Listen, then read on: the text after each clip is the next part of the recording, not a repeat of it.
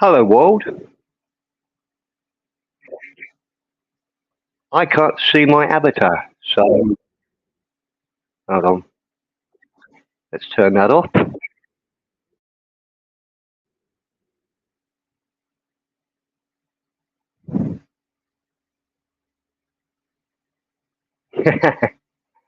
Hello, Tony.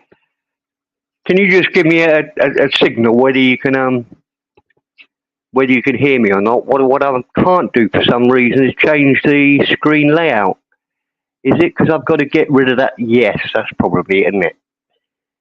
It's probably a brand up there that I've got to get rid of. Bear with me a minute. It's not a banner. It's not a comment. It must be a.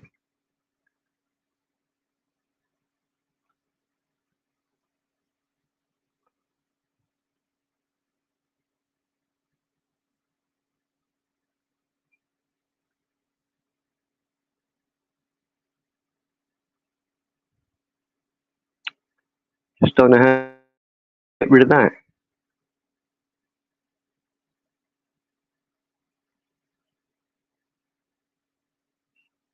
Thanks, Tony.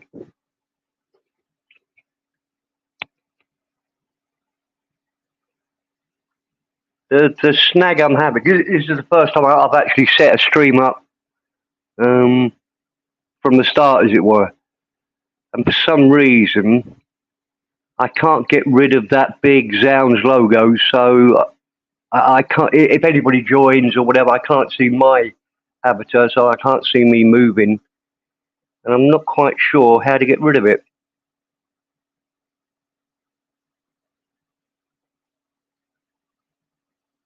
I can change it for something else. Why can't I just have nothing?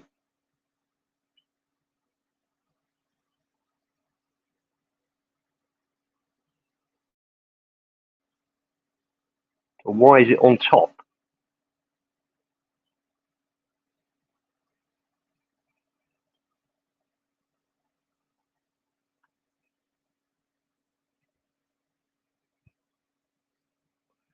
Well, to be honest, Tony, I'm quite pleased that at least I've got a bit of success. I booked I made the announcement saying we were going to go live.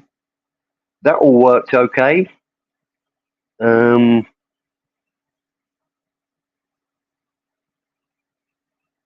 but it looks, but I just can't work out how to get rid of that Zounds, or really that Zounds thing needs to go in the bank. And there isn't anything which says have nothing there. I can upload a new logo, but I can't see any way to have zero on there.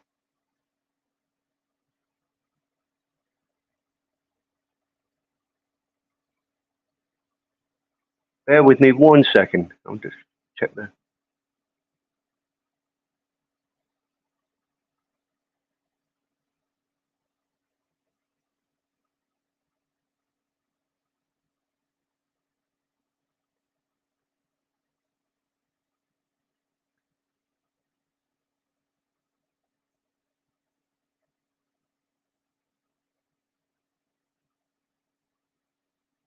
Yeah, I was rubbish at that first time as well.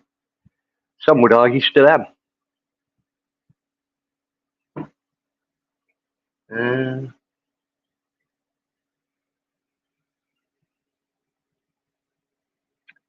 Let me think.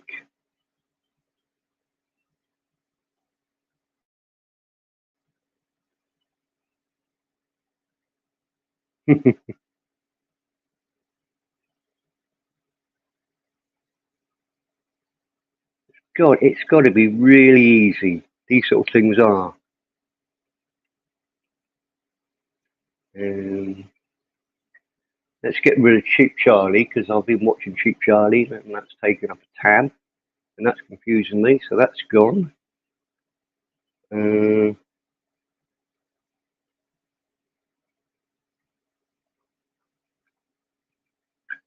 it's not a banner. It's got to be a brand.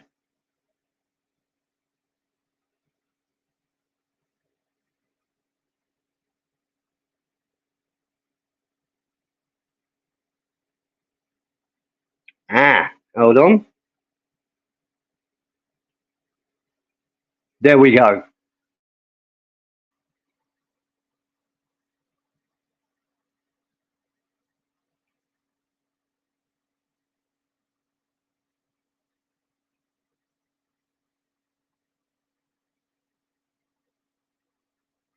I can't get me small now for some reason. And in fact, it's probably better with that brand there. Just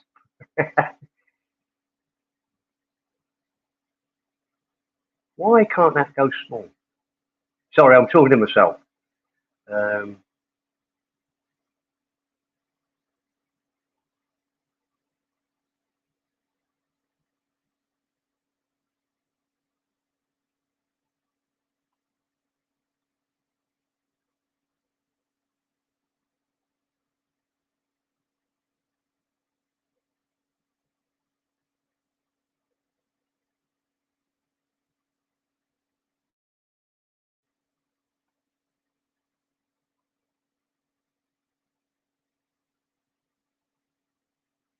well, at least I've done that. Right, sorry about that, Tony. How are you, sir? Cooking a barbecue. Uh, Excellent. Strange enough, in Thailand, we don't have barbecue that often. I mean, we only sort of start barbecuing stuff because we've got this old clay pot, traditional Thai barbecue thing. We only do that for prawns when we bring back fresh king prawns. In fact, I think I've actually got some in the freezer from our last trip to the seaside. You can get the river prawns as well, but they're just nowhere near as nice. Sea prawns are really lovely, absolutely gorgeous. But that's rare that I'll ever do. Well, we don't have beef in the house apart from occasionally when nobody else is here because my wife's a Buddhist and she doesn't eat beef. She won't even go to a shop and buy it. I say, get me a steak. I've got to go and get my own steak. It's she's a devout Buddhist and hates the idea of eating beef. She's in fact a bit Buddhist and there's a bit of Hindu in what she follows. Buddhist mostly, but there's well, I think there's Indian influences obviously in Buddhism anyway, but I think there's sort of traditional Buddhism. I think was probably the best description.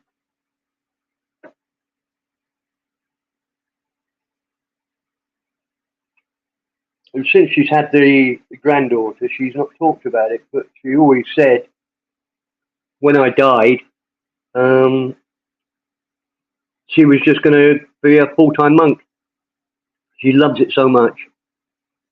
She spent 6 weeks, 2 months as a monk um, about 10 years ago. Shaved off all her hair, just stayed in a temple for, I don't know if it was 2 months, it was certainly 6 weeks. And loved every minute of it. And that was always her plan that when, because she's 20 years younger than me, and obviously the chances are I'll die before her. And her plan is, I don't think she was really looking forward to it, but I could be wrong there.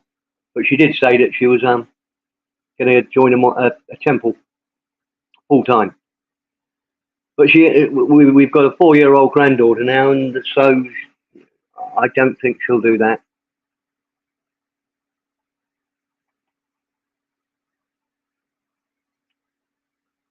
Disappointed I can't change this around.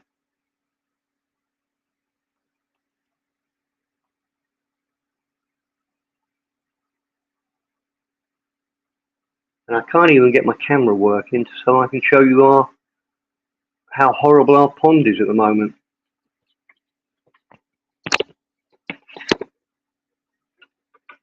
we'll just have one more go at that.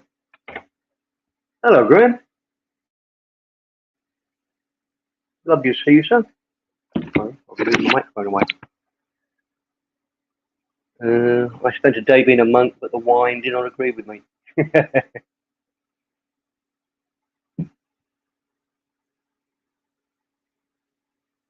I went to a huge party about 7 years ago because the eldest son of this wealthy family was going to become a monk.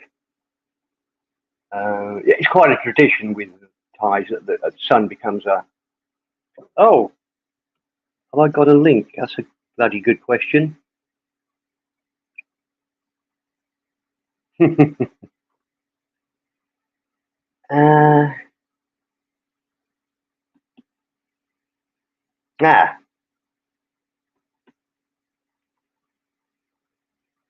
Yes, I have. I should have put... I don't know how to pin this at the top, so... But I can put it in the thing. Thanks, Tony. There we go.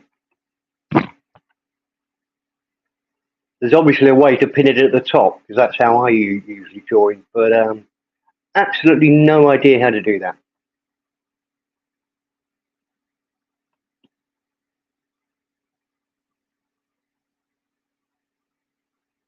If you're going to come on, I'm just going to hide that. So that's me again.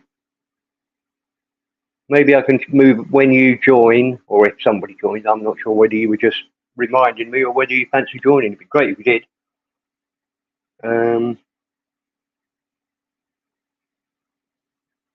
Yeah, and also I went to a huge party. I calculated there was about 500 there, with free booze and free food for the 500.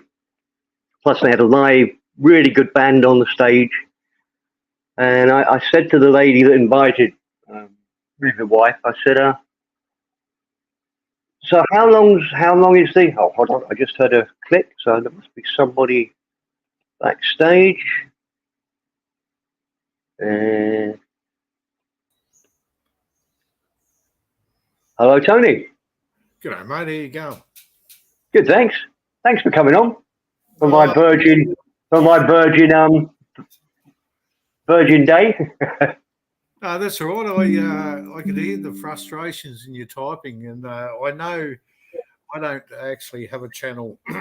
Well, I do have a YouTube channel, obviously, but I'm not one of these people who are attempting what you're attempting. I'd much rather come on and let you guys do the hard work. But I do know a few people who have tried to do this, and it's once you get your head around it, I think you'll get your head around it. You know what I mean?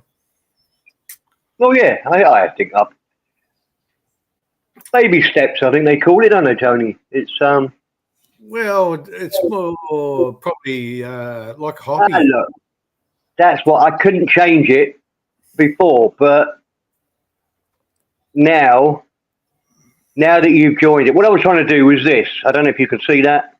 Yeah, I can see you. You've come bigger. I've gone smaller.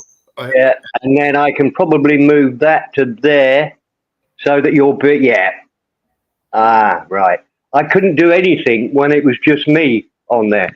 All these little controls didn't work. That gets rid of that. That takes a small. That does. Sorry, mate. I'm No. Go. I'm just play. It's as I said. It's like being a virgin. You've got to find your way around it. Don't you?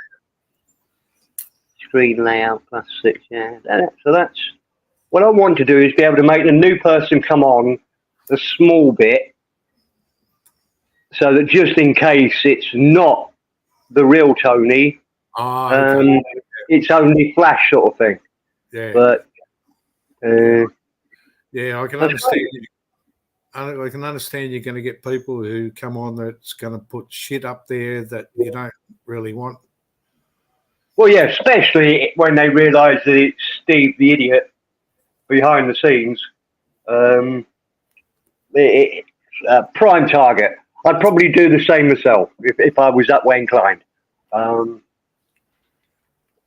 do appreciate you coming on, and Graham for joining the chat. Yeah, I can't stay long, mate. I'll probably give you about half an hour while you play with it, and we'll leave it. Yeah, I'm quite happy, sort of just sitting and doing nothing. I just wanted to make sure it all worked. So is this going to become a little bit of a hobby for you, so you can chat to people around the world? And I mean, what's the purpose of the channel? Is it just a hobby? It's not purely mine. It's a group of us. I'm just one of the foot soldiers.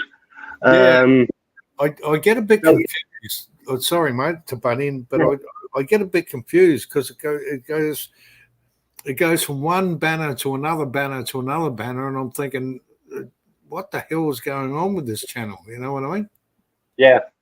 Well, that's really why we changed the name to Zounds. Yeah.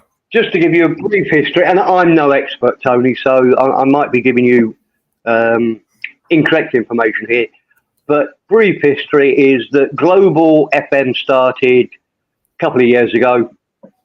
I first got involved about 7-8 months ago when there was a bit of fallout.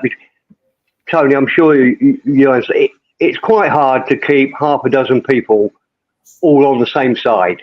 So I've seen that on a few people, and especially, I'm not naming names here, but I've seen it on one particular channel where there was a group of people, and then there was a breakaway, and they started up another channel. Then there was another breakaway, and they started up another channel, and it's a lot of egos involved, I suppose.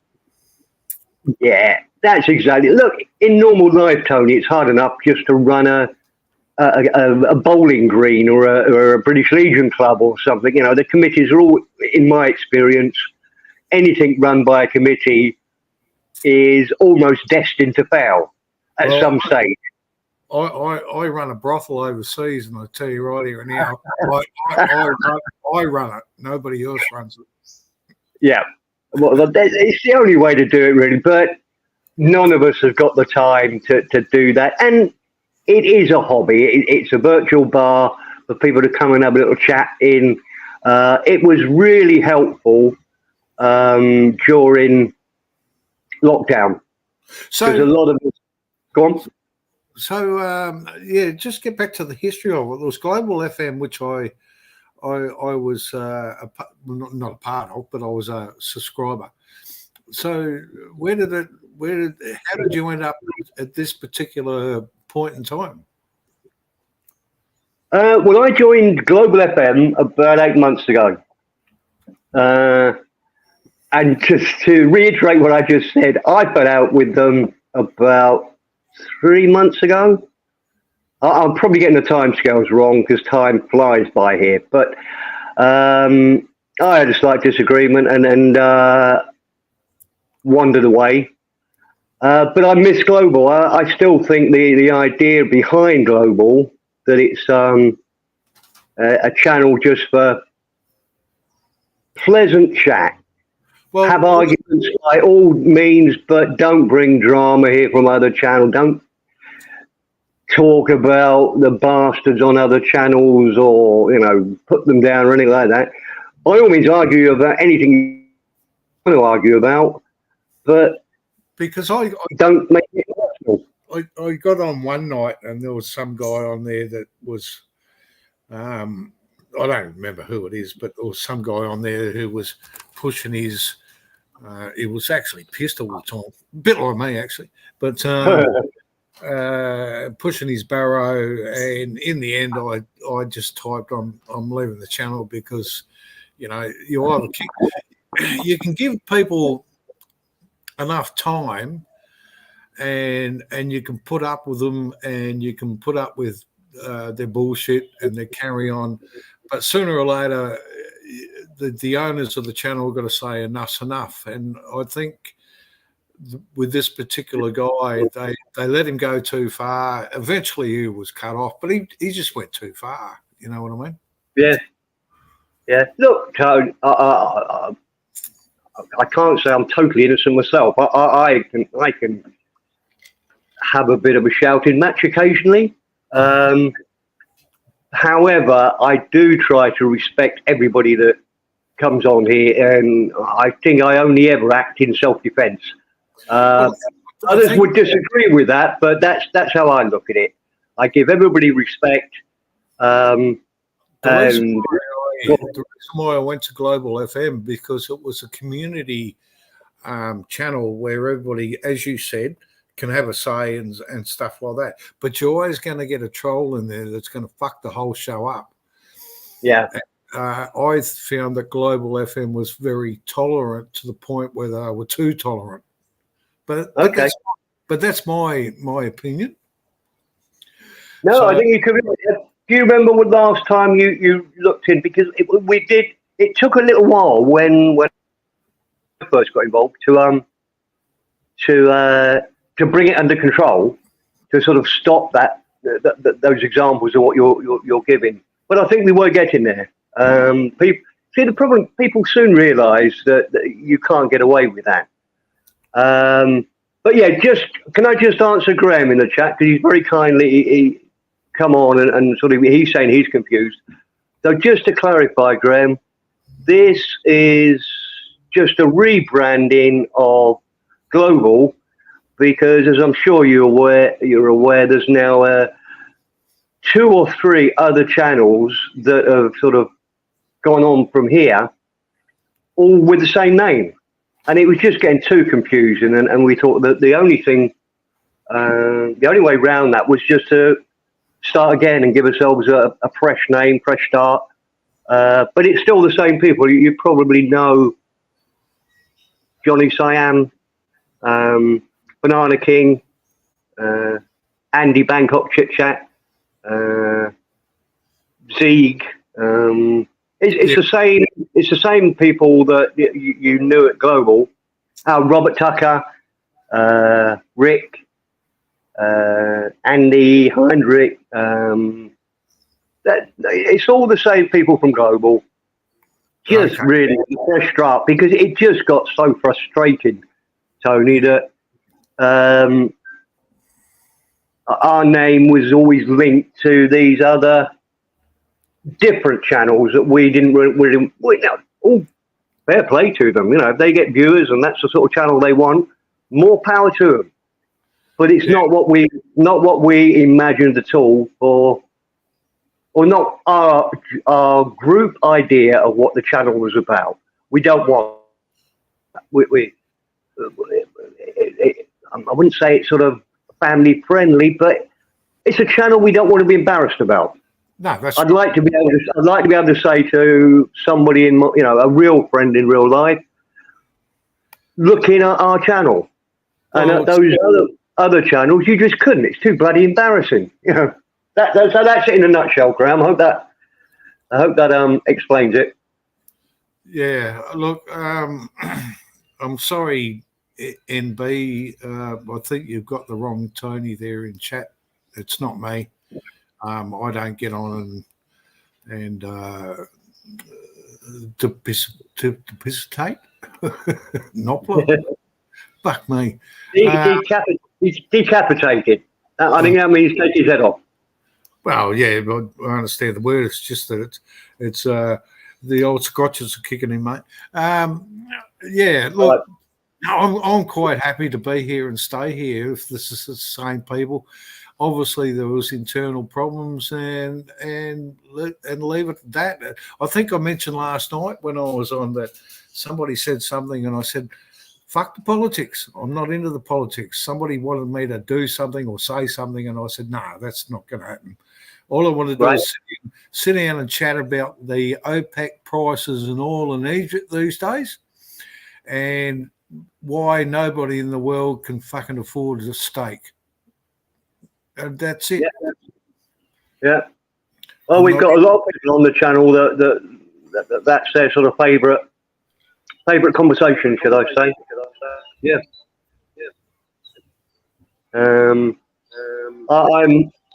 Hold on, Nathan. Your I've got what? you've got YouTube open, mate. Yeah, just Nah, either close it down or just turn the volume down. Yeah. there's That's music going here. Echo cancellation's on. Volume's up. Now That's the it. You're volume's fine. down a bit. No, you're fine. The echo's gone, I think. No, it's not. Echo's still there. That's weird. Just turn your either mute YouTube. So go into Well, YouTube. I'm on a telephone, mate. There's only one window open, and that's StreamYards. I can hear you. Now, One, that's- two, three. I can hear me. That's all. I take you've the got echo cancellation off. no. You're that coming better? through. Nathan, you're coming through perfect. Steve, you're the one with the echo. Yeah. Oh shit. Right now, Right. now you're fine. Now you're fine. Testing. Oh, that's it. We're done, Nathan. Sorry, mate. Whatever was going wrong has now sorted itself out. But yeah, I thought I'd show you this lovely resort that I'm staying at. Hold on. Let me Living see if at, I can. actually. That looks beautiful. Whereabouts are you, Nathan? Catherine, In Australia. NT. Yeah. Oh. Oh, far out. Looks all right, eh? Catherine. I'll take you for a Yeah, little yeah. walk. That's beautiful, mate. It's a pretty good mahogany tree, man. Yeah, it is quite lovely. How long are you there for, Nathan? Lovely spot. Oh, I'm not too sure until it starts raining proper, I would say. And then work will be over.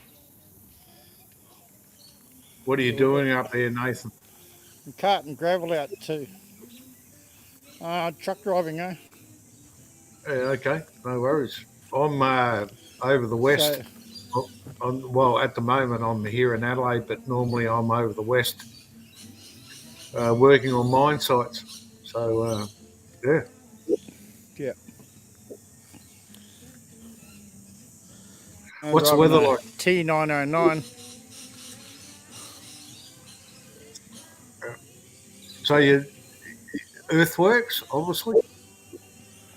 We're just supplying gravel to the Air Force Base extension. Oh, Tyndall? no, yeah, I know what you're talking about. So you're doing rock crushing. No, I'm in a double side tipper. Oh, okay. So the base wasn't working today, so I took a couple of loads, 160 k's down the Vic Highway to a job there. Yeah, for sure. 160 k's. I mean, that's nothing in Australia, is it? That's absolutely nothing. No, that's right. People don't realise, you can go 500 kilometres between petrol stations. That's right. And see nothing. Yeah. Well, it's about 290 k's to Vic River Hotel. That'll be the next petrol station from Catherine. Next thing. Yeah. Looks all right up there, mate. What's the weather like? Is it obviously it's warm? Oh, it's hot. Yeah. We've been having, well, officially 38. Some days were officially 40, but that's well over that, eh? Yeah, I know what it's like because I mean I've done a lot of work in Halls Creek and places there where it's you got to remember too that they take those measurements in the shade. Yeah. Look at those trees, Banyan trees. Banyan tree beautiful. starting, eh? Not a Yeah. banyan tree, sorry, but yeah, banyan tree. Yeah. So So these vines things here will overtake this tree and turn into a monster. yeah, that's right. It'll turn into a 5 meter trunk. Yeah. Yeah, it should go up. That's impressive. That's not bad comms from your phone, mate. It's pretty good.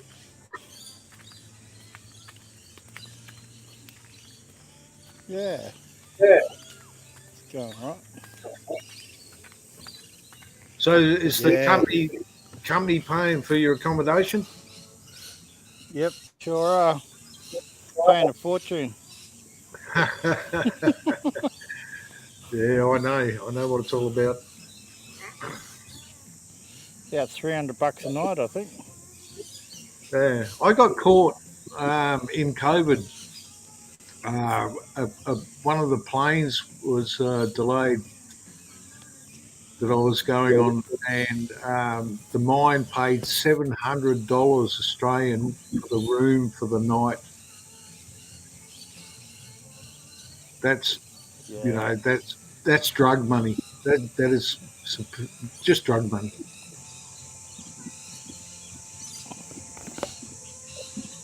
Yeah, crazy stuff. To rent a house here, apparently, they're hitting people up for $1,000 a week, huh? Yeah, It's gone like they, Karratha, Port yeah, Hedland, in the heyday, you know. yeah. But that you got to remember too that went south. That all dissolved. People bought houses for $1 million, and all of a sudden the mining dropped out, and the houses were worth $300, and they still had to pay back $1 million. Uh-huh. Oh, yeah, that's happened multiple times over all sorts of different places in Australia. Oh, for sure. But yeah, they, they don't make a decent feed here. They're trying to be all fucking gourmet and fancy and that. You can't get no such thing as chips and salad here, you know, with your steak. They want to fucking dish up some fucking whacked out shit. So You know, I'm getting a, I'm getting a takeaway dinner right now. Then my mate's picking me up. And we're going to go up to the golf club and get a decent feed. yeah, I've had to do that on in mines where I've stayed. Uh, you just get sick of the food, and you end up going, 40, 50 k's down to the town to get a decent feed. But the old days of a mixed grill. To get a mixed grill in a pub these days is hard to find, and It is. It is. and when you do ask for a mixed grill, and they've got it on the menu, it's about $45. It's Yeah. the Mate, they cost want of $40 just for meatballs and a bit of pasta here. uh, well, because they can. No shit. Yeah, that's because they can. But I just come from Bradshaw at Timber Creek, where they're doing the army base there, and I forget the name of the camp contractor, mate. That was the best kitchen I've been in. That's the best food I've had for years. No shit, dude. And the camp before that, I was down in the Beetaloo Basin, and that was pretty good too. got really spoiled. Sorry, mate. I just had to disappear there for a couple of seconds. Yeah. But yeah. Oh well, as long as So, life's yeah, I was just saying I've been at Bradshaw yeah, at Timber Creek, yeah. the army base. Oh, mate, the camp there was just absolutely awesome. Yeah. So, look, some of the camps that I was staying, I tell you what, mate, it sounds nice up there with all those birds in the background. Or are they bats? Nah, down in the Catherine River, mate, there's thousands of bats, man. No shit. Nathan, I don't know if it's probably something I'm doing wrong, but your mic is very low. I'm just going to I turned it make you right a down. bit. That's why. Oh, right. Oh, yeah. I don't know about Tony, but I can hardly hear you, mate. No, Steve, it's his mic. He's very, very low. Is Right. that better? Is that better?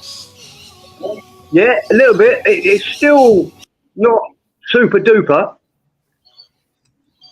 Okay. I'll turn it right up to the max. No, you're super now. No, you're perfect. Yeah, right. Oh, when you were saying I was echoing and that, I turned it down. Ah, right. Hold on. Let's turn that off. Steve, now you've got the echo. No, it's on Nathan's, but it's gone now. Yeah. Anyway, my dinner's arrived, so I'm gonna head back to the room. There you are. Thank you. All right, mate. Good to catch up with you. Yeah. Yeah, no worries. I might come on later when I'm downtown.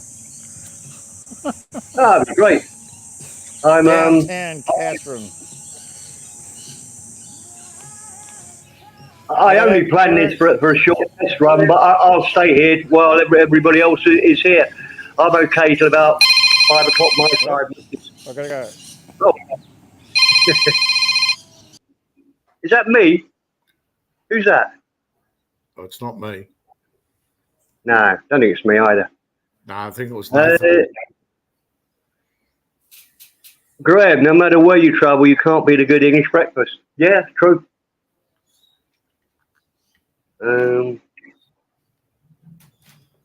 Graham, click on. Come on, Graham. Click on the link. Give me 2 minutes, Tony. I'm just going to get another drink. Back in 2 minutes. Yeah. I've got to take Percy to the porcelain anyway. So, Okay. yeah, 2 minutes.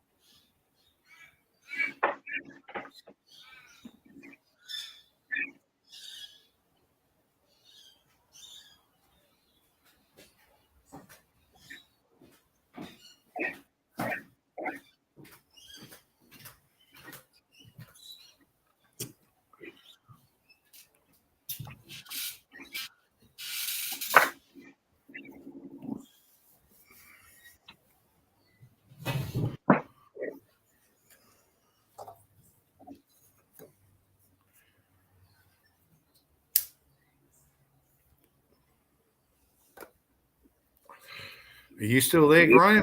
Are you still in chat? That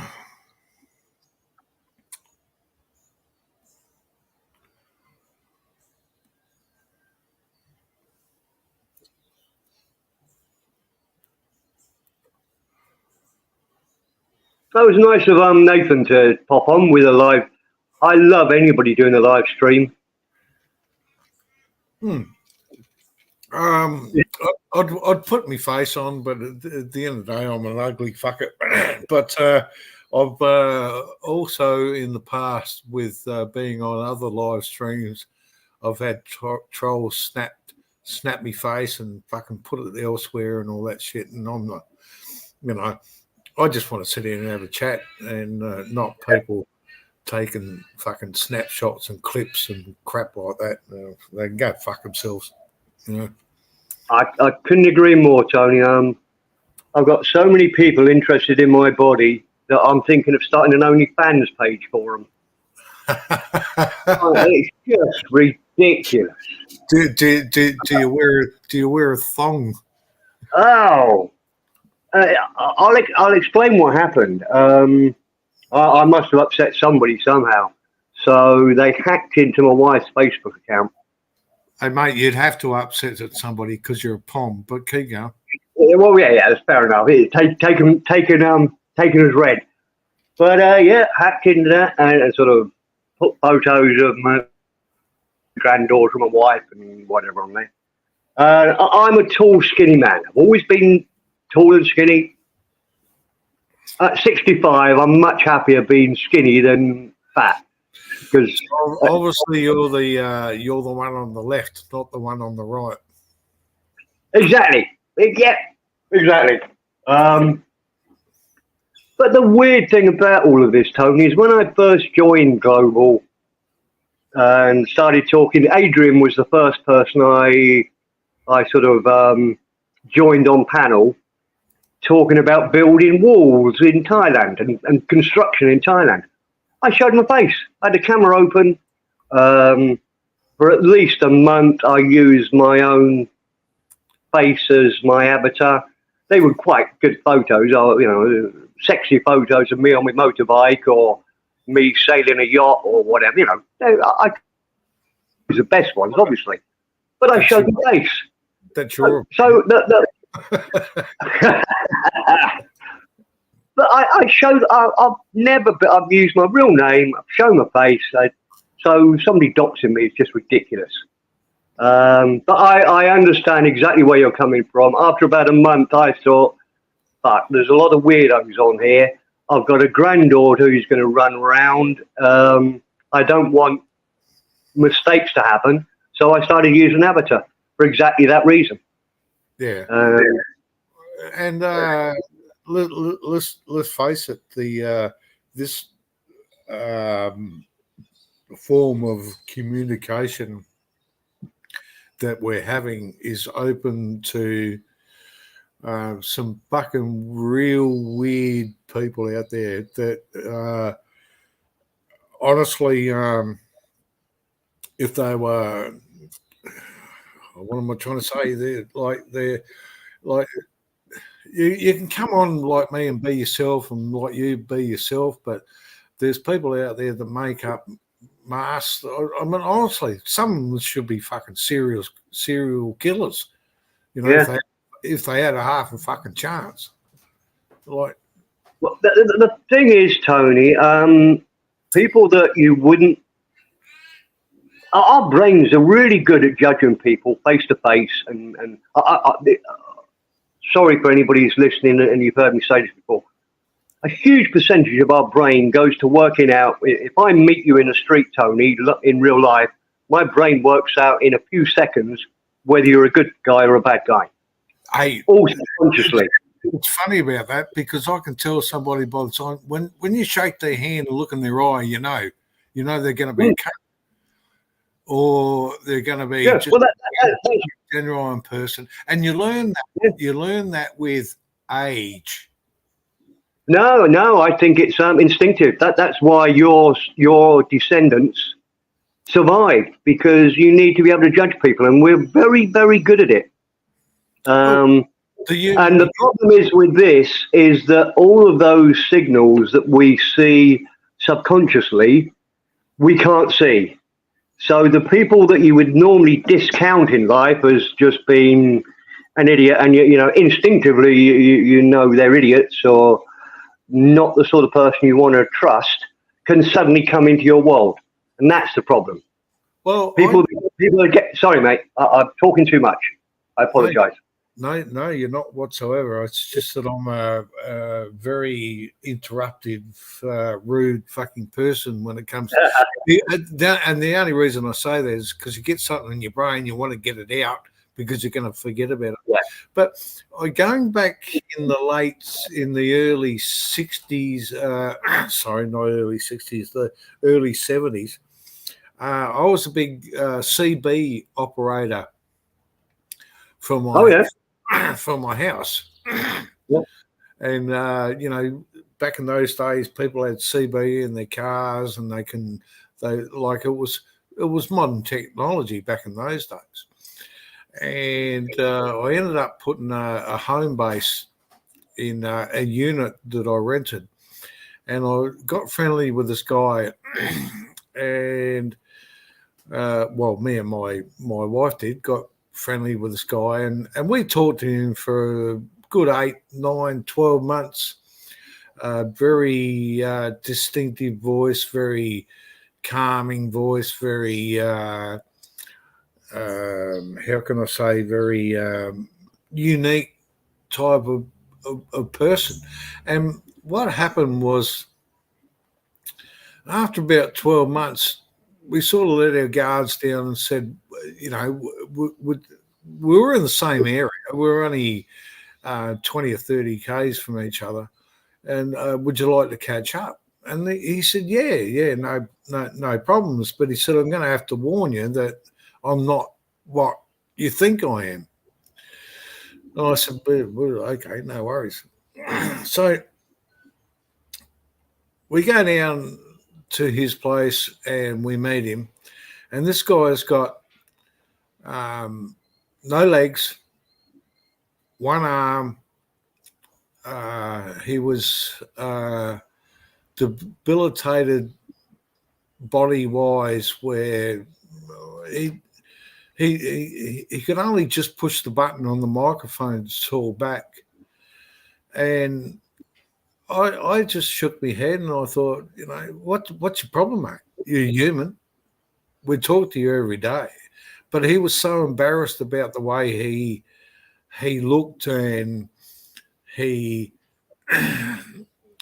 just didn't want people to see that he was a cripple, basically.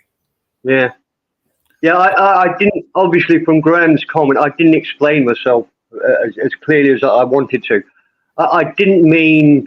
I mean, exactly. It's a great example you just gave, Tony. I don't mean that you judge people on their disabilities or whatever, but we are very good at just being able to look at somebody's face and their body movements. And I'm not saying that anybody does this consciously. You just do it. That's why you meet thousands of people in real life. But you're a very lucky man if you end up with half a dozen real friends. Well, exactly. Look, it's the person's persona that comes across to the person. Yeah. And Graham, Bing Tang Tony, did you have a partner? Oh, sorry, Graham, I don't really understand that question. No. But do you get what I'm saying, Graham? I didn't explain it first. I wasn't saying that because somebody's short, fat, ugly, whatever, that I judge them, that they're not part of my world. Absolutely not. Couldn't be further from what I meant. And I agree. Our brains are very good at judging whether somebody is worth giving them a chance, trusting them a little bit. That's all. I did nothing to do with their physical shape, condition, whatever. That's nothing to do with it. Really isn't. And I'm not trying to back out of it. That wasn't what I meant. What the example Tony gave is exactly what I meant. But did you stay in contact with the guy? Oh, for sure. We went over and had a few drinks with him, and Panther. Yeah, Graham. I can't remember the actual. I think it was a Panther. we ended up putting a big aerial outside. And sorry, Steve, I'm just looking at Graham's comment. Yeah, no. Look, mate, that was 45 years ago. I really can't, Graham. I really can't remember the brand, but look, the CB back in those days is exactly what we're using now. It's just different technology. It's a form of communication.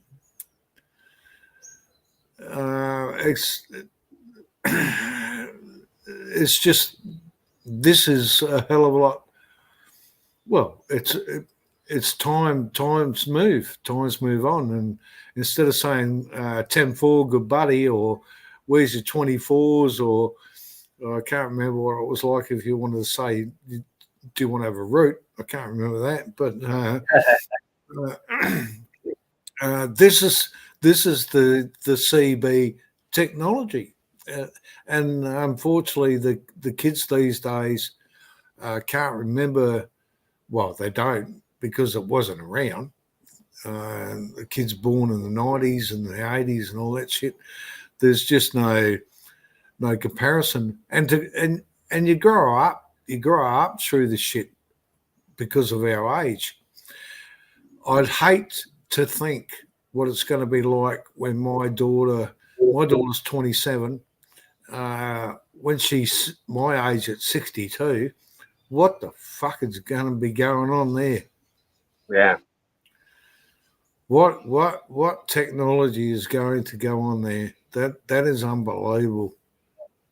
Well, if the plan is right and the billions that have gone into Zuckerberg's Meta universe, none of us ever meet. We'll just be sat at home, but it will feel as if we're in the shop or in the bar or in the coffee house, and it just doesn't bear thinking about.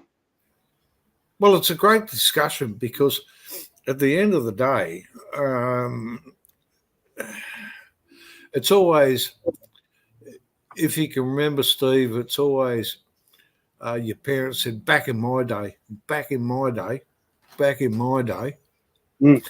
And I'd like to have the technology to be around when my daughter is 62, the same age as me, and to see what it's actually like back in her day when she was young, dumb, and full of cum, if you know what I mean. I don't know. I'm getting sort of out of it here at the moment, but no, I know what you mean. No, carry on. I'm following you. You know, where's it going to end? And I'm not talking just about life. I'm talking about Miller is going to break, lost billions, suckers. But he won't. Yeah, but he won't lose any money, Graham. He'll write it off and tax and make a fucking $1 zillion. Like, come on. People like him don't lose money. And I hope so. I think it's a horrible idea. But I'll just put a little side talk into this. The problem with this is all that's really changed in my life, apart from cars have got a little bit better, is communications. Most other thing, it's almost as if all the brains in the world, all the real smart young things, have just spent the lifetimes making computers better and communications in particular better. Now, although that's important, the fact that things like aeroplanes haven't really progressed much. You know, the best aeroplane we had was a Concorde, and that was in the 1960s.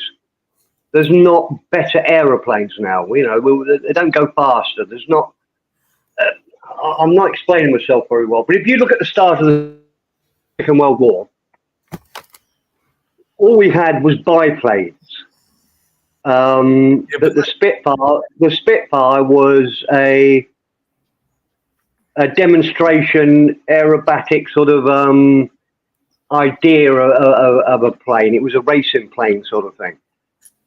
Within 5 years, towards the end of the war, I think America was testing jet planes. We'd got Spitfires, Hurricanes and whatever. And that had come in 5 years. A great advance in technology. My car that I first had, Ford Cortina, 17 years old, in about 73. Bloody good car. Did exactly the same as all the cars do today. Wasn't much slower, wasn't much more thirsty on petrol. Do you follow my old man's rant here? All the work has gone into computers, and nothing's really gone into making our lives better. We haven't got a railway across the Atlantic that I can jump on a plane. You know what I mean? It should have really, you know, in 50 years. I am ranting. Tell me to shut the fuck up. I don't mind.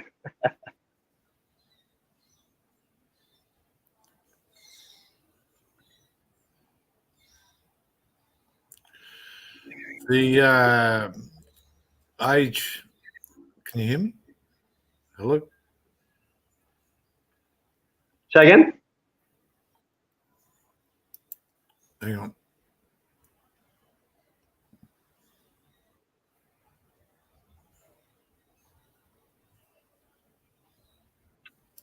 Yes, good point, Graham.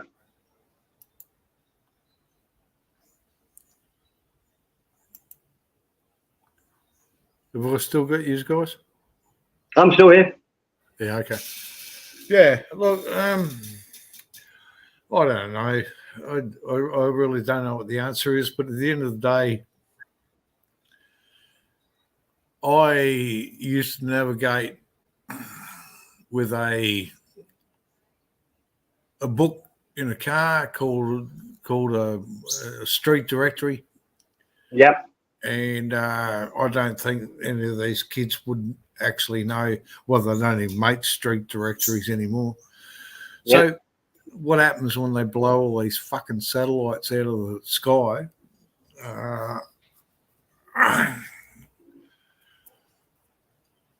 We're going to be.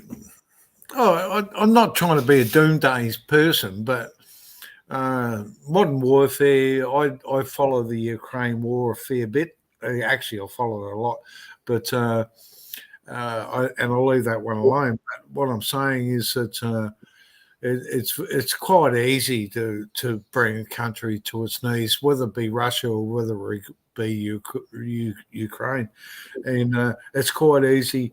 You only have to. We had a blackout here in our country, in our state, going back about 2 years ago. It was a total failure of the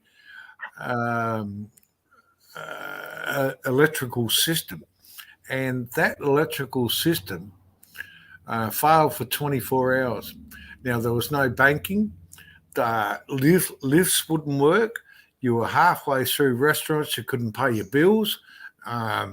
Like, I know it's where we live and where we live in, but is it better than the old way, or is it better the good way? Today's way? I got no answer.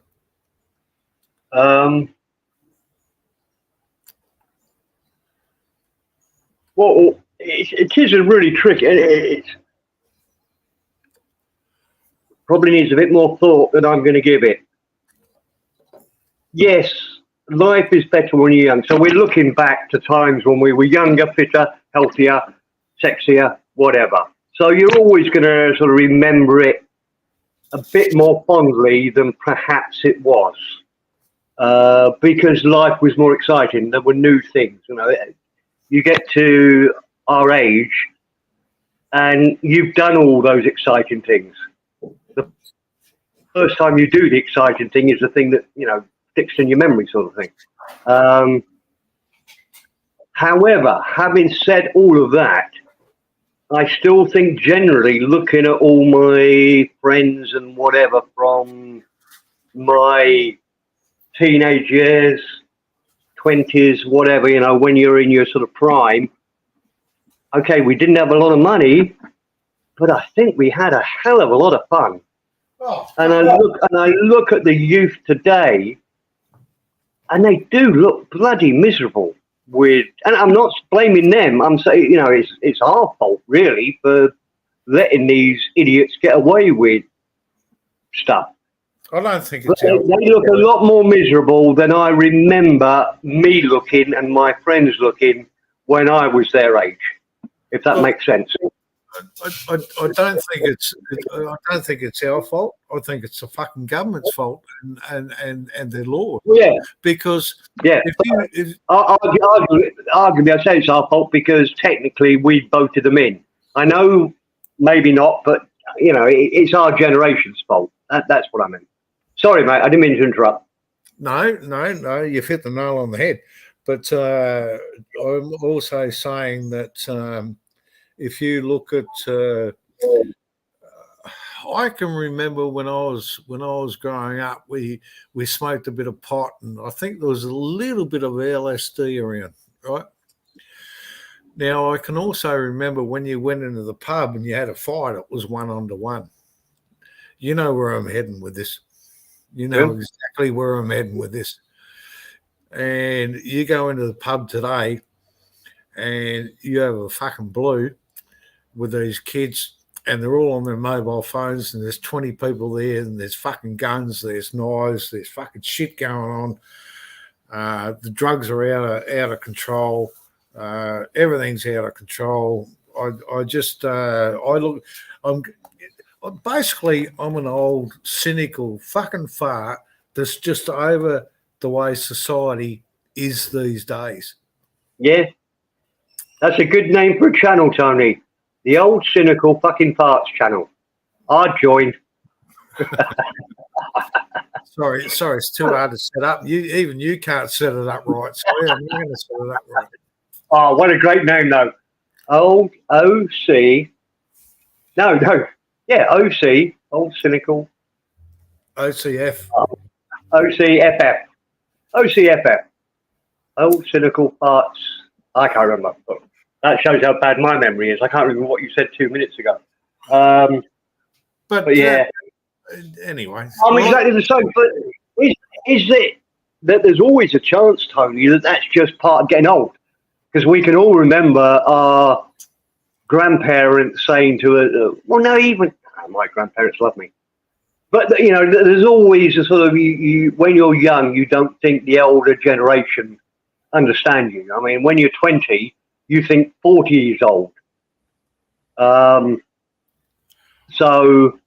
you know, I remember when I first started work and there was a guy in the office who was the office manager called Mr. Orsman.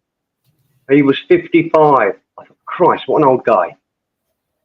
I'm 10 years older than that and I don't feel old at all. But do you follow me? I wonder if some of it is just part of, as you get older, you've experienced more, you've made more mistakes, so you've learned by your mistakes, and you know you don't do it again. And it's probably just part of getting old. You know, the same thing as it sometimes hurts when you get out of bed. I think it's inbuilt into being old that you look back and think we had it better, but I really think we did. And don't misunderstand me, Tony. When I was young, I didn't have 2 pennies to rub together. We had egg and chips more nights than I can remember. Where I had children very young. I had 2 children by the time I was 19. And we had egg and chips quite often because that's all we could afford. But I still remember it so fondly and so lovely. So it's a tricky one. Well, I honestly think at the end of the day, what we're basically talking about is, and I agree with you. You're talking egg and chips. We're talking we're talking simple food.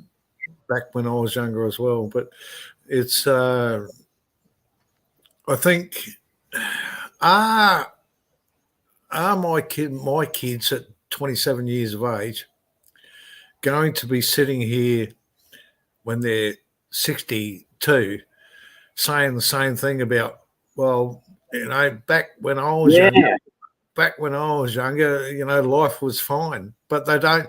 It's a generational thing. Generations change. That's a great question. I'd love. Because technology, like there was, as you know, there was no mobile fucking phones. There was no. I used to get paid in cash, in a brown fucking paper bag. Yeah. Which was legal. That's the way we used to pay it. They used to put it in a brown envelope and give you your cash every week, and away you went home. And Graham, wasn't that great? Well, to get notes inside that. God, it was a great feeling. It was a physical reward of what you'd just done for the last week. Well, and it was so lovely to sort of get the notes out. It was just It was just a lovely feeling. Hey, Steve, put your link back up so Graham can come on. You don't. Oh, sorry, Graham. Sorry, mate. I do apologise. No, he hasn't. I'm just a beginner. Invite. Copy. Before next time I do this, I'll work out to put it at the top. It's quite, so I don't. Obviously, Graham's got a spanner, so he knows what he's doing. Oh yeah. I've chatted to Graham before. I like the guy. There you are, Graham. I hope that works, sir.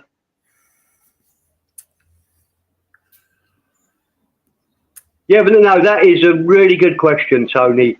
What will the youth of today think about their youth? Like, I think we're both. Don't misunderstand me. I went through absolute hell when I was a youngster. My mum had a stroke. My dad left when I was 8. My mum had a stroke that disabled her when she was 16. When I was 16, sorry. No work. Everybody else has similar sorts of drama in their lives. But I'm not saying I wasn't particularly lucky in my youth. But I still look back at it really fondly. It's been mostly good times. Steve, the only thing I can respond to that comment that you just made is the fact that let me think about this. Back in the days, we dealt with it. Like people might be on here listening to me and you and saying, we're a pair of old cunts and we're just fucking whinging and carrying on. But these days, it's I can't handle it. I need a fucking pill. So they go to the doctors and they get these fucking drugs to make them fucking happy. And there's no need for that shit. No. You understand what I'm saying about all these fucking tablets that people are on? They're all on this fucking shit that makes them feel fucking good. And harden the fuck up. That's what I say. Just harden the fuck up. That's what I said to my daughter. That's the point, Tony. Let's just say hello to Graham. Graham, thanks very much for coming on, sir. But that's the point. Life is tough. You're going to go, you should tell every child, you're going to go through some really horrible times. You're going to get despondent, overwhelmed. but you've got to learn to deal with it. You're going to get more of them. You're not just going to have one bad thing. You're going to have 2 or 3 bad things happen in the same year. You've got to be tough and deal with it. Graham, how you doing, sir? Thank you very much for joining my Virgin transmission. Thanks for inviting me. I think you guys are kind of missing the point a little bit. Because Okay. let me explain what I'm saying. Way back, when things were great, do you really think that there was no problems? Because there was. Oh, of course it was. Do you really think that there was no conflict, international conflict? Because there were. The difference between then and now is that those things were not in your face back then. They weren't presented to you in your face, whereas today, through technology, they're right in your face. So, for example, Tony, you're looking at the Ukraine conflict, whereas if that Ukraine conflict was happening in 1973, for example, you probably wouldn't bother. You wouldn't know about it. You know what I mean? Like, the information that we have today is vastly superior to what it was back then. Totally agree with you, Graham. I've got no problem with that. But why is it that the kids these days, or anybody these days? I mean, I've just spent $80,000 doing a reno on my house for my daughter so she can live here, because the cost of living is out of control. And as far as I'm concerned, she couldn't give a fucking fat rat. She just fucking accepts the fact that she's going to live here. There's no respect, nothing. Tony, you just answered your own question. In what way? You just answered your own question, mate. Yeah, but in what way? What does a bird do to a fucking baby bird? Well, it goes and feeds it. No, it doesn't. It fucking throws it out of the nest. Well, you didn't do that. No. Don't. I'm going to be a little bit confronting. No, that's fine. Don't be offended. No. When a parent mollycoddles a child, that child is weaker for the experience. I don't know why parents do that. I have no idea why a parent would do that to their own children. I mean, the key is throw them out of the fucking nest, let them survive on their own, and keep your eyes open. And as soon as you think they're drowning, pick them up, put them on the side again, but don't let them think that they get picked up, all right? So that they think that they're swimming. And as soon as they're confident and they swim, they'll be just fine. Okay, so can I answer that, Graham? You can try. Personally wise, I just had an argument with my 27-year-old daughter to the point where I said, "Get the fuck out of my house because you're treating my house like a piece of shit. I've just spent 70% of my life savings on putting a roof over your head, and I expect you to treat me and my house as yours. And that fucking mate, I'll tell you right here now, I shouldn't be talking about this, but since you brought it up, there was a hell of and she had nowhere to go. And I didn't use that as a leverage point. I'm trying to use it as an education point. Jeez, mate. Like, yeah, 27, still living with daddy. 27. Think about that in your own head. 27, still living with daddy. No. And you are somehow feeling guilty about that. No, I'm not feeling guilty at all. Hang on, she's just moved back in because she was totally independent. Rent's got out of control. She couldn't afford rent anymore. She's actually a fully qualified RN nurse. she's given up because the nursing system was fucked, and she's now got to just finish the diploma in teaching for schools. Now, I've got to turn around and say to myself, you've got to pay. You've got to actually pay.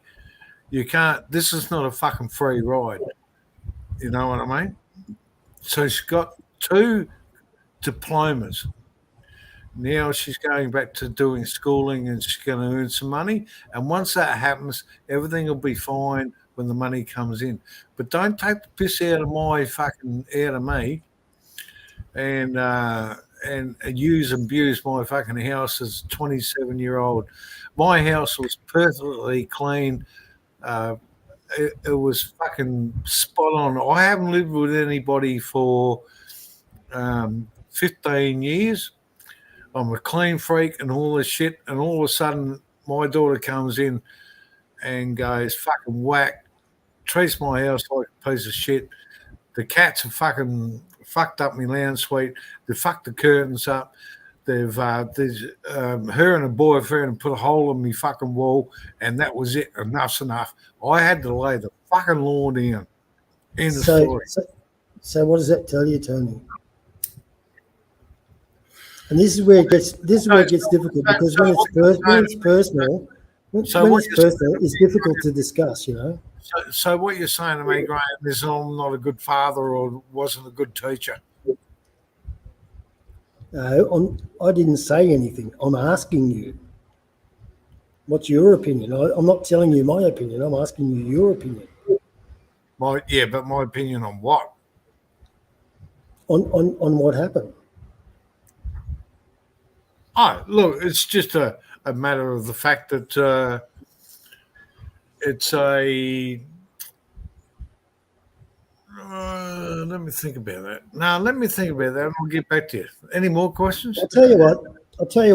How about this? While you're thinking, I'll tell you a little story. When I was 15, I know your voice. I had a bunch of blokes, mates of mine that were much older than me. They were like 19 or 20, and I don't know what happened. Just, we all gravitated together. So I'm still friends with some of those guys. Anyhow, I decided that school was not for me. I decided that school is not teaching me anything. It's fucking useless. All my mates were working. They were earning money. So, unbeknownst to my parents, I got a job. And I got an apprenticeship as a fitter. So they all thought I was going to school, and I wasn't going to school. I was going to work. I was going to work as a fitter. And what I didn't realise was, at that time, in the mid-70s, fitting was a very low-paying job. But I was getting money. You know what I mean? My father found out that I wasn't going to school, and he found out that I had a job as I was an apprentice fitter. And obviously he threw off. So we had an argument, and my mother got involved, which, mothers should never get involved between a father and son. But she got involved and tried to introduce feelings and all this silly stuff. Whereas my father was trying to give me some facts, and I was trying to give him some facts, and we were debating, I was telling him that I was building a future, and he said that, that's not really a future, blah, blah, blah. Anyhow, it ended when he chased me up the road with an axe handle. Because, that's what people did in those days. So I quickly became homeless. And when I became homeless, my father gave me the message that if I wasn't prepared to toe the line, that I was on my own.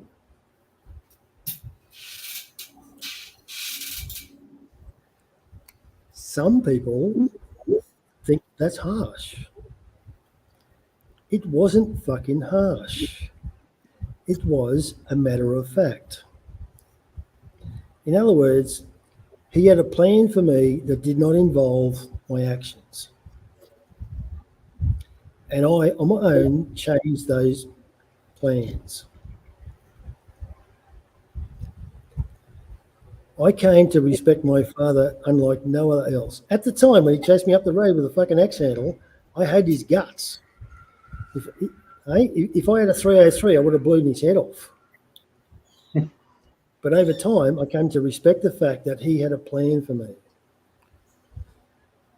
Now, if he didn't care, he wouldn't have had a plan. I'm not even sure if what I'm saying makes sense. I'm just telling you what happened. No, I'm Yeah, hearing. I followed everything you said, Graham. It makes sense, mate. No worries. Yeah, just to put context on things, my old man was in New Guinea in World War II. He was up the Kokoda track. And I have a feeling, Tony, that you know what I'm talking about. For sure. All right? He was from Melbourne. He was a fucking chocker. So, you know, he was of that generation, let's say. You know, it was a very dated generation, but he had that core value that a parent needs to push their children onto adulthood. Well, like I'm hearing you 100%. I'm hearing you, but as a father, I'm trying to instill into my daughter that she lives in a fantastic house, and this house is going to be left to her, so don't treat it like a piece of fucking shit, because at the end of the day she's going to have to pay for all the shit that she's done. When I say done, what I'm meaning is there's no respect for cleaning. I'm a clean freak. When I say clean freak, I'm not one of those people that are obsessed.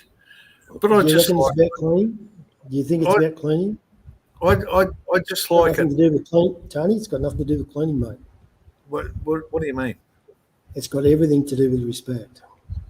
Of course it is. Of course it is. But part of respect is looking after a house that you're coming into, that I'm putting over your head to keep it neat and tidy. I just feel. If I take it back for a moment, I know you're talking about personal stuff, and I was talking about personal stuff. But if I take it back for a moment to what we were talking about in general, you know, about this generation versus that generation, the overriding difference is respect. That is the overriding difference. And your old man chased you down the street with a fucking axe, and what did you get from him? You got respect. No, I didn't get respect from him until I had to serve a 4-year apprenticeship. The man never spoke to me, would not speak to me. I served a 4-year apprenticeship. I finished that apprenticeship. And the day after I finished that apprenticeship, he turned up at my doorstep. He'd never been to my house ever. He turned up at my doorstep at the front door. I invited him in. He said, "Son, I won't be long. I just wanted to say congratulations." And he left.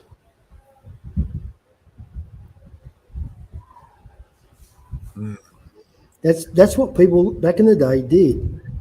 They didn't waffle on. They made their point and they moved on.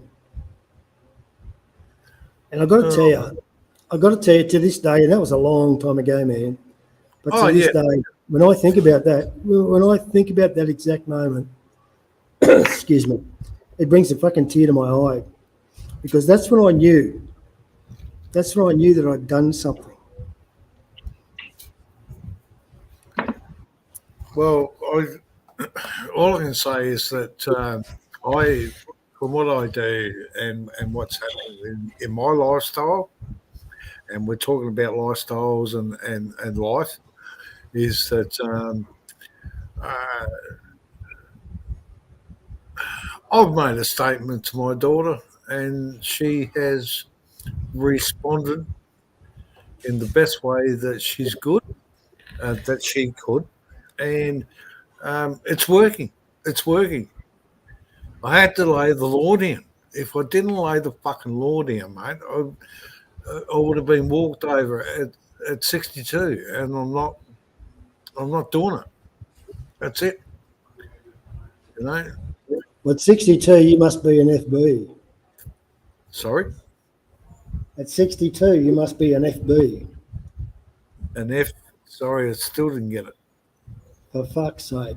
An FB. Hang on. And I'm an EK. So we're pretty close. No, I was an EJ. You know what I'm saying? I was an EJ. No, Actually. you fucking wasn't. If you're 62, that means you were born in 1960, right? No, it's 61. I was born. Oh, well, you're the same as me then. You're an EK, you cunt. Actually, I've got a couple of cars here over the years because I've worked my guts out. As you Right. do. As I do, and I've worked, and all I've done in my life was work, pay my bills, and pay my child support, and paid all What that have you shit. got? What have you got, Tony? Let's have a pissing contest. Not much, mate. Not much. Well, I've got an EK Ute for obvious reasons. Yeah. Which is obviously you're a car man. I'm not a car man, but we'll go on. Yeah. Oh, sorry. No, I misunderstood. I thought you were a car man. No, Sorry, all I've got is an XR6.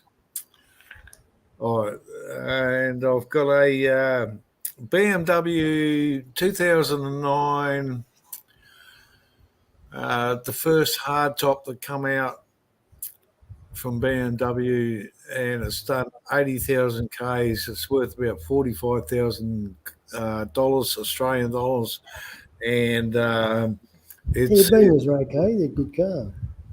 fuck, mate. Have you ever seen the hinges on the BMW are solid blocks, and when you close the door, you close the fucking door. You know what I mean? It's that thump. Oh, very well built. Absolutely. And it's like it was the equivalent to the Porsche 9 back in the days. It's a beautiful car, fucking absolutely beautiful. Anyway, hey Steve, you still alive?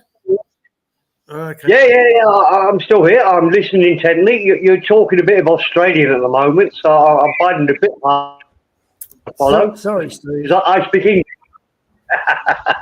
I'm joking. No, I'm following you, gentlemen. I'm absolutely fine. Don't worry about me. I'm just happy you're having fun.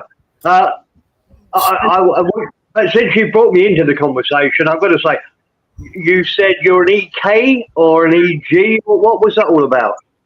EK. Well, in Australia, they had a company called General Motors Holden, which is basically an American company that they hid as an Australian company. It wasn't an Australian company, it was an American company. But they told Australians through advertisement that it was an Australian company. So everybody thinks, even today, people think it's an Australian company. And they had a series of motor vehicles. And the motor vehicles were, back in the day, they were designated via letters. So EK was 1961. Right. Just to put you in the picture. Okay. I got you. Okay. Yeah, it makes sense. You can sell any car in the UK by, or I don't know if you still can because I haven't been back there for a while, but you can tell a car's age by the number plate. Can you do that in Australia? If you look at a car's number plate, can you tell the year it was, you can tell if it's new or 1 year old, 2 years old, 3 years old? whatever. No, Just by the number plate. no. I think back in the early days, Graham, they might have done it, but not these days. No. Oh, we can. Because Steve, I believe that you go by year, date, and numbers built on your plates. Am I correct? Like it's Well, no, it used to be letters, and the letter would designate. I mean, it was really clever.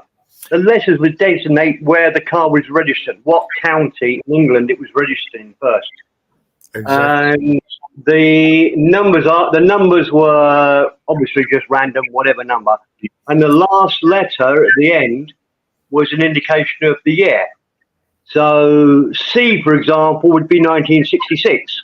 Yeah. F would be maybe 68, 69. Do you know what I mean? No, G was 69. G was 69.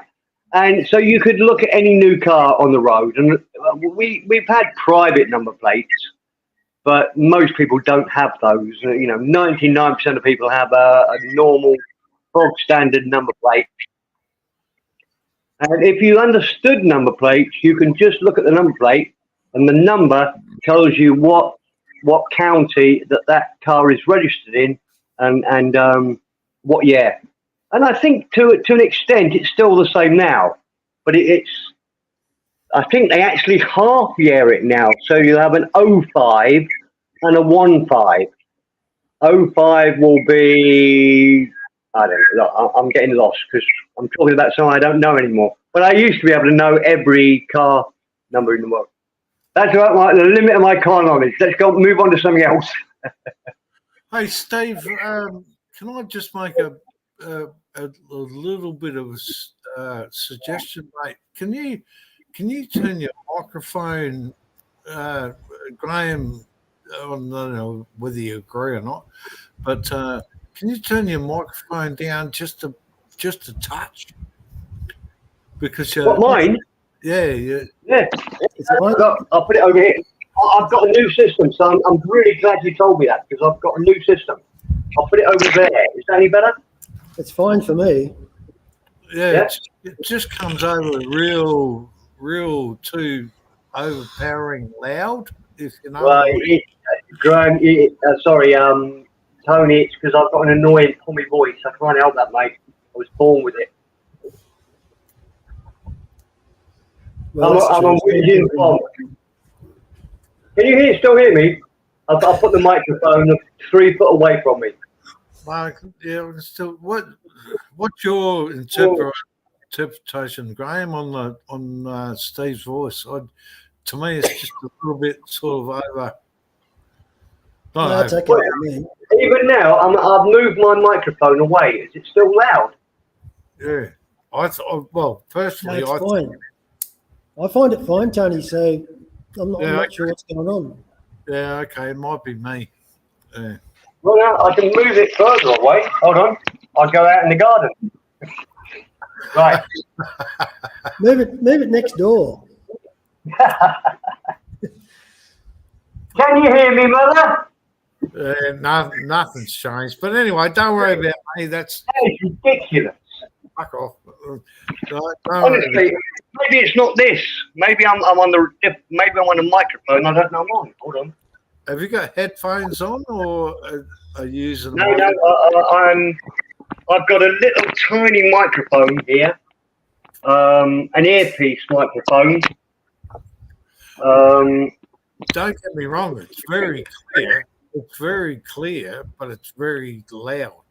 Well, look, I'm going to do an experiment here. This is by the title of this blog, this stream. It's testing 1, 2, 3. I'm going to walk away. No, I'm going to move my microphone away and make sure it's this microphone that's picking me up. Because it could be my computer microphone picking me up. I don't know. Right. I am now walking to the far side of my office. I'm putting the microphone down now. No, I'm walking back. No, that's not good. It sounds like an echo. My microphone is now 20 feet away from me. No, 15 feet away from me. Now I Sounds like can an hear. echo.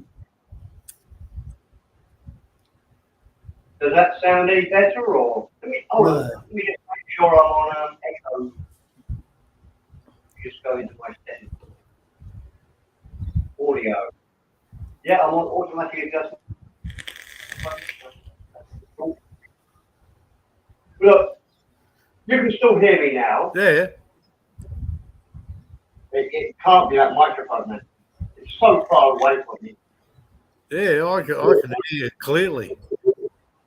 Yeah, there's got to be. I must be doing something wrong. You can probably go a little bit closer, but Hold on, let me just see where my mic's going.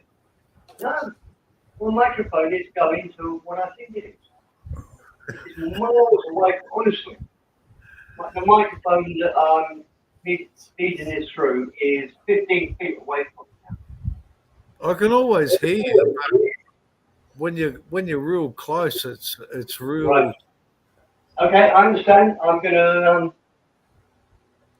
now coming close to the microphone, and I'm gonna move it back.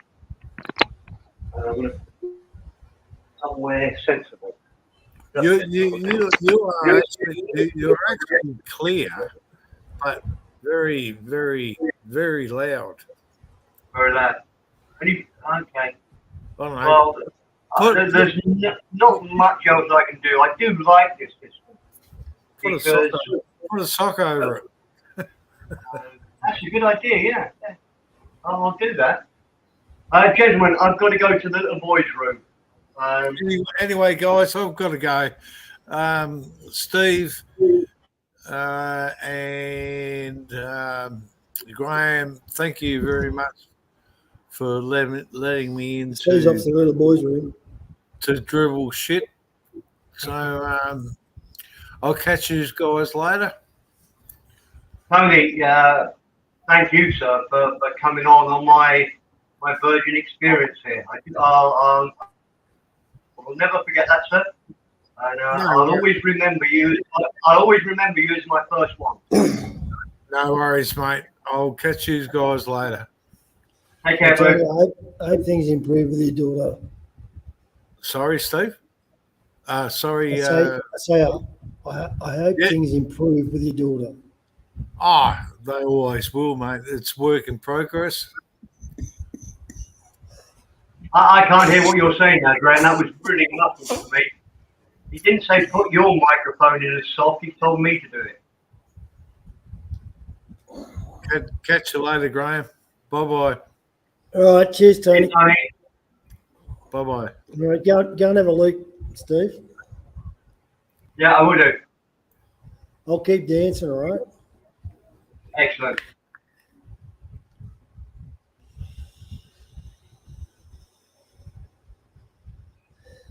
Yeah, I don't think so.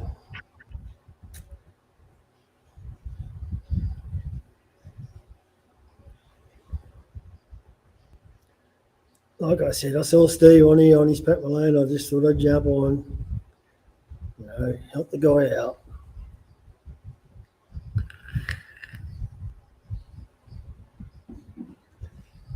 Doesn't mean I support anything in particular. Just means I'd help the guy out. Anyway, it is what it is. Fucking, I've got to blow my nose. Sorry, folks. That's the way it is. Doesn't matter. There's nobody here watching anyway. Am I right? Am I right? I think I'm right.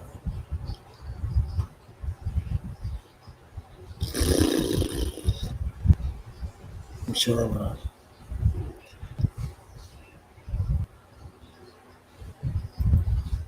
Just waiting for the YouTube page to download.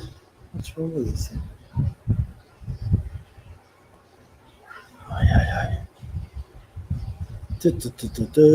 Five watching, which means nobody's watching. A couple of lurkers, that's about it. That's about average, I guess.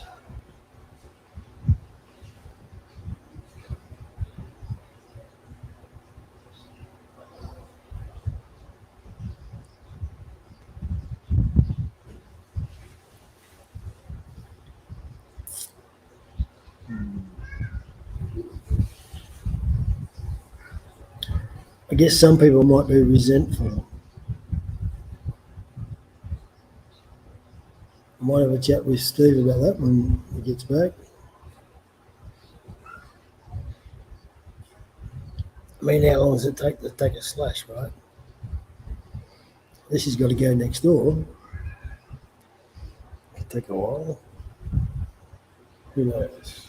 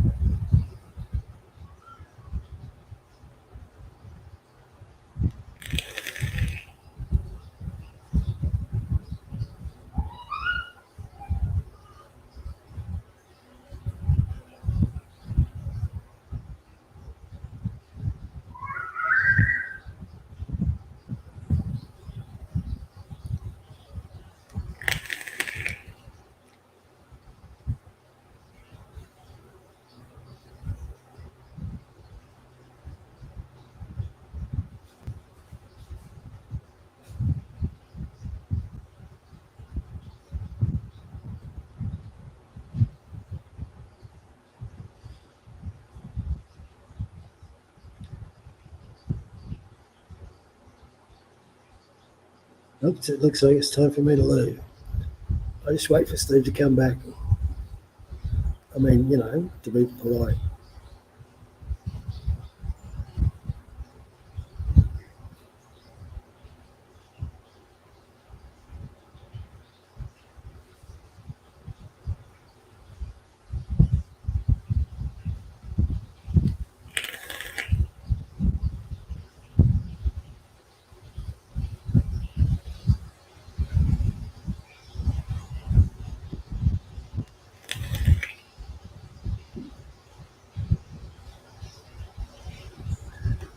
Maybe he's not going to come back.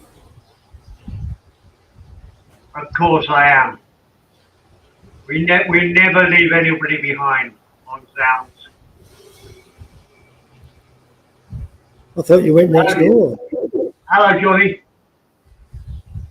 Oh no, Graham, you know the problem I had. I went for a pee and then realised once I got there, I needed more than a pee.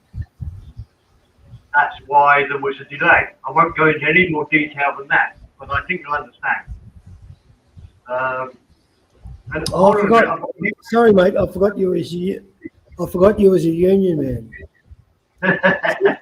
See, for us non-union people, right, those facilities were never provided. Therefore, we had to make sure that things were done and dusted before we left the house in the morning. Okay. I'm just gonna. We've got so many computers in our house. Not mine.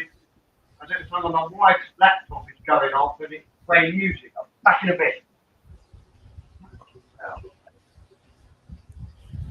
Now, for the record, because you registered an interest, the winemaking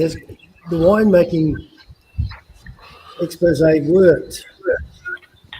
It worked a fucking treat. It worked very well. Sorry, Graham. I was away from the speaker and I didn't hear what you said, mate. Can you start again? It sounds like you're across the other side of the room, Steve. Well, I was then. I'm not now. I'm totally lost now. I was away at the other side of the room, but I'm not now. Do you recall I mentioned something about making wine at home, and you registered an interest. It was a few days ago. Yes, yes. What was that? Well, I'm here to tell you that the experiment worked. Right. I was waiting for, things to come to fruition, and it worked. It's very early, it's very green, but it's absolutely worked. Excellent. Good man. What do you think I should do, Graham? Tony's icon is still on the screen here. Oh no, it's not. That's What have I mine. done here? That's mine, Steve. Hello, Steve. Hello, Graham. Hello, Steve, hello, Johnny. Steve, have you heard of a guy called Johnny? Because that's his icon. Now I've still got Tony on mine. Oh, Now I'm down to. Oh, I've just totally fucked everything. Oh, I got it. I know what I'm doing. Sorry. I've got YouTube on my TV screen to my right that I wasn't looking at, and my computer screen was frozen on who was there before. Johnny, help me out, mate. I think it's gone really well. yeah. Really well. It was really nice of Tony and Graham to come on and keep me company in my old farts show. I really, Tony should be part of Zounds. He's a real old fart, just like me. The one thing about it, Tony and Graham are both salt of the earth gentlemen. Yeah, And absolutely. And they're Australian. So that gets them double points. Yeah. But Tony's, and I think Graham probably as well, totally on the same wavelength. Yeah. He suggested starting the old farts channel or something like that. Well, there's nothing wrong with trying to cater for groups of people.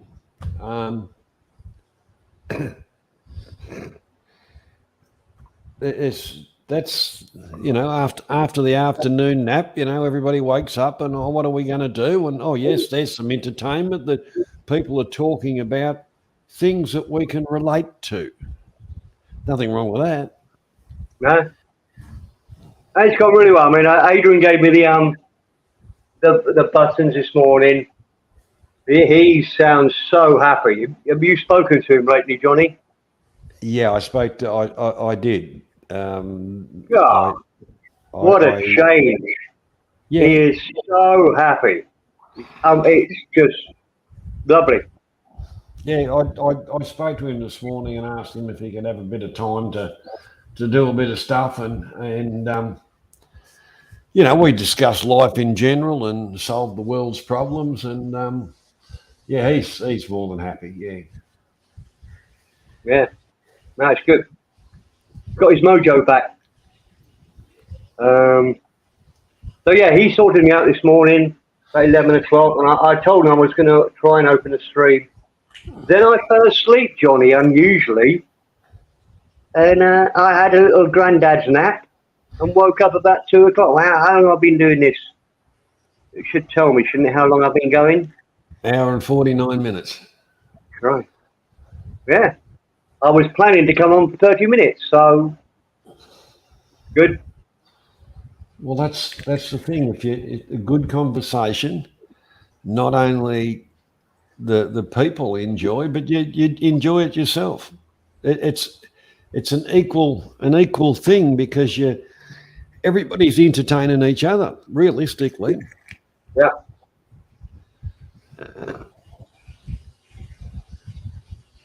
It took me a while to sort out something. There was something I was going to ask you, but I forgot what. Oh yeah, how do you put the link to the channel? How do you pin the link to the channel at the top of the chat?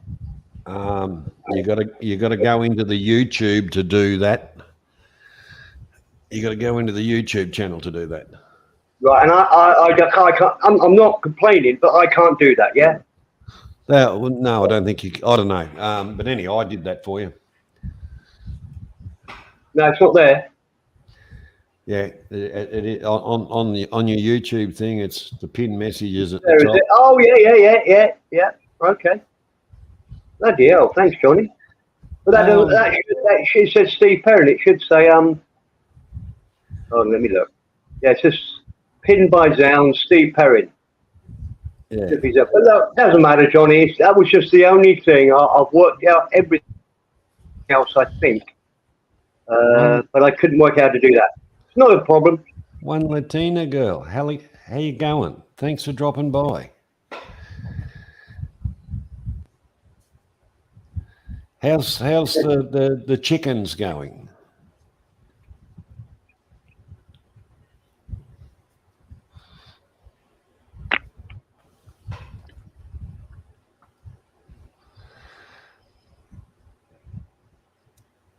That's good. That's good. The thing is, Steve, you'll remember how to do stuff and that. When you haven't done it for a while, it slips the mind. Before, Johnny, I never had the power to start it. That's why it's a new thing for me. When I was involved with the old Global, I never had the button to actually start a stream. So that's why I'm a little bit naive today. Anything you want to know, mate, you just have to. You just need to ask. Latina girl, I thought, because last time I spoke to you, so you paid for the chickens and you didn't get somebody scammed you. That's a bugger if that happened.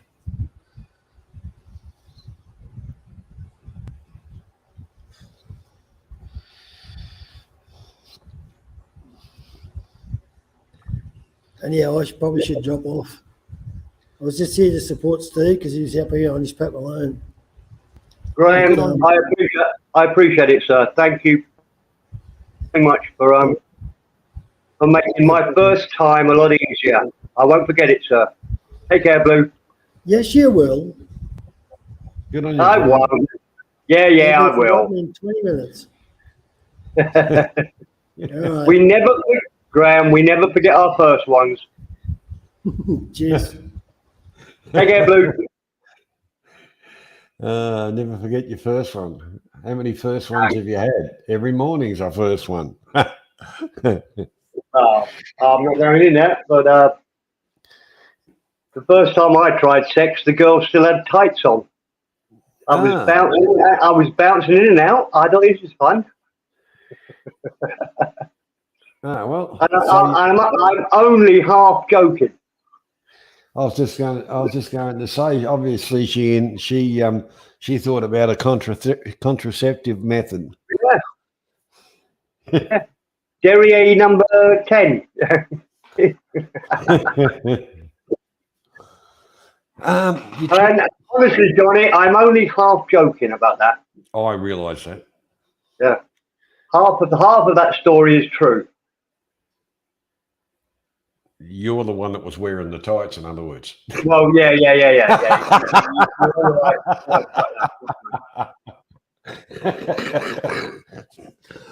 You know, when I first took to sailing, a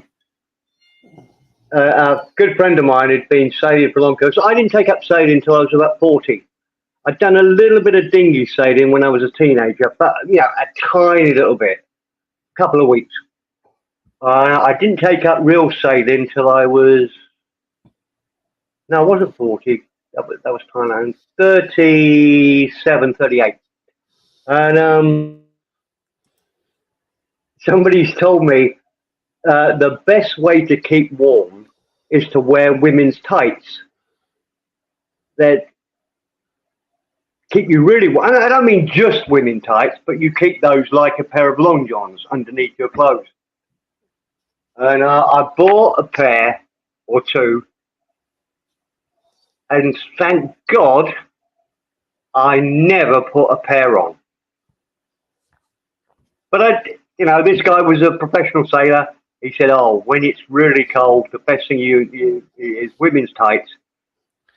I can honestly say, even though I did own 2 pairs of women's tights, I actually have never worn women's tights. There aren't many men that can say that.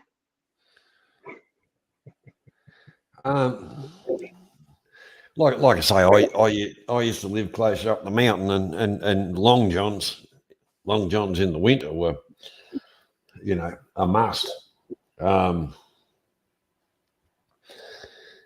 But I discovered long johns.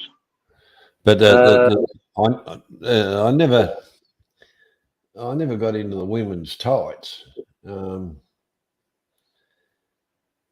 can remember in the younger days working at a factory, and I used to smash the ice off the seat of my motorbike to ride home.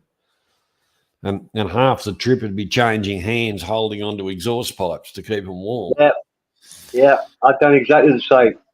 Yeah. And well, you understand, I mean, I drove a motorbike to work for 10 years, all through the year.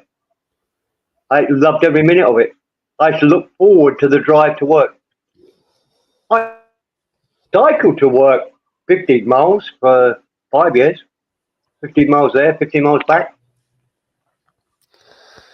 Yeah, we had an apprentice that was into the bike riding, and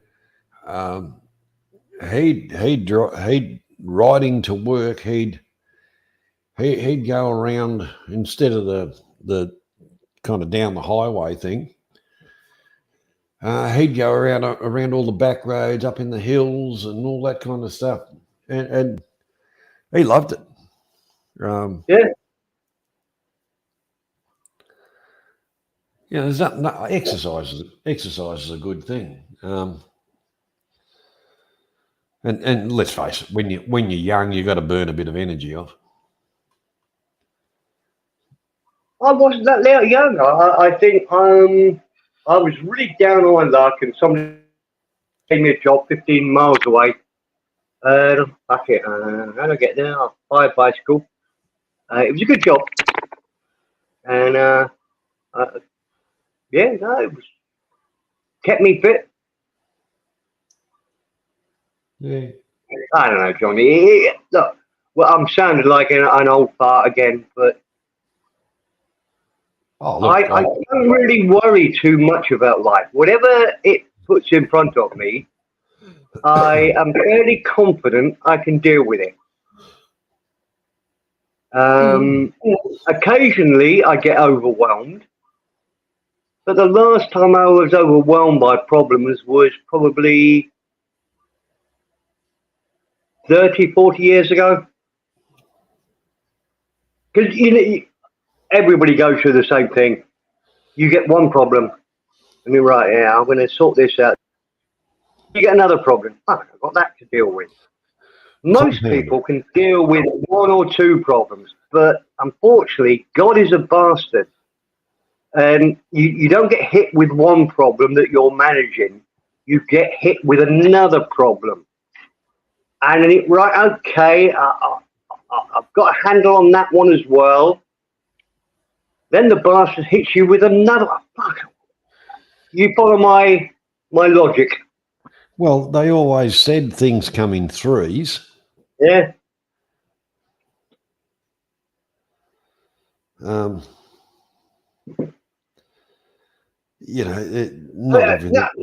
been absolutely serious, Johnny. I know I always sound flippant, but I found in my life I can deal with most problems.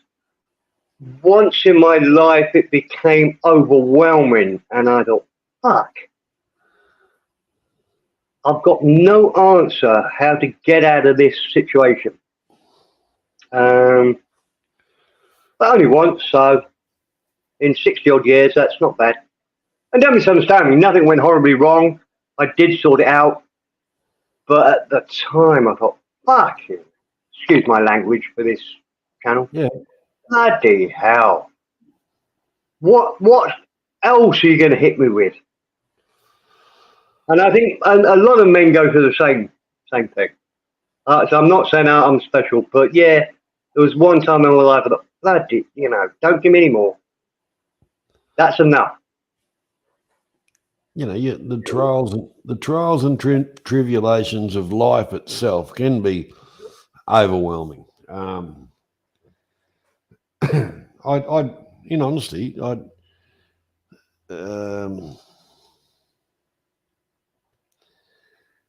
some of the stuff, I don't think I'd like to go through it again. But at the end of the day, those kind of things make you the person you are. Yeah. Oh, yes, exactly. I couldn't agree more.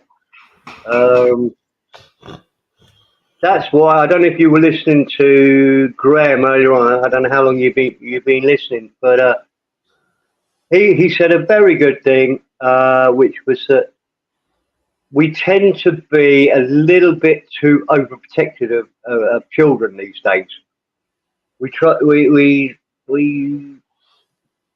I'm not praising this as well as he did, but it's very true. I do it myself, Johnny. I am far more protective of my granddaughter here in Thailand than I ever was with my children when I was a 20-year-old guy. I worry far more, so I'm overprotective, which won't make her to be able to deal with the problems on her own so well. Whereas both my children have grown up being decent human beings that are also strong enough to take care of their own problems. Because I was a careless father. I don't mean that. You know what I mean? I always thought, yeah, we'll do that. They'll be okay.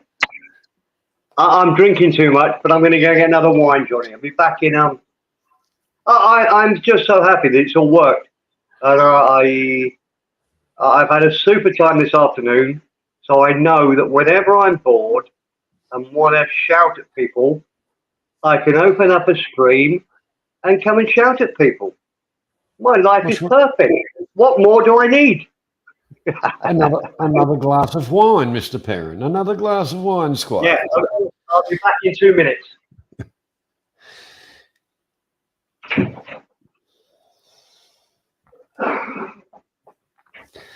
Yeah. Good to see you, Dave. And one Latina. We changed the channel name because there was a lot of people using the other channel as a prefix or whatever, and we just totally changed everything to remove ourselves from the whole lot of it and stop any confusion in who was who.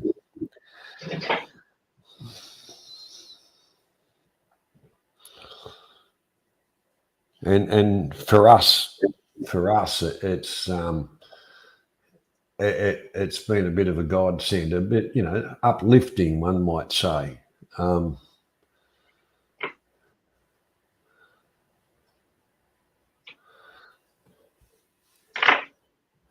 Yeah, I couldn't agree more, Johnny. I feel uplifted. Yeah.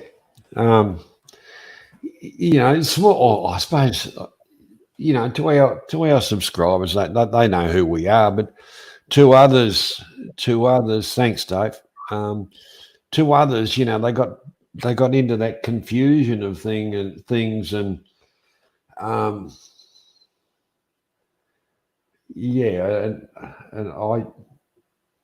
I'd go to different channels, and they say, "Oh, you're on that channel," and they're a pack of arseholes. I said, no, that's a different channel.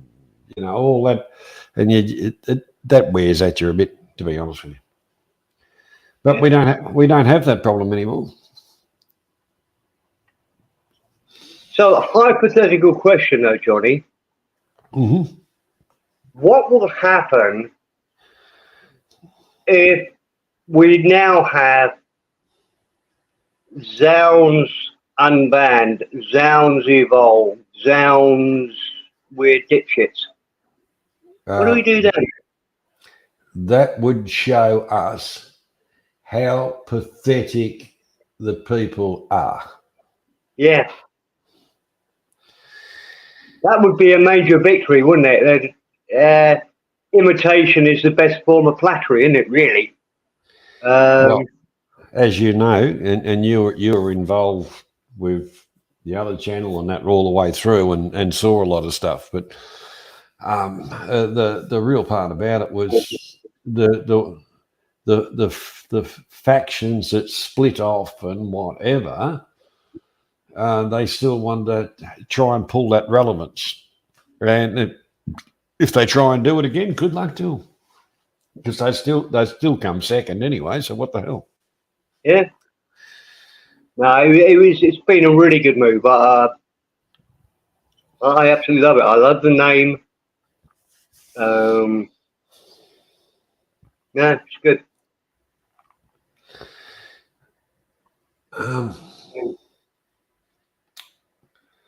And I think it's also enlivened, because let's face it, we all get a bit bored with doing the same stuff anymore. I think everybody in the channel is just a little bit more involved now. Yeah, because we really have evolved from going back a few years ago where it all started, you know. And that's the truth. Well, look, I don't know how to say this without mentioning other channels, but I won't mention the name, but they're all worried about, or they all judge themselves on how many viewers they get.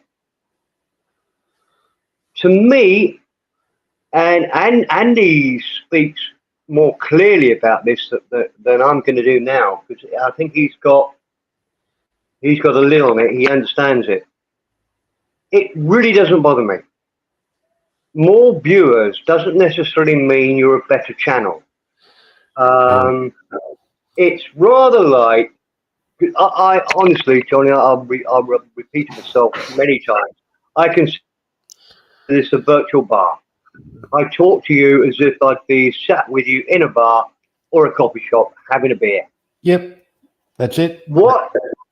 And that is my whole perception of what we're doing. Well, if you can remember, Steve, if you can remember back in the earlier days of our conversations, that was the whole concept. Nothing specific, just general conversation, like you're talking to your mates, and the whole lot of it, you know. Yeah. So to carry my analogy on, apparently you're only successful if you walk into the bar and you shout at everybody in the bar. We haven't got a bell. We haven't got a bell though. You know what I mean? That's not what makes you happy. I've said many times, I can only really be happy with a panel of 4, maybe 5 people. Otherwise, unless people are really respectful and play by the rules, it gets it's too much. And it's not their fault, as I think Robert pointed out yesterday. Although I get angry about it, it's not their fault. There is a delay. When I think people are interrupting me after I haven't spoken for an hour, they're not. They just haven't heard me yet. There's a time delay. But that's not the point. What other channels are judging it on is how many people you have viewing. It's not important. The only important thing is, are you enjoying having a chat to the people that are on the panel and the people in the chat? That's all. That's right. Everything else doesn't matter. It's totally irrelevant. My part of it is interaction with the people in the chat and on the panel is what makes your channel. That sounds like a rhyme, doesn't it? Yeah, exactly. But you know, some channels they like to abuse each other on the panel and throw crap at the people in the chat, and if you look at it, you go, what do people come here for? What do they look at? You know, and they love it. Yeah. And don't misunderstand me, Johnny. I quite like it when I get somebody having a go at me in the chat. Trolling in a funny way, I think is brilliant because it gives me something to talk about or a new subject to talk about. Look, I'll shut up. I've had 3/4 of a bottle of wine. I've had a really good virgin. What's it called after you impregnate a virgin? I don't know. I don't know. No, pregnant. I've had a pregnant pause. I don't know, but no, it's been really good. In other words, what you're doing is you're going to roll over and have a cigarette now and go, oh yeah. Oh, I've had so many cigarettes, Johnny. It's just ridiculous. I've been orgasming all afternoon. It's been lovely. To the chat that don't know me, I am only joking.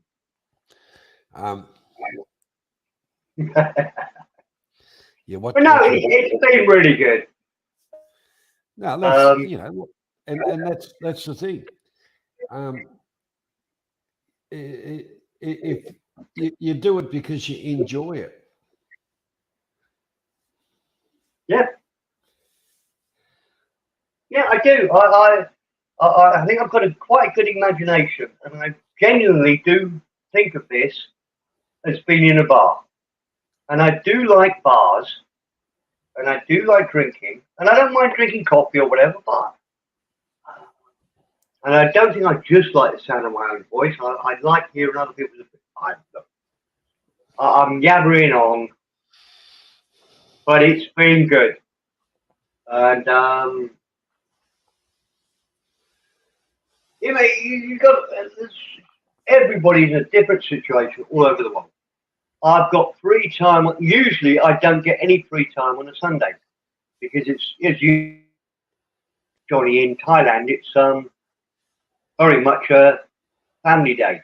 Yes, correct. You're always doing the family stuff. You go and see the mother and father, and it's really nice the way they do it. And we used to do the same in England. Sunday was a day for family. Most shops didn't even open on Sunday. You couldn't. The only shop that opened on a Sunday was the newsagents in the morning. That's all.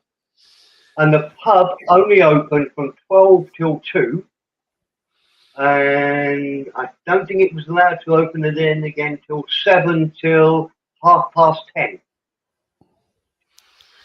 Sunday, designed for family. Whoever got rid of that law should be put against the wall. Have at least one day a bloody week for your family. Now, I don't know what it's like in Australia, but if you're in the retail industry or the building industry or anything, Sunday is just another day. That's all. Yeah. I can remember when the supermarkets first started to sell meat. And they can, although the supermarkets' trading hours were longer, but they could only sell meat between certain hours. All right, yeah.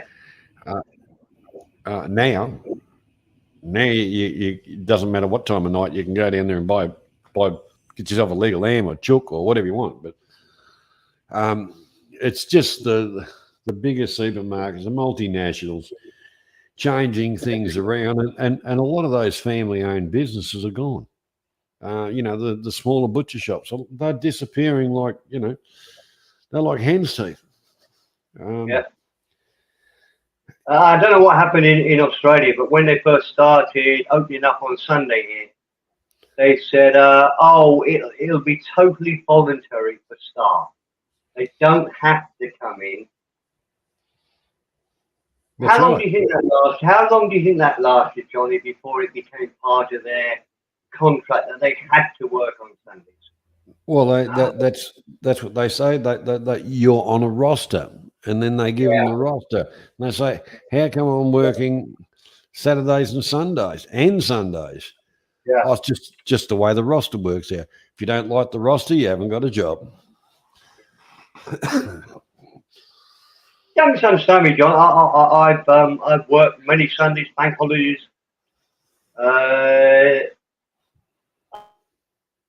When I had a proper job, when I was in insurance, I used to quite like working over the summer break between Christmas and New Year.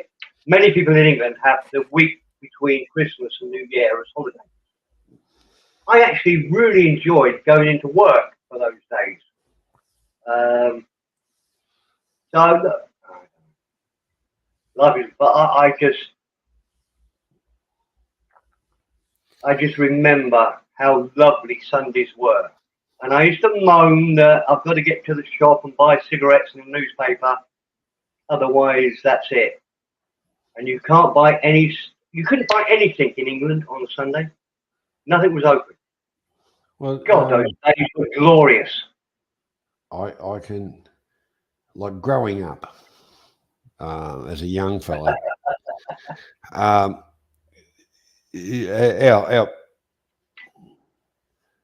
our father was a very devout Catholic. So the kids in the car, and there'd be some lagging behind, and I don't want to go to this shit, and all that, the usual kid stuff. So there would be a case of bribery, and the fish and chip shop was open. So we'd go to church, and then we'd go around to the fish and chip shop and get what we call potato cakes and some chips. Because that was in the days when the tradition was you fasted before you went to church. Always kind of, when females had to have a scarf on their head, and I still remember half of that stuff. Not that I'm that old either. It's just that. I'm just writing out a really witty remark to Andrew Tate. Hold on.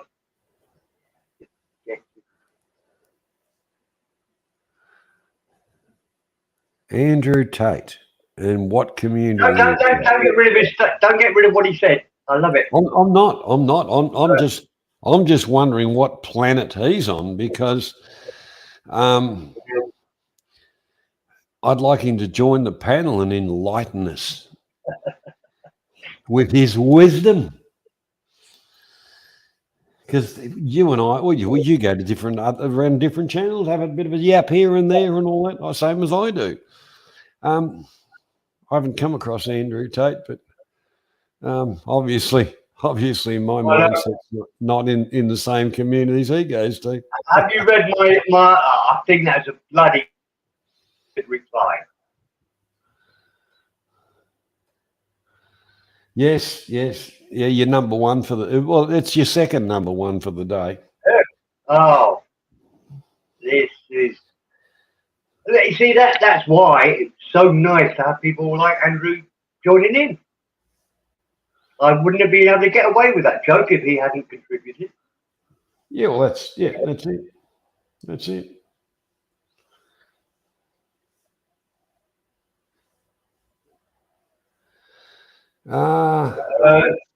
Latina, I wouldn't call him uninteresting. I'm not quite sure the right word for it, but that's not it. Scary would be scary, man. Yeah, I tell you what, when I see Biden on TV, I look at the camera angles to see if who's pulling the strings. Well, I don't want to get deep into politics. That's not my. Johnny, I'm a boring cunt when it comes to court cases and whatever. Not quite so much on politics. But have you seen that they've elected a guy who's had a stroke to, I'm not sure whether it's Senate or the House. And the guy has totally lost it. He's still not quite as dumb as Biden, but they've elected to govern America.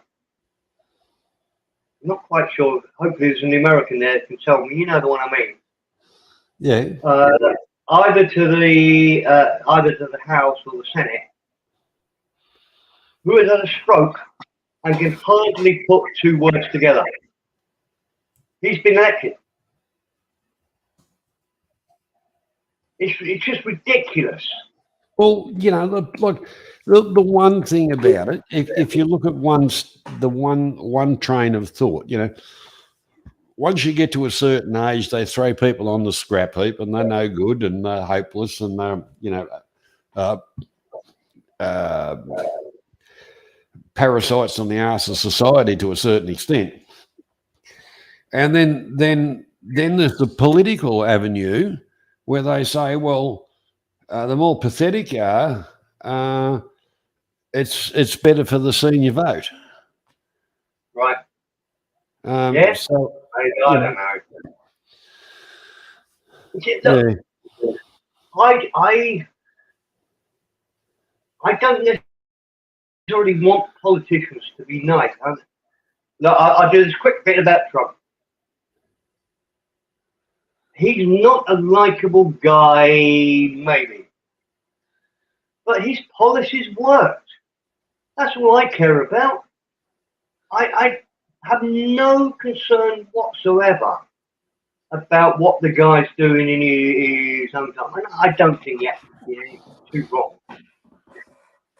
I'll give you a good little analogy. I had working for the same company. I had two managers. The first manager was just lovely, super guy. Really liked him. We became good buddies. Yep. But he wasn't really interested in the job. He got lots of money, and wasn't really bothered. And I got away with murder. I mean, I did okay, but I got away with murder. When I say got away with murder, I was a lazy cunt. And then we had a new boss come in, who said, all he said to me was, Steve, you do whatever you want, but I want to see you meet your targets each month or you'll never hear from me again. And he wasn't a nice man at all.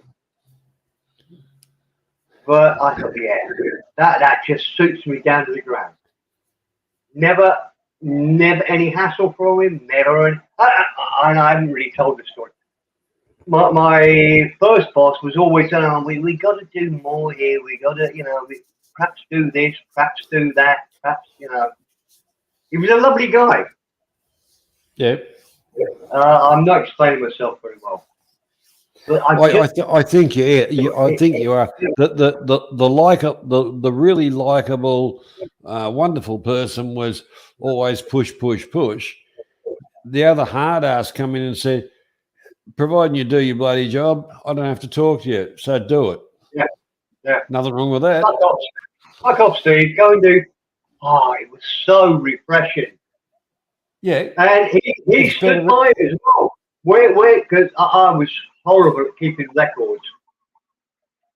And he stood by me when somebody came in and said, oh, you're not keeping enough records. Look, and it generally was Johnny. It was all in my head. I didn't write down the name of the people. It was all in my head. And the guy did stand behind me and say, look, he's that good. He's got these figures. Leave him alone. And they did. So, yeah. Oh, I'm just reading this. Tony's... Well, you're back from a barbecue. What? In the backyard? You haven't been gone long enough to go anywhere for a barbecue.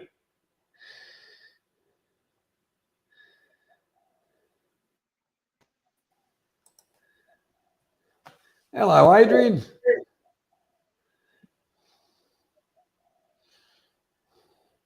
Right, you're looking very grey there, Adrian. I That's think I put him. black. That's very black and white. I think I put him on when he was trying to work his stuff out. No, yeah, that's always a mistake. He's looking like a rabbit in a spotlight. Yeah. Yeah. Well, Johnny, you were just so happy to see him that you opened up the camera, and he's thinking, "You cunt, Johnny! I ain't even worked out my camera yet." I'm joking, Johnny. You can laugh now. And oh, great, Andrew Tate's come back. Thank you, John. How are you? I'm just After a meeting behind. You carry on, Johnny. Who's talking now, me or you? Well, I was just saying that's the whole thing, Mr. Restarted again, Adrian. Don't come in on the link. Go start the StreamYard yourself. Anyhow, the thing is, Andrew Tate. I tell you what, that's very, very close to some truth. We actually like Mr. Perrin, and we think he's an asset to our channel. Everybody's entitled to their opinion. Some opinions we value, some we don't. How was that, Steve? Was that a good enough answer? Oh, perfect, Johnny. Yeah. There is a tear from my eye, but a man never cries in public. Yeah. I'm starting to like Andrew Tate. I'm really starting to like Andrew Tate. I really am. I liked him from his first comment, but that isn't a really funny one. But yeah, I like him. What he needs to do, get around the traps a little bit and look at some of Bobby Crusher's statements and whatever, and you know. Right. Or if you can get Brad Pitt as a mentor. Wow. God, I miss that man. Oh yeah, but he the reason if I he's not. Today, I would choose Brad Pitt. Yeah, well, he ended up being overbaked, mate. Yeah. But no, he was super funny. And what I loved about him was, and look, I don't know whether it came from his own brain or from Google or whatever, I don't care. But he would come up with half a dozen jokes on the subject we were talking about. And that was clever. You know, jokes aren't,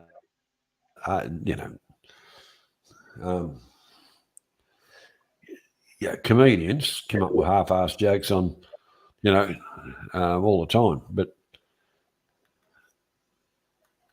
not all of them are funny. Yeah. Well, I don't know if I've said this before, Johnny, but when I was a young man, about 8 or 9, I told my mother and father that when I grew up, I was going to become a comedian. And you know what? That's right. They all laughed at me. Yeah. Let me finish the joke. They all laughed at me. They're not laughing anymore. I would say. Hey guys. G'day, Adrian. How you doing, mate? Testing 1, 2, 3. Yeah, well. Yeah. It still looks like you're in jail, Adrian. Thanks, Steve. He's still I just got the speakers working. It just took me 5 minutes to do that. I know, but it still looks like that room is a jail. You've got to put a flag on the wall or a green screen, or it looks like you're in prison. There's a He's only big green. he's only just moved in, Steve. He's only just moved in. That's a Wow. big green. Wow. I'm in the bunker. This is the bunker, Steve. Right. What's that little electric switch behind you? Is that an electric light or is that a? That's a power outlet. There. Oh, okay. Yeah. Right. That's a 240 volt outlet there. All right. Johnny, sorry, Adrian, you've got to improve it. It looks like you're down on your luck. Look, You Steve, the house is kind of like a prison in as much as it's bulletproof. You could stand out the front firing a submachine gun at it and nothing's going to come through the walls. Mate. wow. It's a bit like a bunker. Excellent. This is my new tropical bunker. Well, although it looks like you're in prison, Adrian, you sound stupid happy. The walls are like 6-inch thick concrete here. Right. No, but you didn't hear what I said. Because it started right here. You sound very happy, Adrian. Sounds Yeah. like you found your new home. Good man. Yeah, I've moved up in latitudes. I'm up over the less than 20 degrees south, so I'm in the tropics now. Probably about the same as Bangkok, actually, Steve. 19 degrees south, which is probably, what's Bangkok? 19 degrees, 17 degrees north. So I'm pretty close to the same latitude as Bangkok.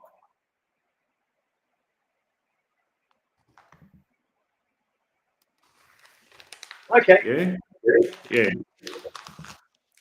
Similar climate to Bangkok.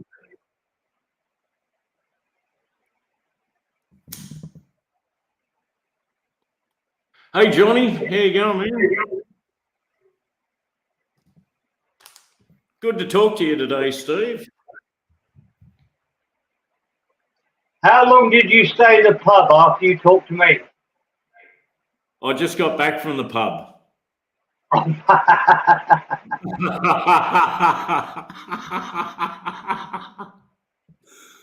up about $300, so it went okay at the pub.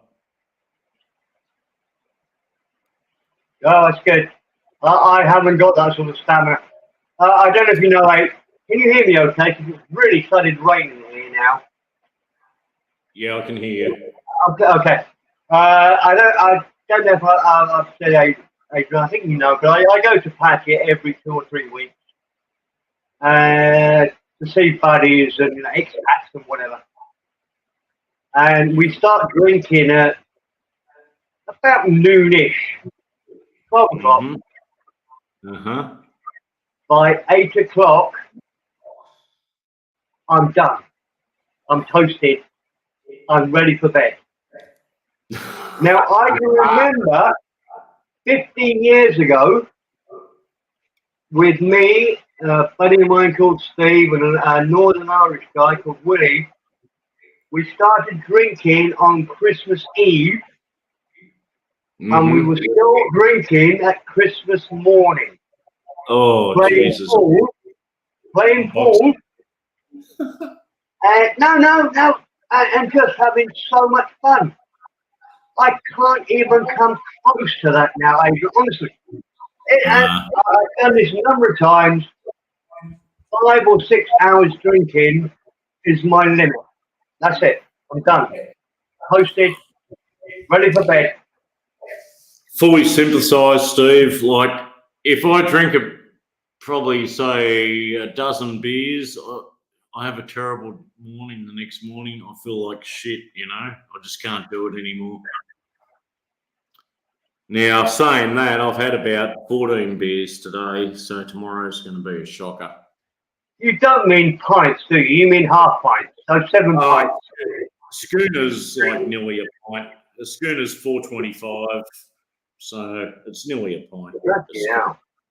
That's 10 pints. So I'm working out quickly. It's about 10 pints. Yeah, about that. Yeah. Oh, no, don't even come. I guess my limit is about 5 pints, few gin and tonics. Yeah, then I'm done. Yeah, that's it. Hang on, Steve. Let's have a shout out for Bing Tang Tony and Nathan. Yeah. Shout out. Yeah. Oh, Tony, Tony very, very nicely came and joined me when I first started the stream. And so did Nathan. Nathan came on and gave a live stream. Showed he's working in a resort. Absolutely beautiful. Gogus. I wish you'd seen it. I wish you'd seen it. It's been a lovely stream all day long. It's been really pleasant. I only came on, as I told you this morning. I only came on just to try it and work out how it all works. And but that was. Hold on. That was. It was about midday. Brisbane, Queensland time, midday. Yeah, I can't work out what time it was. I can't see the time. 10 a.m. 10 a.m. Thai time. But it was a few hours ago. Yeah. Oh yeah, a big shout out, thank you to Tony and Nathan and Graham for coming on and kicking it. Oh, company, yeah. So what's he normally talking about? Nathan. What happened? Hey, just about to do the sticky date pudding, mate.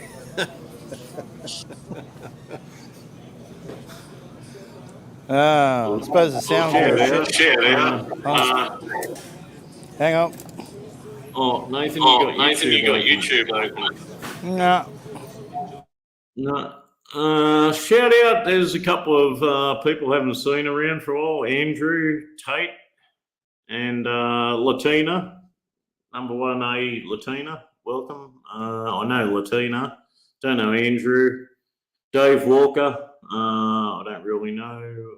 Welcome. Gugus. Hey, Gugus.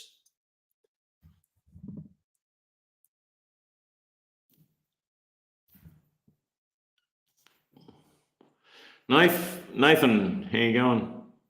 You're on the mute side of the game there. Gugus, moi Kula. In Finnish, that means hi, how are you? And then Gugus answers, Huva. Huva in Finnish means good. Steve, can you do the Gupta duties? Is this a test? What are you going to ask me to do? This is your first test here. All right. Tony on. Oh yeah, of course I can. Yeah, that's fine. In Finnish, that means hi, how are you? And then Gugus answers, whoop. Welcome, Tony. G'day, mate. How you going? Yeah, not bad. Is that Tony from the Philippines? Big Tank Tony from Adelaide. That might be No, better. that's a different Tony. There we go. We're in the golf club. All right. You having dinner at the golf club? At the golf club, mate.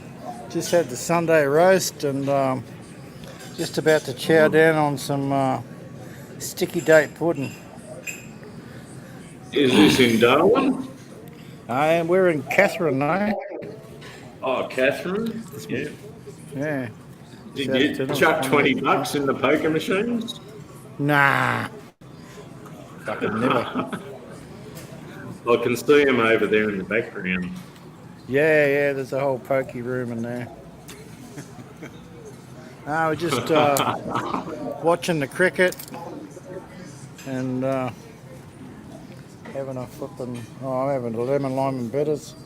I'm not drinking. Oh, my local pub's just around the corner, Nathan. Isn't that funny? I can just walk around the corner and I'm at the new local pub. Oh, yeah, okay. So you're even closer to the pub now. Takes me less than 5 minutes. I'm in the local pub. Shit. And you know, within another 5 minutes, there's another 5 pubs. Oh, no. That's terrible. Yeah, it's terrible, man. Terrible place to live. Terrible. Welcome to North Queensland. Yeah. Oh, well. Might have to head down there when it starts raining. Yeah, stop in, man. You're welcome. Yeah. I need to go see that house I brought. Yeah, oh, you're a bit more north than me. You're about 3 hours north, actually, Yeah, okay. at the secret spot. Yeah, the secret spot, yeah. Yeah, secret spot's about 3 hours north. Yeah, it's not far. Distance doesn't have much meaning up here in the north, eh, Nathan? No, it doesn't. Shit, no. That's just like... Because everything's like 2 or 3 hours away. Exactly, like for me to go home, it's 3 hours. From where I'm working, you know. Yeah. But yeah. Oh, I'm loving it, man. I'm loving it. The temperature's about 30 degrees and it's like coming up for 9 o'clock at night. It's still 30 degrees. It's perfect. Yep. Yeah, it's beautiful, man. Yeah, I love it. Yeah, good. Yeah, our night time's 26, 27, something like that. Yeah, this is the sort of climate, you know, everyone should have in the world, I reckon. Yeah, it's pretty hot in the day, so we've been pumping 40 degrees. Well, Nathan, what I found, I've been here a week, I found you just got to make sure everything's done by midday, and you're right, you know. I'm right. I'm in an air-conditioned truck. It's got a good air Oh, conditioner. that's different. But if you're working in the yard or something, you've got to make sure it's all done by midday, by lunchtime. That's right, yeah. Do it in the cool of the day. All your work and then just chill out. And you don't even need an aircon, you just need a decent fan, you know, on you. And Yeah, the stay fan. pretty comfy. Yeah. I got 6 aircons here in the bunker, but yeah, really, I put one on for the cat, so the cat can have a nice sleep during the day, and So you still got that cat controlling your life, eh? yeah, man, I thought I'd lost the cat the other night. It disappeared all night, and I'm out calling it until midnight up and down the street, and it's gone. But 4 a.m. in the morning, I gave it one more run. I thought I'll wake up early when the cats get up and go for one more walk around the block. And there it was at the front door.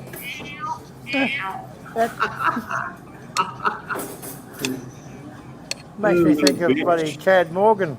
That cat came back. Yeah. But the cat, you know, Nathan, the cat had barely been out of the yard and it knew it's home, you know, already. So that's a good sign. Yeah. That's good. Yeah, Hell the yeah. fucking cat's back.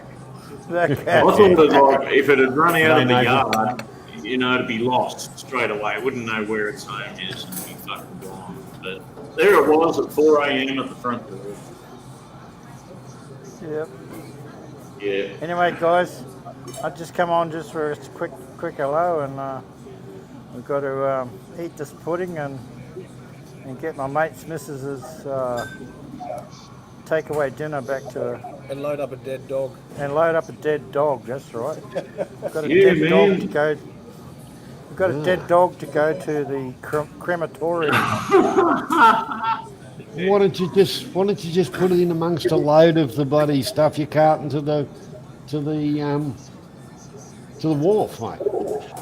Oh, no. I'm not doing I haven't done the wharf for ages. I'm not doing the wharf anymore. I'm down in Catherine carting gravel to the Air Force Base and out Oh, the yeah, roads yeah. here and there. Yeah. Oh, well, enjoy No, yourself. I'll- Keep safe. Too easy, Johnny. Catch you later, guys. Catch you later, Steve. Adrian. See you, Nathan. Okay, guys, Okay, mate. All right. see you, mate. Steve Perrin Gogus says,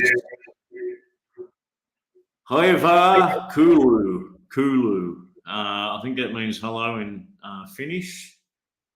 Hoiva Kulu. Is that I forgot now. Moi Mitakulu is hi, how are you? all right? That Andrew reminds me Tate of that says, song. What was that? Andrew Tate says out of 100 people surveyed, they all declined to converse with Steve Perrin. Oh, what the fuck? Oh, that was probably because they were illiterate and they couldn't read. But what was that old song? You know, Follow me now, Hava Steve. Nagila, Hava Nagila. Remember that one? Yeah, that's a Russian song. That one. Oh, Steve God. Perrin, time that guy out there. Get rid of that comment, Steve, if you feel like it. No, don't get rid of any comments. The comments are great. Yeah.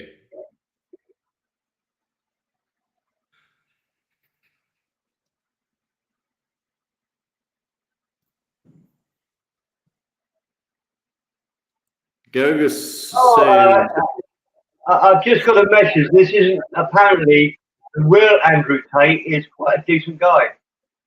So I'm judging this guy harshly, apparently. But no, I quite like him. I like if you're a clone, Andrew. I still like you, sir. At least you're contributing. Any contribution is appreciated. Don't give a fuck. Andrew, don't forget to hit the thumbs up or the thumbs down, whichever Yeah. one you like. It still helps the channel. Yeah, he's not really a Tate. He's only a half Tate. All right. Well, no, I'm serious. I've always enjoyed the chat, having a troll or a joke or whatever, because it gives you something to talk about. Let's face it, we're all old farts who we talk about the same stuff all the time.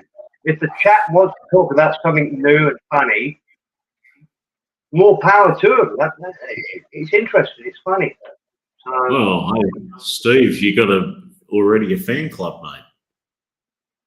Andrew Tate, I would rather watch Gugush showing his albums than see bloody Perrin.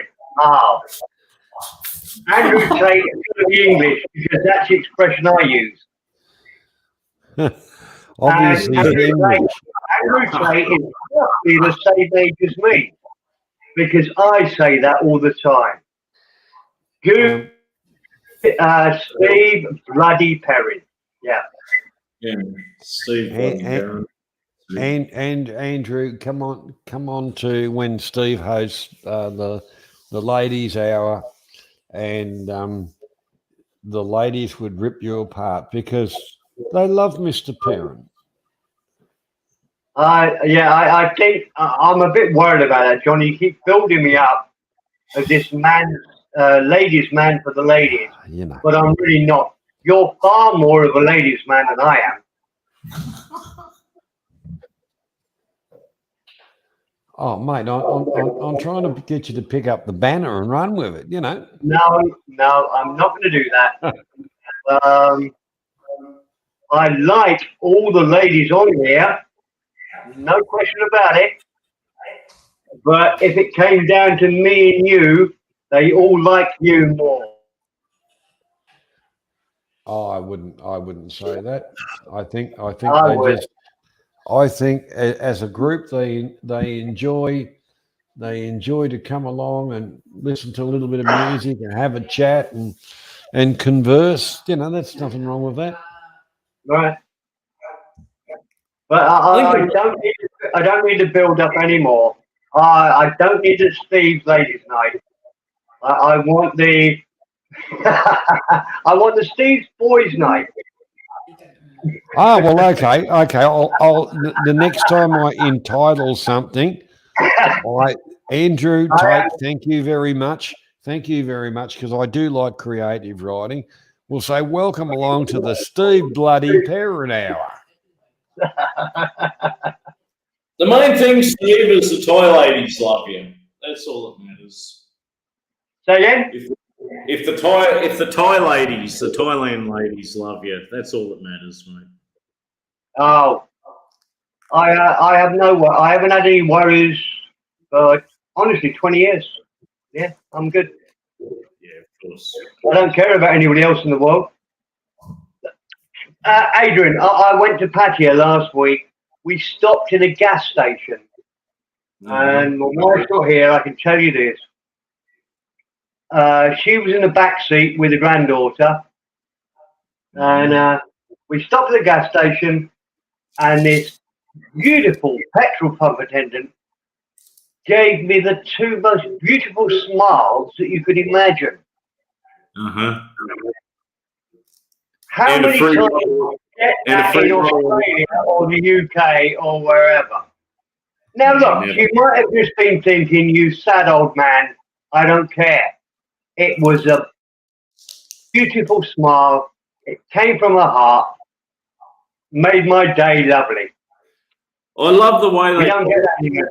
I love the way they put that little folding thing on your bonnet while you're getting served, like the little oil sign on your bonnet, and they give you a free bottle of water and a little Y, and thank you for coming.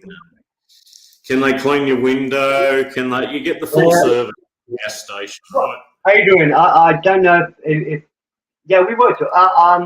I went back to England in May this year.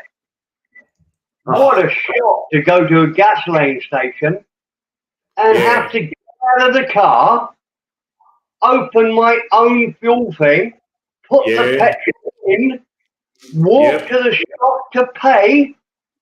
Yep. What's that? And I they don't- like they almost I don't- spit on you.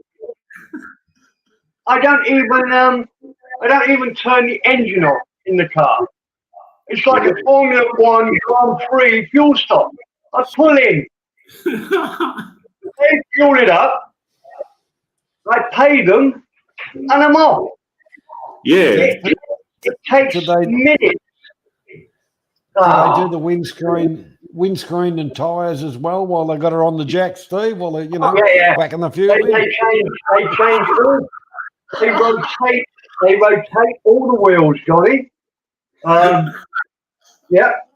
It's just beautiful.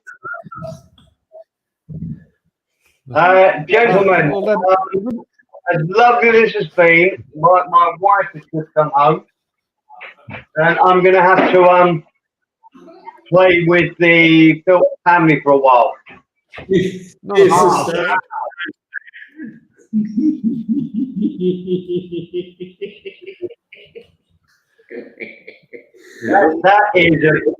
That is a beautiful pussy.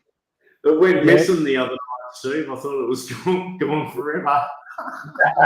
Ah, God bless. okay. All right. I don't know if you heard what I'm saying. That the family's just come home. I'm going to disappear for 2 or 3 hours. Thank you to everybody in the chat. Thank you to everybody that's joined me on the panel. You've made my Virgin experience very pleasurable. Thank you all. And I'll see you all later. Take care, guys. Good night. That's okay. Hey, Not Steve. a problem, Steve. Take care. Yeah.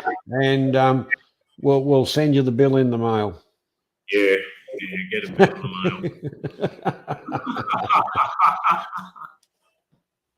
mail. G'day, Carm. How you doing? Andrew Tate, he's happy now. Steve Perrin's left the building. I'm enjoying Andrew Tate's take on the whole situation. Everybody's entitled to their opinion. Yeah. Hey, Karma. Karma's in the building. Yep. Andrew Tate's an old familiar name, actually. It is. That's why I was wondering if it is the original. Well, from what he's saying, he's been around for a while. Yeah, so when he makes reference to Rusty when he used to get socially excited and start bloody screaming and carrying on. Yeah, Andrew Tate's like from at least 12 months ago, probably 18 months ago, Johnny. Mm. Haven't seen him around for a long time. I'm wondering what other names he uses. Oh well, it doesn't really matter. It doesn't matter. He's Andrew. That's good. The whole thing about it, everybody's equal there. Yeah. The thing is about having a bit of conversation, a bit of a laugh. If that's Andrew's real name, there's a very famous Australian family, the Tate family. We're involved with like HF radios and VHF radios. They had a line of portable HF radios for people travelling before Coden. You know Coden radios, Johnny? Coden HF. Yeah. Tate's had a line of HF and VHF radios too.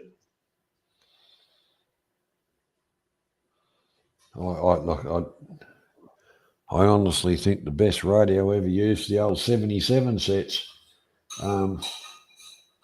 Yeah. Because they were VHF, UHF, friggin' and every band in between, you know. I can remember tuning into the local TV station so we could listen to it. Yeah, I got a UHF CB for the trips up and down. I've never used it once. I've got an external antenna and everything on the car and never turned a bloody thing on. I've still got me UHF. And it's good in an emergency, I guess, because you're out of as we found out, John, you're out of mobile phone reception range a lot of the time up here. So I guess that's all you got is the UHF CB. Yeah,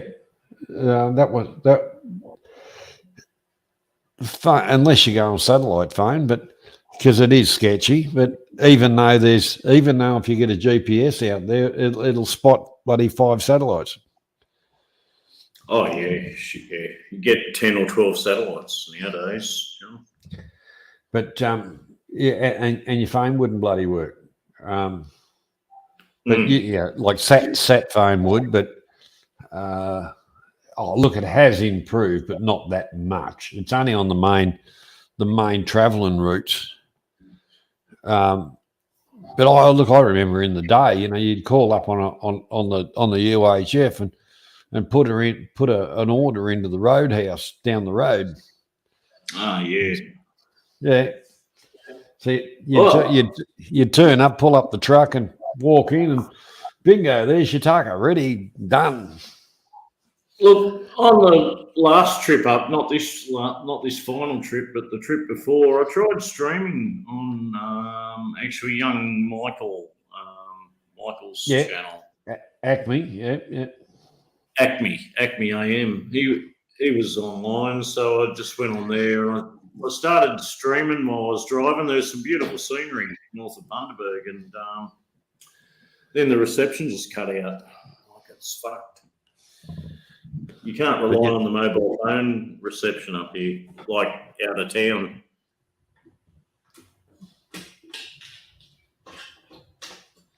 Yeah, I'm okay right here. I get like 4G and 4 bars. It's not too bad. Like, I wish the NBN was that good. Fuck all with the NBN. NBN working through a telephone line, a shitty old copper telephone line on the National Broadband Network. What a joke, man. I pay for 50 megabits a second download and 20 megabits up, so I could stream in 4K. And I'm lucky if I get 15 down and 10 up here. It's just shit. Yeah, well, And it took them a week to even get the thing online, John. It's taken a week for them to get that fucking copper phone cable working. Fucking Yeah. idiots. because don't forget everything's subcontractors and all the rest of it. So somebody'd have to go to the node down the road or whatever and then test the wires. And Suresh, the Pakistani guy from the NBN coming, he had to go down the node. He plugged his little box in here on the end of the phone line. He went down there, rang me up, and he said, "Okay, now switch over to the bloody DSL port. Plug that in. Yeah, we got a connection, mate. All good." And he come racing back and goes, "Oh, you're all fixed, mate. Now, all good." He ran off and I did speed test, Oculus speed test. It's like 12 megabits down and fucking 8 up or something. I don't know. Fucking hell. God help me. Like that's what I got in Brisbane 20 years ago on the DSL, on the ADSL. yeah, that's the kind of speeds we got on dial-up. Yeah. Oh, a bit better than dial-up, but ADSL. Yeah. What can you expect from a shitty old 60-year-old copper phone line, for fuck's sake? Well, it's the same as here. When the spruik with the NBN and they were pulling wires around and all the rest of it, that's fine. But all the wires going into the house is the crappy old bloody phone lines. Yeah, and half of them are soaked in water and shit for the last 50 years. The lines are screwed. Yeah, and it's not Cat 6 cable or anything like that. The whole thing is it's the old 4-pair or 2-pair bloody 4-wire old telecom wire. If And they're saying, "Oh yeah, you should have." If you could get the shittiest old bit of speaker wire or something out of your shed, like 24 gauge wire, that's the equivalent of what the phone line is here. Yeah. And the thing is, the NBN was going to save the world. It was going to be so much better. Oh yeah, man.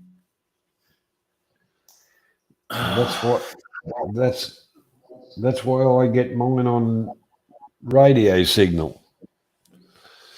It's not the best I've ever come, but I've the downtimes, the any dramas. It's probably the best of the bad bunch, Oh look, I don't have my camera working, John. I'm just using the laptop camera. Well, it won't matter. I can't easily show it to you, but if you know what the old fucking bit of phone wire is like. Yeah.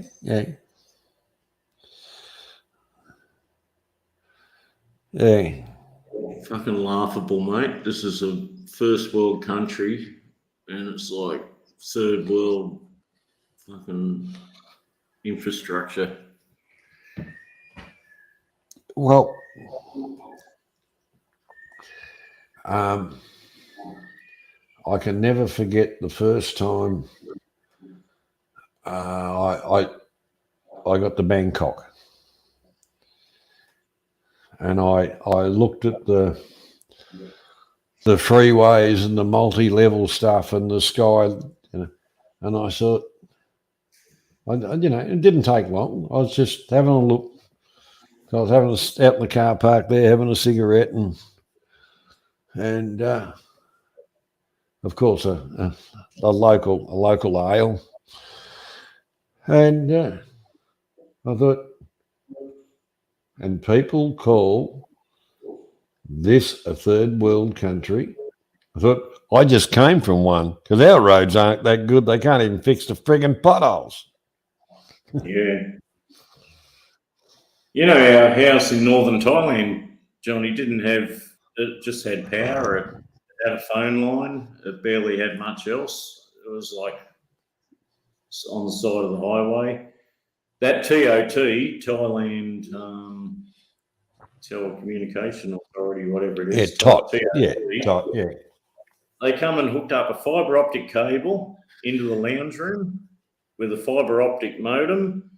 We had a bit like, it was crazy speed, like 800 megabits a second down and fucking 800 up. It was just crazy for $60 a month, including all the internet TV, about 80 channels of internet TV. Fucking awesome. And, they come and hook that up, ran a new fibre optic cable across the road into our place and down the street a bit, and that didn't cost a thing. Everything was supplied, the modem, the whole freaking lot. Yeah. And anything, and let's forget about the taxpayer paid for everything here and continually pays. The companies that supply the service, they've got their hand out. I think so far, Johnny, we've paid over $80 billion for the NBN network. So the government has a monopoly, and you got no other option except the NBN. Zeeg went onto it. Zeeg went onto the Sky thing, and Starlink. Yeah. Like I say, when we move from here, I can stay with the same company, but it's sold and it's gone to a more multinational type thing. When it was a company I'd been with for years, and I'd ring them up and they say, g'day John, how you going? And yeah, good. Yeah, no worries, Mark. All right, there's a bloke down the road from you doing an install. I'll get him to come and put a new bloody thing on your roof and whatever. Never cost me nothing. Service like that. Now it takes you 3 days to get a call back. Yeah. If you've got a problem. And then it's an apology like, oh, we're sorry, we can't do anything for you. I've got to wait till they upgrade the NBN. Like, the NBN's already in the street here, but I've got to wait until they upgrade the fucking thing. Yeah, well, The joke, John. Like, upgrade it. It's just a new system. Why wasn't it installed properly in the first frickin' place? Well, don't forget the NBN concept went through a few different governments. We had one government that had a pretty good plan on it and what they, on achievement. Then we had a cost-cutting government which stuffed it all up. Then we had another government come in. We've had a few governments come and go, and what we ended up was paying 5 times the amount for a half-assed system that they never should have put in. Never should have even worried about. For a monopoly. Yeah.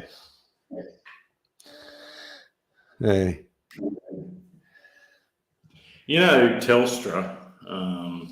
Telstra used to be the Postmaster General. They pretty much owned all the copper phone lines in Australia. Telstra. That's right. They got a massive payout. They got like $25 billion from the government to hand over all the copper phone lines.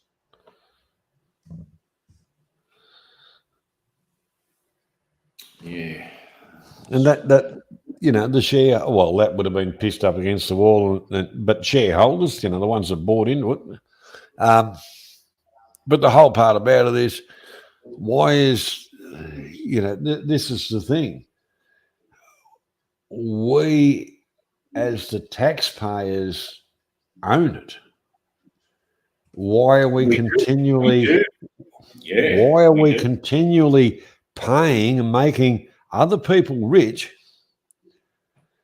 and getting third world speeds, and it's crap. Well, Johnny, at the moment, I'm paying more than double what I paid 15 years ago for less service. Yeah. you know, when there was just phone, there was no NBN, there was just phone lines and internet and modems.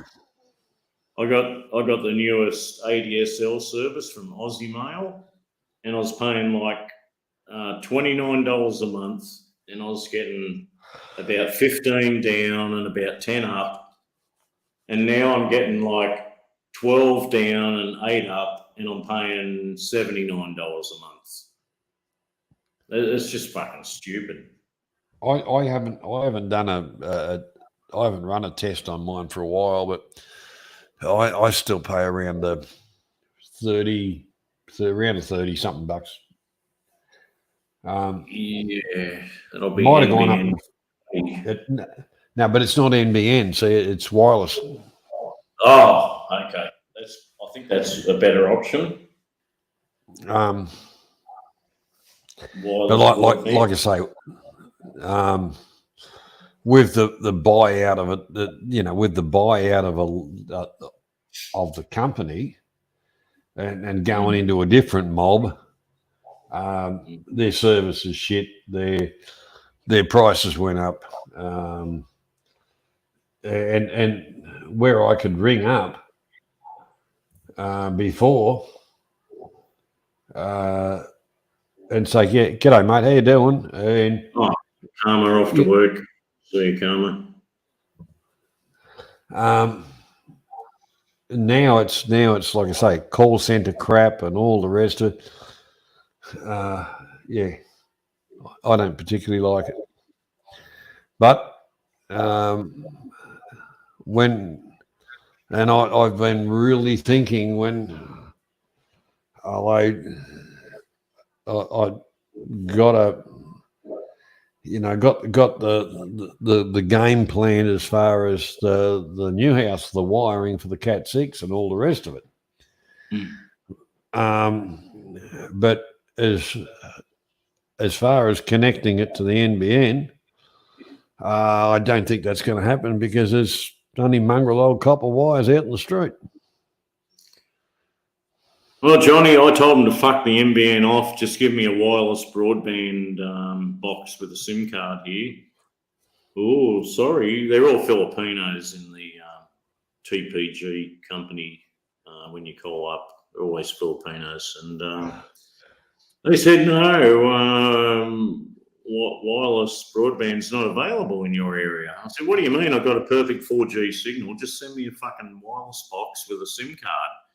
Oh, no, sorry, sir, it's not available in your area. I said, I don't want 5G. Just let me use the 4G that's here. I've got a perfect signal. It'll be better than this NBN. No, sorry, sir, can't do that. Oh, fuck off.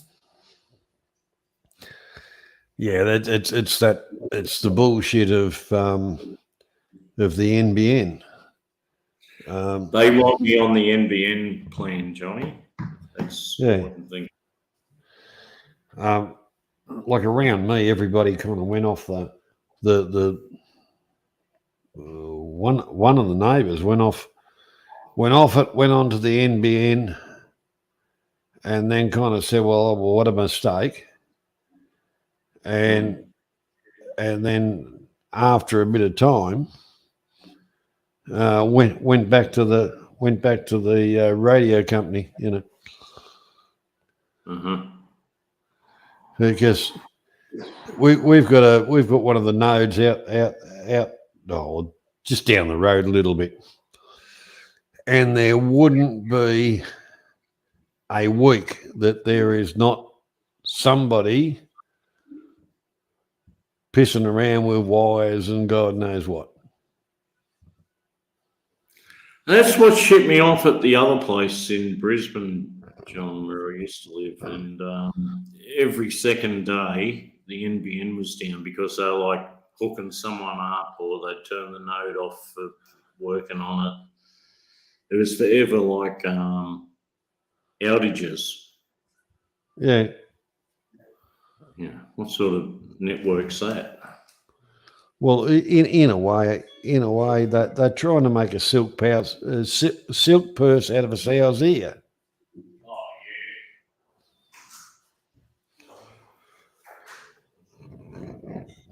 yeah.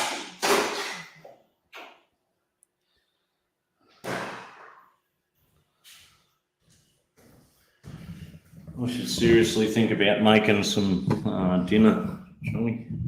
It's like, 9 p.m. It is nice, but just after 9 p.m. for you. Here we go. Great Northern. No worries, mate. Yeah, that's what we drink up here.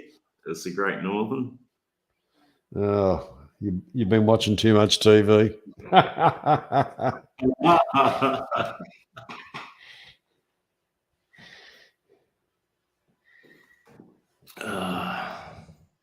Right. When are you coming up here, John, to North Queensland? I'll come up and visit you after Christmas, mate. After Christmas, yeah. When the school holidays are over and they stop ripping off people for travel and it gets back to normal, that's when I travel. Down at the bottle shop, John, they got Great Northern or VB, so the choice was pretty easy. I would have taken the VB and They don't have 4X heavy. They got 4X gold. You know, I mean, 4X gold is okay. It's like a mid-strength beer, so it's okay if you have drive and you can have a couple of beers and drive. yeah. Shit. Well, VB actually stands for visitors beer because that's when visitors turn up, you give them that because it's not real flash, you know. Or vaginal discharge,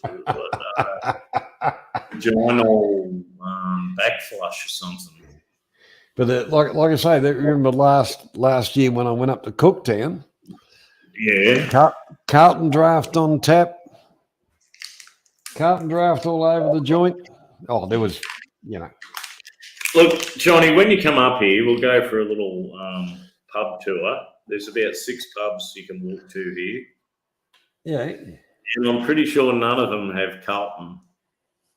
I could be wrong, but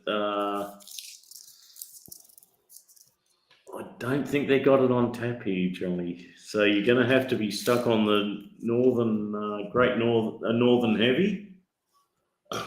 Great Northern Heavy.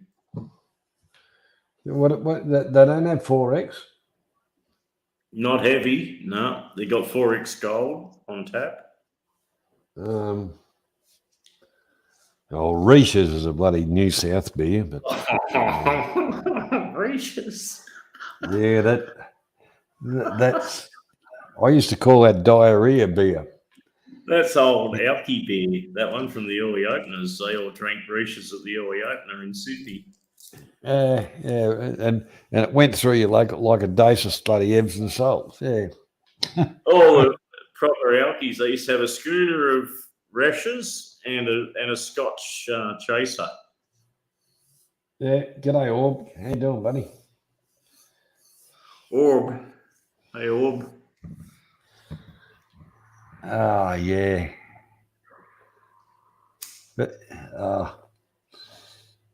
realistically, I think the worst state for beer is Western Australia. But yeah.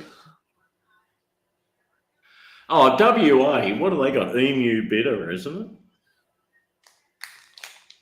Yeah,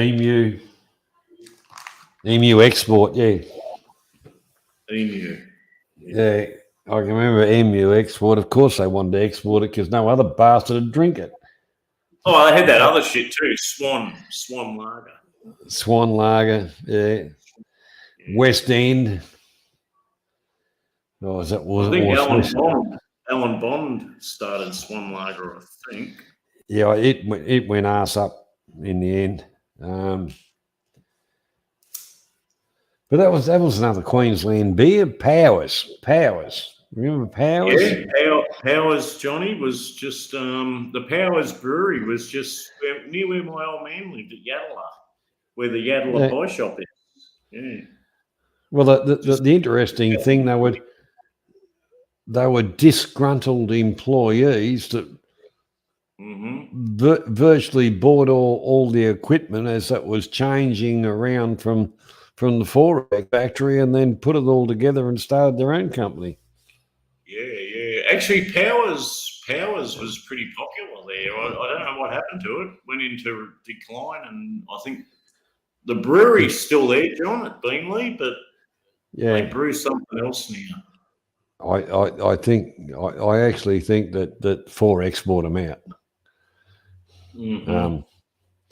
Because they stuck Which it up. Carlton, right? Carlton, I think, might own the brewery. Look, they've all changed in the marketing. The marketing part of it's all brand names and numbers. Yeah. Mm-hmm. Excuse me for a moment. I just got to go to the little boys' room, mate. Drink. What's happening, Orb? How you doing?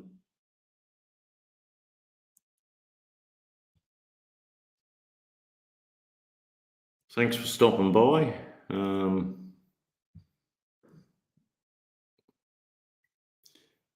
don't know. I'm pretty new here. I haven't been around for 2 or 3 weeks.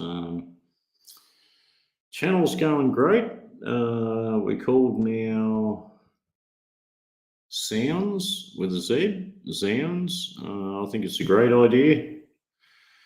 We've moved on from global FM, and we're now called Sounds with a Z. I think it's a good idea. And I'm pretty new. Orb's been around for a long time. Join the panel.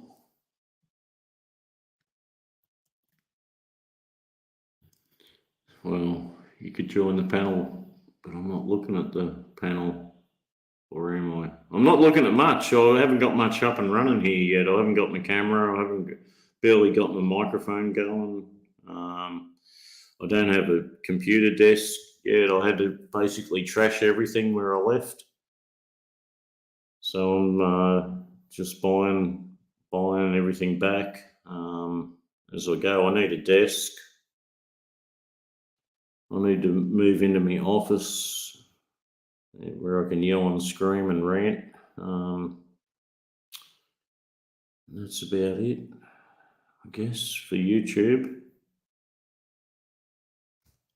There's no reason why I can't yell and scream and rant here, but not in the mood right now.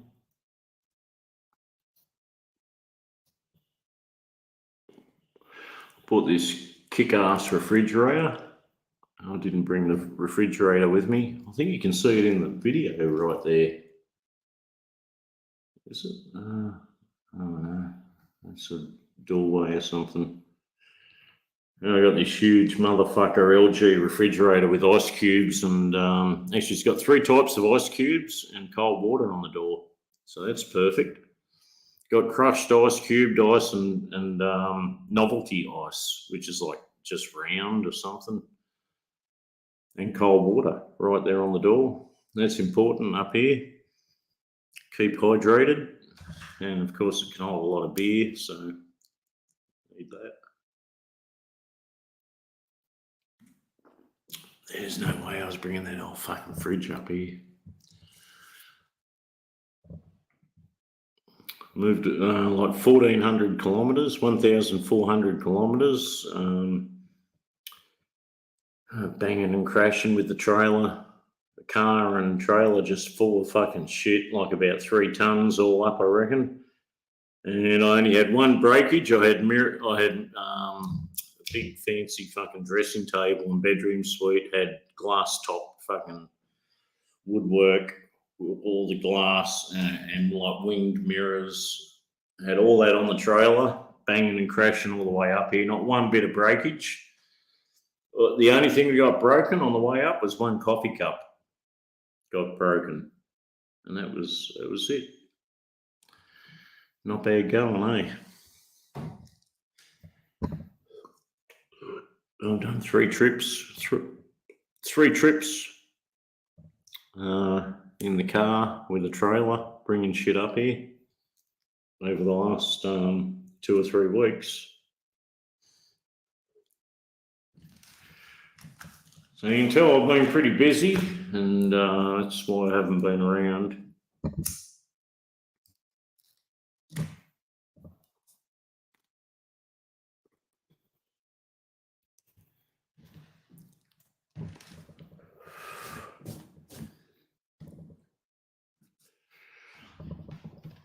Probably won't be showing much around here with all the doxing motherfuckers. Can all go and get fucked.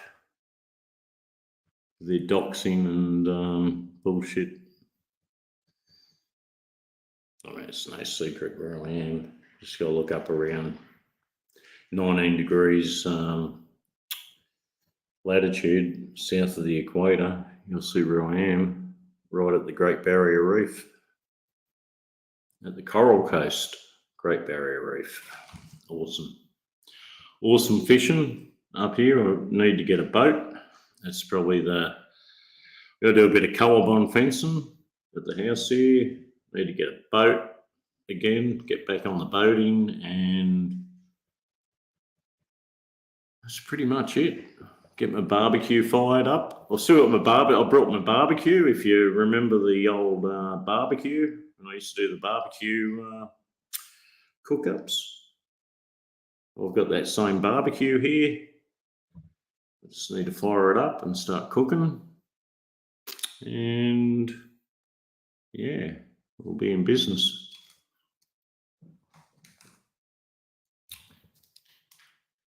I need to pull out another tooth.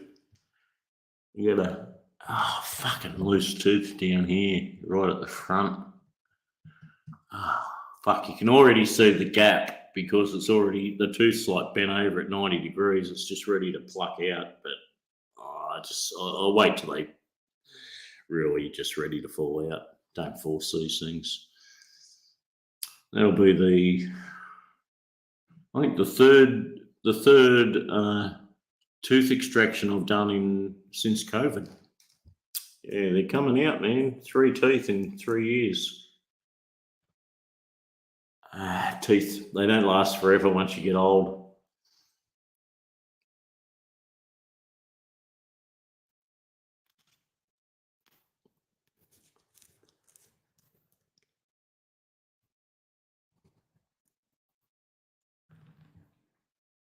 Yeah, teeth aren't forever. Like, you're doing pretty well if you get through to in your 60s and you still got all your like proper teeth and all the roots of your teeth. Yeah, what have I got? Three teeth missing now. That's a bit disappointing to have a front tooth fucking go, but yeah, what the hell. It's going to make it hard to strip wire. You know how you can strip wire with your front teeth? I'm kind of not going to be able to do that anymore.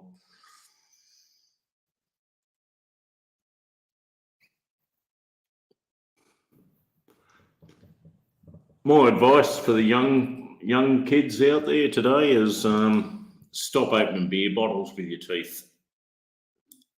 You know, ripping the top off a beer bottle with your teeth. That's not cool. It's a sure way to fuck your teeth up, that one. If you need any more dentistry advice, just send me a PM, private message. Well, I've had plastic teeth longer than I've had bloody real ones, so we're certainly not going to do that. Well, Johnny, I think I'll have a set of plastic teeth within the next 10 years. The way these are coming out, like 3 teeth in 3 years, you only got 34 teeth or something in your head. So it's like, what, 10% gone already? Yeah, that'd be on the spiral. Yeah, that's it, Graham. Twist tops. Yeah, I'm on the spiral downhill, Johnny. Obviously. Yeah, but the thing is, Graham. Yeah, the thing is, Graham. You always get that couple that the twist top bit that you go to twist the top off, and you end up ripping the bark off your bloody fingers, and then you're out with a bloody bottle opener. But I predominantly drink cans, so it's just a click, boom, done. Here's Graham. Graham, I've moved up to your old stomping grounds in north of Bowen. I think Graham was at Bowen or Mackay. Can't remember. Just a little bit north of where you were, Graham. Up here in the FNQ, mate. FNQ, Far North Queensland. The FNQ. Yeah, Bundaberg. You know, you drive through nothing into friggin' sugarcane. Bundaberg's quite a big town, but Bundaberg's good. You got your Poon just down the coast. And then when you're going out of Bundaberg, you're back into the desert again. Nothing. Yeah. Bundaberg's that pub in Bundaberg, the one with the rodeo out the back, Graham. That's fucking awesome, mate. That pub in Bundaberg, I think it's called I can't remember. It's got a fucking full-on rodeo out in the back, and you order a steak, and the steak barely fits on the fucking plate. I think Bundaberg's the meat capital of Australia. Oh, that's like over 3 million head of cattle in Bundaberg. That's their claim, but as a Victorian coming from Gippsland, we used to call it a foot steak. You had to put your foot on the bars to rip a bit off because it was that friggin' tough. Because they're all Brahmins. Bundaberg, the meat is just fucking amazing. And when you drive into Bundaberg, you know how when you come up, there's like the big pineapple, there's a big mango, there's a big fucking banana, there's a big everything. Well, Bundaberg's got the big fucking cattle, the big cow at the main roundabout. It's the meat capital of Australia. And it's a Brahmin. It's a Brahmin cross. It's Bos Taurus. Yeah. Well, like I say, down here we have Bos Indicus, which is a better eating meat, really, mile in front. But yeah, anyhow, each to their own. But here's the bunker, Johnny. Like every wall in this house, it's concrete, just solid fucking concrete, 6 inches thick, every wall. Well, it'll just remind you of Thailand. Simple as that, Adrian. It's like full-on fucking bomb-proof here. It's like a bunker. You know, and the one thing about it is, you know, it's built to keep the place cool. It truly is, yeah. With 6 air conditioners, it certainly is. I'll highlight your question, Graham.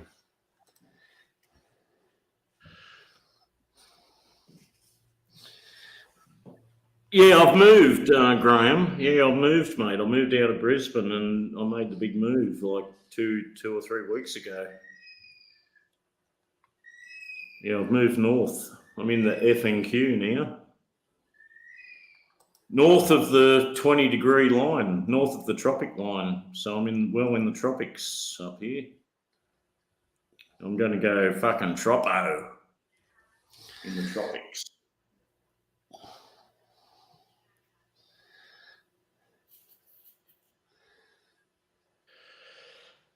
I'll have to do some checking and see if the cousin still owns the bloody Harley Davidson dealership in Townsville. Oh, hey, I wouldn't mind one of them Street 500s. Oh, he'd certainly say you won't. Little, they're called Street 500. I think they're made in India, but it's a Harley. It's a small Harley. Yeah. We might be able to get a family discount. That means you're paying more. Awesome. Yeah. Yeah. Look at that, Graham. Does that ring a bell, mate?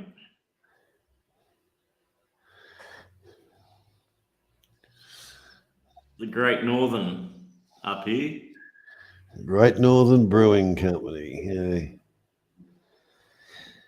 It's a great place, Graham. I'm not sorry, man. I've made the move and get the fuck out of Brisbane. It's like Dodge City in Brisbane.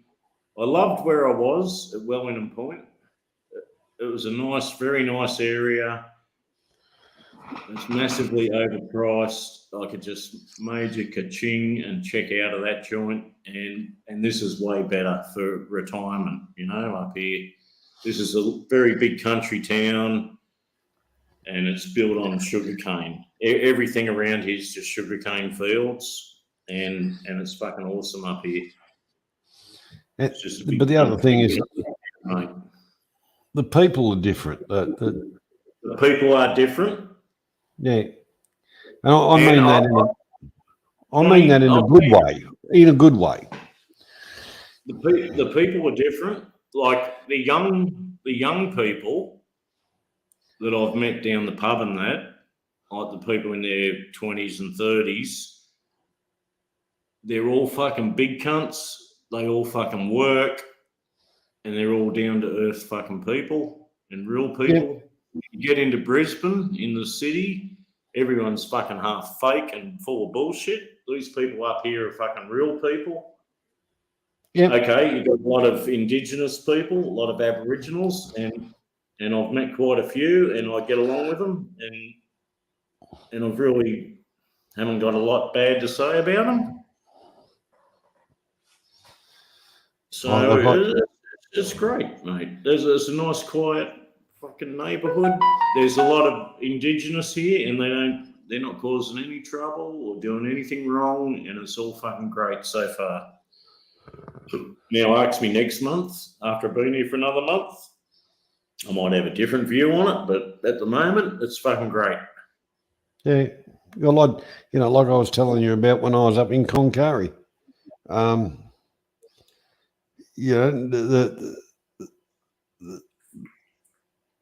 The float in, float outs were the problem. The regular people there were bloody lovely people. They go out of the way to give you a bloody hand, help you out. Yeah. John, there's a lot of backpackers. It's full of backpackers up here from all over the world. A lot of European backpackers. They come through on their backpack holiday, working in the fields and farms, doing their work holiday travel. Yep. But the Aboriginals, I've never had a problem with. I've told you before, when I went to school, like 50 years ago, I went to school with Aboriginals. Some of my best friends are Aboriginals, and they're all fucking decent people, as far as I can tell, mate. Yeah, well, look, there's good and bad in all. But yeah, like I say, I come from a country area where, and the city life never really did it for me, because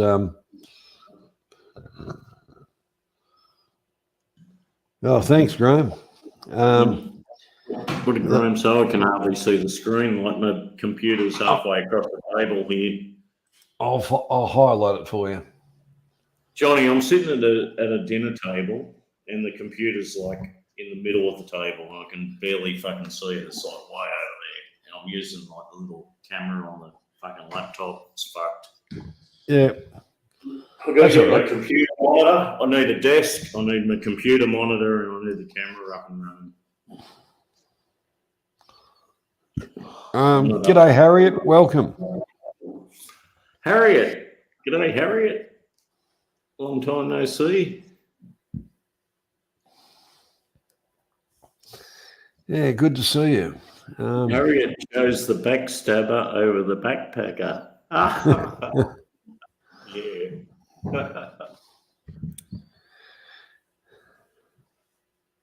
I need a new beer. We'll go and get one. Yeah, I worked around Australia, so and a lot of time up in Queensland and over the west. So I really did enjoy far North Queensland.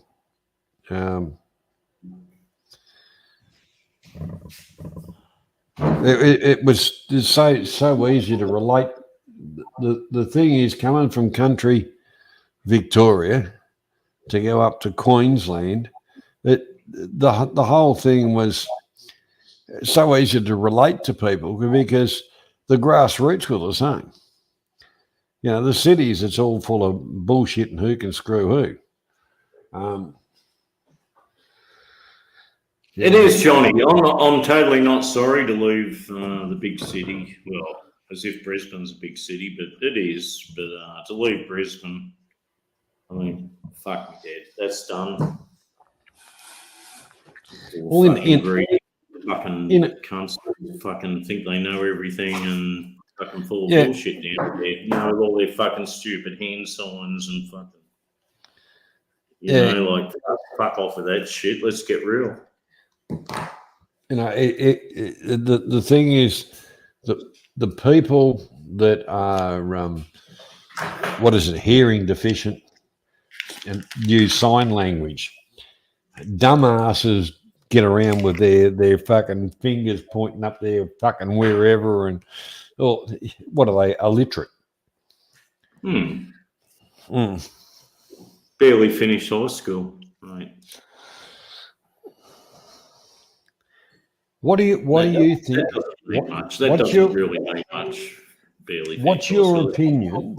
What's your opinion? Because in the political arena, they've been floating around the thing of national service again.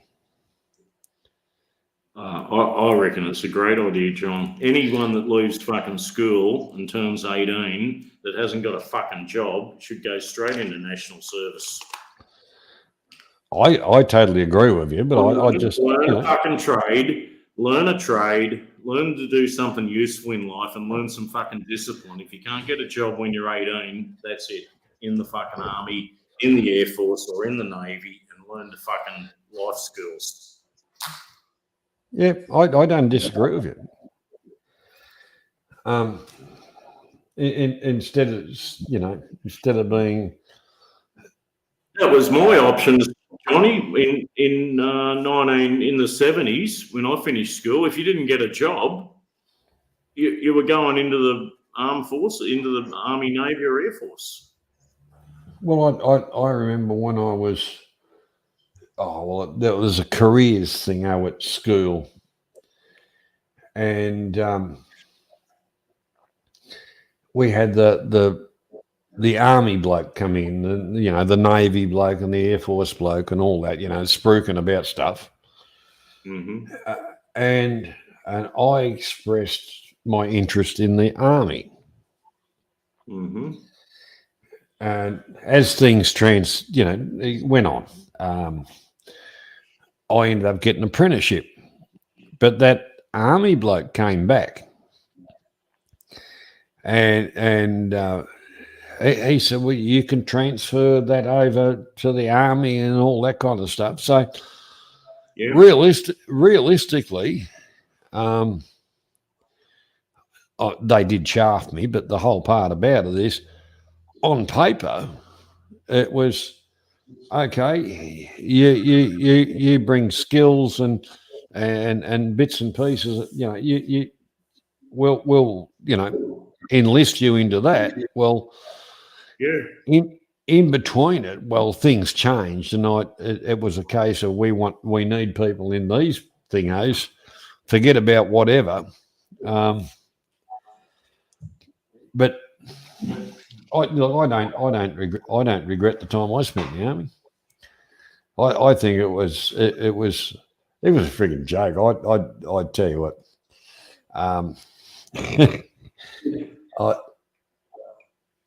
At the time, some of it was a bit challenging, but I look back on it now and say, "Well, we had some fun. We did have some fun." Johnny, there's obviously more discipline than in civilian life. Oh, yes. But is that a bad thing? I think it's a good thing. Well, I suppose the real thing is timekeeping, hygiene, as in your barracks, your area, your everything. No one person was better than the other because everybody was a dunny cleaner. Everybody mopped out the barracks. Yep. Clean up your and everything was your shirts hang there, your socks go there, everything like that. So you had that discipline, and it was all right throughout. It didn't matter whose locker you opened up, everything was the same. But the other part about it is you worked in the kitchen, you worked on your guard duties, all of these kind of things. They were realistically character building. Because if you walk into a McDonald's nowadays, if you walk into a McDonald's or something like that, you'll see kids throwing shit around. Just they don't give a stuff. Yeah. But the whole part about it, back in those days, no one said, "Oh, this is shit" and whatever. Or it was, you went and scraped your plates off, you did whatever, because 3 weeks' time, you were going to be the one that was cleaning up that mess anyway. And John, like all the armed forces trade qualifications have all got equivalency in the outside world these days. Like if you go and learn to be a driver, okay, your HR licenses, whatever, follow you. If you be a mechanic, a diesel fitter, a machinist, an electronics technician, it doesn't matter what, an aircraft maintenance engineer, your qualifications pretty much translate into civilian life now. Yeah, they do. They do. Graham, I watched the Odd Angry Shot and laughed at it because that was definitely a television production. But the whole part about it is, my predominantly majority of my service was just humdrum day to day, and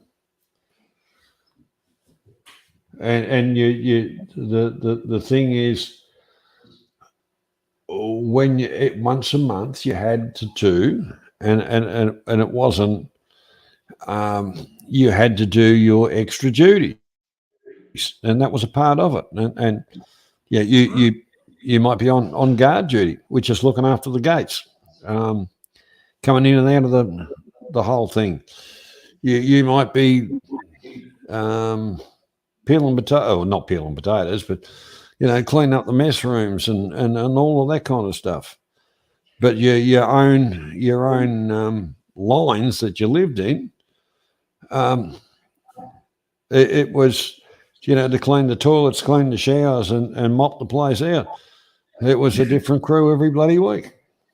I can tell you, Johnny, in the Air Force, I've worked with a few Air Force guys, Air Force service, for 20 years or whatever. When they joined the airline, and they always told me Fridays in the Air Force was sports day, which meant just going to the field and playing a bit of cricket or rugby, and then hitting the boozer at like midday, and that was the start of the weekend. Well, it's called Tidy Friday. Well, you're right. The forces did have Graham. Don't even go there, because I doubt you know anything about it. Nor do I.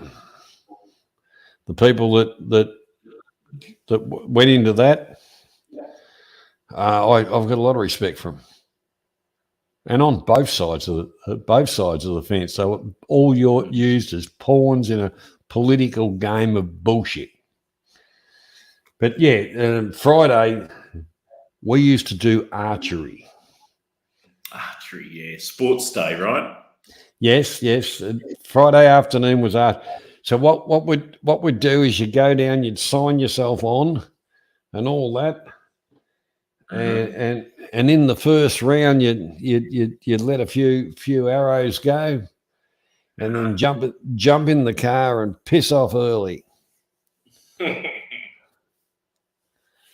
No, I understand you. I understand you, Graham. I understand you, Graham. You'd be in town for lunch, right?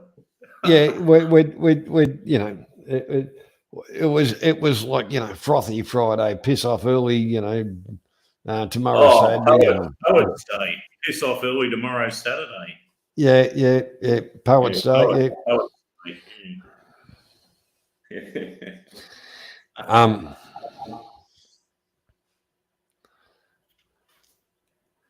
I'm not belittling anybody, Graham. I am not. The people that went into those battles and that. Long Tan. Yeah. Don't fucking with that. That was a fucking battle, and that was proper warfare. And I will tell you my feelings. Yeah, my feelings on both sides of it. Both lots of people were political pawns, and it never should have happened. And let's hope that those kind of things never happen again.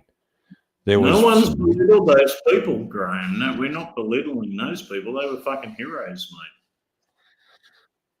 mate. You know, and I'm talking both sides. I'm talking both sides. Just like they were. Yeah, that's okay. Just like they were in New Guinea, the Aussie Army in Lae. I think they took on about like a battalion of Japanese fucking Marines that had tanks and everything, and they fucking decimated them with a few machine guns at the airfield in Lae.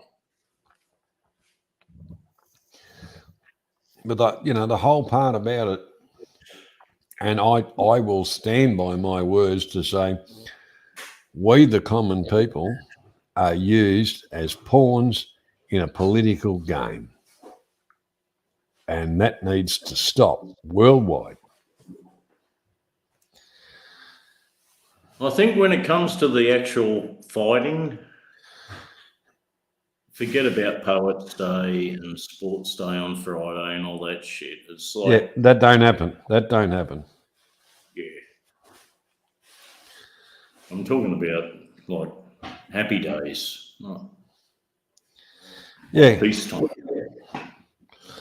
You know, the thing is, I totally agree with, instead of people dropping out of school and saying, I can go on the dole and all that, and I'll just sit around and do what no.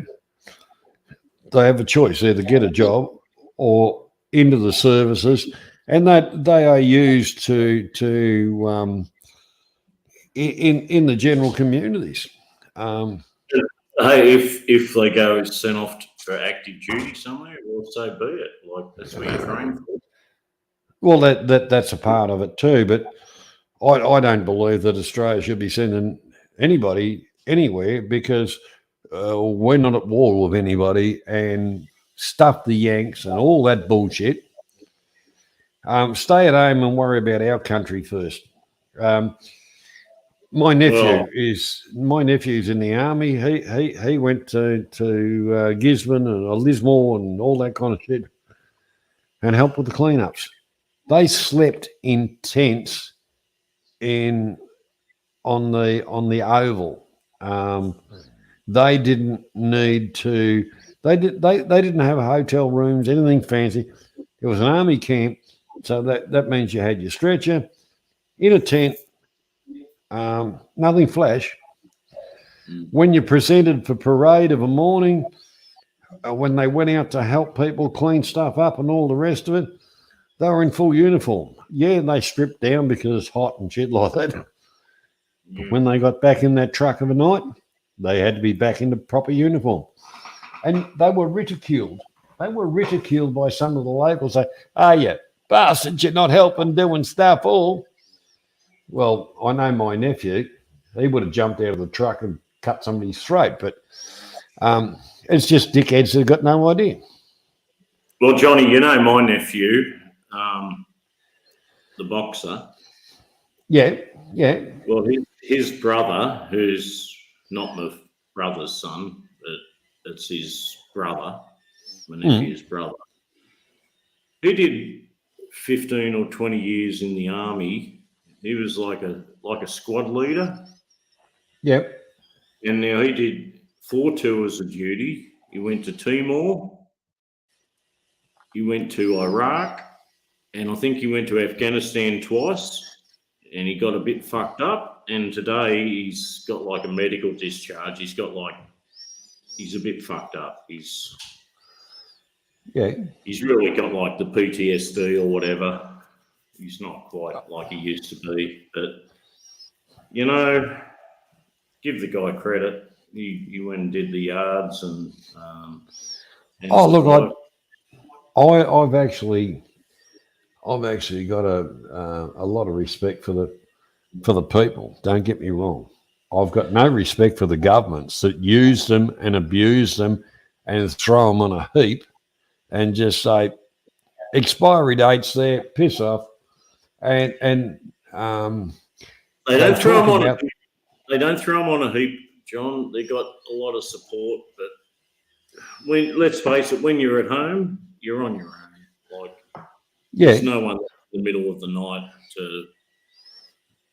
Well, you know, I know myself. When I got out of the army, I had a very bad attitude. There was a few things there, but the thing is, you know, here's your pay, sign here, see you later. There was no such thing as nothing. It was just we don't need you blokes anymore. Piss off. Yeah. I think, John, you were in at the end of the conflict, weren't you? Yeah, pretty well. The game was pretty much over when you were ready to roll, so to speak. Yeah. Well, you know, my task was picking up pieces, but the whole part about it,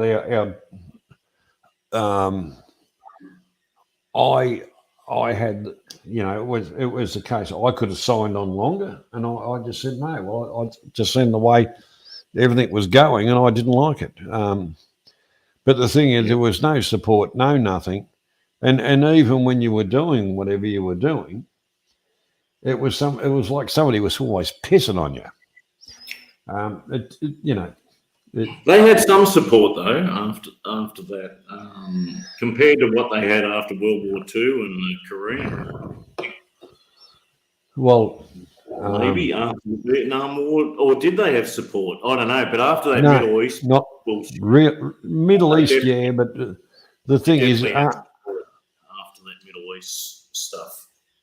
Well, you know, from like I say, I can remember going to Watsonia Army Base and signing off, and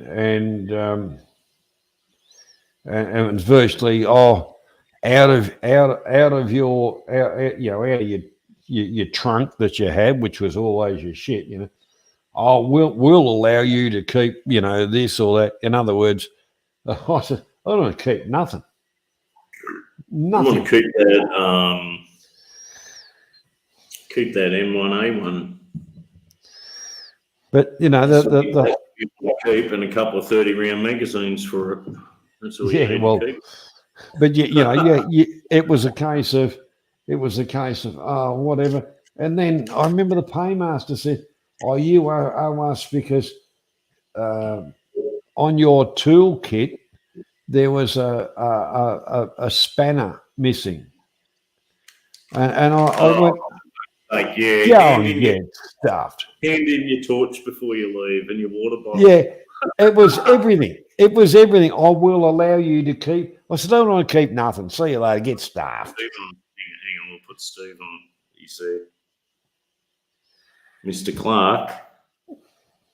G'day, Adrian. How you going? Hey, Johnny. Steve. G'day, Stephen. How you doing? Good. Not too bad. How you doing? All You right? got you got any military stories, Steve? Fucking lots, mate. Yeah, I was in the military. What do you call it? SAS. I operated You're at in night though. SAS? Being black though, Adrian, I only operated at night. Oh, SAS, Saturdays and Sundays. Yes, I and believe me, I've watched a lot of Taekwondo movies, so I know a lot of that. Bruce I Lee know a lot. movies. I've watched Pork Chop Hill. That was a good one. I mean, yeah. Oh, That was Apocalypse the one I Now. watched, Apocalypse Now. Debbie Does Dallas, so I know how to handle the natives. If you've seen lots of movies. Apocalypse Now on Full Metal Jacket, you pretty well got it right. Yeah, military. Yeah. Green Beret. Oh, what about Black Hawk Down? Oh, Black That was a Hawk nasty Down. film. That was that. Did they eat those pilots or what? They finally get to eat them? Well, I don't know about their cooking regime, but they all looked overcooked to me. Plus, as a bonus there, Adrian, I have watched the Pacific. I finished watching that yesterday. That was 10 episodes. Why am I on full screen all the time? Is there something going on here? Yeah, you're the feature for the night, Adrian. It's like a But welcome Steve- back party. Yeah, I've been away. I've been You've away got a for very that. big, very big toilet there, Adrian. Isn't that the toilet? Put Stephen on. Clothes on it. Wow. Jesus. So what's happening? Stephen, you're in charge of communications, microphones, headsets, and communications in the war, right?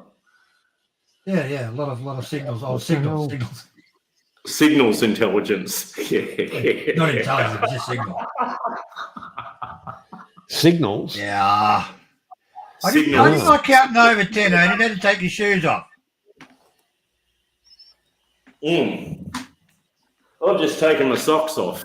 See them old Really? fucking socks? See? I just took my socks off before. It's a bit warm in the house here. I haven't got the air cons going. Really? Oh. Oh, dear, oh dear.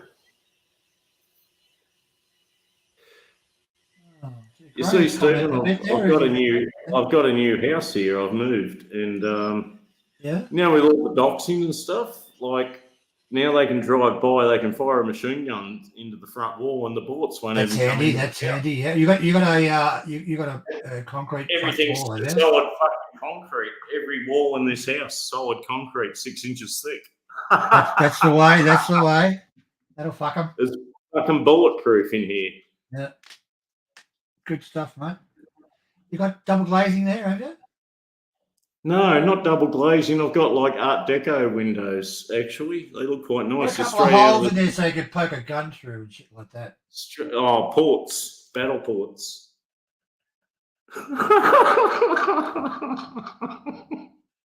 Gun ports. What's the name Yeah. for those? Revetments. What do you call those things? Dunno, Yeah, like that's- gun emplacements that's will what do. every house needs that, you know.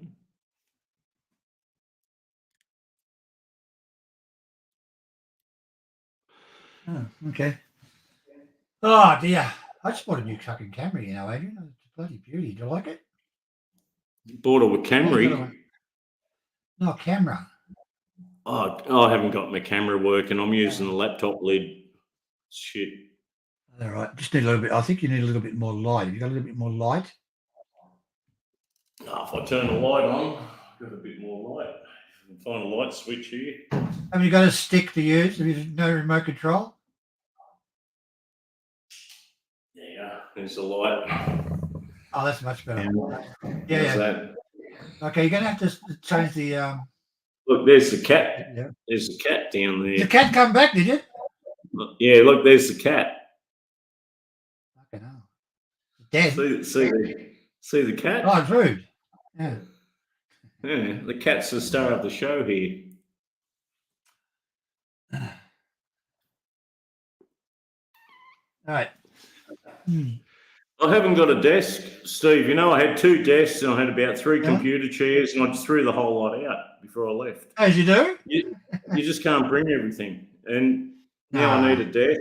I'm sitting at a dinner table that I brought, and you know, what can you What do? did you do? Did you take any stuff with you, or did you throw everything out?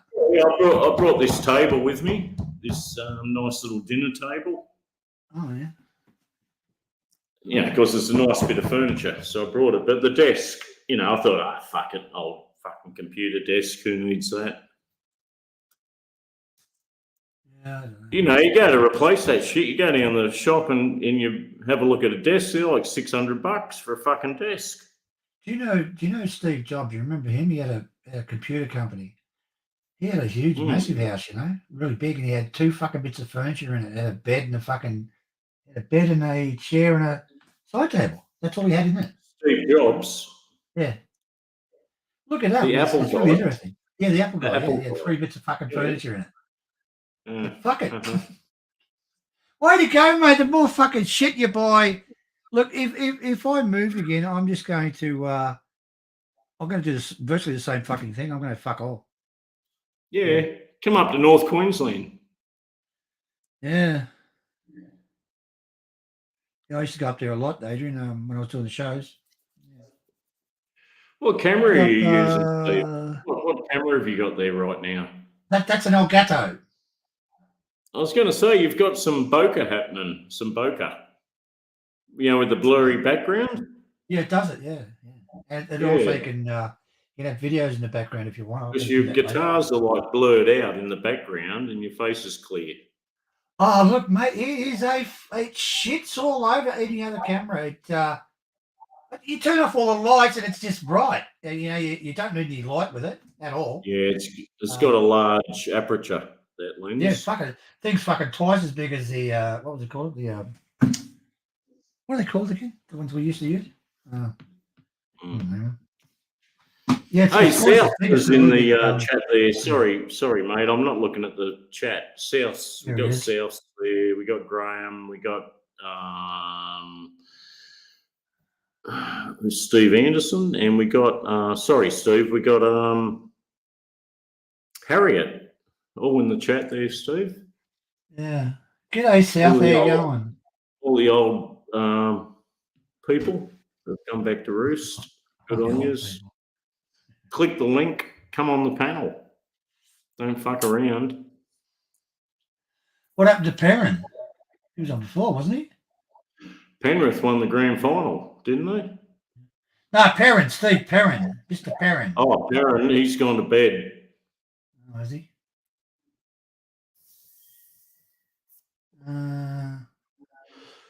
7 p.m. He's got Yeah. Thailand pensioner syndrome, I think. He's Oh, is he? had a few beers Oh, yeah. today. Put him in bed. It's got dark, have your dinner and go to bed type of setup. Yeah. Close your eyes and rest. You haven't been talking over the top of him, have you? Wouldn't do that. I'll tell you though, like North Queensland, it's a little bit like Thailand. You know, once the sun goes down, people don't fucking do much here. Like, it's pretty much time to have dinner and go to bed too. It's like Thailand. Yeah. Oh, it is. It's just the Australian version of Thailand. Thailand's an Australian version of wherever you are. It's the Australian version of Thailand, Steve. Yeah. You know, if it wasn't at the coast, where there's great fishing and everything, and the Great Barrier Reef, you'd say it's like Isan. I think this would be the Isan of Australia up here. Oh, yeah. So you go straight out the front and get yourself a fuck in, will you? Well, you can if you want to go down the corner to the pub and get a fuck. You could. I've already got a couple of 60-year-old lady friends lined up. Oh, why so old? Oh, I tell you what, Adrian, you know, go to the bingo nights. Oh, fuck off, John. Go to the bingo night. Jesus. Hey, check out my wheelchair. Well, come on, Stephen, you're still Out the doing the front, bloody. out the front, dropping wheelies with his wheelchair.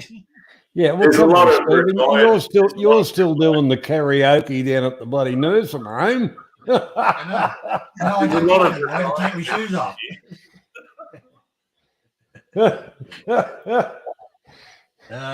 Fucking.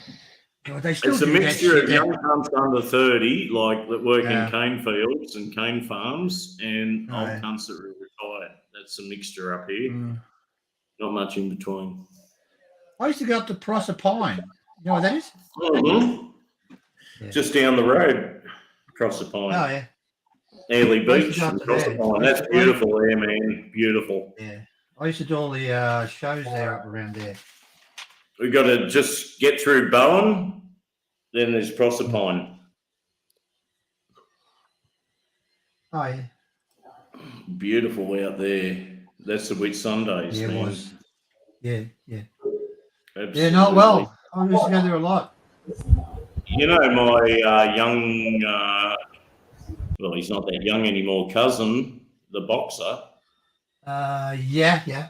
Yeah, he's a officer of the law there at Airlie Beach right now. Oh, okay.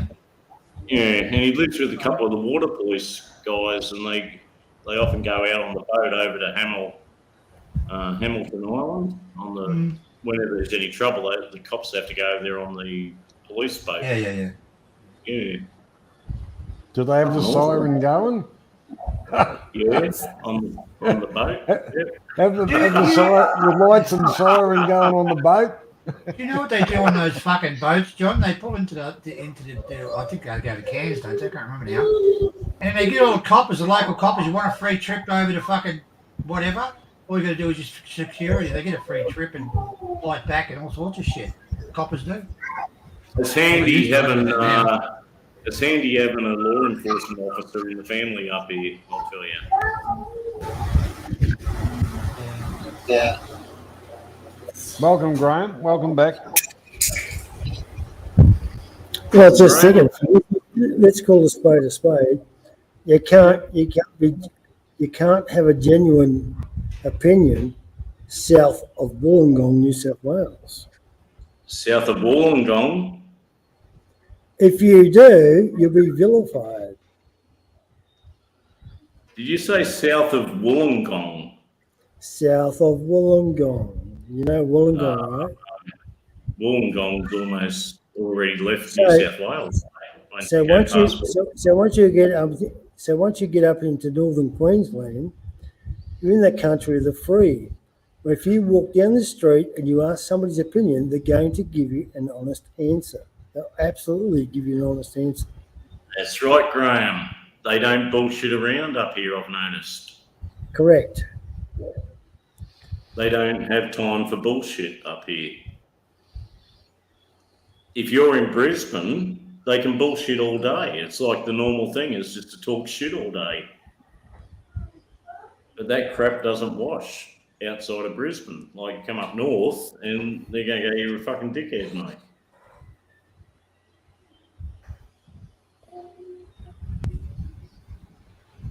Yeah? Do you agree, Graham? Of course, I agree. I'm waiting for somebody to tell me I'm wrong. But guess what? Nobody's telling me I'm wrong. Because why? Because I'm not wrong.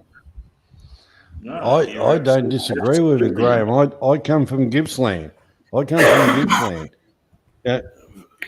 Farming area predominantly, where it was black and white. It wasn't grey. There wasn't bullshit. I loved being when I was working up in northern Queensland or outback New South Wales, but in the closer to the coast in New South Wales, oh look, piss on the whole lot of them. They're full of shit. Yeah, but Johnny, Gippsland hasn't been farming land for 40 years. It's Still hippie is. country. It's It- freaking just- hippie country. I'm down just That's- down the that's road where- from me is a bloke that owns. That's where three the leftists farms. say, don't burn Yeah. the forest. We don't say Come on, don't let's burn the get real. forest. It's I mean, you gotta get real. maybe it's maybe the wankers that have been imported from wherever that live in Traralgon But or that's who lives there or, now. But that's you know. who lives there now. they are surrounded by people that still work in the bush, still farm. The power station industry and stuff like that has shrunk. No, they're surrounded by people that refuse to burn the off burn. So when the fire comes through, they all say, "Oh, poor me," and the reason for the poor me is them. They are the reason for the poor me. You know that, Johnny. Come on. Yeah. Look, the greenie movement and shit like that. I hate them with a passion. I really do. They are the most out of touch people that live in some fairyland. It's probably like in the old days when everybody used to take LSD. That's the way they're floating around. So why would you choose to live in drug country? I was born and bred here. I actually love it, but you got a mind. You got a mind of your own, right? Yeah. So why didn't you move to somewhere where you could be actually free? Why wouldn't you do that? Well, the whole part about it. What you're saying makes fucking no sense whatsoever. I have my in my opinion, you are part of it. You are part of the problem because you decide to hang on there. I hang on to my beliefs, and I actually put them your out beliefs, there.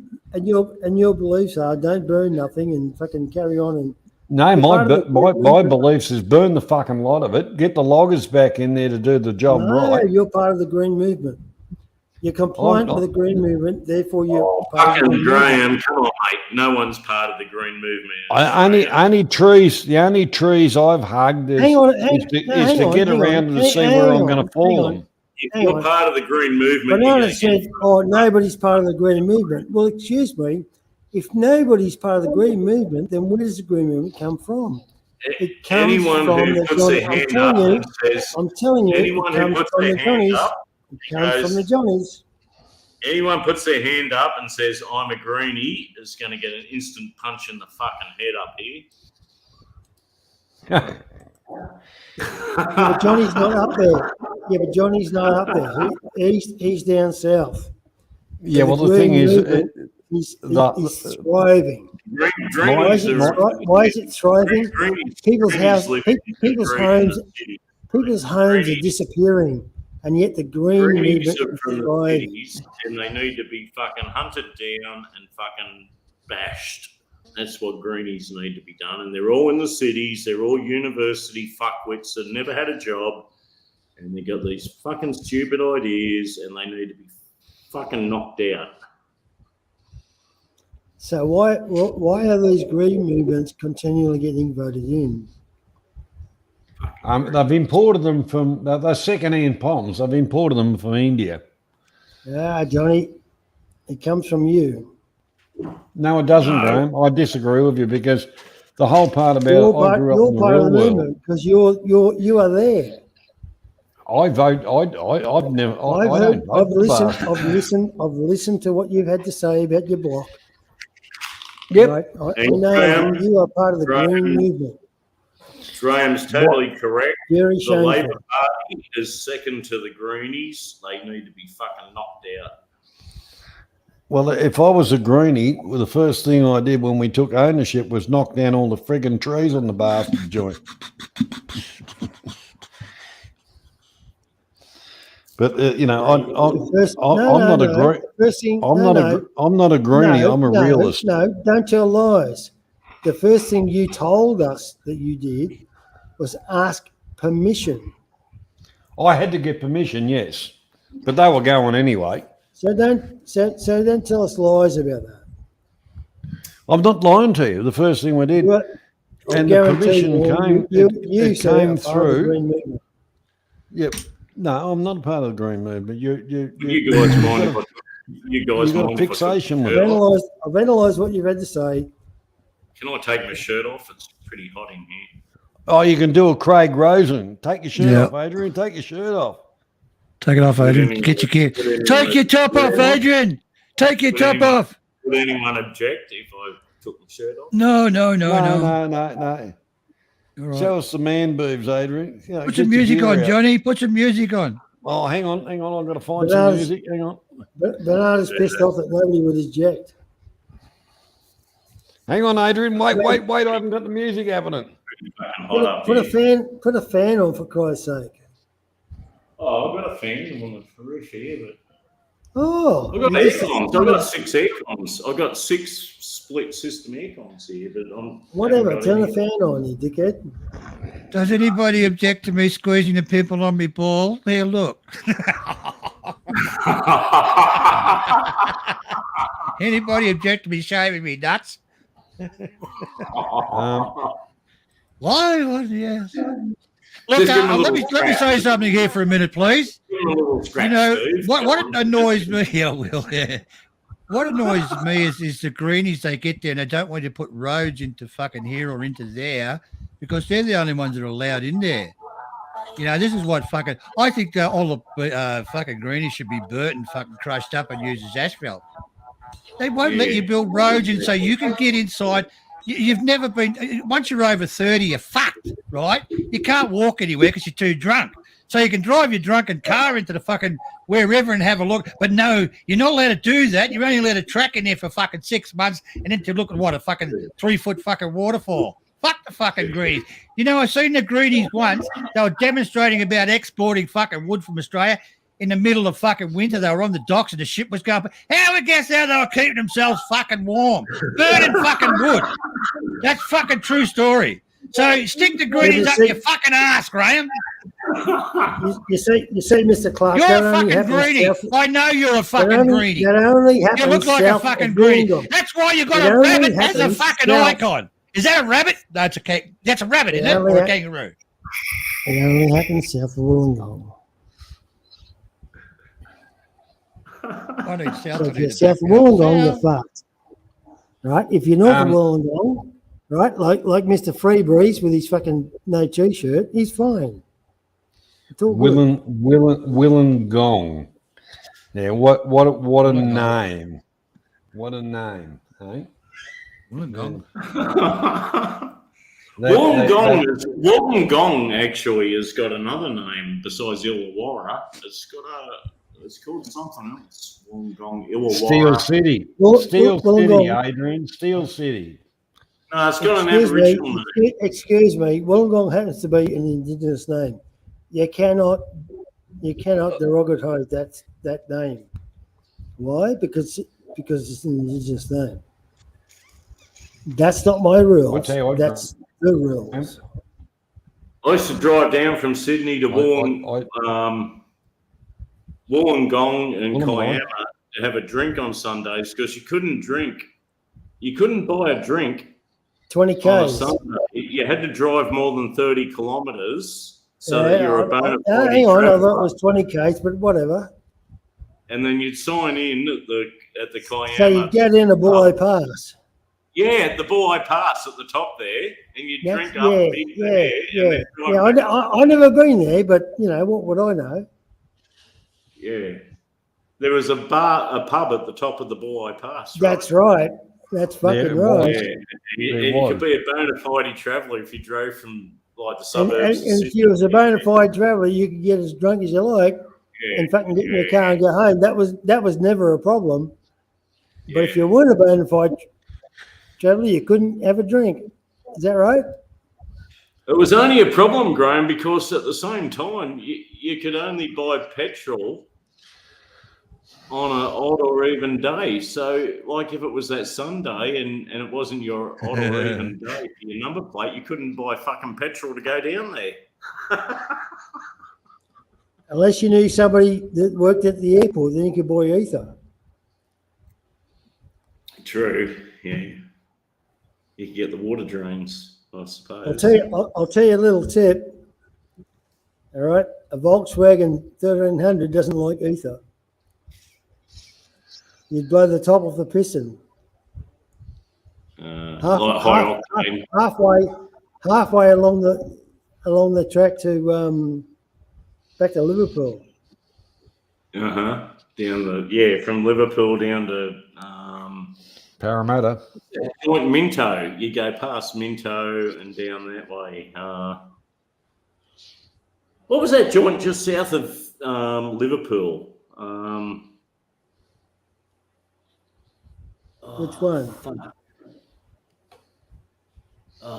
Anyway, there's a I'm big just town. saying, you know, that's what Campbelltown. Campbelltown. That's the one, People used, Stephen. to, people used to do from time to time. Fucking Campbelltown. The cops would be forever pulling you. You over in you couldn't drive across. There was a couple of tracks, but you couldn't drive across because they were all laden with mines from WW2. Because the cops at Campbelltown knew everyone was driving through the place to go to the pub down south Oh, of course. and get you on the way home. Yeah, arseholes. Anyway, that was another time. They didn't really have random breath tests back then. You had to actually do something wrong for them to pull you There was over. no random breath test, right? They used to drag you out of the car and put some con in you. And if you Yeah. stood up straight, they might let you go. They'd like get up your ass and wait for you to do something wrong. And if you argued, they'd lock you up. Yeah. That's how it was. It's the same That's today. The very first thing is the attitude test. If you got a bad attitude with the cops, bang, you're in trouble. You're out. That's The attitude test. absolutely Very correct. Actually, that reminds me of I pulled into Goulburn and I did a U-turn in the traffic light. You know, pulled into the turning lane, did a U-turn, wait, you know, everything right, because I needed fuel, and I mean to say, the vehicle was just about running. Would have been just about push it, and it was a mobile service station, and a bloke come up with a blue shirt, and I wind the window down. So fill her up with you, buddy. And he went down a bit further, and it had the New South Wales Police, and he said, "You did an illegal U-turn." And I said, "Well, I had to, you see, because I needed fuel." And I said, "Either that, or you would have been helping me push it." And he was a smart ass. So he gave me a fine for some fucking thing, and I checked my oil, wiped me bloody thing on it, threw it in the bin, and as I was heading out the Abertools to drop off some equipment that I'd made for him, he followed me all the fucking way out there, tailgated me. So I just kept 5 Ks under the speed limit with my finger out the window, you know, fuck you. Oh, I hated New South Wales, especially being a Victorian. When I drove trucks, the Bulleye Pass, I don't know how many times I drove up and down that, but Oh, mate, the Bulleye Pass was fucking fearsome with the old cars back in the day. Fuck. well, yeah, the old, you know, Hey, Johnny, can I ask you a question? yes, Graham, not a problem. Where do you think was the New South Wales Police education? Was it Goulburn? I think it was. So if you get pulled up in Goulburn, like, But you know, like, that's their apprenticeship. yeah, the whole thing for me is, and that was what pissed me off. The road laws in Victoria were there was a few different ones in New South Wales and Queensland, South Australia, a few little different ones, and that was the thing with the New South Wales Police. That as soon as they saw a Victorian fucking number plate, they knew for a fact they could book you, because in Victoria they do that, but we don't do it in New South Wales, you know. Well, from Sydney, the ideal trip was to avoid police was you just from Sutherland, you turn into the Royal National Park and drive right down through the national park. You come out at the top of the cliffs there that overlook Stanwell Park Cliffs, and then you could drive down the coast road and get a drink. So you'd have a nice leisurely splat through the Royal National Park on the way back. You know that way, Graham? Down through the national park and come out of Stanwell Park? Yeah, but that was something that was done in the 70s. Yeah, it's in the 70s. So that's very old. We used to get a niner off the pub on a Friday night because, you know, Saturday was all right, and we'd have our barbecue on a Saturday night. But on a Sunday, you know, pubs were closed, but and normally we ran out of that one, but we get another one. And for Sunday, just Sunday sippers, if we were going somewhere, you know, you take the spare tyre out of the wheel well and fill it up with ice and just pass the Pluto around. Bloody brilliant. Look at this fucking stupid cat. It's lovely. No, the cat's not stupid. The cat's saying, I'm in hog heaven. I'll go and wipe this. I'll go and give him a swipe in a minute when I want some food and some bloody milk or some water. The little bitch went missing the other night. I thought it was gone forever. And it turned up like at 4 a.m. in the morning at the front door. Wanted to get in. It stayed out all day and all night somewhere. Next thing it'll have kittens, that dirty little tart. Nah, it won't have kittens. It's been splayed.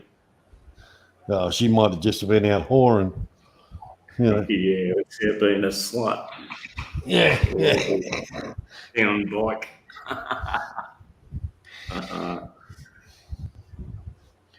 Why don't you take your shirt off too, Stephen? Rip your gear off, Steve. He hasn't got any pants on. He just needs to get that shirt off. Steve's on mute. You're muted, mate. No, you got to unmute. Hey, you're the one that muted your own mic. Probably. I've been running around like an idiot. I've been fucking talking all the way through this. Jesus. Yeah, haven't heard a word. I thought Steve's been very quiet. Oh, well. Well, I must admit he made a lot of sense. Yeah.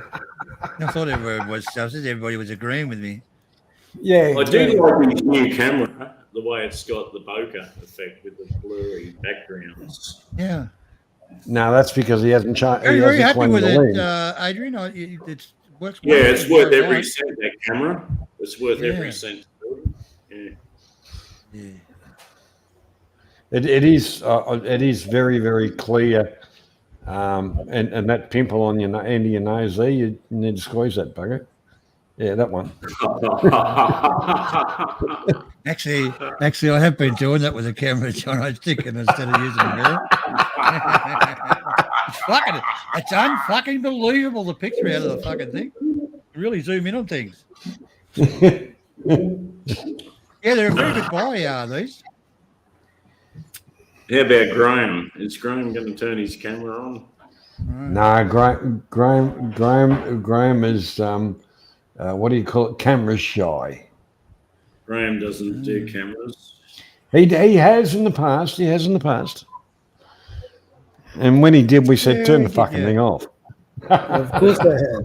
Long time ago. That was a long time ago, folks.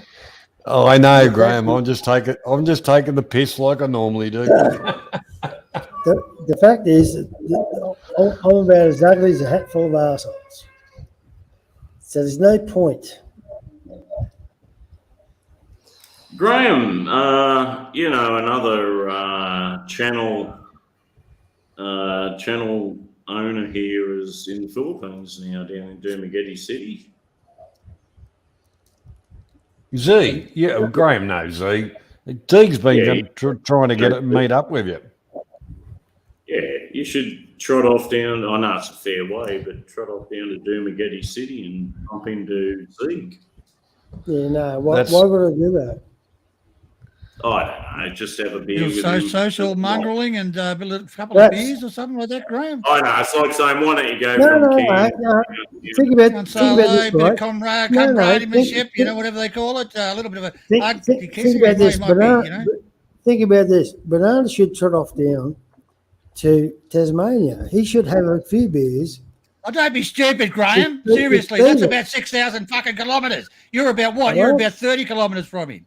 Jesus, Graham, get some fucking sense in you. Fuck me, fucking dead. Don't mute his fucking microphone. He's being silly. Don't talk fucking stupid. Graham is actually I in was the trying to treat northern you part like of I the was zone, Jesus There Christ. you and go, That was Jane. James in that's Newgrit. bordering on fucking criminal stupidity. What? Fucking go down and see fucking Stephen in Tasmania. Fucking. But Graham, Why not? I do have Why I do not? have a sister-in-law You only have and all her families in Baguio City. Baguio, yeah. Yeah, my Baguio. brother had a Philippine wife. They're divorced, Yeah. but like they got That's They usually end up that way. daughter here. up in the mountains. She's from Baguio City. She owns a lot of property up there in Baguio City. Well, no wonder he Yeah. bagged She was involved with- bagging She was involved Marcos. after my brother with that guy Peter from the property club. She was like the Philippine connection with Peter, the property club guy. Oh, Peter the Phantom Puller. Yeah, well, Peter's actually, his family owns that Mortgage Easy, which was a huge financial thing in Australia. They got megabucks, Mortgage Easy, and Peter of the property club used my sister-in-law to purchase a lot of properties up there.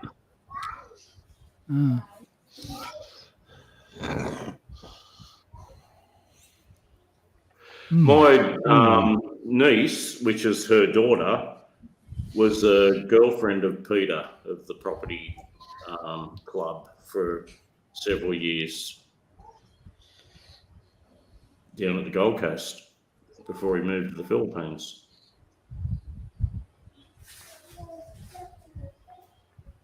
You know that guy, Graham? Peter at the property club? He's got a YouTube channel. Yeah, I know the bloke you're talking about. He's got a hot little Filipina now, but he used to knock around with my niece, which was Tasha was a mum, and she was the link to purchase the properties in the Philippines.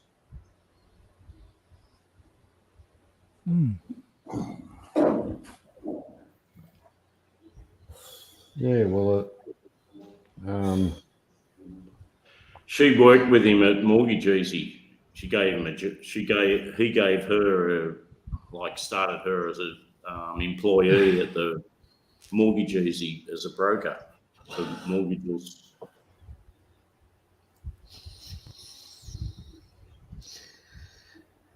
interesting business to get into because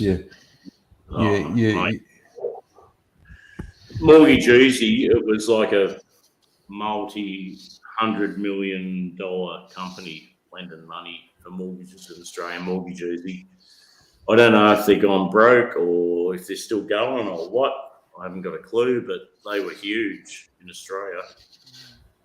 the thing is, as long as the loans they sign them up with are going, they always get a percentage on every frigging payment that they pay the banks, back, But Yeah. Well, it was an alternative. It was an alternative Is to it- bank loans. It was a private mortgage company. what is it? What is it?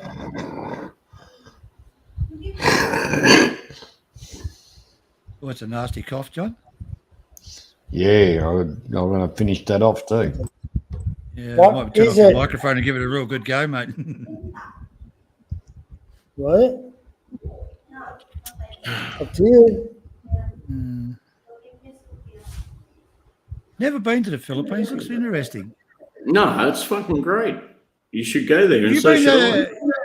You've been there a few times, Aiden, or did you get Yeah, there? I've been there a couple of times, but it's like before I got married. Like it's back in the Yeah. early 80s. I went there 3 times, I think, in the early 80s, like 80, 81, 82.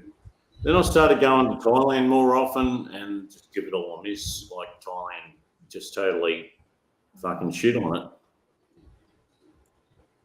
The infrastructure, the attitudes, the women, the cleanliness. Thailand had it all over the Philippines back then. Yeah.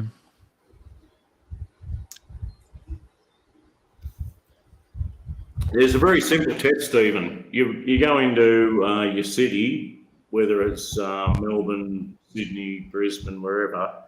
Have a look how many Philippine restaurants there are, and have a look how many Thai restaurants there are. I don't think there's any fucking Filipino restaurants in Australia, is there? No, One or there's two. not. One or two, and they'll probably be Chinese running it. Yeah. Philippines isn't great for food. It's not awesome food. They use a lot of wouldn't mind- offal. Did you know that? They use offal. I wouldn't mind a It's plate guts. of like adobo or something like right now. A big plate of chicken adobo, or belt it down right now. Oh, look, they got some wonderful meals, but do you know my ex-wife was Filipino, don't you? She used to cook that. Oh, Anyway, I understand that, Steve. You had a Filipino wife, Filipina. Yeah, never been to Yeah. the Philippines, but the cooking, yes, it's not bad. I mean, but it's a lot of they cook with a lot of shit though, Adrian. You know, it's a lot of offal. Oh, they boil. They boil everything. Yeah, boil everything. Yeah, boiled. yeah. Boiled. And they never what they do in Australia. I don't know about the Philippines.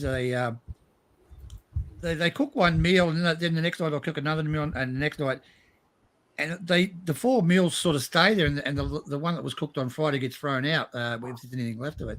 They keep doing that every night. It's just not a bad system, actually. Well, you know, I don't know about that. her name's Tasha. This is my brother's ex-wife, and Tasha. And we all went around there for a nice barbecue lunch one day. And, they lived at Ingleburn, just south of Liverpool. They had a nice house. They bought a new house and everything, and went around there for lunch. And she cooked this chicken. Yeah. And my mum was horrified. Like, all the chicken was served up with some like rice and stuff, but the chicken still had like blood in it, raw blood. And that's like a no-no with chicken. No, I'll fucking run from that. Yeah, man, we couldn't eat that fucking chicken. Like, my mum's going, don't eat it. Like, no fucking way, I'll eat it. Oh, gotta have your chicken dead.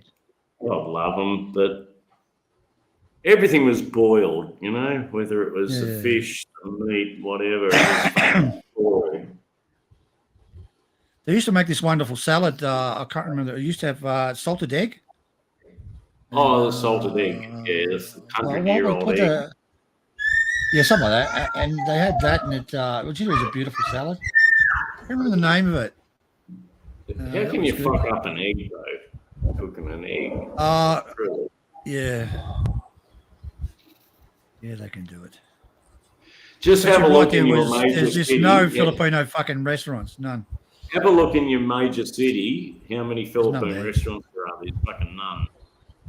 You can get Filipino little snack shop. There was fucking one rolls and shit. Filipino restaurant in Sydney. In all of fucking Sydney, was the biggest city in Australia. Yeah, they're good fucking cooks, aren't they?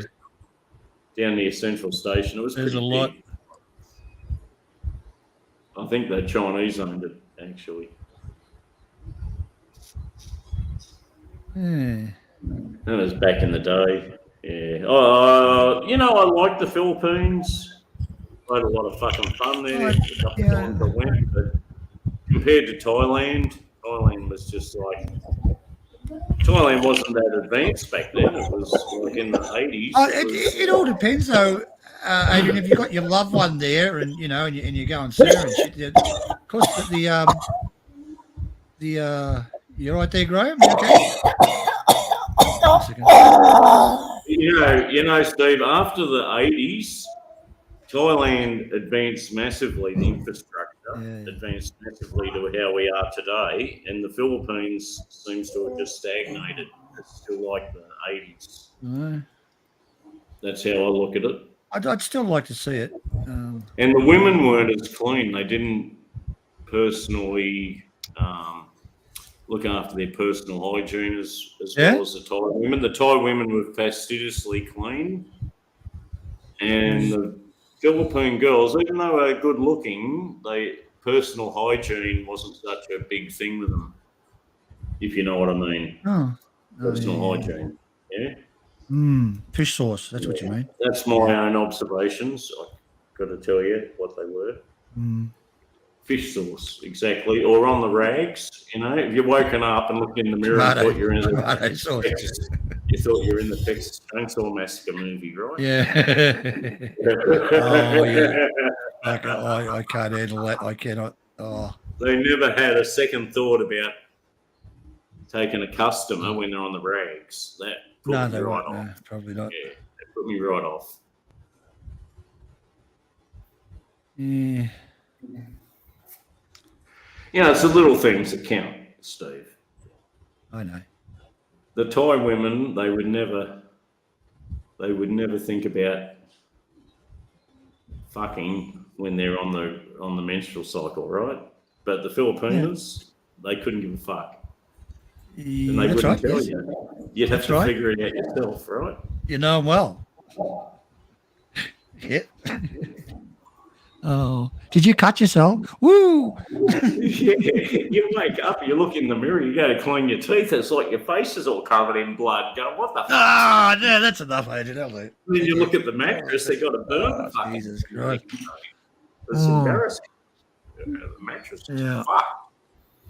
Oh, don't remember putting lipstick on. Shit.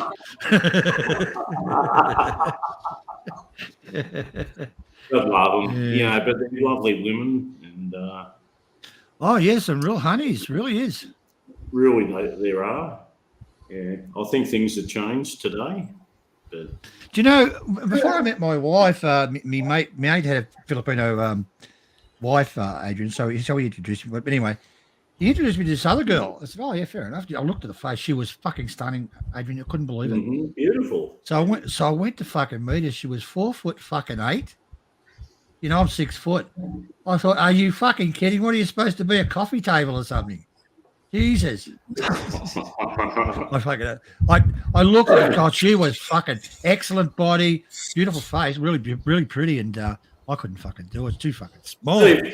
Look, back in that day, there wasn't breast enhancements or anything back then. Everyone was natural. And to be honest, the Filipinos had better tits, generally speaking. Yeah. Guys. My mate, Adrian, he was 6'2", and she was about 4'8". Fuck, should see the wedding photos. It's fucking hilarious. But you know, they lived 4'8". Yeah, about 4'8". Yeah. Oh, he was fucking. She came up to his fucking tits or something. Well, fucking, it's probably. Oh, yeah. I love that bar. Yeah, they're very small. I love that bar in Angeles City. It was called Nice with Ice in Angeles City. And you'd walk in there, and there's a long bar. You're sitting on a bar stool at the bar, order a beer, and there's like curtains. There's curtains at the bar. And someone will start giving you a blowjob with Shit. You're right there, Graham. And until you've had a blowjob with ice cubes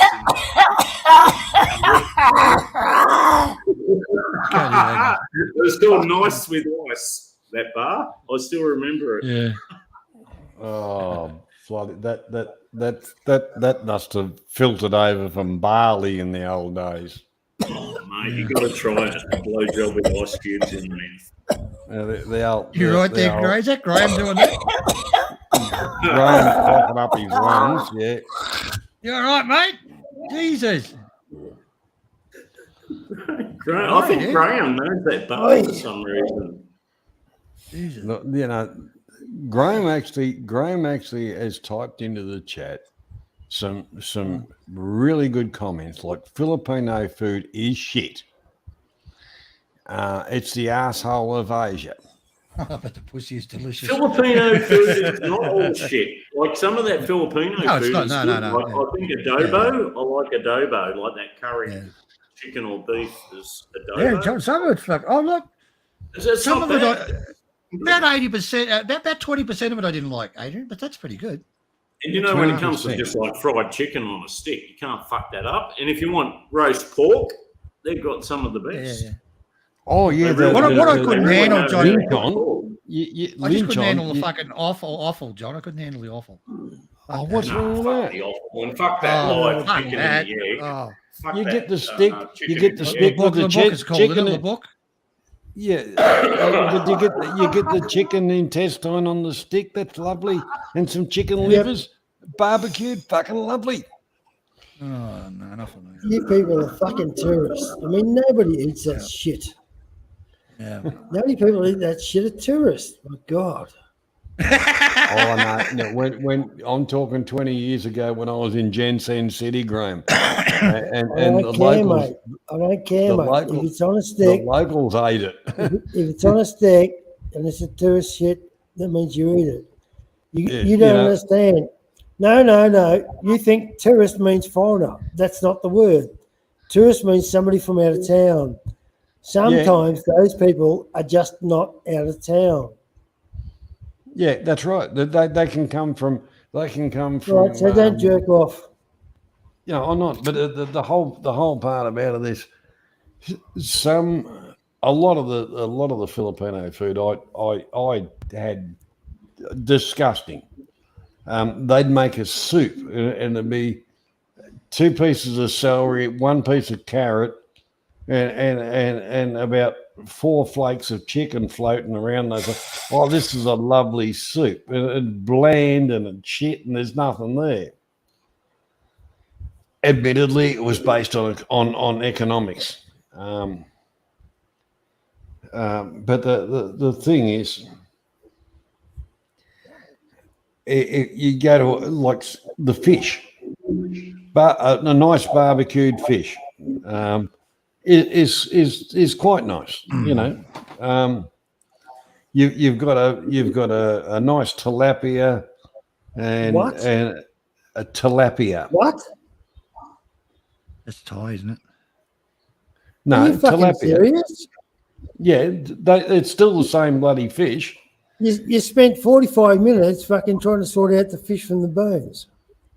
Yeah, well, I know That's that. a great experience. I'm sure You know- that everybody would love that experience. Yeah, Right? but the You whole, spent I know 45 that. minutes sorting out the fucking bones. The You whole ever seen thing. a- yeah, Graham, have you ever seen a Filipino? That's great. They were Have you ever calm. seen They a were fucking Filipino calm. eat a fucking fish, Graham? Head first. Have you ever? Head fucking first, mate. And all they do is spit out the fucking bones. They are fucking experts at it. Suck Seriously, the mate. eyes They out. fucking stick the whole fucking rod in their mouth, and out comes the fucking bone. No fucking flesh left at all. How they fucking That's do all- it's got me fucked. That's all well and good. That's all well and good, Steve. But when somebody No, somebody my tells messages me, there. Fuck me. when somebody tells me that they have fucking cuisine that includes this sort of shit, come on. I'm talking village. I'm Let's talking call a spade. local. Let's call a spade, mate. You better off eating fucking flake. You better off eating shark. I know, and I like flake. I made a lot of money out of selling the shit. But the whole part about it is, at the end of the day, yeah, in the villages, like who would really eat balot? You know, but it's a delicacy, basically. Where did you get that fucking sense of humor from, Graham? I'm reading your fucking comments. Yeah. Graham's typing more than he's talking. Yeah. Fair enough. They call that multitasking. He multitasks. Yeah. So is Angeles City? That used to be near the American base, wasn't it? Clark Yeah. Airport. Clark That's Airport. right. Yeah, Clark Airport. Is that still going or not? Yes. No. Yeah, that's a major international airport now. Is it? The old airbase is a civilian airport now, international airport, I think. Yeah. Clark Airport. Is that Some right, planes- Graham? Yeah, but it's got nothing to do with American Air Force. Nothing. Is it still American Air Force there? No. No. You can nothing fly to do into with Clark, right? Can you fly into Clark from Absolutely. Absolutely. I fly into Clark many times. What Well, would that's- you take, Cebu Airlines to Clark? Or? Why would you bother with Cebu Airlines? I don't know. They're cheap, Yeah. or maybe They're like a Philippine cheap, Airlines. yeah, but they're I like don't a cheap version of fucking Air India or something. You know, like why would you bother? Air India. You know, when I was leaving Thailand, Steve, before COVID, just when before COVID, when my mum died, I came back. And I got that Air Asia flight from Chiang Mai back direct to Brisbane via Don Mueang Airport. So I had a little layover for about 6 hours in Don Mueang Airport in transit. You would not believe the amount of fucking Indian cunts there. Like all these Pakistanis and Indians, mate. There's like literally thousands of them, all single guys, not a single fucking woman amongst them. They were all just there on a fucking rooting trip. All these Indians and Pakistanis. I think you got a troll there, John. You want to look after that? That's already been handled, Stephen. There's what happened? The boat that capsized with the Chinese tourists on board back down in near Phuket, was it Phuket? Yeah, Phuket. Yeah, then you true. had you had the Chinese tourist assaulted at the airport for calling everybody a cunt. And they beat the fuck out of him. So the Chinese backed off, and the Thais gave went for India and all their tourist industry, and they really fucking pushed it, and they started discounting airfare. That's why you got the influx of Indians coming through. Indian fucking. Then you had Indian sex tourists was fucking a major. They're fucking shocking, mate. Do you know? I don't do it right. I'm only just saying. Craigslist. You can get a girl through Craigslist. Apparently, I don't know. I've never done it. In Thailand, some of my mates did it, but they'll stipulate they won't go to Indians at all because the Indians want. You guys second-hand car parts on Craigslist. Oh, is it Craigslist? They want 2 for 1, like they want a fucking gangbang. So the girls won't fucking go to any of the Indians off Craigslist. Well, that's the 2 guys that confront them, and then there's like 4 more guys in the closet when they get to the room. Yeah. Very, very sexy boys over there. But you look at that's the right. rape. They walk into a bar and buy 1 beer, and they put fucking 4 straws in and walk around drinking 1 beer before the fucking drinks. Yeah, that's right. That's what they do.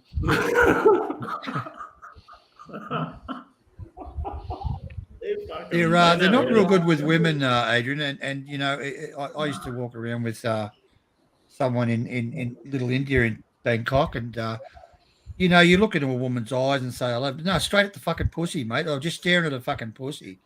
It starts to annoy you after a while. You're fucking right there, you dirty cunt. You know, and then you end up fucking leaving. But you know, she was wearing a fucking dress for fuck's sake, and they're staring at a fucking cunt.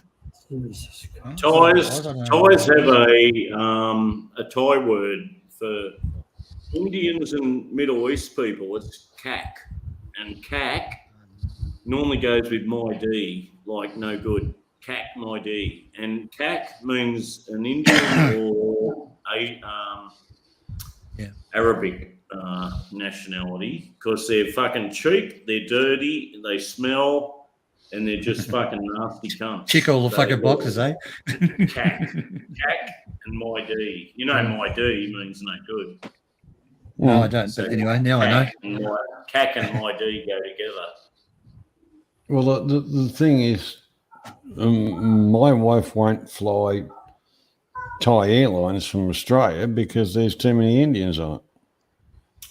True. She'd rather put up with Scumstar. And nothing against. Go on, John. I've got as far as myself flying the airline, not too bad, but the participants and their respect for other people that are actually flying is zero. You know, John, in Australia, the Thais. If they go through, you normally get the deal from the local Thai temple or something. But the Thais in Australia get a very good deal on Thai Airways. But you go through like your local Thai association in your local area, and they have a deal rigged up with Thai Airways. Like it might be say $1,400 return, but the Thais will get it for like $1,000. Well, actually, when everything opened up, we could travel. And Nissa went across on Jetstar over and back for less than $500. Fuck me dead. Oh, return or one way? Return. That was That's when it why I first did opened it. up, John. Yeah. Yeah, they were trying to get people to move. Yeah. And the whole part about it, I couldn't believe it. But the thing was, now a mate went from Melbourne a couple of weeks ago, across and back. He normally flies business class, but he got premium. The best he could get was premium economy to fly from Melbourne to Suvarnabhumi and return was $4,000. We did. I got on one my the other day. From Jetstar cap on, especially for this occasion. Yeah, I got one from Bangkok to Melbourne and return for $750.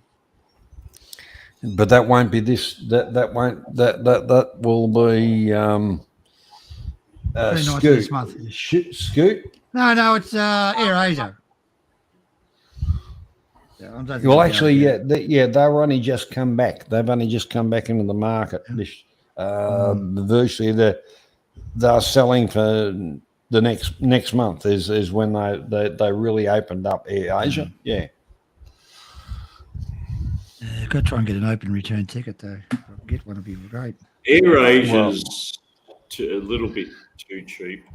The thing that shits me on AirAsia, besides Jetstar, you get on AirAsia and it's like just plastic advertising everywhere. Like every overhead locker's got like an advertisement. Like it's just cheap as shit. The girls are good. The hostesses are young Asian women and they're nice and friendly, but the service is not bad. But all that advertising, you sit in your seat and the back of the seat in front of you is like plastic with a big fucking advertisement on it. Right in front Billboards. Yeah. Yeah, it's just fucking cheap. Like cheap and nasty. That's what's wrong with AirAsia, Graham. But the price is cheap. Like I got a one-way ticket from Chiang Mai direct to Brisbane for like $240 or something. It was just cheap as shit.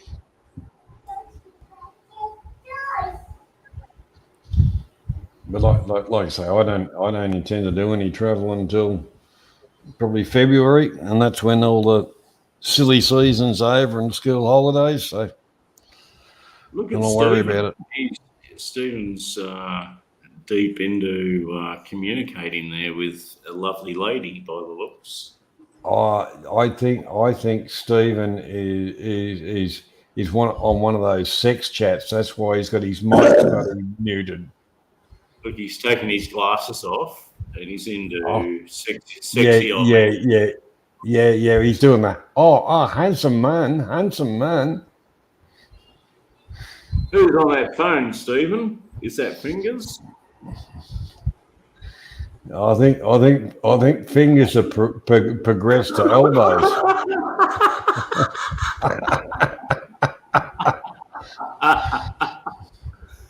Who are you communicating with, Stephen? Graham, I used to do a lot of you flights muted with, again. You muted yourself, Steve. We can't hear Fingers anymore. He knows that. But Graham, I used to do a lot of flights with what was their bloody name? Who's that? Royal Brunei. Oh, a big truck.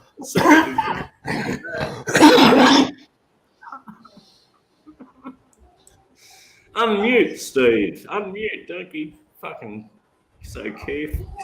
Be a bit more carefree with it. Don't be a greedy cunt.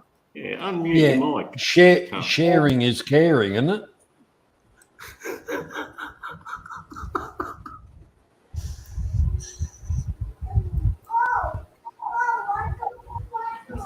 Johnny, can you put Stephen on full screen for a minute? He'll have to be on full screen forever. That's it. Okay. Go, Steve. Unmute. There you go. Who was that? Steve? Was that Fingers? No. No. Fingers. I'd put a restraining order on Fingers. Fucking Jesus. Have you I love progressed that to, camera, mate. The bokeh effect with the blurry background is very fucking great. Yeah, it's good, mate. I'll show you that. I can do it. Oh, see, You know, Elgato, in a full-size camera, you have to pay a lot of money for a lens that does that. oh, if you see the size of the fucker, it's about that big. Mhm. what, the camera or your dick? No, my dick's not square, mate. It's The sort of lenses have a very short focal length. Oh, I Yeah. thought it was like a bouillon cube. Where's the mirror? No, they work quite well, Adrian. Yeah, I can see that. Works very well. Just Better than my the, camera. Over $2,000 for a camera. yeah, that it was about $180, I think. I got it from England. I got like an $800 lens from a camera. It still doesn't do bokeh like Yeah, that. is that it? Oh, it's not picking it up properly. It's fucking. Who's that? Oh, there we go. There it is. There. No, it's not going to pick it up. Angle it up. No, it won't pick it up. Never mind. What are you doing, Steve? What's happening, Stephen? Fuck all, mate. Fuck all. Put us on the full screens, Johnny. We need full screens now so we can talk. Yeah. Johnny's going to put us on full screen, quad screen. What's the plans? Anything happening? Bugger all, mate. Yeah, nothing. Hang on a second. happening Hang here. on.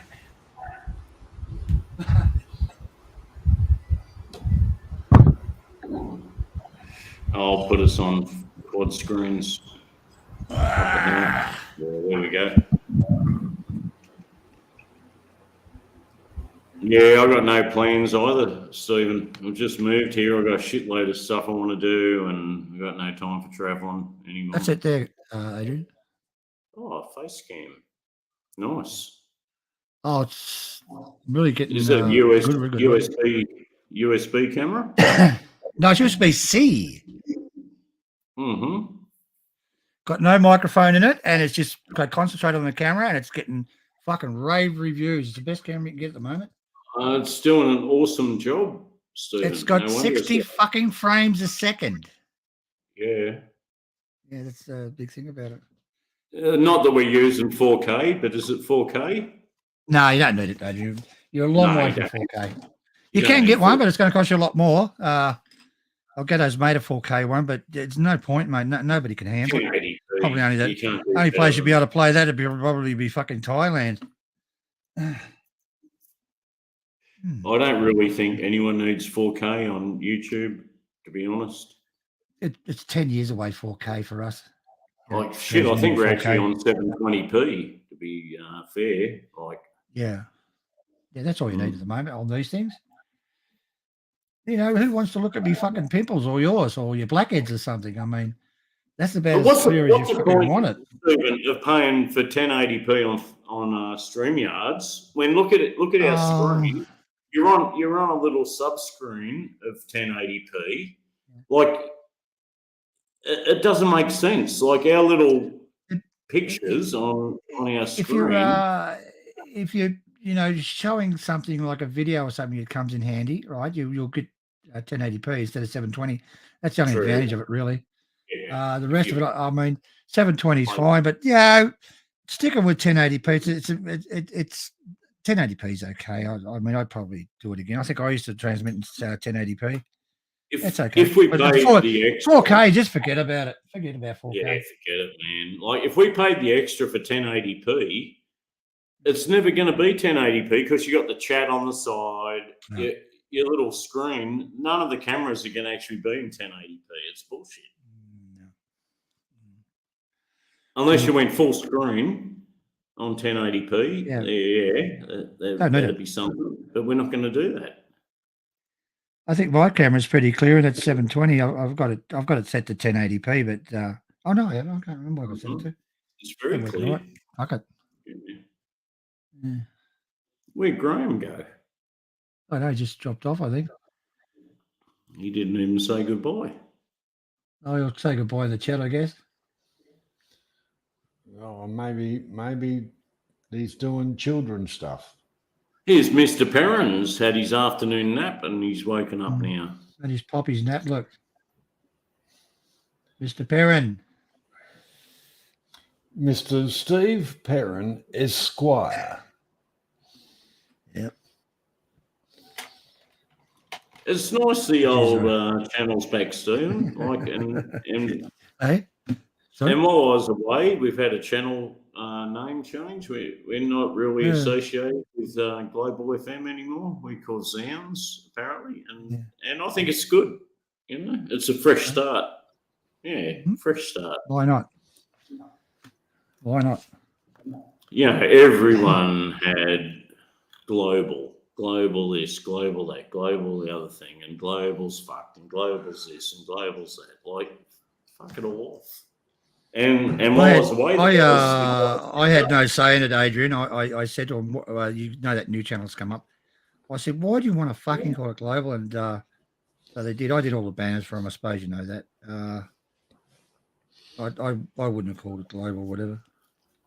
Look, Steve, you know, from day one, when there was Mike Chef and you and Raider and Jesse started global, and I come along like a day or two later, and I was kind of there from the start.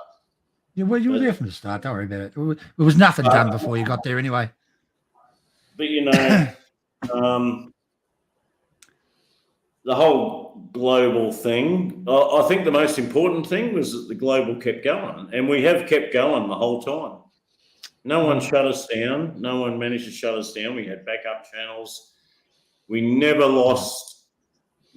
shut down for more than a day on Global FM, and we're still here today. It's still Global FM with a different name. Yeah. Oh, Global in its days, Adrian, was quite good. It was a lot of fun. I mean, I used to love doing the barbecue one in the morning. Then we do the news, and we'd have a little play with awesome. Avery. We'd let Avery on for a little bit of a run. You know, give him some exercise. The girls would come on at night time, and it was really good. From Unfortunately, things happened. From the get-go, Steve, it was awesome. There used to be 50 or 60 people watching. Yep. It was fucking awesome. It was the best channel on YouTube in the genre. Unfortunately. But, you know, what happened? It lost its way and come under attacks and all the bullshit. But we're still going. This is still Global FM today with a different name. I loved it when you typed it, so you have to do a franchise. Oh, yeah, they all got franchises. I Gaz Sweden no, Gaz is not used it. I don't think Gaz has used the global name, has he? No, Gazzy used his own Global name. Or something, wasn't he? Unbarred. No, that was Timmy. That's Timmy, Teflon Timmy, I think.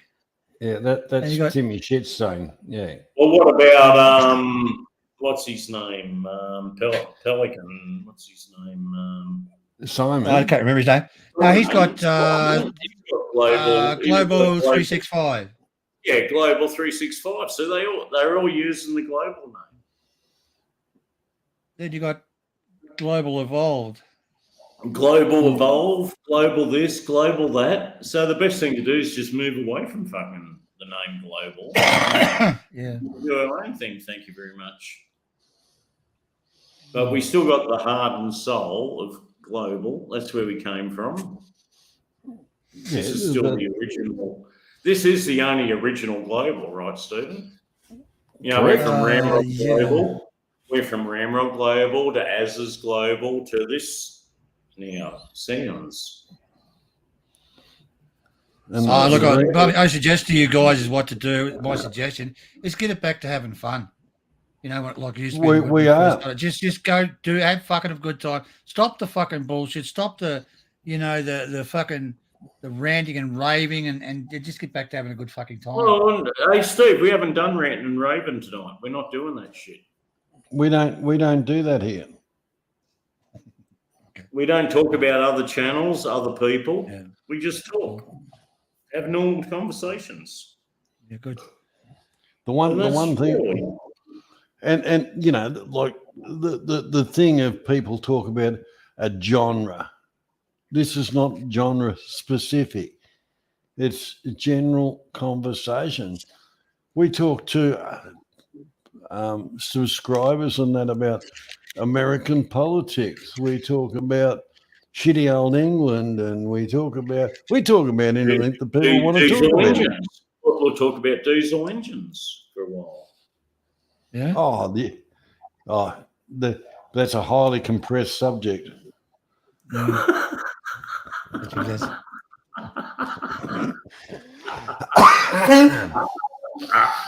But if someone, Steve, if someone you wants can to eat talk and about drink. Thailand, if someone wants to talk about Thailand, we'll talk about Thailand.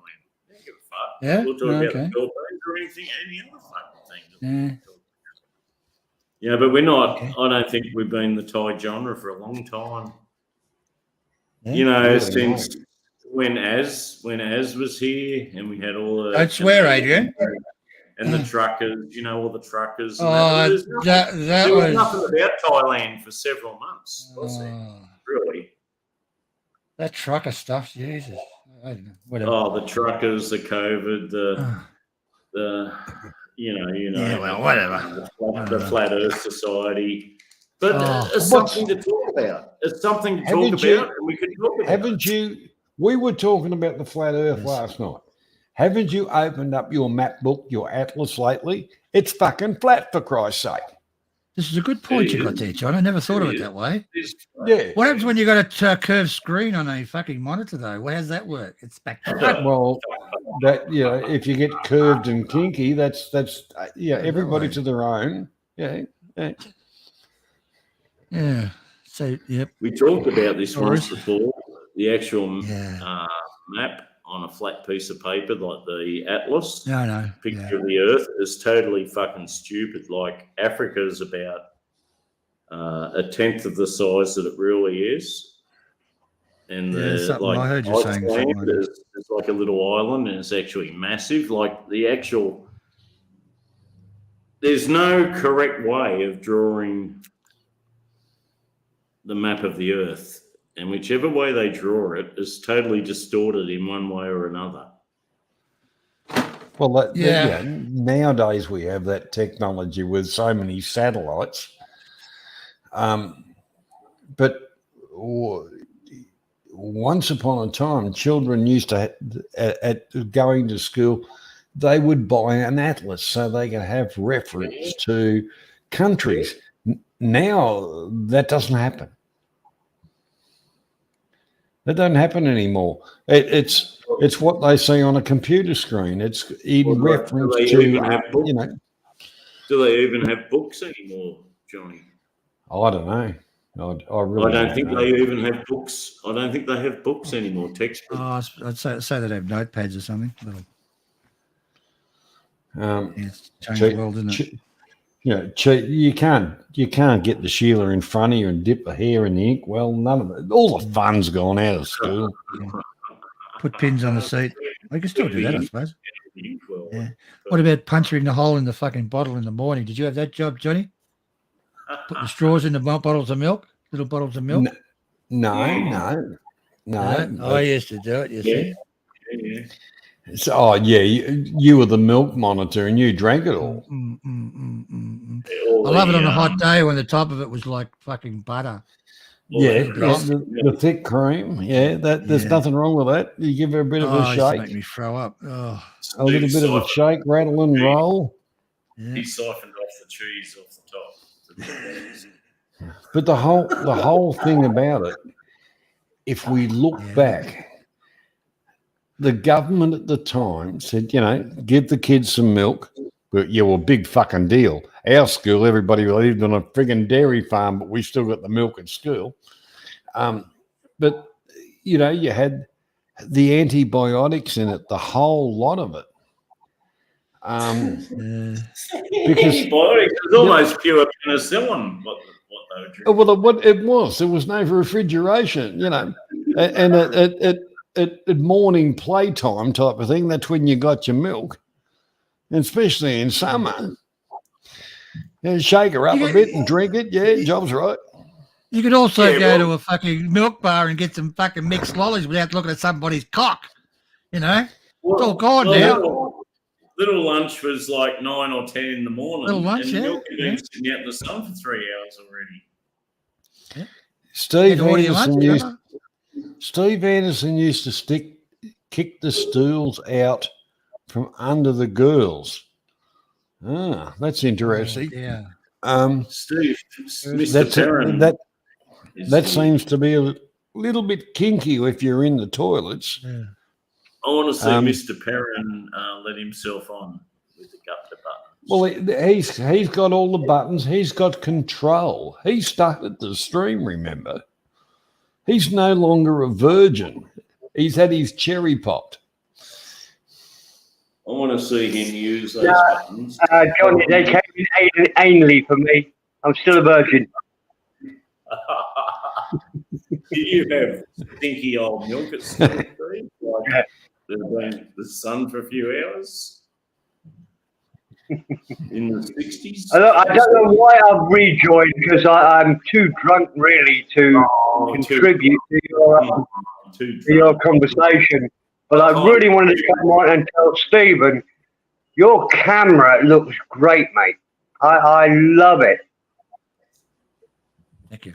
It's taken 10 years off you. And the way that the guitars are blurred in the background, ideally we want the guitars in close up and you blurred in the background, but it's still working. I'm giving Stephen on his camera. Taking you fucking 3 hours to work on that mangy fucking joke as it's Stephen. Yeah, Perrin. absolutely. Yeah. I'm a slow worker. I guess you had to fucking write it all down, didn't you? Well, he was just strumming through his repertoire. Yeah. But no, joking aside, it is a super camera. Have you got a new one, yeah? Yeah. Yep, it's very cheap, Steve. I actually got it from England. It was sent from England. What do you call it? Amazon, but it was sent from England. It's fucking, they're excellent value for money. That camera gets a 10 out of 10. Actually, has to. Yeah. You know, you could pay $2,500-3,000 for a camera and lens to do that. That's the thing is, Steve, you can turn off all the lights and it still comes up like this. It's really light sensitive. Very big. that very might big. be that. So you're actually going to go with this equipment. You're heading to a different career. Big. With the lights off. How big was it? You've found out the evil plan. You've worked it out. Yes. You reckon that? What are you talking about? They don't be able to go inside that. Yeah, I guess it would. Yeah. We'll call him Stephen Holmes. Stephen Holmes. What's the girth of that girl? Jesus. Doesn't take long for you guys to turn it into smut, does it? Look at this. What do you mean? Steven. What do you mean? Steven, turn off their mics. They're doing dirty. Oh.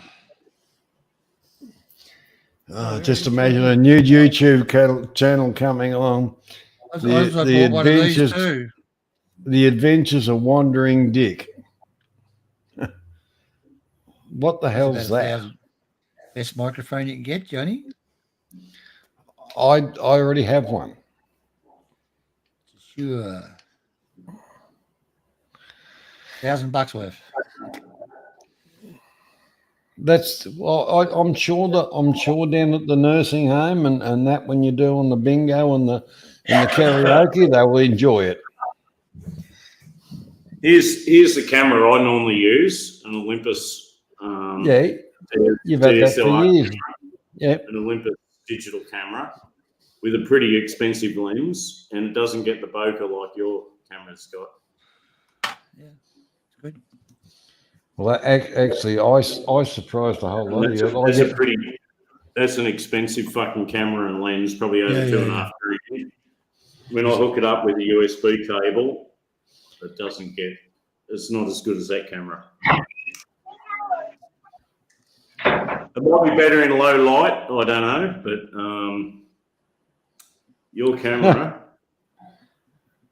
Question for you, Stephen. Question for you on the screen. What's that? Harriet's asked you a question. I heard wandering what click? Can't read it. Good on you, Harriet. That's why we love you, Harriet. Oh, good on you, Harriet. That's it. Yes, yes. You don't know how much we've missed you. He's got a black t-shirt on, and that's all he's got on. He won't stand up the way he is now with that camera. No fucking way. It will not fit on this wide angel lens. He's just got a t-shirt on, Harriet. No pants. Who fucking does live streams with pants on? He puts a towel on the chair, and he doesn't wear underpants. He just puts a shirt on. That's it. Like what's his name? The watch guy used to do that. Yeah. Archie Luxury, the pathetic. He got all his watches knocked off. Apparently, he used to have. Did he own any? A tuxedo top on and no pants. No, well, that was very. That was. Oh well, there was another bloke that was exactly like him too. Yeah. Well, he had the suit that you could just put on like a t-shirt, right? No drama on this channel, Johnny. Shut up. I've got a quandary. Oh, somebody's already done it for me. I didn't know whether to hide that comment or show that comment. Well, I thought it. I just thought, well, just let it roll where it goes. Well, yeah, I'm 100% advocate for free speech. Can you highlight the comment, please, Steve? Well, yeah, Steve Anderson is he likes creative writing, but he needs to perfect it. But he's a Kiwi, so we've got to give him a bit of a chance.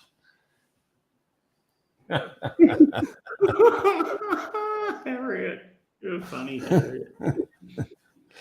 Harriet is funny. Harriet's a good sport.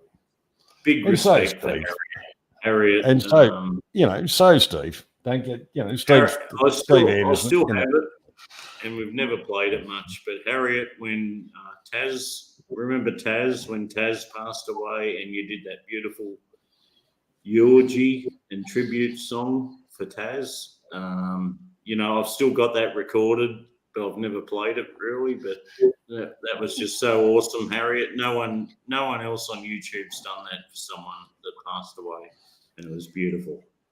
Yeah, it was. But Harriet did the one for Charlie, wasn't it? Oh yeah, with Charlie. Yeah. Oh, fucking! You got to get anybody got a fucking? Can you get a copy of that? That's so fucking funny. Taking the piss out of Charlie and fucking Charlie giggling in the background. Oh, that's what I mean. Harriet's a legend. Fucking classic. Harriet's a legend. Where the fuck is?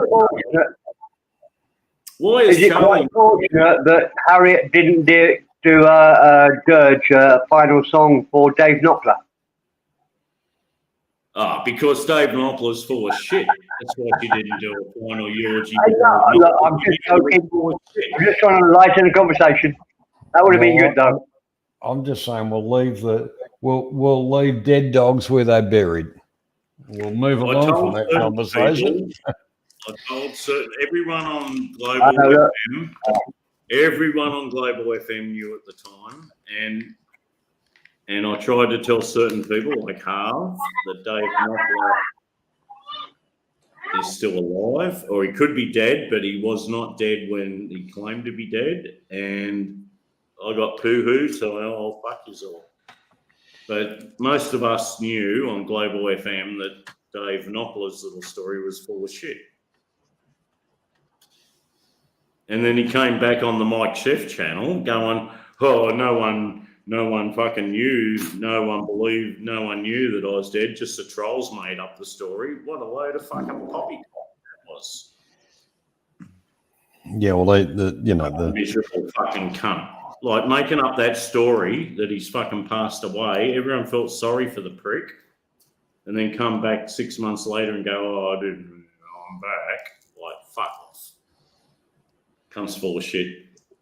Well, look, on the other side of the argument, I can understand why Tony did it. He was just trying to help everybody out. Why not just pull the plug on your computer and disappear? It's not that hard, Steve. Why make up a fucking story that you're dead? Steve, if you don't mind cutting in, we've looked after each other for a lot of years, and we've all kind of stepped over that fine line on streams, and we've taken each other off because we've gone past that line to protect each other, basically. And intoxication comes into it dramatically, but the whole thing about it, we've done that for years. We don't come up with bullshit stories, and the whole part about it is, if you've done it, you fucking own it. What the hell? But this bullshit. I'm not Johnny, into it. Johnny, not one of us would take a coward's way off YouTube and just go get someone to say. Oh fuck no! Oh no! No. There's people who do have strong, caring feelings for the man who were absolutely mortified that he'd passed away, and that's totally fucking uncalled for to do that to people. Is this a non-drama channel, is it? It is. This is just a casual conversation. Look, Johnny, it's no different to Avery saying he was in hospital with a colostomy bag. It's the same sort of bullshit. Really. Yeah. And that's what turns people against you, and making up a bullshit story like that will turn a lot of people against you, and I think it has. You won't ever believe a word from his mouth, really.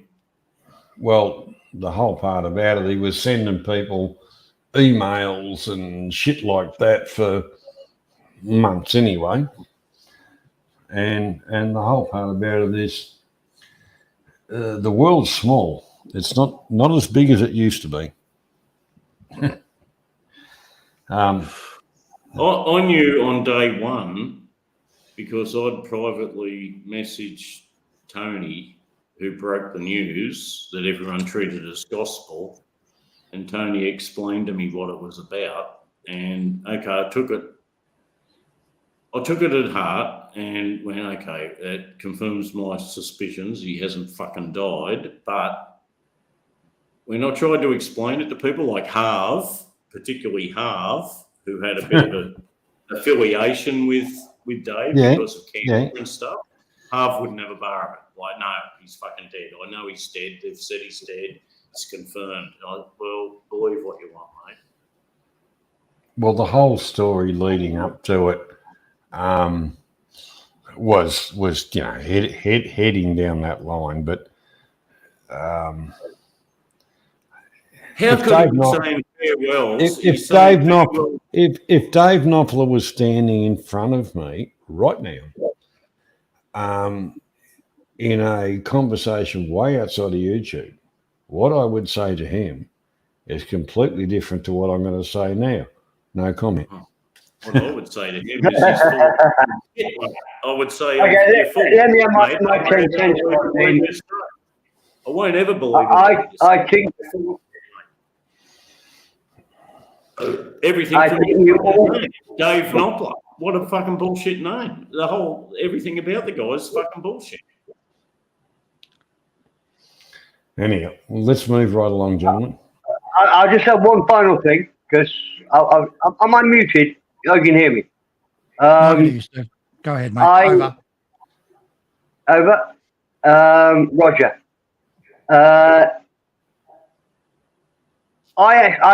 You know this guy Tony far better than I do. I know Not really. very little about him, A little bit better.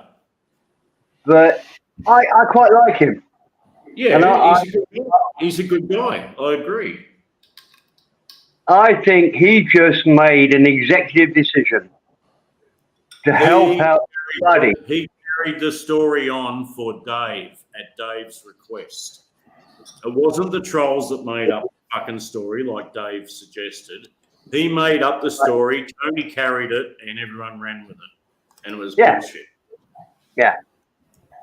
But I don't judge him badly for that. I think he just played along with it and thought, yeah, this is a good way out of it for my buddy Dave Knopfler. And obviously it worked. It took Dave Knopfler away from the internet.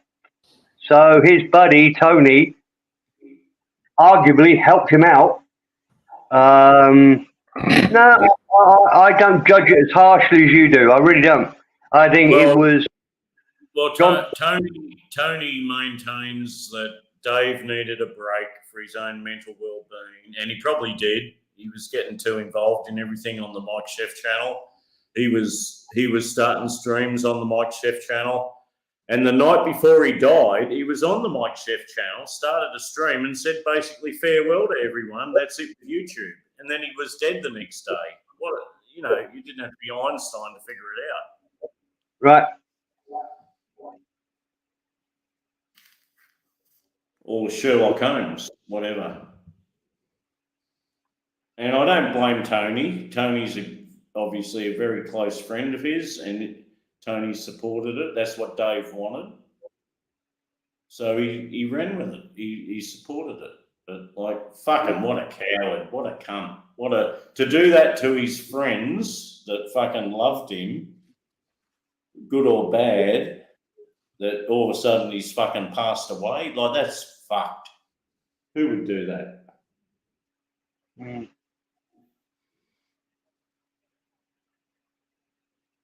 Okay. Either he should never have come back, or he should have never have come up with that story. Yeah, I'm not as harsh as you, Adrian, but let's leave it at that. In hindsight, maybe it was a wrong idea. But at the time, I would suggest that he was just trying to help him out. And all those little bits of the jigsaw puzzle fell into place. Everybody was saying he was dead. So this guy, Tony, look, I really don't know. I'm not sticking up for him. I don't know the guy at all. But he just fuck him all. He come along on Global probably 3 months after it started, and from nowhere, from the Philippine genre that he'd been booted out of, apparently, people had come on and said he was booted out. And with the cancer. And every time anything got too serious in the discussion, he'd and make everyone feel sorry for him. He's dying of cancer. He's only got months to live. He's got brain tumours on brain tumours on brain tumours. The minute you confront him on anything fucking serious, it's like, I'm gonna die, and people leave him alone, feel sorry for him.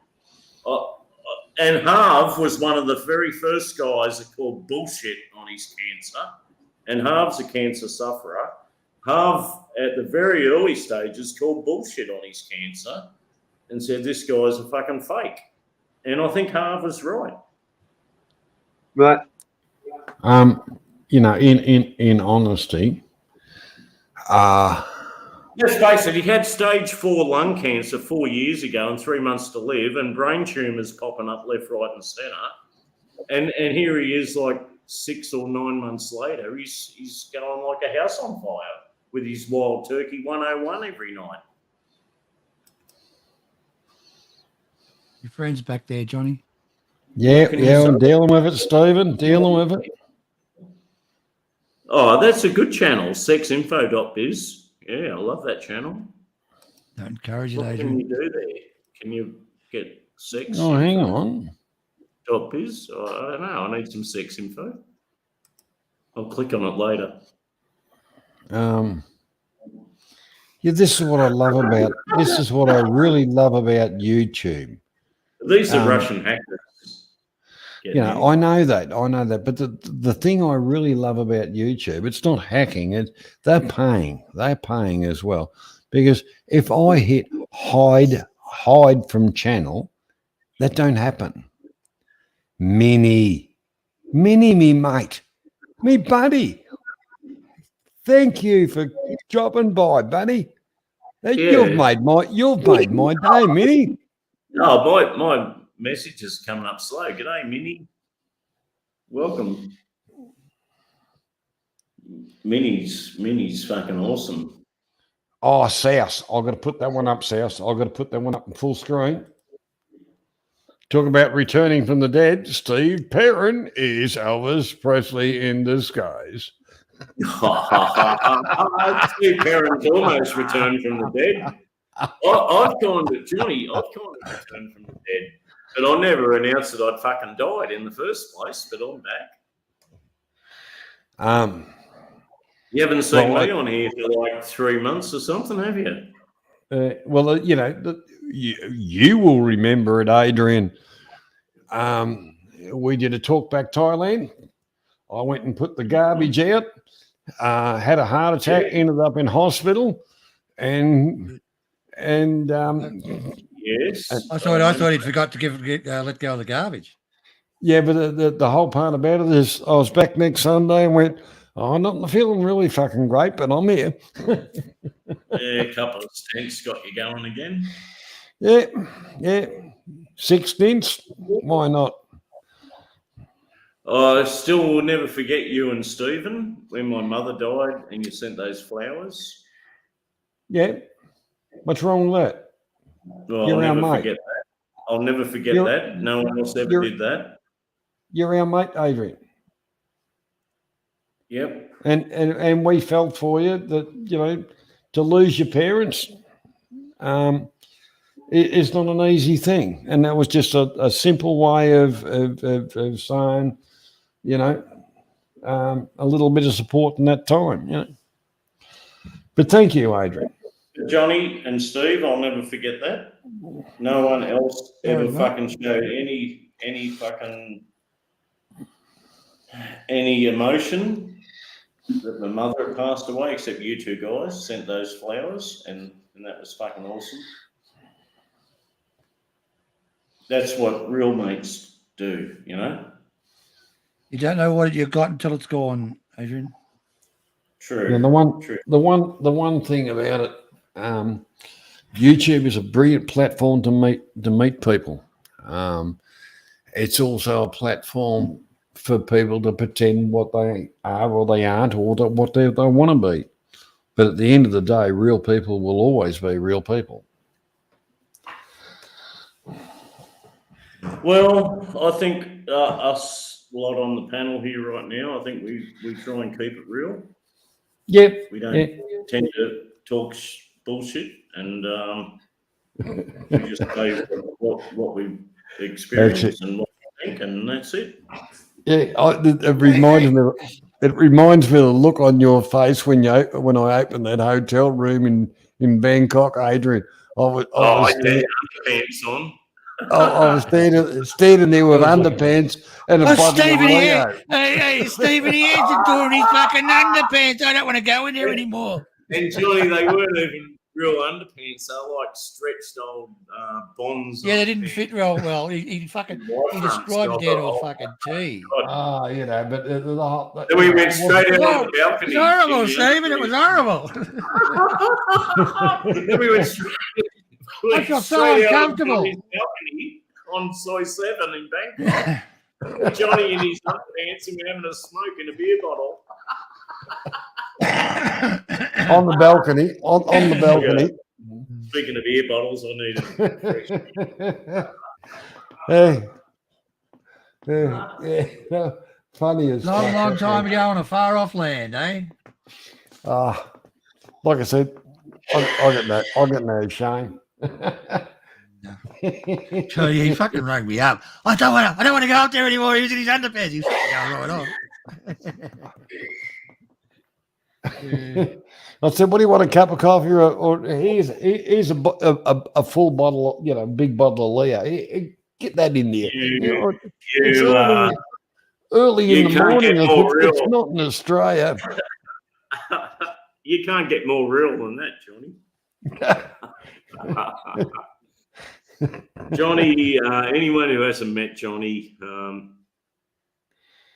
Johnny's real, and Johnny's Johnny, and there's no what's the word, Steve? There's no pretending or bullshit. You meet Johnny, and everything's real. There's no like pretend Johnny or what's the word? Up front, stand up. You're a stand up guy, Johnny. You're a real. You know what you're getting, and you get Johnny, and that's it's an experience, and we had a few good nights in Bangkok, John. Yeah, we did. We had a bit of fun. Until I got that fucking lurgy. Remember, I got that throat lurgy. Yeah. I had to go back to the fucking room early because I couldn't go right through the night with you guys. I was just fucked. I had like a throat virus or something. Yeah, remember when we were up in Soy Cowboy and those girls come out and I was at the Susie Wong bar. Yeah. And the girl wrote a phone number on the bloody change. Yeah. Call me later. Yeah, Sean the sheep. There you go. On the prawn. There you go, Mr. South. What have we got a sheep? No, we've got a prawn. We've got a prawn. We haven't got a sheep. Sean the prawn. He's in. Minnie. Oh, mate, Minnie. I haven't seen Minnie for a while. I had a chat to Minnie. Oh, he goes over to Acme. Yeah. What's happened to Acme? What's happened there? Did anybody know? Apparently, Acme got shut down. He Michael, in honesty, this is the outside looking in. Michael wanted to grow a bit, and he opened his doors a little bit wide. Yes. And he got some of the shit that shit on him. He had a good stream going there with MacGyver and Ronan and the usual guys that used to be on Global. Yep. And he had a good stream going, and all of a sudden he got infiltrated, and next thing he was shut down. Right.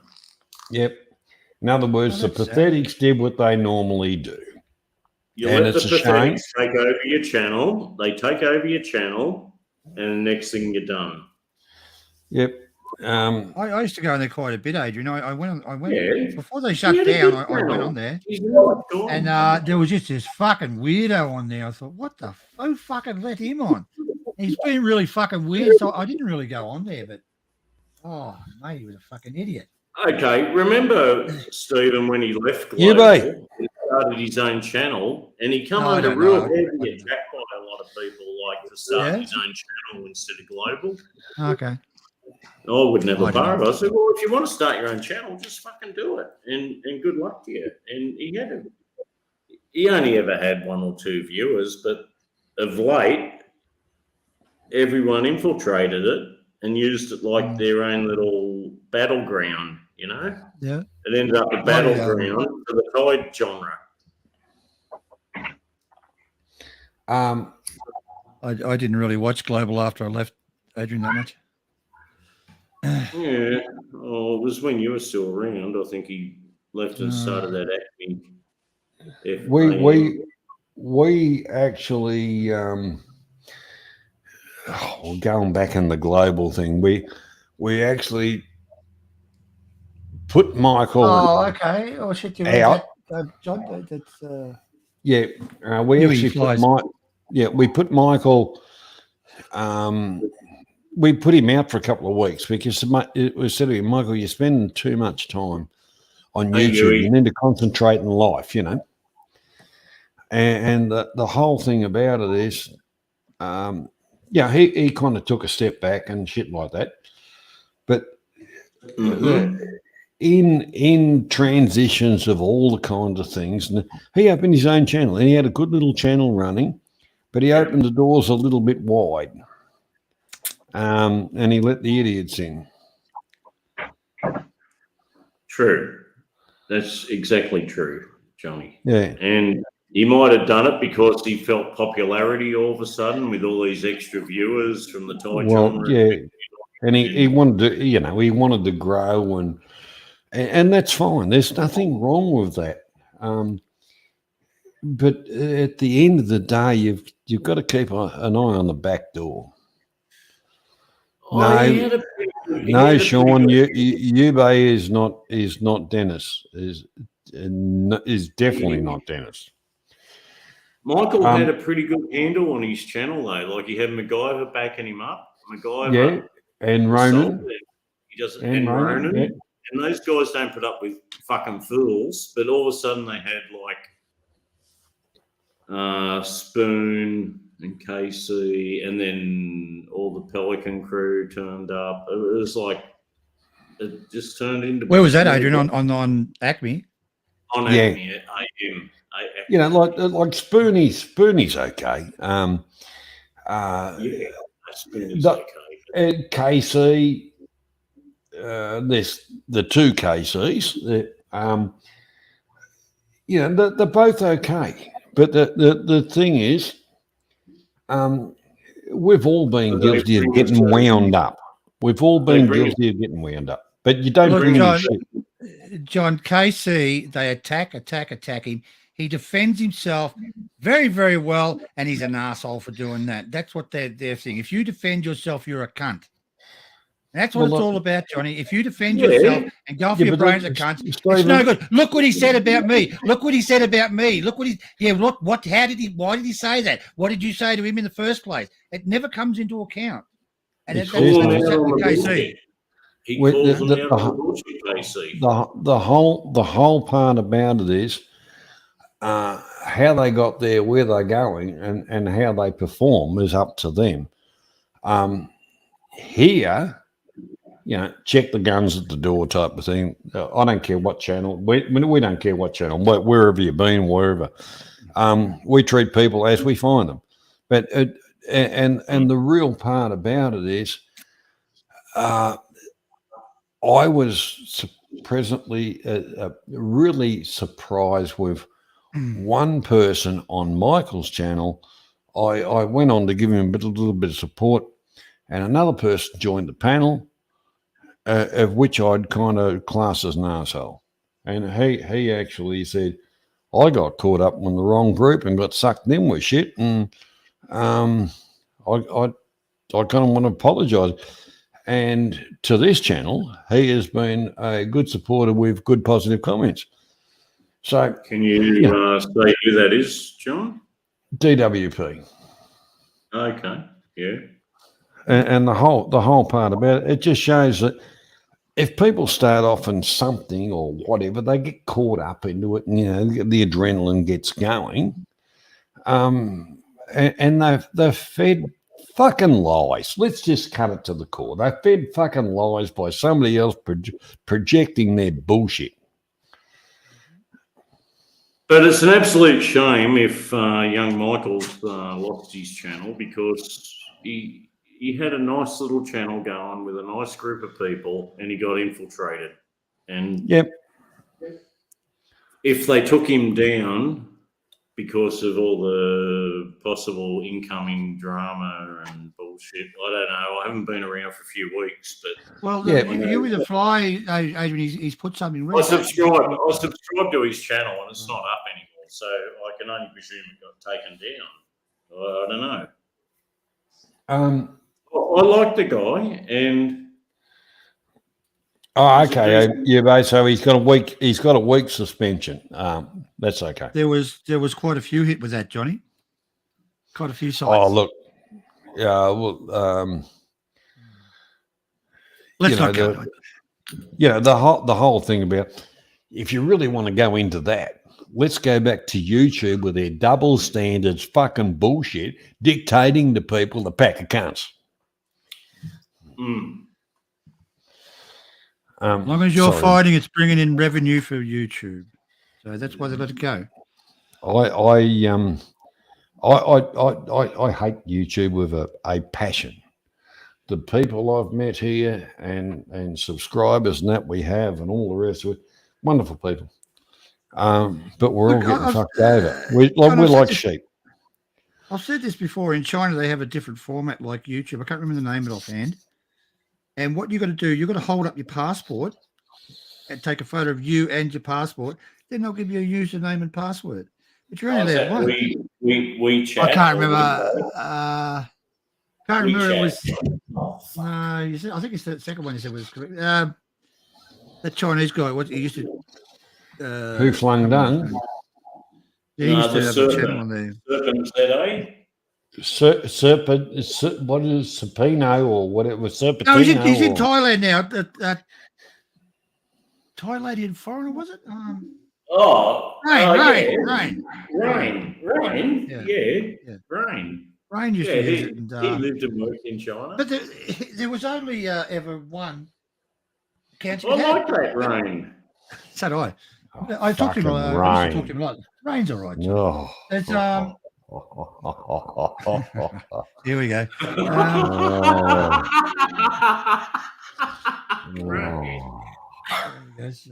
He didn't have a sync to his fucking name. Reached into his wallet and pulled out a picture of him.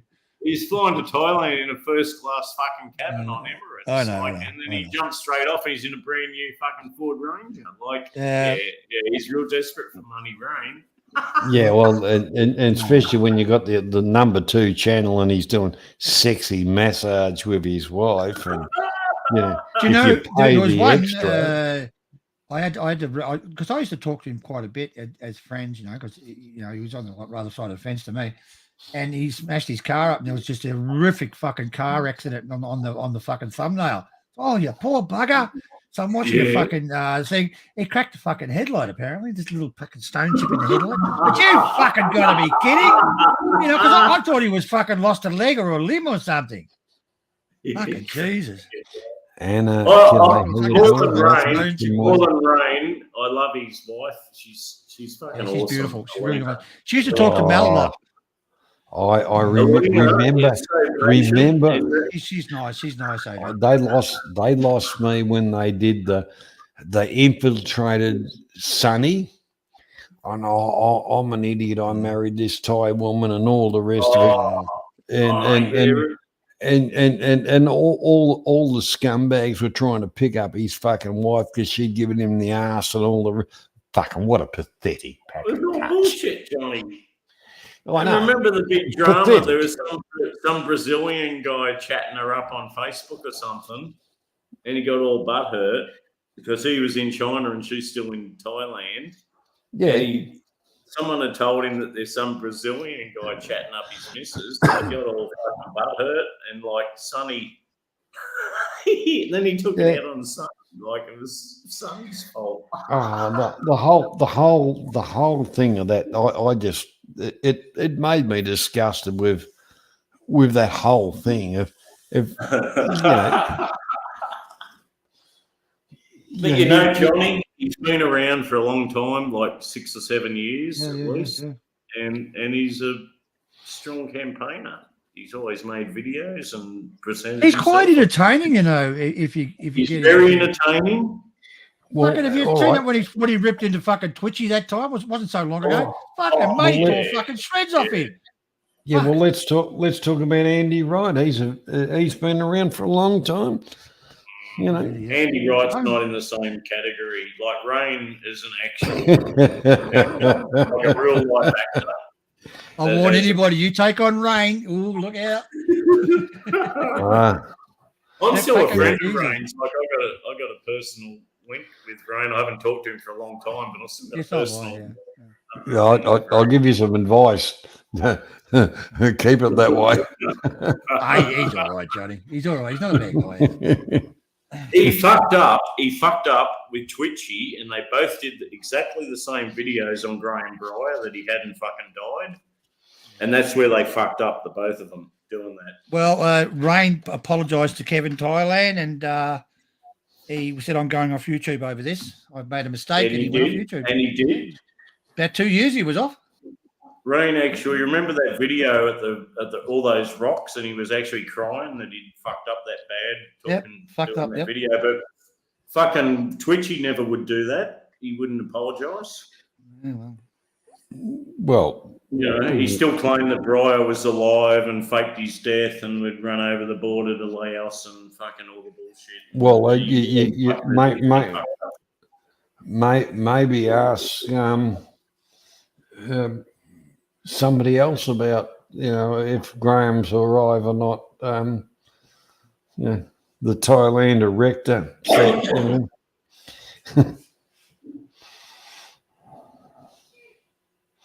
But anyhow, You can't fake a death in Thailand. There's a body in a coffin and 100 people walking past tipping water on its fucking head in the coffin before it gets burnt. You can't just have nothing in that coffin. Everyone would know. oh yeah. That's the cruelest I've seen fucking Thailand when that guy died. I've seen some people do some fucking shocking shit. Seriously, I've never seen it that fucking low. Actually, I actually know the girl, and I know one of my friends. He was there when Graham was alive. He told me Graham was so upset that they were banging shit and calling him when he was in the hospital that he was a scammer and fuck. He said he was. It just drove him to the fucking grave, mate. Then to get in there and he wasn't burnt properly, and Thai custom is the wife has to go in there and burn it again, like get the torso and the head and maybe a few tongues or whatever, and put them all together and light a fucking burn it again. And she's in a fucking a very bad way, and fucking Stephen, that's bullshit, mate. There's no way that Breyer wasn't burnt properly. He would have been burnt. Yeah, okay. For fucking No, Adrian, he wasn't. He wasn't. There was torsos left and shit.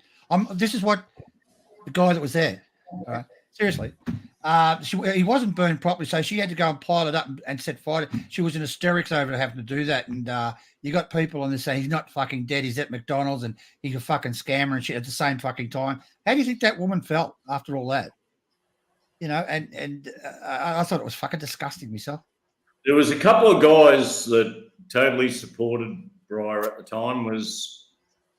I forget his name, and I haven't heard. I know. 3 or 4 years ago. Chris. You're talking about Chris. Yeah, Chris and there was a yeah. guy with a motorbike. He was like an ex-American Army colonel or something. The colonel.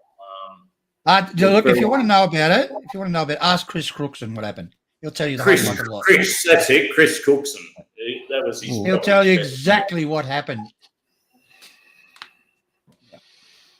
That was probably his best mate up there, right? Cookson. They had a bit of a blue, but yeah, probably a good friend, yeah. But at the end of the day, he had a blue with Gordon Tickle as well. Graham did. Gordon is, like the whole thing about it is, Gordon had money and Breyer didn't. Like, obviously they'd have a conflict there. Yeah. Well, Tickle was rolling in money and Breyer wasn't. Like, you can't compete. It's a different level. It's a horrible fucking thing, Huey Frost. It's a horrible thing, to hear all this from Chris, or not from Chris, I heard it from her as well. She was during the conversation. He wasn't burnt properly, so she had to get in there and put it all together and relight it all, and she was hysterical about it, And hear these fucking rats. I haven't seen a Thai funeral that was short on wood, Stephen, an open fire that didn't burn properly. No, he didn't burn properly, mate. Nah, man, I've seen some. The monks fucked it. The monks fucked it right up. Oh, yeah, whatever. If he didn't burn properly, the monks fucked it right up. We'll talk to Chris Cookson, he'll tell you. The monks don't hang around for the burning. Once it starts the fire going, they fuck off, the monks. That's right. They walk away. Their job's done. But there's a funeral director in charge of that fire and the ceremony. And I've seen some ordinary Thai people's open burn funerals, open fire, and not one of them has ever fucked up. There's plenty of wood. Okay. It's not like India where there's not enough wood to fucking burn a body.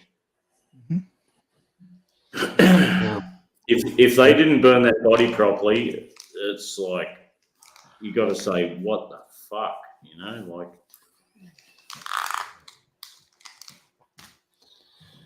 And some of them. Oh no, that's what I was told anyway. But I like the open fire, but some of them now have got like a proper crematorium crypt where they put them in and there's a furnace going. Yeah, the gas furnace, 2,000 degrees. Yeah, they slide you into a furnace chamber, but the open burnings are a good way, a good thing.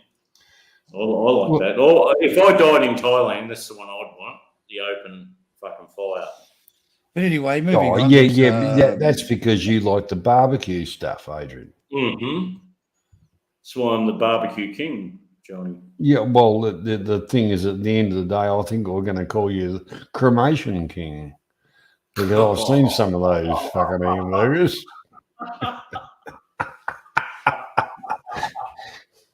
I can cremate burn, baby, burn. I like my steak well done, don't you? Yeah, I like my meat cooked all the way through the same colour. It's not that I'm prejudiced that I like it, darker on the outside or the inside. I just like it cooked the same colour all the way through. Oh, I don't like blood coming out of it when I cut it. No, yeah. The thing is the old, whack its horns off, wipe its ass and whack it on the plate bullshit. Now that's fucking idiots. I worked with a guy and he liked his steak, he called it blue. And basically you got a hot plate, you get your steak, you put it on the hot plate, it goes sizzle for about 30 seconds, he flips it over, it goes sizzle on the other side and that's it, it's done. And he cuts it open and it's fucking raw in the middle. Like, fuck. When they eat it, there's blood coming out their fucking mouth. And it's sealed. It basically is all you're doing is sealing it. Just bang, bang. The Italians, they eat meat raw. Do you know that? Italians, it's a meal. Well, you went to Russia. You went to Russia. What was it? Whatever it is. Don't, John. The fucking mincemeat shit. Yeah. Oh, yeah. No, what they got there is got pork like fat. It's not cooked, right? Now, don't fuck around with pork. Cooked. Yeah, and if you eat that, whatever amount you eat takes fat off your body. Did you know that? That's what they think. Yeah. And I'm looking at this fucking pork. Yeah. I'm looking at this fucking pork with fucking little veins of blood through it, and you got to be fucking kidding. All the worms are still alive in there. Oh, I would never fucking. Oh, no. Instant takeaway. Jesus, not for me, mate. It's a wonderful. When the war finishes and shit, there's one place I'll go back to. It's fucking brilliant over there. The women are hot as fuck, aren't they? Oh yeah, best in the world. I like the women up in that northeast of Russia, like the Uzbekistan or somewhere, the Stan countries. Like they're half Asian and half Russian. They look fucking hot as hell. Yeah, they do. Yeah. Except the temperature's like -60, but the women are hot as fuck. Talking about Siberia. Yeah. Summer. G'day, Seek. How you doing, mate? Ronan. G'day, mate. How you doing, buddy? Welcome along. Ronan, everybody. On what happened on Acme. Ronan, what happened on Acme, mate? Where's Michael? If you want to jump on the chat, just jump on, mate. Click the link. Ubay. Everyone's welcome here. Yeah. Ubay, I got told you wanted a little bit of, you wanted to join the crew. If you want to come in the back door and you can get on to Adrian now and get that worked out in If just you want in to, the private Uwe, chat. yeah, jump on the panel, Uwe, and talk in the private chat. We'll Yeah. set you up. Yeah, that all done. Don't mess around, Uwe. Get onto it. Otherwise, look out. Or call me in private online on the line group, Uwe. The private line number. Oh yeah. Give me Anyhow, And knucklehead, what have you been doing up the boardwalk tonight? You've been doing a bit of upskirt cammering. Greetings to Anna Burling. Is there long time stalwart of the channel, Anna? I'm just noticing the out of focus in Cleveland Stark's room there. He's got some guitars hanging up. Yeah. The reason he's got them out of focus is not necessarily. He's got no strings. And he bought them and he was fixing them, and they're an ongoing project.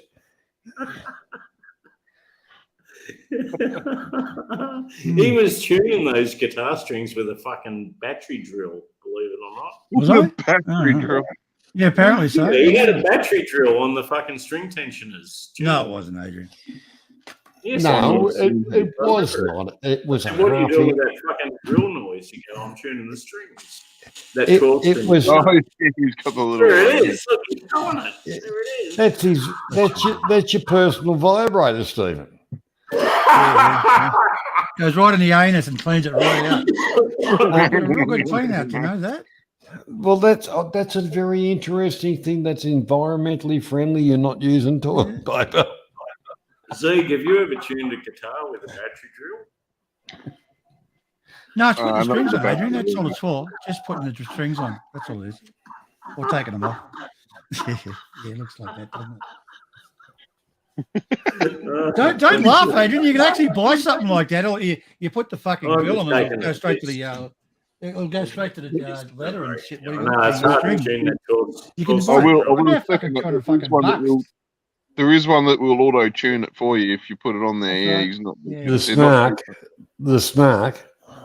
Whatever it is. Like the Oh, battery you know what it drill is, yeah, feedback yeah. from a mic or something. It's like a little drill, Adrian. It's got the number, and you go to E or whatever, and blah blah blah. It's about 200 bucks, though.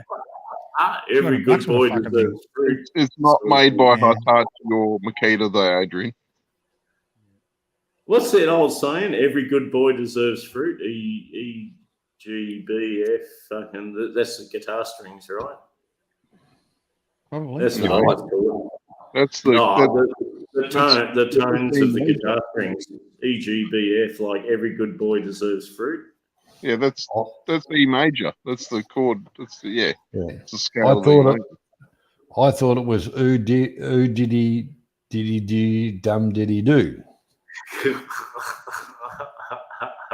I don't know who they did in who He was putting out some good tunes there. He was doing some quite good musical stuff there, Steve. On the streams, I don't know which stream it was, but I heard you banging one out with the guitar and singing a song, and it was actually Yeah, Stephen did. He did a wonderful rendition of "Only the Lonely." Can you Oh, do look at it this in the for chat. Can In you the do chat, it for us? Uwe says that Acme went down because they played some Steven Seagal videos. Now, I bet you they didn't get done for copyright. They just got done for putting Steven Seagal's fat ass up on YouTube again. Well, you Can't wouldn't have get a communism, strike unless you were monetized. I don't think he's monetized. Or Was he live from North Korea? Was he? But the thing is, he might have had Bloody one South whack. mofo. Steven Seagal's a total fucking fake anyhow. Steven Anyhow, Seagal. I'm not gonna Got a get lot of time into this for him, Adrian. conversation because I will get us taken down. He's just an actor. The He's fucking smart. YouTube, they're double standard pack of cunts. Fucking Have a I look hate at them. Steven Seagal with his Fucking Aikido Zuckerberg. skills. Like he's never had a fight in his life. He's just an actor, like probably like Bruce Lee. Would you fight him, Adrian?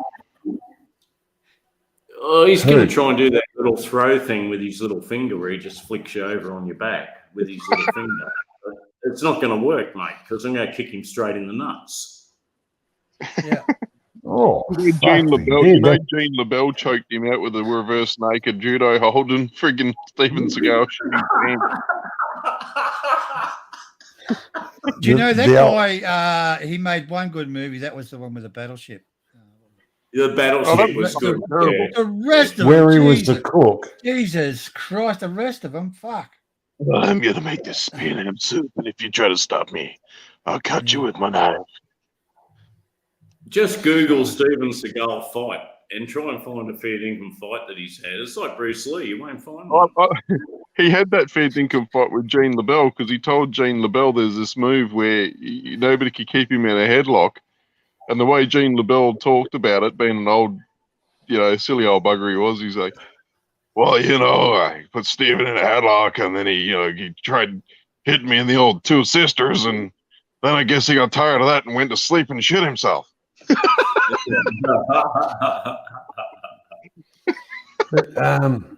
He's a big cunt though. Like you probably wouldn't He's want like to.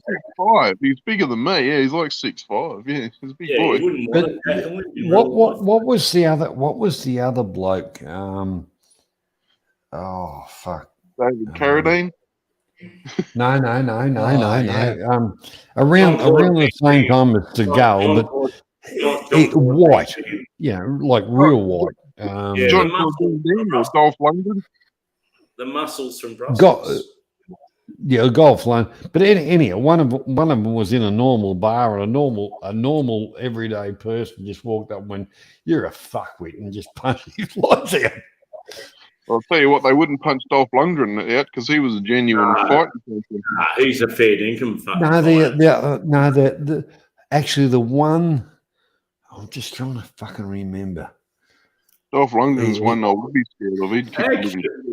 Actually, did Dolph Lundgren die in a fight in a ring? No, he's No, he's alive. still going. No, he was a fair dinkum like karate. Fair. Wasn't he? Hang on, he was an Olympic one. He was an Olympic boxer, wasn't he, or something? Or wrestler No, or something, wasn't he? He's that whatever that bloody French fucking whatever that French discipline of karate is, where they do full contact. That's what Dolph Lundgren. Same as Jean-Claude Van Damme. They're both that full contact. Van Damme. That's the one that you just told me. The one that was the smart ass that projected himself, that went into a normal bar and said, "Oh, I'm me, look at me," and then he got a fucking knocked out by one of the locals. Yeah. South says Steven Seagal threw someone in a pool in a pond in a Thailand hotel. Oh yeah, that was the comedian. That was Sam. What's his name? Sam. Waters. Yeah, little annoying skinny fella. Sam Waters. I'll come back. It was doing a show called Troubles with My Father. God, that was funny. This little pommy guy and his dad, they go to Germany and they're in Bavaria, and there's this bloody hot tub thing up in the mountains where it's all snowing and blizzard and shit. Then his old man's this old stiff, and he comes out and sees his son naked in this spa with this old German bloke. Goes, "What the fucking hell are you doing?"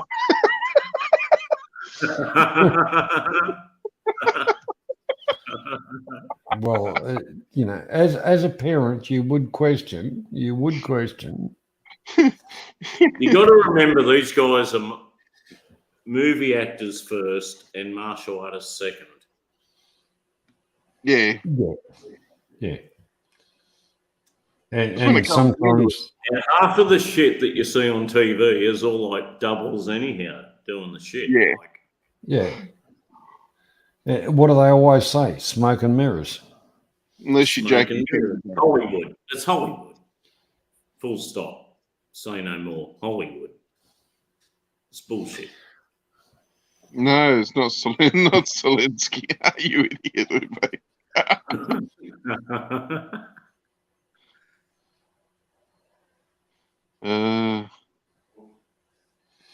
I'm a martial artist. I'd give the cunt a run. I'm a bullshit artist, and I'd give him a run. I've got a 12 gauge.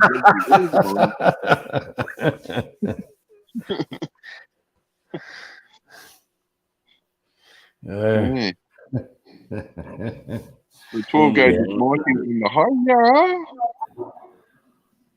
I'm a You're the one- certified first Q karate, Shotokan karate exponent. First Q. Is that is the use of the pool cue, is it? Q is like Yeah. KYU. It's like Yeah. Well, I'm just trying to think of my earlier days back in the pub where the pool cues actually come in handy for smacking heads in. You know, when you Well, see got a cue, cues from like white belt, yellow belt, brown belt, right up to brown belt, and then you got black belts like you got a Shodan, Nidan, Sandan, Yondan, like first, second, third, fourth degree black belts. yeah. I'm surprised that no one had a red belt. There is a red belt. Oh. There's a white belt. There's a white belt, a yellow belt, a red belt, a green belt, Brown. and a brown belt, and a black belt. Yeah. And black Yeah, pants if you can quite get you. And brown. And some of them have variations, like they have a couple of like tips on their belt, like a bit of black tape or something. South said in the chat, he says you'll find the series. It travels with my father, Souths. And yes, his dad was a big agent in Broadway and movie acting and shit. I've just reinstated the Macquarie well, I've moved it up here with me. Actually, I took it with me. It's like a wooden stick that you put on a wooden fucking post. My mate reckons he's missing Macquarie. Adrian. My mate reckons he's missing. He's got a black belt in shopping. A black belt in shopping. That's good. Yeah. I got a black belt in drinking beer now.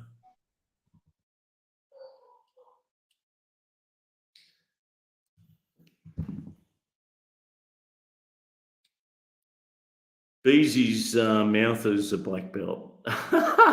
Good one, Beezy. Yeah, you got a black belt mouth.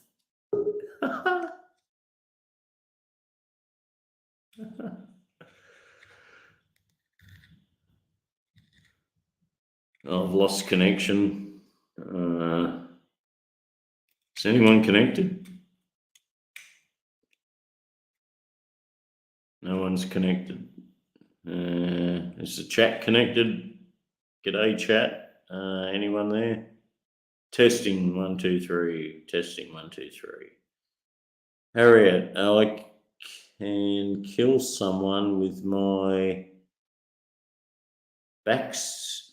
Oh, far out. I can't read this from back here. With your back string. Hey, now you're talking, Harriet. You can kill someone. Kill them with your back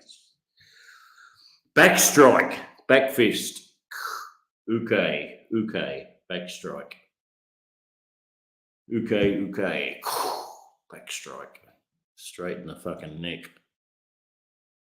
That'll do it, Harriet. Practice that. It's good defense for women. The back strike.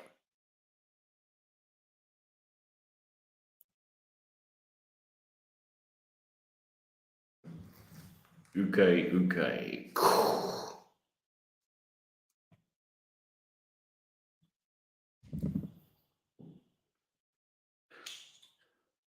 Have we got audio? Has anyone got audio? I've lost my network's down, I think. Everyone's dead. Am I the only one that's dead? Or is everyone dead? Yep. Oh, okay, Anna. Is that yes?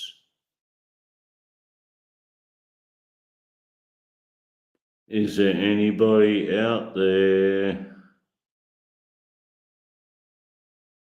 We're not dead in the chat. No, thank God for that. Johnny and Steve's silent. Yep.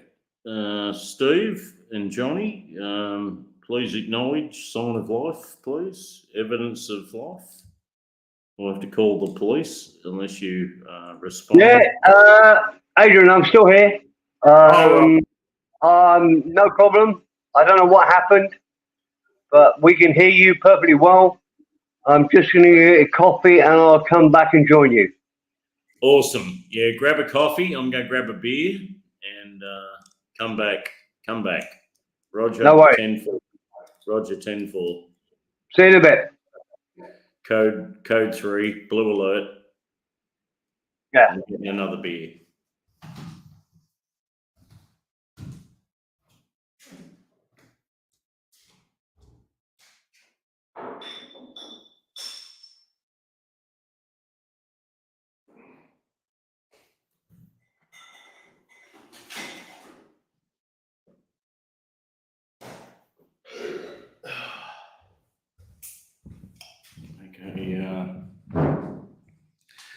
Okay, sports fans, it's you and me until Steve comes back. What's been happening? I'm trying to read my shitful laptop from like too far away and my eyes are fucked.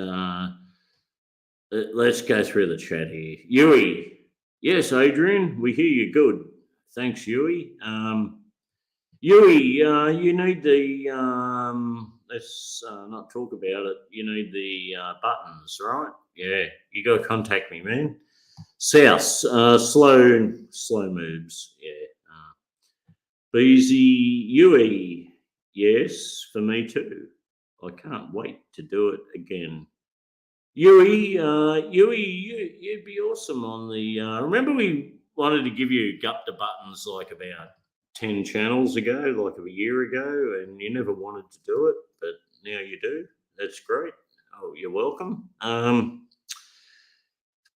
Anna says, grab me a tea while you're at it, please. Yeah, grab me a tea.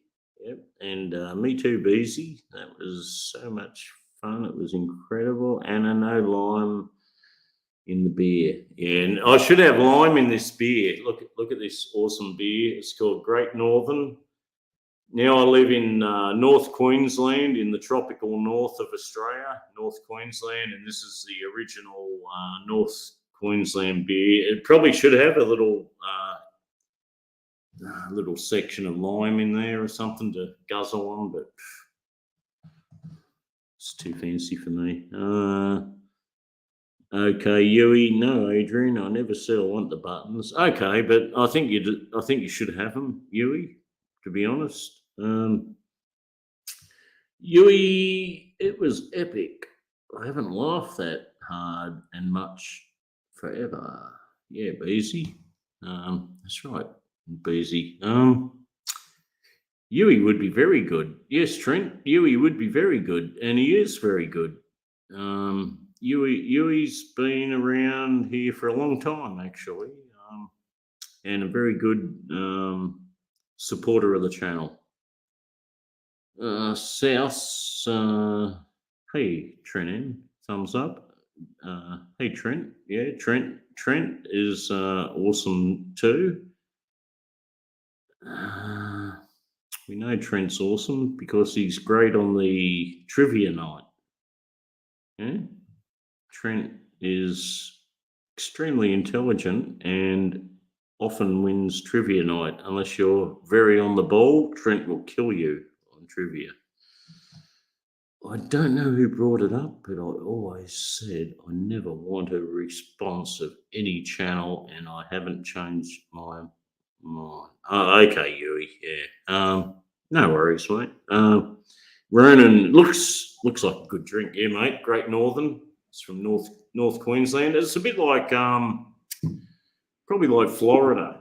Yeah, this is the equivalent of Florida where I am. Fucking hot and humid, and we got crocodiles and snakes. G'day, South. Cheers, mate. Good morning, Trent and Yui. It's not that hard. That's right, Yui. It's not that hard. Trent kills us all in the chat too. Yes, he does, Beezy. He'll kill you in the chat, kill you on the trivia. Hey, Steve, you're back? Yeah, I'm back.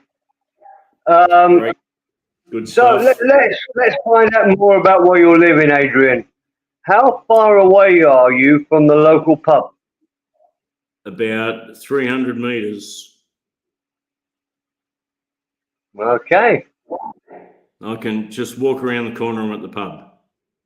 Okay. And if you fall out there, Hang on, Steve. That's the you first fall pub. out with them, Then there's another 5 pubs Oh, next within another kilometre.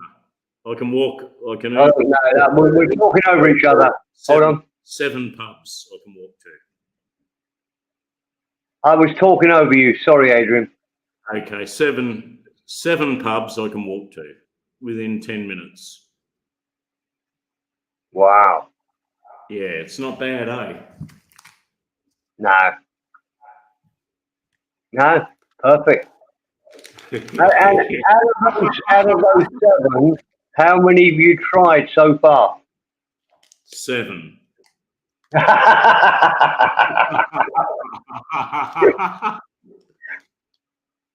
But you know, the best pub is just around the corner from me, Steve. It's not the proximity, it is just the best pub. It's just around the corner. I say the best pub out of those is the closest one, just around the corner. All right. Oh, that's lucky, isn't it? You got 7 pubs, and you live next door or within, trying to be like a less than a 5-minute walk to get the best one. Perfect. 300 meters from the best one. Yeah. So 5 minutes. If I threw a stone really hard, I could probably hit it on the roof. Yeah. Yeah. But you do know that as life goes, that the best one you find, you'll fall out with.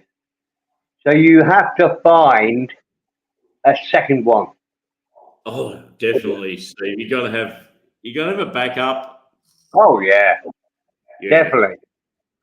Don't let them feel that they own you. You know, with a pub. Yep. You got to make them feel like. I'm genuinely not joking, Adrian. I'm being 100% serious. I've done the same. And falling out now. And I've had a great bar.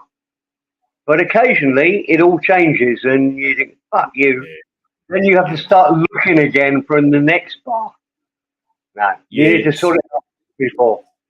And you know, the next bar's just 200 meters down the road. Right. Yeah, so it's not an issue. I'm happy with this closest bar. They have awesome food.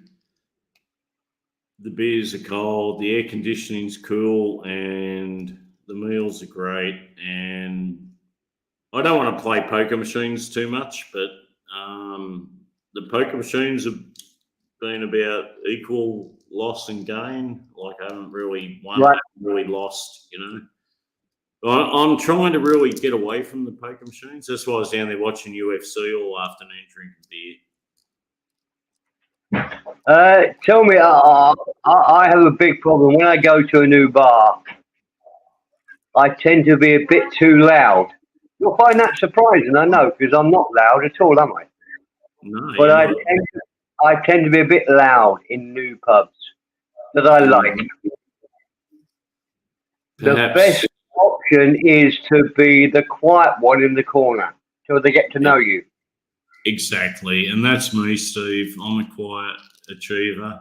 I'll just sit there quietly, take it all in, talk to a few locals, garner some friendships, and I'm not really a loud person.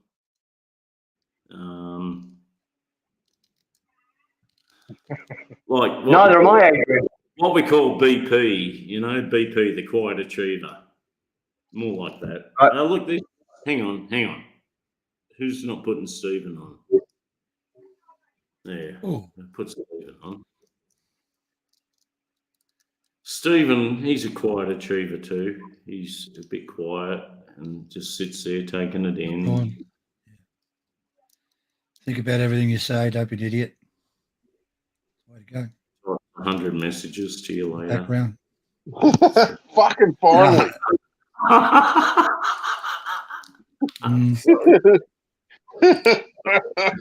Since you're watching me phone battery disappear and stuff. Stephen's good. Stephen is a genuine entertainer on YouTube. He actually does entertain people. Stephen. And he knows how to conduct himself. Who's he fucking talking about? Perrin or me? No, you. Clark. Oh, right. Stephen Clark. Yeah, No, Perrin. Perrin's been renamed. Perrin's a bit of a drunk, and he knows how to entertain, like in a pub, in a bar situation, and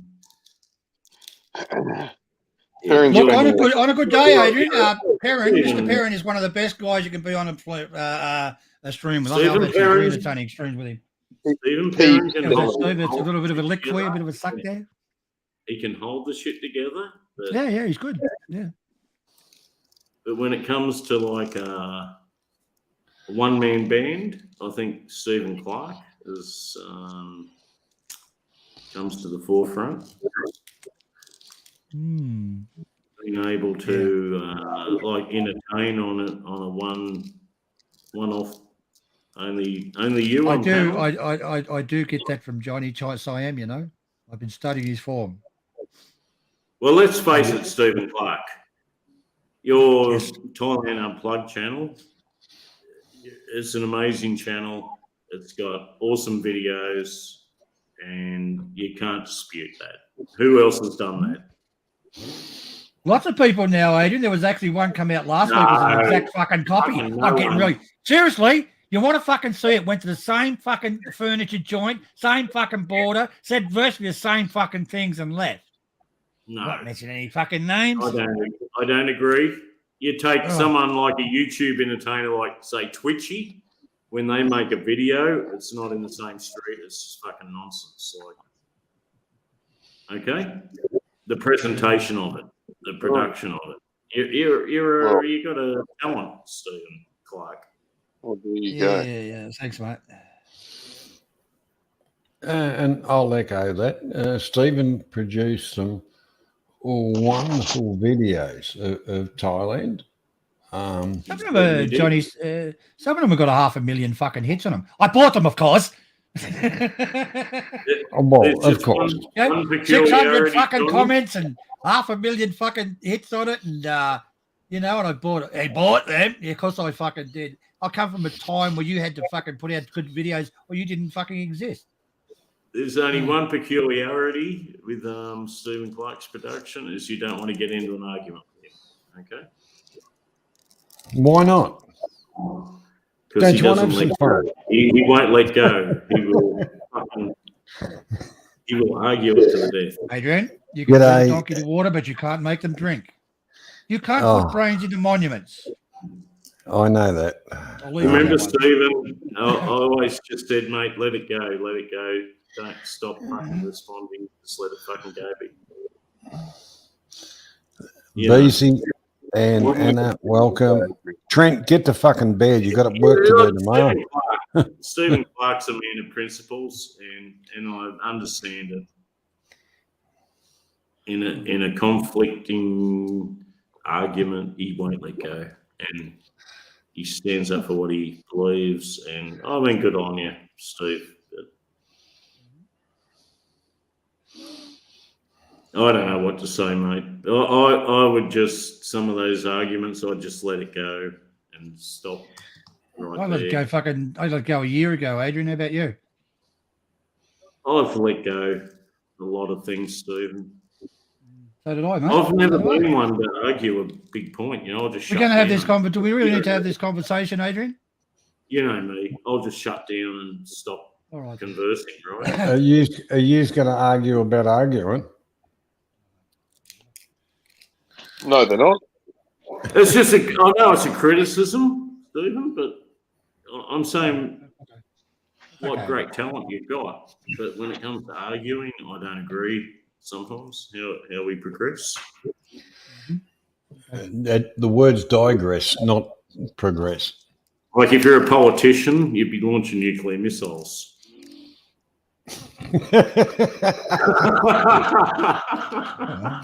That happens by accident. I um, did fucking warn you.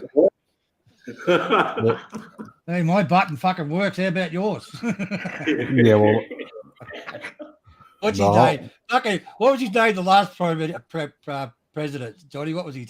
Trump said that about North Korea. Yeah, but my little red button works.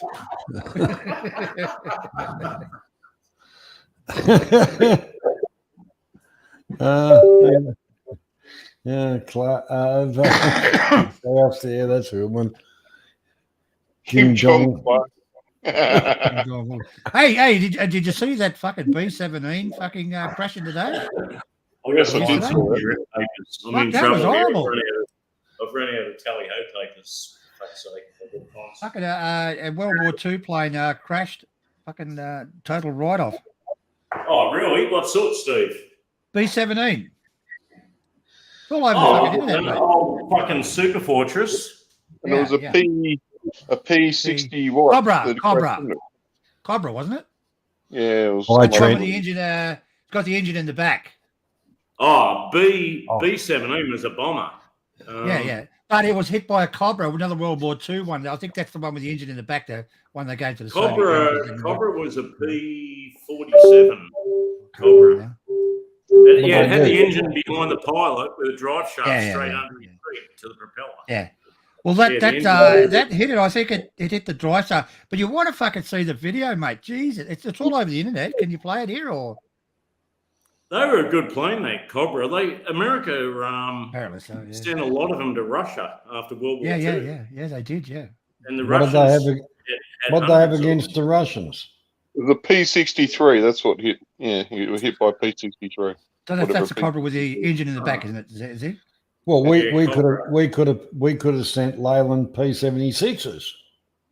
Yeah. Cobra was a bit like the old school World War II A-10 Thunderbolt. It was like a ground attack thing. It had a cannon through the propeller shaft, Yeah. like a 20 millimeter cannon firing through the propeller, straight through the spinner of the propeller. Bloody hell. It's out of control, Adrian. It was like a very early version of the A-10. Queensland never got those A-10s, Stephen. I'm a bit pissed off. We need them up here now in North Queensland. Yeah, for pig hunting or what? You've got Amberley. You got Amberley that's not that far away, Adrian. Oh, mate, forget Amberley. We got Townsville. There's a major air base at Townsville. Oh, I know that, but there's some The pretty whole good war in the fucking stuff Pacific around. was fought. The whole war in the Pacific was centered on Townsville in Australia here, just up the road. Mm. Didn't the government order something like bloody 300 of those joint strike fighters? Yeah, I don't like it much. No, they ordered about 50, I think, mate. I don't think they ordered 300. But maybe It was I'm some wrong. ridiculous number. They're very Well, expensive. you know, They're hang going on, to mate. replace the F-18s thing with is, yeah, but the thing is, they've ordered submarines and that didn't float. Well, it shouldn't float if there's submarine. Well, Well, the ones in Thailand can't go in the water. There's not enough water. that's right. But the thing is, with the Australian ones, you know, they broiled a couple of frog legs in it and all the rest of it. But us, the taxpayers, are going to be paying for that until actually we don't have to worry about it. Our grandchildren's grandchildren will have to worry about it. So who gives a fuck?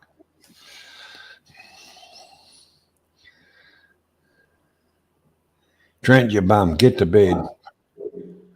Thanks for dropping by, mate.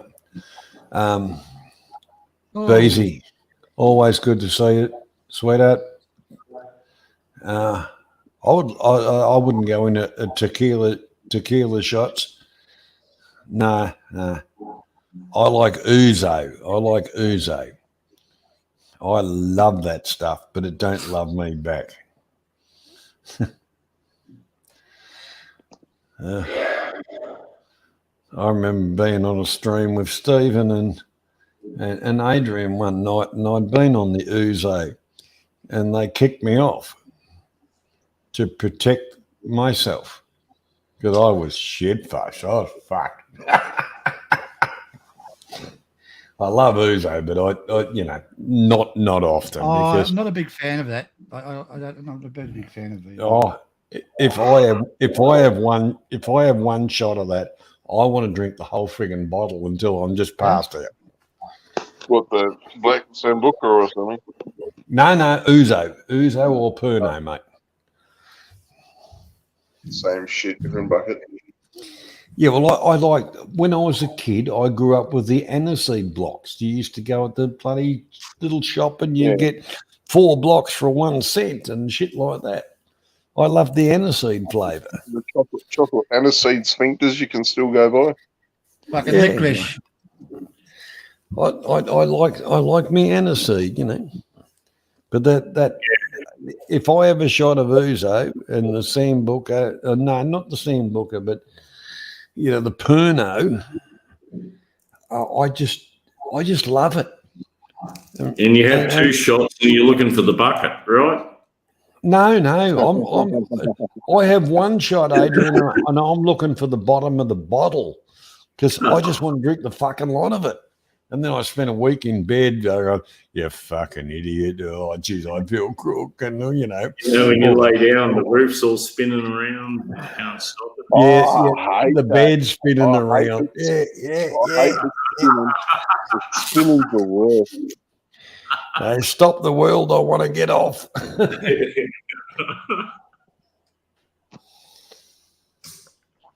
Stephen Clark likes the spinning, though. Always not telling You know, just looking at the history, General MacArthur's headquarters was just up the road here in World War II. Yeah. Well, go and bomb it.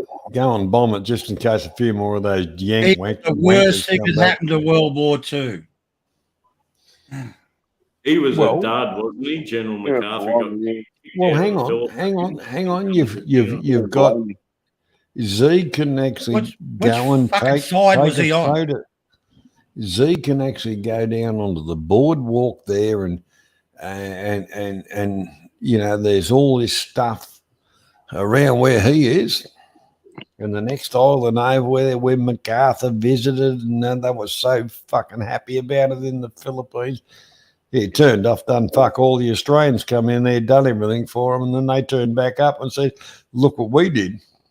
Well, this is the fucking point, Johnny. This is the point. Do you know that the first time the Japanese were stopped and turned around was by the Australians? But you won't read that in a fucking history book. You'll read how the Americans and that was single-handedly fucking did it. And that was Brigadier Potts telling Blaney to go get him stuffed as well. And then they fucking wouldn't let the Australians do anything. They wouldn't let the Australians do anything. The Americans had to do all the fucking parades. They sent the Australians into the Philippines first to fucking clean it up, which they fucking did, apparently. The Americans walked in with their fucking medals and their nice uniforms and, well, whatever. The rest is history. Annie, you're going to flash your blue. Anna, Annie. He lost hang the on, Philippines hang on, and retreated to Townsville. Newsflash. And then when Australia defeated the Japanese in New Guinea, he claimed victory over them like America had done it. Yeah. Well, we had a Pommy. Said We had a Pommy the command. Australians were incompetent. We're under Pommy command going into Papua New Guinea, and it was West Australian Brigadier that told bloody old Blamey to get rooted and pushed and cut the Japs off. Oh, the bombs Blamey were was a fucking idiot. General Blaney was actually the genius of the whole thing. No. No, bullshit. No, it wasn't, Blamey Adrian. wanted the Aussies to keep pushing into the Jap territory and getting slaughtered, and it was Brigadier Potts told him to get fucked, and they pulled back towards Australia. And when the Japs tried to come forward, they'd got enough supplies and blokes together to cut the Japs off once and all. That's about right. See? How many times have I told you people to keep an eye on the chat? Anna's talking about flashing boobs, and Jess is talking about the whole thing. Come on, keep up with the chat, you bastards. Now, what's Another wrong with Steve flashing Burns boobs? idea while Anna's flashing boobs. Anna, put them titties away, and Don't take your tits to town, Anna. Anna, Leave your Anna, tits at home, girl. Anna and Jess, tearing is sharing. So feel free.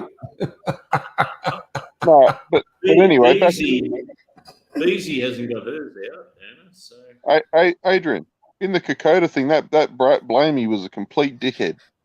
It was a Blaney bunch was of a free thinking fucking Aussies idiot. he was a little that sold short fat that cunt, wasn't he? He was a short fat cunt. Blaney, I think. And they named a place in New South Wales after him, and it's called Blaney. It's the biggest asshole in the fucking whole country. It's a cold cunt of a joint. It's a shithole.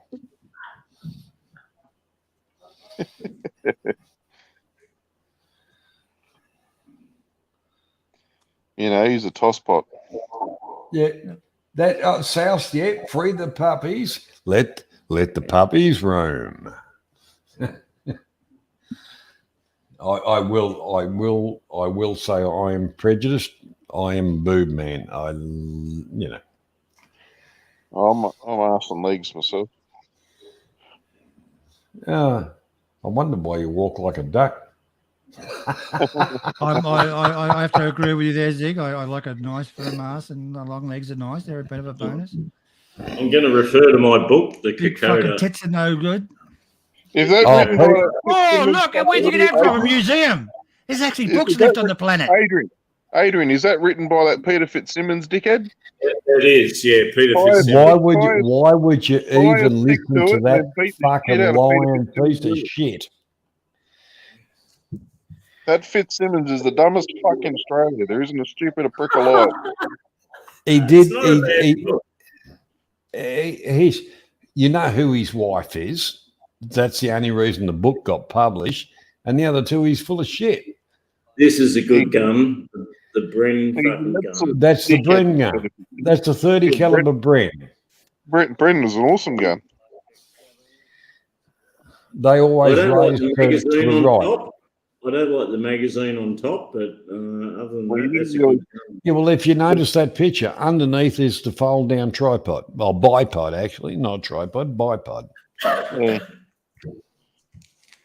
I actually know exactly what that gun is. You need to I put was the trained on bipod the down fucking for things. bisexual. But the whole part about it is that Fitzsimmons carries on about stuff that he had nothing to do with. He It says burn it, idiot rugby player.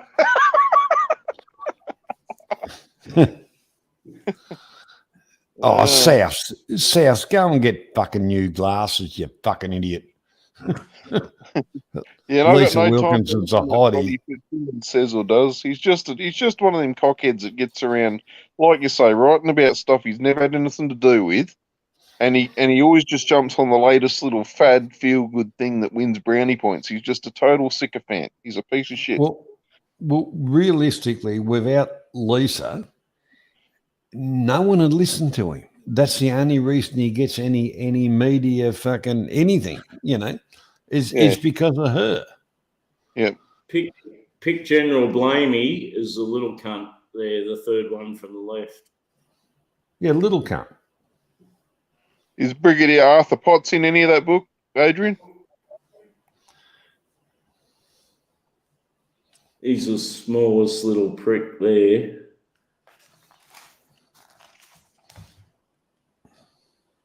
Because Brigadier Arthur Potts is the real hero of that Kokoda story. That one there's got Douglas MacArthur, Thomas Blamey, General Kenny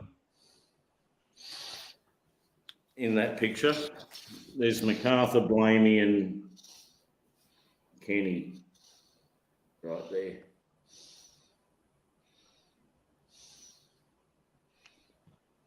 Yeah. We have an expression here in Australia, Jess. It's called the wolf whistle, type of thing. A hot Sheila or whatever. But I can guarantee you, if that happened in Australia, and then you know kind of pulled up to pick up your hubby or whatever, everybody be in the car park going, hot chick, yeah, love the pigs, yeah. But we're Australians, we're foul and uncouth. Here's the diggers slogging on. Look at that, no body armour there. No. What do you want the body armor for? And You're trying to survive the war or something. The thing is, they were flat out to even have food. Yep. The Battle of Buna, that's where they turned back the Japanese Marines, the Battle of Buna, with just a handful of fucking machine guns, but they set them up so well that the Japs just walked straight into a killing field, tanks and all, and they got slaughtered by these machine gunners at the Battle of Buna. Mr. Perrin, are you going to go out of bed, going to hit the hay? Well, good night, Squire. Ranger, g'day, buddy. How you doing? Got some great pictures in this book. I reckon. Great pictures. Morning. Yeah, Actually, Adrian. Peter Fitzsimmons. It's a great book. Kokoda. It's a great book. Yeah, well, anyhow, what he's done is reproduced. Remember the one of the fella with his head bandaged up around his eyes and actually walking across the creek. You see that on Anzac Day, that actually picture in that? Yep. Up the road.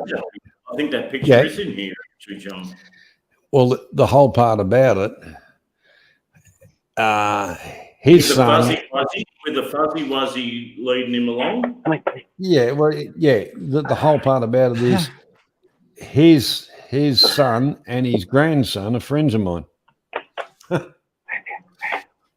They only live up the road probably 200 metres away from me. And I think that picture is in this book. Let me look. Here it is. Because the natives of Papua New Guinea, the fuzzy wuzzy angels, they call them. That's the diggers, right? Yeah, that's the picture. Yeah. Is that the picture? Hang on, no, that's not the one. There's another one. There's another one. A little bit further on in the book, but the whole part about it is, yeah, like I say, I actually, like I say, I know the son of the man that's in the picture, and his son, because his son used to work for me, and his dad was a mate of mine. Yeah, man, that's a great book. And that's when you call it, you know, where it comes home, that it's people you know, that really went through all that kind of stuff, you know. Yeah. Come on. And how's Space Ranger tonight? Yeah, it's morning here in America. We'll call you Terry. Morning. Hey, Terry. Sun's just rising. Good morning. Sun's just rising. It's morning. To you, yeah, cheers to you guys over on the other side there. Other side of we're coming up for 1 the planet. We're coming up for 1 a.m. here, Terry. Yeah. You guys are back on. Good to see. 0100 hours here. Wow. What's the time over there, man? Slightly. How's the time over there? It's like 08, 07, 06. 0645. Yeah. No, wait, no, that's not right. Wait a minute. No, that's right. That's right. Yeah. You in Arizona? Yeah. So, no, I'm in. Oh, I'm back in California. how Oh, did your funeral? How did the funeral go yesterday? Did it go About off okay? 40 people or so showed up. Yeah, it went off good. All cowboys, mostly all cowboys. You should have seen all the checkered shirts and cowboy hats. It was pretty cool. There's a cowboy poet. Who A passed guy away, did poetry. A guy named Dennis Winchester, a famous backpacker, horsepacker in the Sierra Nevadas. He had a pack station for about 40 years or 50 years right by here. Really? A long time. And so everybody knows him. All the cowboys around know him. This is all cattle land here. So I love when Papa mostly Jib cattle went land. down to Tombstone and he showed us all around Tombstone. Like Papa Jib did a little video around Tombstone. That was fucking awesome, man. I love that. Yeah, all those old cowboy towns and the cowboy things, you know. Yeah.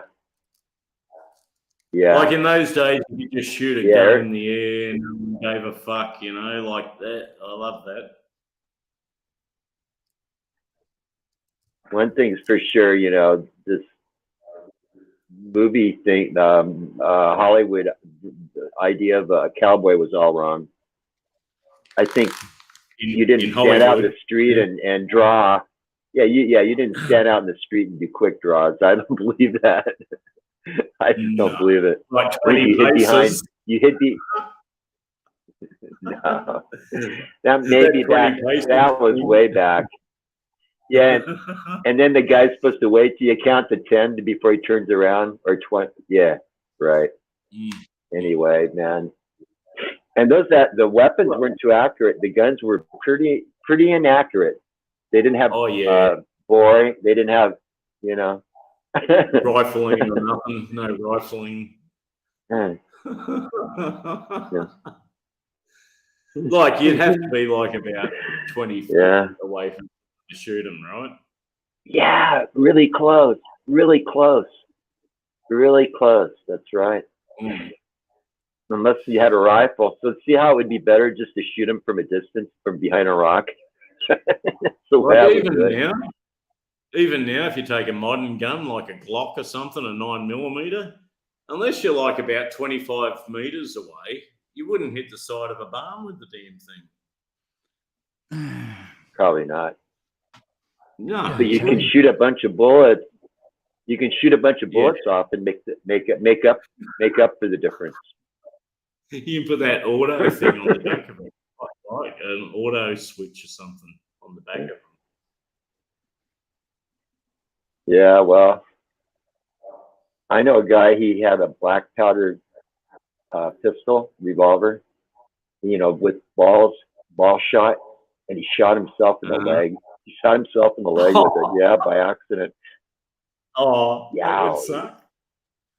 Yeah, that was a 44 black powder. Now, how did he cock it and shoot himself in the leg by accident? Because you have to cock them.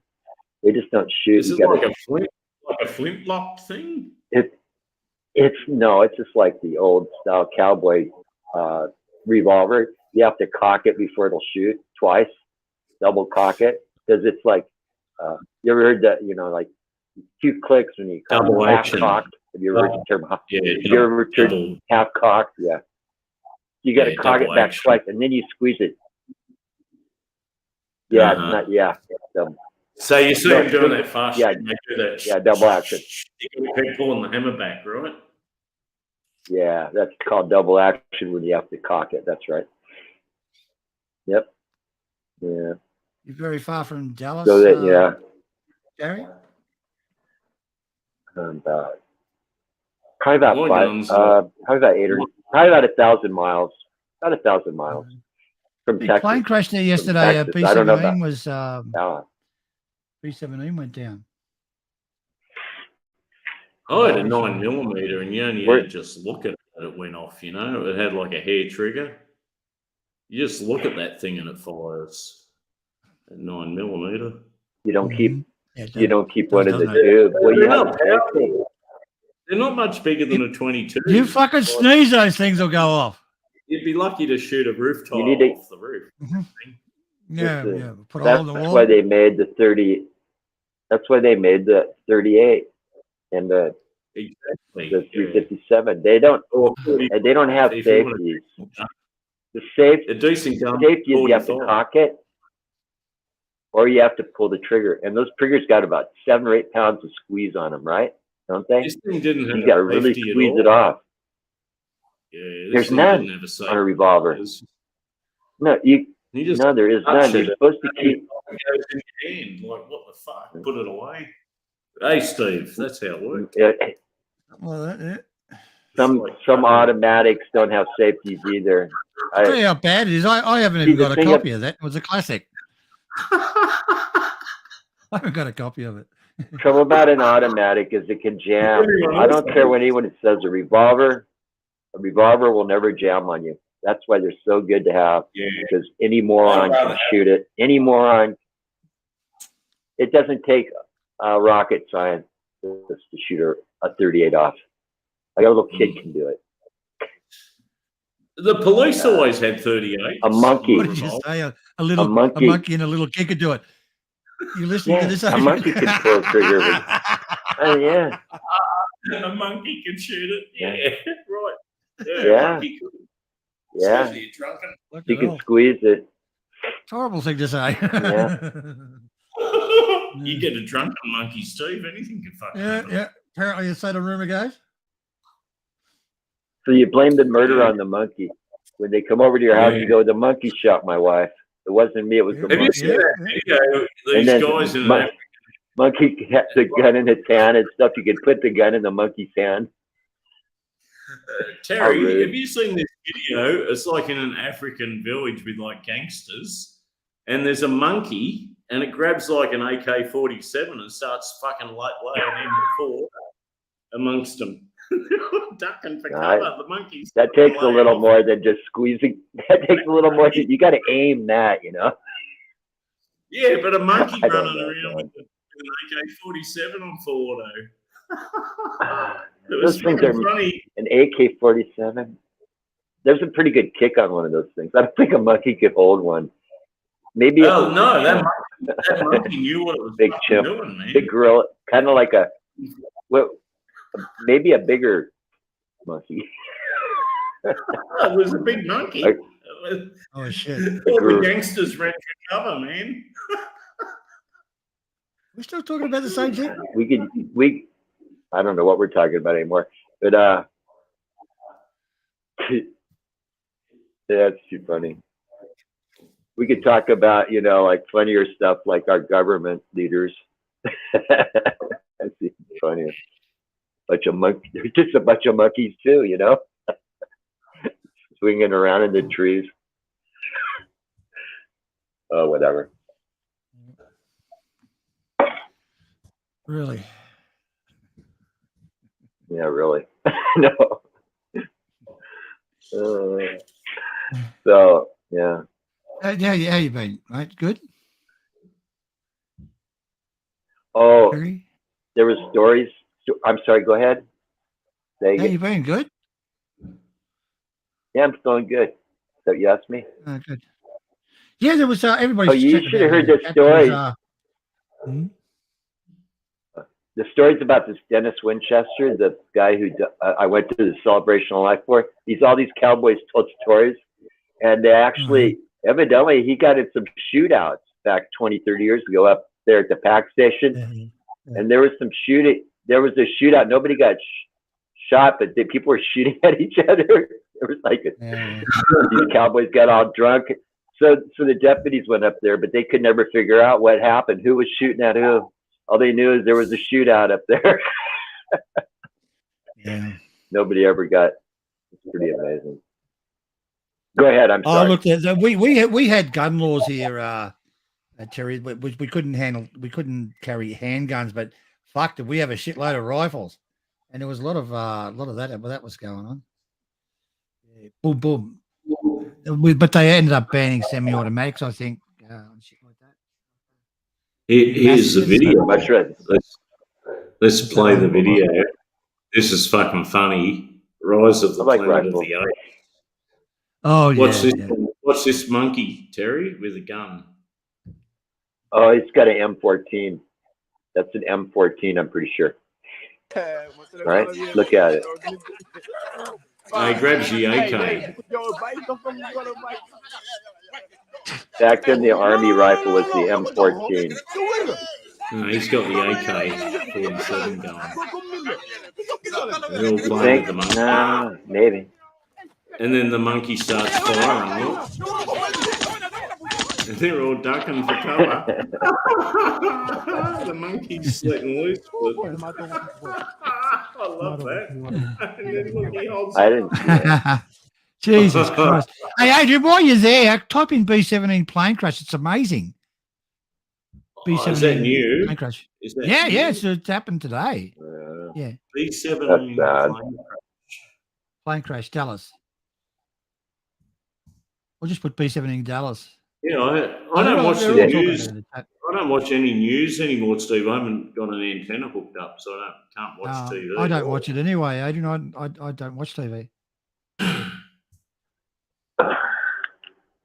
Plane yeah, crashes are a bummer, just man. play the top one. Play the top one. Yeah. Yeah, I see it. Watch this. Hang on, is that on the screen? I can't see. Yeah, it's there. It's there. I can't see it. Oh, okay. Yeah, it's up. Okay, we'll keep playing. I don't know how to do the sound. Fuck, he flew straight into the middle of it. Yeah. Boom. Oh, man, it took the tail off the plane. Yeah, no, it took that. I think. Hang on, have a look.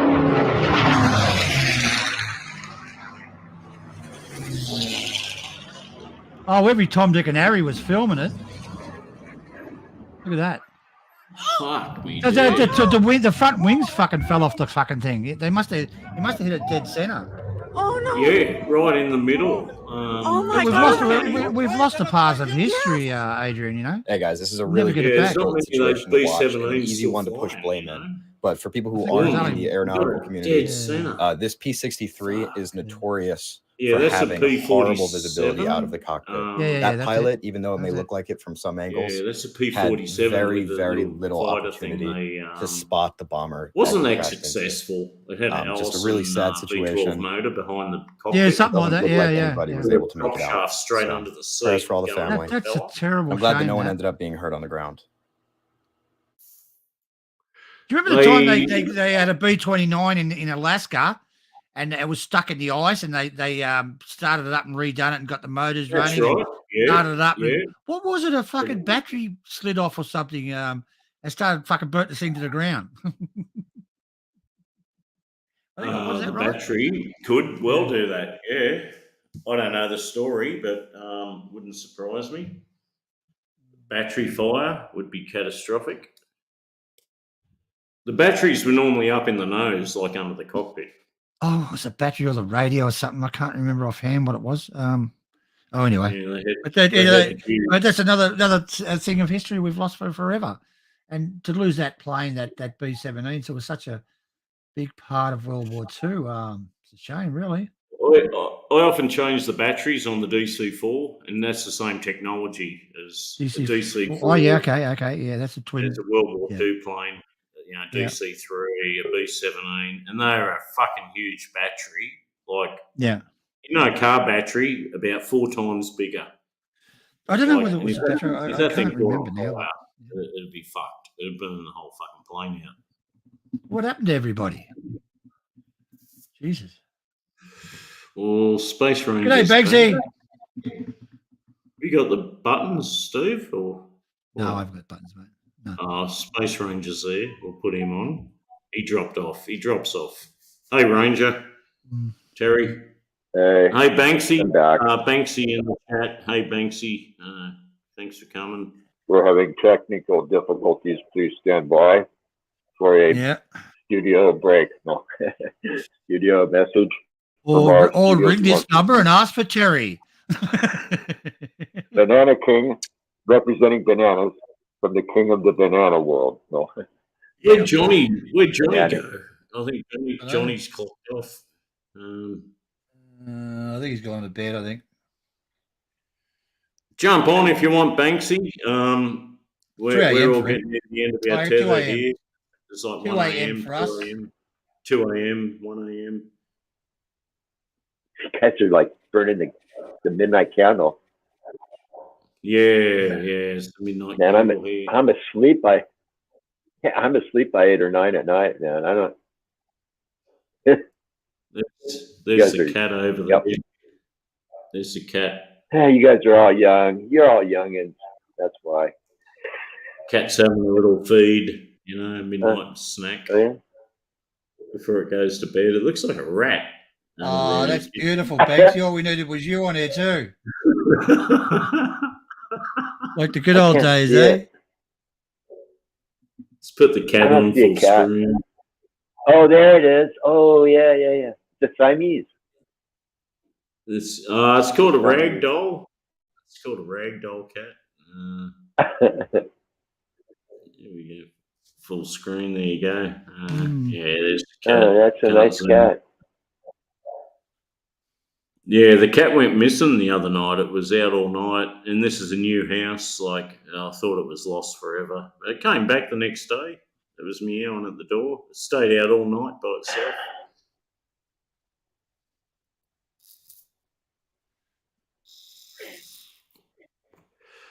I Yeah. kind of like this new house. It's got all these polished wooden floors. Good. That's your apartment. That's looks like a nice floor.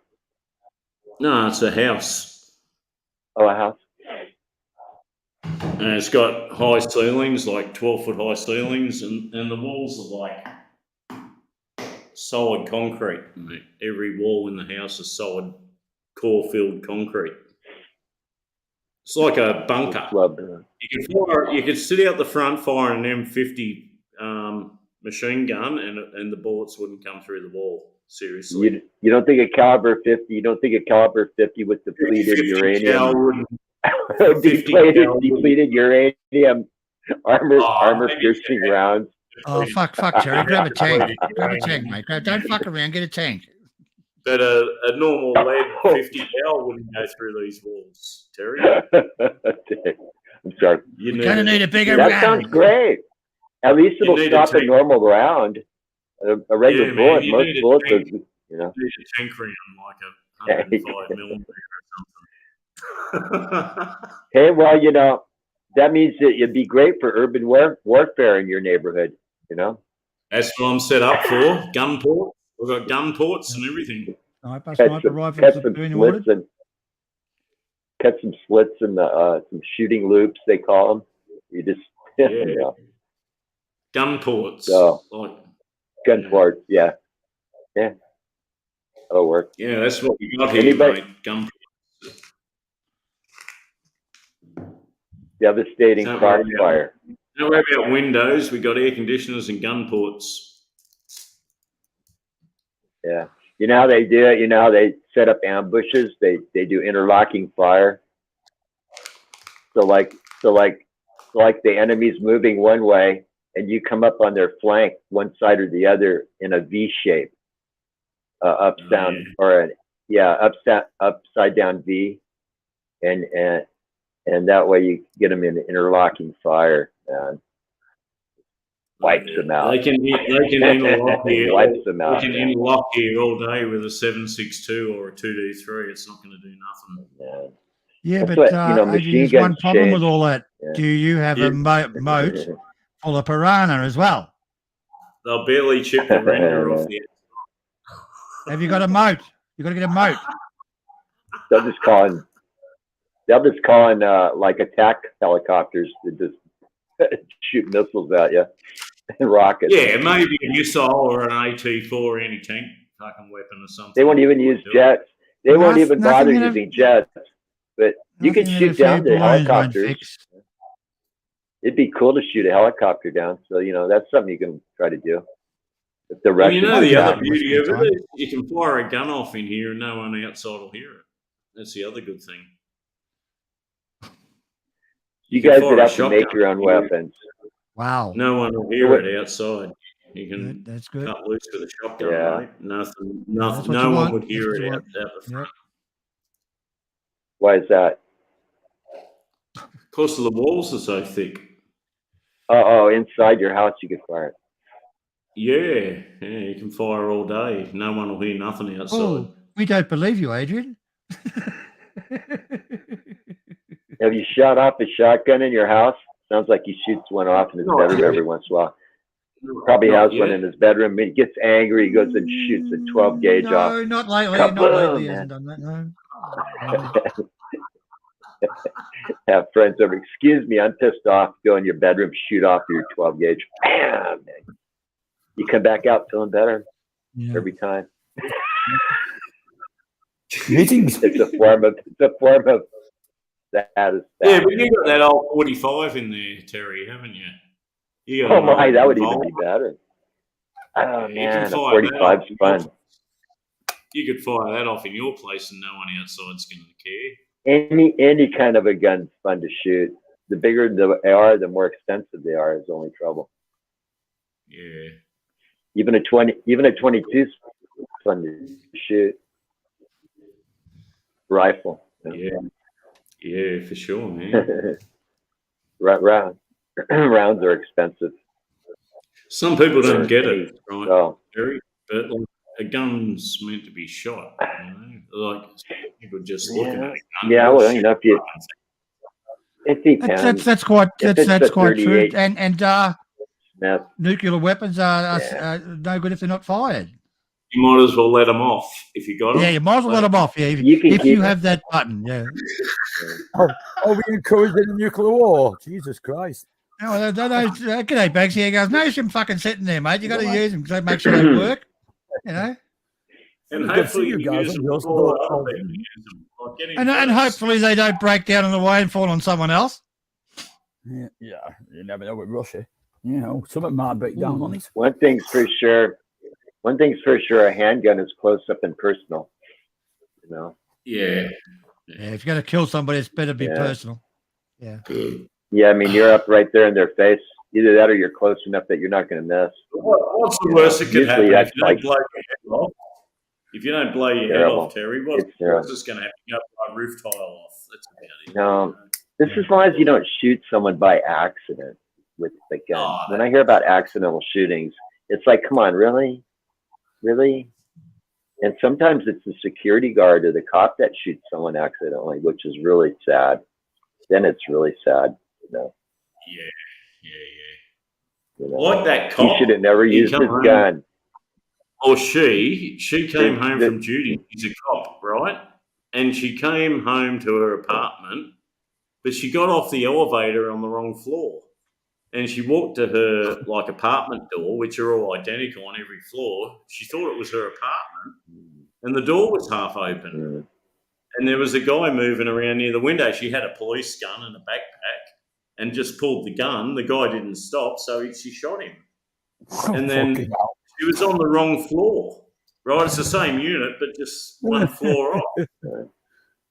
So she Well, how many shot times this do poor- cops go to the wrong? How many times do cops respond to the wrong address Exactly. with their guns Well, drawn?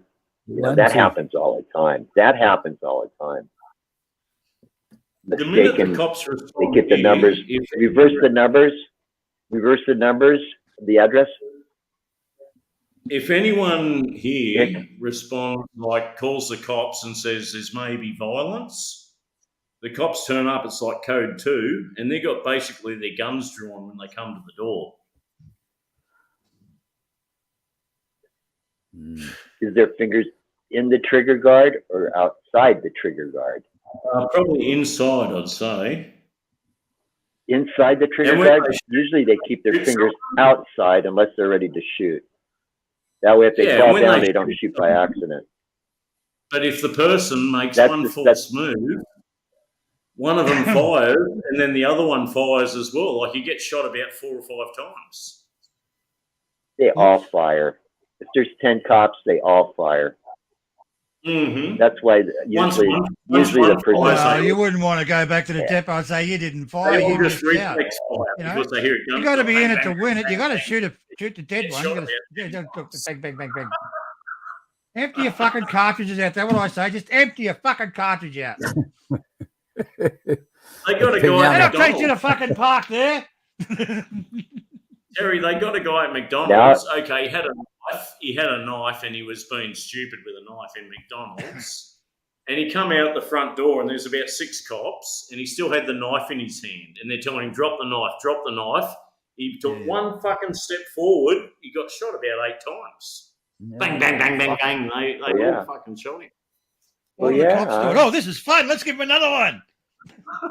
Unless you like think it's Did he fun come alone? getting stabbed. If you're the cop and you don't mind somebody trying to stab you in the face, because he's going to try to stab you in the face for sure, or the neck, right there, because you're wearing the vest, you're wearing armor. He's going to try to stick you in the neck or something. I wouldn't let the guy get close enough to me. You got a wife and They kids. could have tased him. How come they didn't tase him? Didn't they try to? Didn't they tase him? You don't tase people with a fucking knife. You fucking shoot them. Empty They the tased magazine. him. I bet you they tased him. I bet. Nah, the taser doesn't Yeah, work. tasers don't. The taser working's not very good. Or a fucking guillotine or something. Or people maybe an blow- axe. Get them with an axe. Listen, An axe always works well. being a policeman has to be tased in training. Yeah. Yeah. I don't, You're a I don't cop. know where the If you're a cops cop, you are. get They tased. know that You know, they give them these They fucking know that firearms. taser's not very good. They give the police these fucking So in other words, if firearms. you Stop fucking around. They should give them fucking a chainsaw or something like that. 44s, Nah, Terry, they got 44s, guns out and they tell them to drop 45s. it. And if they don't drop it, it's fucking open season. Boom, boom, boom. carry it. They could carry a Desert Eagle. It's a 50 caliber. Or no, They just got like yeah, Glocks. 50 They got caliber. like Glock 9s or something. Yeah. You have to brace. You have to put like a tripod up just to shoot the son of a gun and sandbag. What do you reckon, Banksy? What do you reckon? Brace your wrist. What, Break Banksy, what do your you arm reckon? after Shoot you first, shoot ask it. questions later, or what? You wouldn't have to hit the guy. You could The just last hit the vehicle, shootout, man. the last Hit shootout, his the vehicle. last shootout was down the road here. Just down the road, there's a guy come out with a knife, and they just shot him like 4 cops. He got shot about 8 times. That's the end of it. End of story.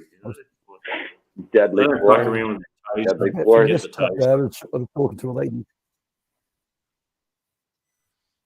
The guy was using deadly force. He had a Yeah, knife. he used a taser. So they responded with more deadly force. Yeah, yeah. And if you don't show respect and do what the cops tell you immediately, you're going to get fucking shot up here. Maybe the guy Chainsaw. wanted to get shot. If the cops say drop it, and That you happens a don't, lot. bang, you fucking one fucking step forward. Suicide by bang. cop, I think some guys like getting killed by cops. That's I was what doing a happens. show in Townsville one Yeah. time, Adrian. They pulled up some People like Aboriginal it. women and threw them in the back of the divvy wagon and went around the oval like doing S and wheelies and everything. And I thought, you fucking cunts. They would have Oh, bashed the they shit out like of them in banging the him back up of in that the van. back. Yeah, and then they pulled up, and it was like fucking Looney Tunes with the fucking little, Yeah, I thought you fucking assholes. But now after you've seen a few things and the way they wrecked up there, well, fucking hell. But geez, they were dropping wheelies. I called the copper an asshole for doing that. But looking back, maybe I should have given him a fucking drink or something. Maybe he didn't I do it got- on Goes on up purpose. there. Though. I got hauled I in. think he did it on purpose for sure. Yeah. No, what? It's a divvy wagon's like it's got a box on the back of a pickup, right? They Right. put the prisoners in the Right. back, right? So they put the You got 2 two heads. Aborigine girls in the back, and they did wheelies and S's and what do you call it, U-turns and smoking the wheels and because it was in the oval. Like, And like they a van, They but did it it's for actually about a 5-10 minutes, seriously. And they were slamming on the brakes and shit like that and come back and open the doors. And the girls were pretty fucked, I called the copper It's, an it's asshole like a for doing that. van, but in the back's more like a cage. Yeah, it's a steel box, really. It's got no. Hey, Banana King. So there's bad question. cops. There's Absolutely, good cops, question for you and Steve. We used to have the things that were called bull wagons in New South Wales. They're like What's F100. Banksy wants to ask a question, Adrian. Go on, Banksy. It's an easy question. We've had Remembrance Day here in the UK. Do you have it in Australia? Like What's that, today? sorry? We had Remembrance Day here in the UK today. Do you have it in Australia the same? No. Oh, yeah. Oh, all right. I know. We have that day, though. We have that day. Yeah. That brings up memories, Banksy, of how many vans are going to turn up, right? Yeah. Is it three vans or 4? I don't know. I went to the cenotaph and I was ended up having a beer after the local bar. But the cop was watching me. It's like, Ours was, again. Ours was on Friday, last Friday, Banksy. You had it then. Yeah, I'm with you. Hang on. You check the dates. Hang on. Yeah, last Friday. It was 4 days. It was 4 days ago. 4 days ago we had it. Oh, what's that? A flare gun? No, it's a 12 gauge flare gun. Oh, nice. Yeah, that'd be good. But that'll spark your underpants There's up the and flare. went up in your pocket. I reckon a copper should be taken out. A chainsaw in one of those, mate. You're in fucking action. 12 You used to be able to go into Walmart. You used to be able to go to Walmart and buy these. Yeah. It comes with 3 cartridges, but Walmart stopped selling them because somebody went in and bought one, loaded it up, and shot the clerk in the face with it. Oh, fuck me. As you do. If you had a home in welcome to America. What did he give him the wrong fucking chains or something? Did he? He just used it to rob the place. It sounds like he said, "I want to buy that flare gun." He bought it. He loaded it up. And he said, "Now I got a gun," and he shot the guy in the face with it. Terry, the guy was okay. That got shot in the face. If you He had burned say, really a house bad. invader, if you had a house invader and shot someone in the face with that, that'd do some damage, eh? Yeah. What I was getting at is this: you ought to be able to buy these anywhere. All it is a survival tool. Emergency device. Like out in for out in the ocean. So if you go to a marine store or somewhere that, you ought to be able to, somewhere that sells stuff like for going to sea or in the ocean, you ought to be able to find a flare gun, some sort of a flare tube or, right? You could protect yourself with that, right? So you could actually use it. It's like a little hand rocket, launcher. Yeah. They have different. It's gonna if you shot someone straight in the face off, fucking put them you burn your own face off. I don't know how far it takes, but I think it's like about. You could burn down a house with it easy. You got to watch out. Yeah, you'd probably burn the house down. Yeah, you could. Yeah, you could burn stuff up. Start a fire. You could start a forest fire with it. Start a big old. Well, what's wrong with the police carrying a fucking tin of petrol? One of those flare guns. If they have any trouble, they throw the petrol at the fucking the suspect and shoot him with the fucking flare gun. Poof! Up they fucking go. End the fucking story. You got the chainsaw there. You can cut up the fucking body and get rid of it. Little bit of lime. Nobody knows what happened. I've bought a new chainsaw. I've upgraded from my 4-inch pruning chainsaw to a 14-inch steel chainsaw now. There you go. You're starting your collection. It's a lot better. Yeah, I've got a mark on the police force. Then you can't definitely got a mark on my play with the chainsaw. You can't beat a bit Mark and Myers, can you? Forget that little pruning chainsaw with a 4-inch blade. This thing's fucking serious. The lap at that fucking thing. Jesus, get a decent one. I mean, I've got a complete chainsaw. Bigger. Cam, they took me for death threat, and I had a little 4-inch. Can you get ammo? Can you buy ammo and 12 gauge shotguns? Yeah, if you got 12 gauge shotgun rounds, Yeah, you gotta have a license. You need a license to buy 12 gauge shot. Can you buy them from a friend? Can you find someone and just buy them on the black market? 12 gauge rounds. Oh, you could. You just buy them down at the sports shop. If you buy in UK, you must be able to. You must be able to buy. Come on, there must be ammo you can buy. And Yeah, it's there's illegal, gun but shop. I'm sure you can find it.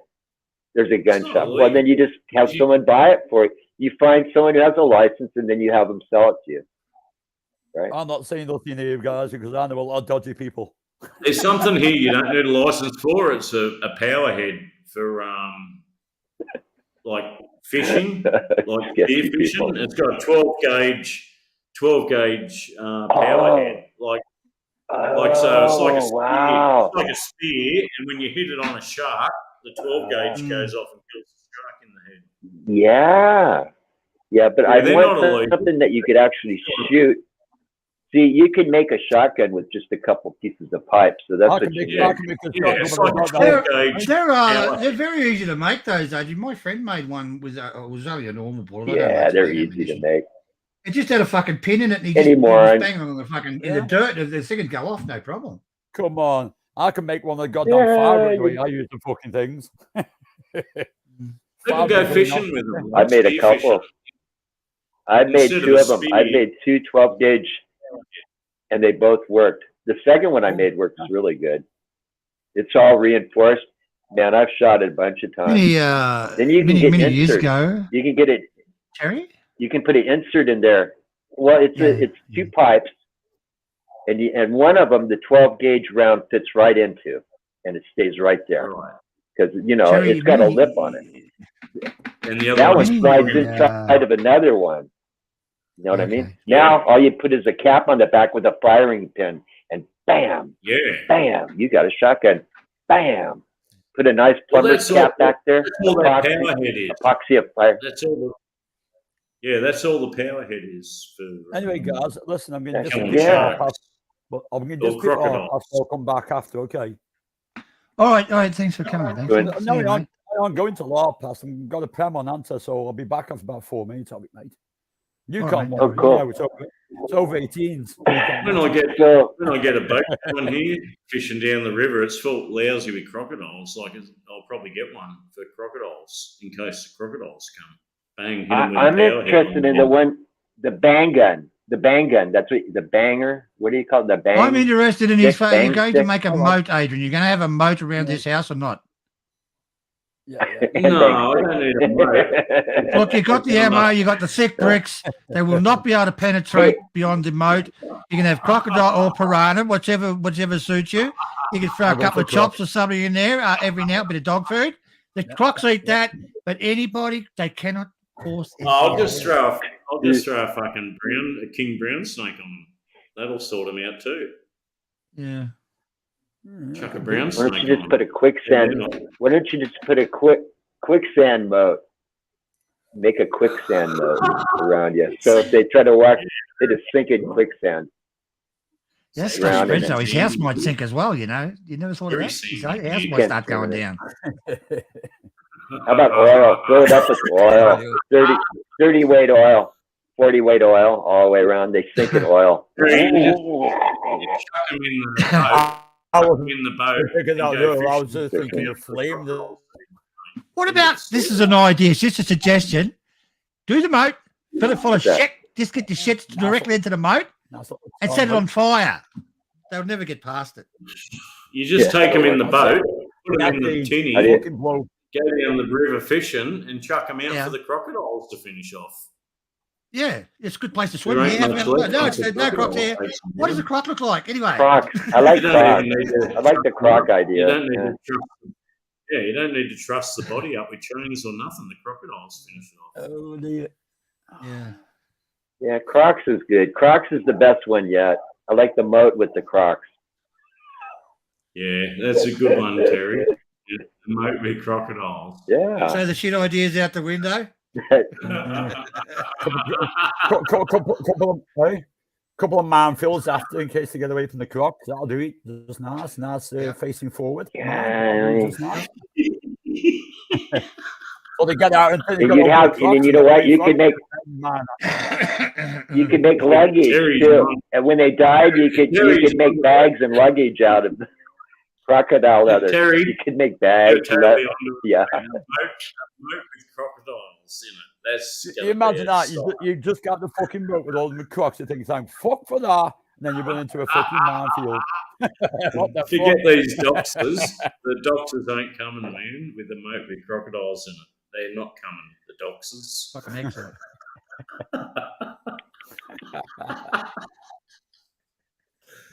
That's what Papa Jib would have, I reckon, if he was here. He'd be a sadist with it. He'd figure out some way to use them in a sadistic way. You know that? He'd terrorize people with his crocs. You know? He'd like hang him up. I knew a guy. And... Oh, he'd probably bring you up to him and like try to throw you in with him, knowing my brother. Just dip him in slowly, like up and down. He's the kind of guy that goes close to a 2,000-foot precipice and looks over the edge. He doesn't even care, and kind of leans out and looks over the edge. Everybody around him's like having a heart attack just watching him. Get back. Guy's crazy, man. And he'll come up and act like he's going to shove you over. He came up behind me once and grabbed me and pretended like he was going to throw me over the cliff. And I scared the hell out of me. Yeah. Scared the hell out of me. He's a fucking wild man. That's what he's fucking wild, man. Later, boys.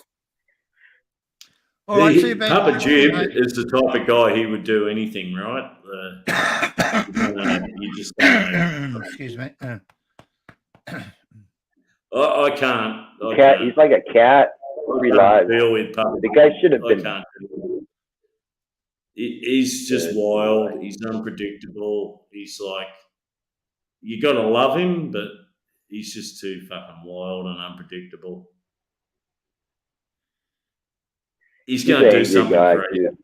He's going to do something fucking crazy out of the ordinary. You know it. He's a shock jock kind of guy. Yeah, shock.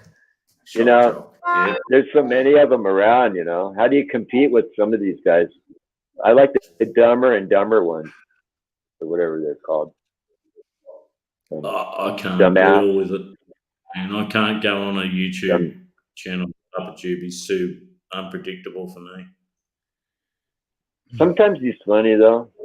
He used to be funny all the time, but you know, he got married and, you know, that Thai girl knocked some sense in him, so he ain't as fun as he used to be.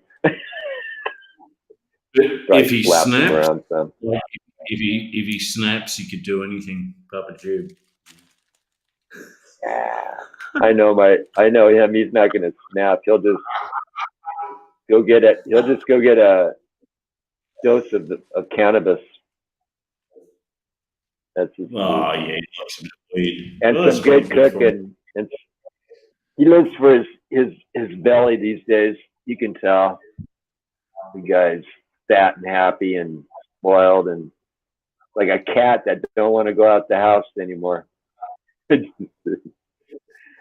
He works hard though. Like this cat. Like that cat. Yeah. He doesn't want to go out anywhere. My cat. Fucking dead on the floor there. Oh, there he is. Yeah. Yeah. The cat doesn't stress, does it? No. Like it's dead.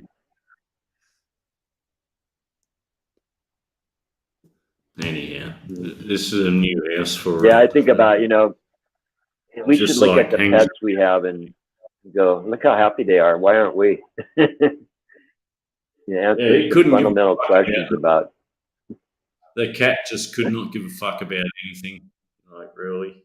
No, As and long neither as can a it's fed, dog. At least if it All has they care food about and is water. yeah, Always. yeah. A dog. Yeah, a dog needs more.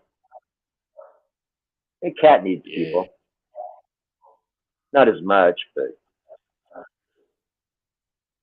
Like if I go Yeah, to bed so they're right good. now, it'll go and jump on the bed and sleep on the bed next to me. see, it's good stress reduction for you being around a cat. I heard they purr at a Jesus, certain Al. It just fucking cats purr. follows It's you purring. everywhere. if I He went puts and you went to to sleep, sleep, man. that fucking cat would follow me into the bedroom, jump on the bed, and sleep in the bed near my feet. That's So what it that's does. good for you. Good energy. They say when a cat, the vibration that the cat Oh, dear. purrs at is supposed to have something to do with our, like making you making Who's you, listening to this? It means relax. it wants. It Yeah, means it wants to be relaxing. fucked. Yeah. Relaxing. Who's, Yeah. who's listening to this shit? Anyhow, Oh, so fucking if I know. Mr. South. Oh, Prepper's in the chat. Hey, Prepper. Yeah, he's bringing you supplies for your bunker. Yeah, I need some emergency rations up here in the bunker, Prep. What do you suggest? Probably about 50 tins of Spam. Oh, fuck that shit. Well, you could live Yeah, you can forever live on a on long Spam. time on that. Oh, they're If you okay if got you like water- salt. If you got enough water, Spam will keep it going for months. If you like salt, yeah. Cyanide tablets. Got to have cyanide. Baked beans, you can enjoy you yourself better have a after the meal. You supply. can fart away, you can play That tunes. shit in a can. You That can- shit in you a know. can. Harvest. That harvest stuff in a can. Harvest. No, it's look, the Spam's just too salty for you. You'd die from, too much salt. You'd have a heart attack. High You blood know they got pressure. that Get the baked chunky beans. beef. There's no pressure. It all comes out the back, right? And if you're really desperate, you can reprocess the fucking shit. Chunky beef harvest. It's called harvest in a can. Yeah. It's chunky beef. Yeah, with vegetables. It sounds wonderful. Sounds special. Chunky. Ooh. Yeah. Yeah. So you're gonna That's be dying English, before you're right? dead anyway, right? You'll be almost dead by the time you get to that stuff. You'll be going, oh, I guess I better Those eat English dog food cunts, next. English cunts got a pie that's in a tin can. It's called a That stuff's worse than Phrase. dog food, bro. Phrase. I swear, I smell. It's all it fucking is dog is food. better than that Yeah. shit. It's a Oh, meat You might as pie well in a eat tin cat. Why don't you save up beef stew like Calcan or something? Or what's that other pedigree? beef- Like a stew. Pedigree's Stew's okay good. coming out of a can. That's okay. Not pastry and shit. That's fucking disgusting. Have a little cat food pate while you're at it. Get some cat food pate. You can put it on crackers. Little tuna pate. Yeah, right. Just right off your fingers, man. Good stuff. Do you know what they're giving the Russian army over there in Ukraine? Like the Russian, they're giving them World War II rations. Fucking serious. That's right. I'm amazed. Well, You reckon that stuff's good for you? It doesn't go off. A can It of sits there, Spam and it keeps on It's in glowing. tins. Just keeps on glowing in the dark. It's in tins.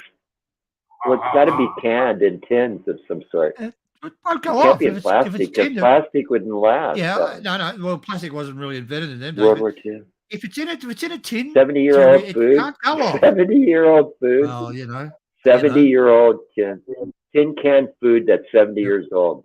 Well, well, probably it's still good. Some of One it of the could first still be jobs I good. had when I was a kid, Terry, was I don't know doing how rations for the though. military. I don't know. And there's I tell Yeah. you what, and occasionally you try a bit of it, and fuck, it was fucking horrible. Seriously, what they used to feed the soldiers. Oh, fucking You terrible. think I don't know that? Oh. You think the American Army's any different? And if you're in the reserves or then you get even worse crap. Then you get the worst crap. And then after that, we send the rest of the stuff to Mexico to their army. You won't eat. Meals regurgitated by Ethiopians. MREs. Meals regurgitated by Ethiopians. Or what else? Yeah. Meals rejected by Ethiopians. That's another good one. Meals ready to eat. MREs. What an What's that you got? awesome fridge. Without even opening the fridge, I get crushed ice and water coming out of it. Well, you won't need that after the bombs fly. the dogs of war fly. You won't need ice anymore. I've got a water You won't have tower it, out so. here. And in the water tower room, there's like a backup generator in case the power cuts out. Fantastic. In the water tower room. Are you not? You're not Yeah, it's paranoid? kind of- Are you? You have paranoid That's kind of schizophrenia or something? No, he just doesn't like fucking visitors. He doesn't I like bet he's neighbors. got booby traps too. Hey, Yeah, hey, I Bandit bet Acting. you he doesn't go to the. I bet you he You orders get from the some fucking over the trip internet wires. supermarket. Yeah. Tripwires and I'm booby getting there. traps, right? I'm working on Yeah. So if anybody We tries to got- break into your house, you would be arrested for like damaging them. They'd come and say, "God, what happened to this guy?" Trying to bust in your house. Man, it looks like he's been through a war. Like he's been through a minefield. You know, you're not allowed to do that to people if they break in your house. Yeah, they have a lot of home invasions. A lot here. Yeah. What would you say if someone walked behind If you he- now, Adrian? Oh, thank God, I haven't had a fuck for a couple of weeks, and grab him. I'd probably try and do a strike into their windpipe, you know, with the edge Yeah. of the fist, like straight into the windpipe, boom, or a kick in the nut. That's It's probably the- illegal to fuck cadavers, apparently. You don't want to kill them. Like you got to I'd do grab him in something. the testicles. I just reach down and grab him by his testicles and just straight squeeze into it, as hard as Terry, you can, Terry. man. Straight into it, mate. Good on you, mate. Grab Straight them to the testes. testicles. Squeeze those. Yeah. Yeah.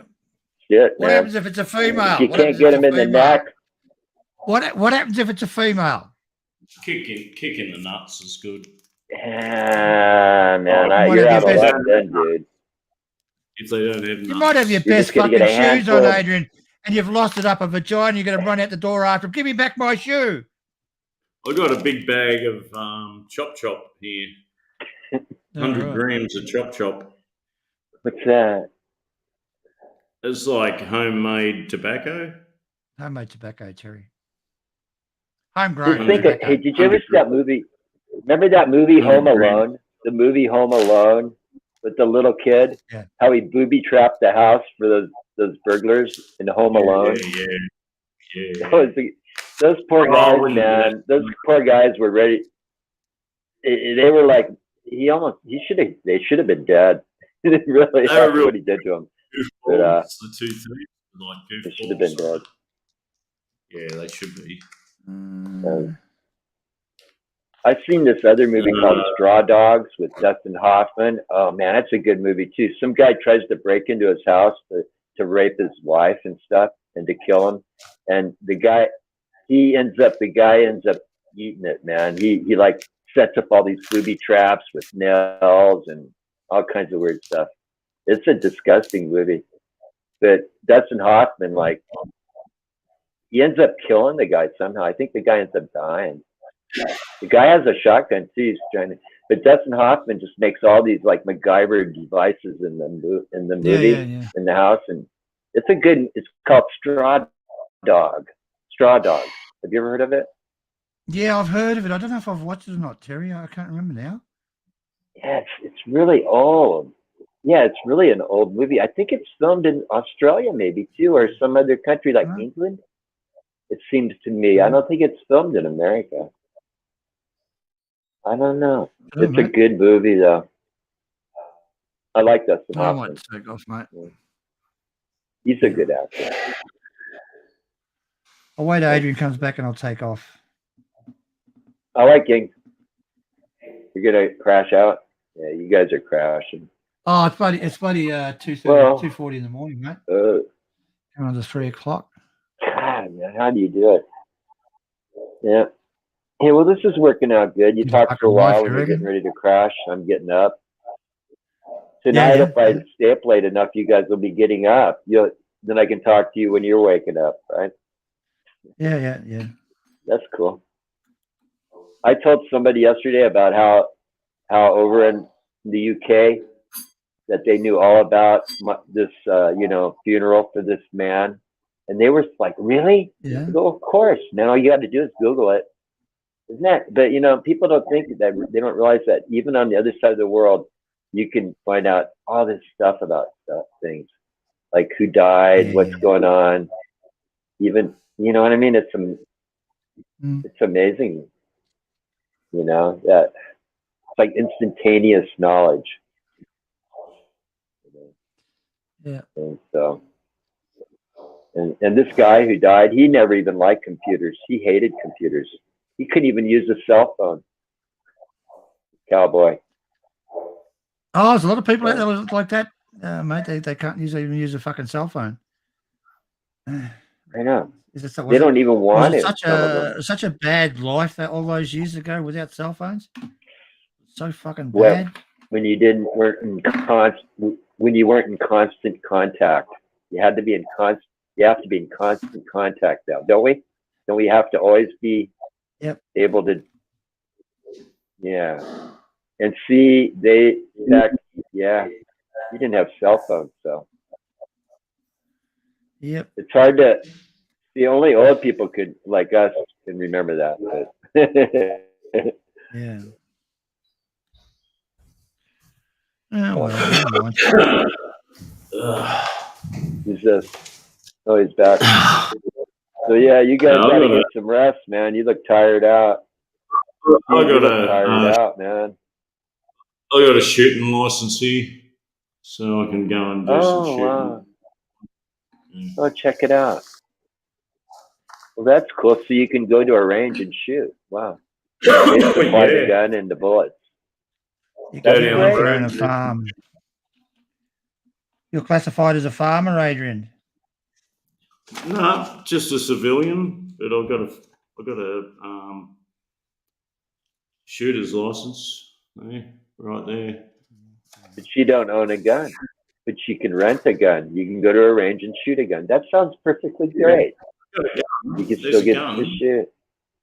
No, I've got a gun, but Well, I'm you not have going to a pull gun. it out. There's no way I'd ever. What kind of a gun do you own? No, he doesn't pull guns out on YouTube. That's his Never policy. pulled a gun out on YouTube. He's never That done it on 38 is YouTube. I've all- never seen it. Yeah. That's just asking for trouble. Well, you live in a country Yeah. where you're not supposed to show guns on the YouTube. I've done it. No, you're so I don't do it anymore. No. Adrian wouldn't do that. He's never done that. Asking for trouble here. Yes.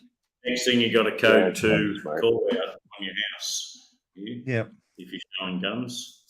Yep. You don't want a code 2 call out. Not in America. Not here. But one thing's for sure, if you mention don't guns, answer the door, when you call the kick police, your door in, you're on a code 2 call out.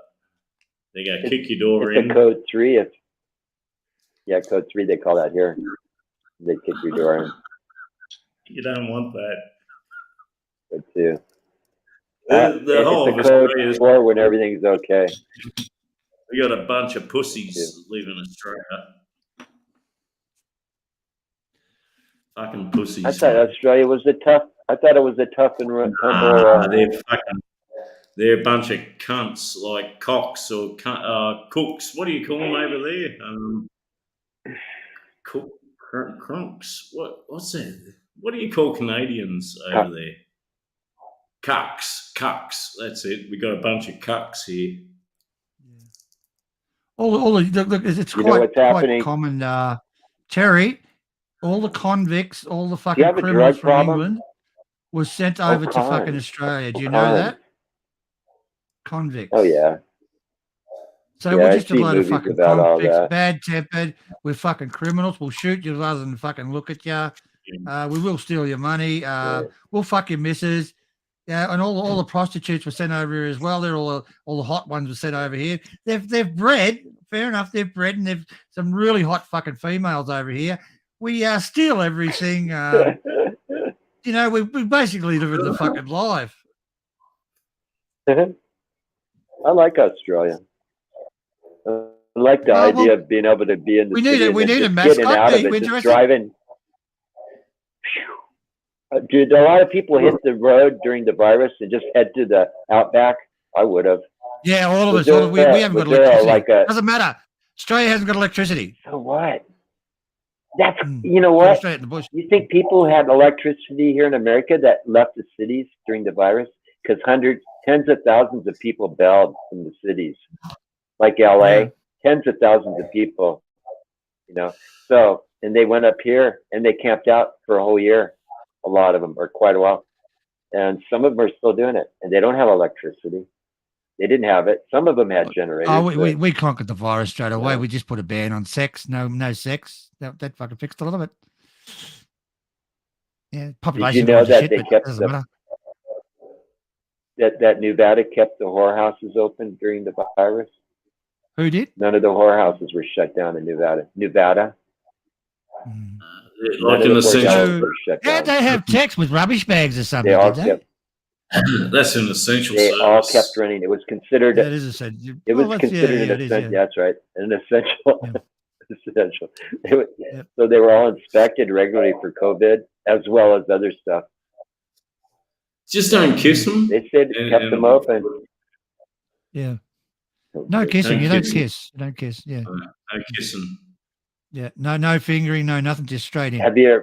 They never did that. A little bit of a smack on the back of the rubbish bag bottle. They never A little kissed. bit of a smack. Little bit of a smack. Prostitutes don't kiss. Yeah. Maybe at one time prostitutes did, but if you looked at them and you saw some sort of cold sore on the side of their face, you were even more stupid to do it. Oh, who knows getting nowadays? They had a Fucking- big old Jerry, fur- you big old go to fur watch it. piece You go store. for the, you see this beautiful woman. You put your hand under, go for the good bits, and you might end up with a handful of fucking plums. You can't tell nowadays.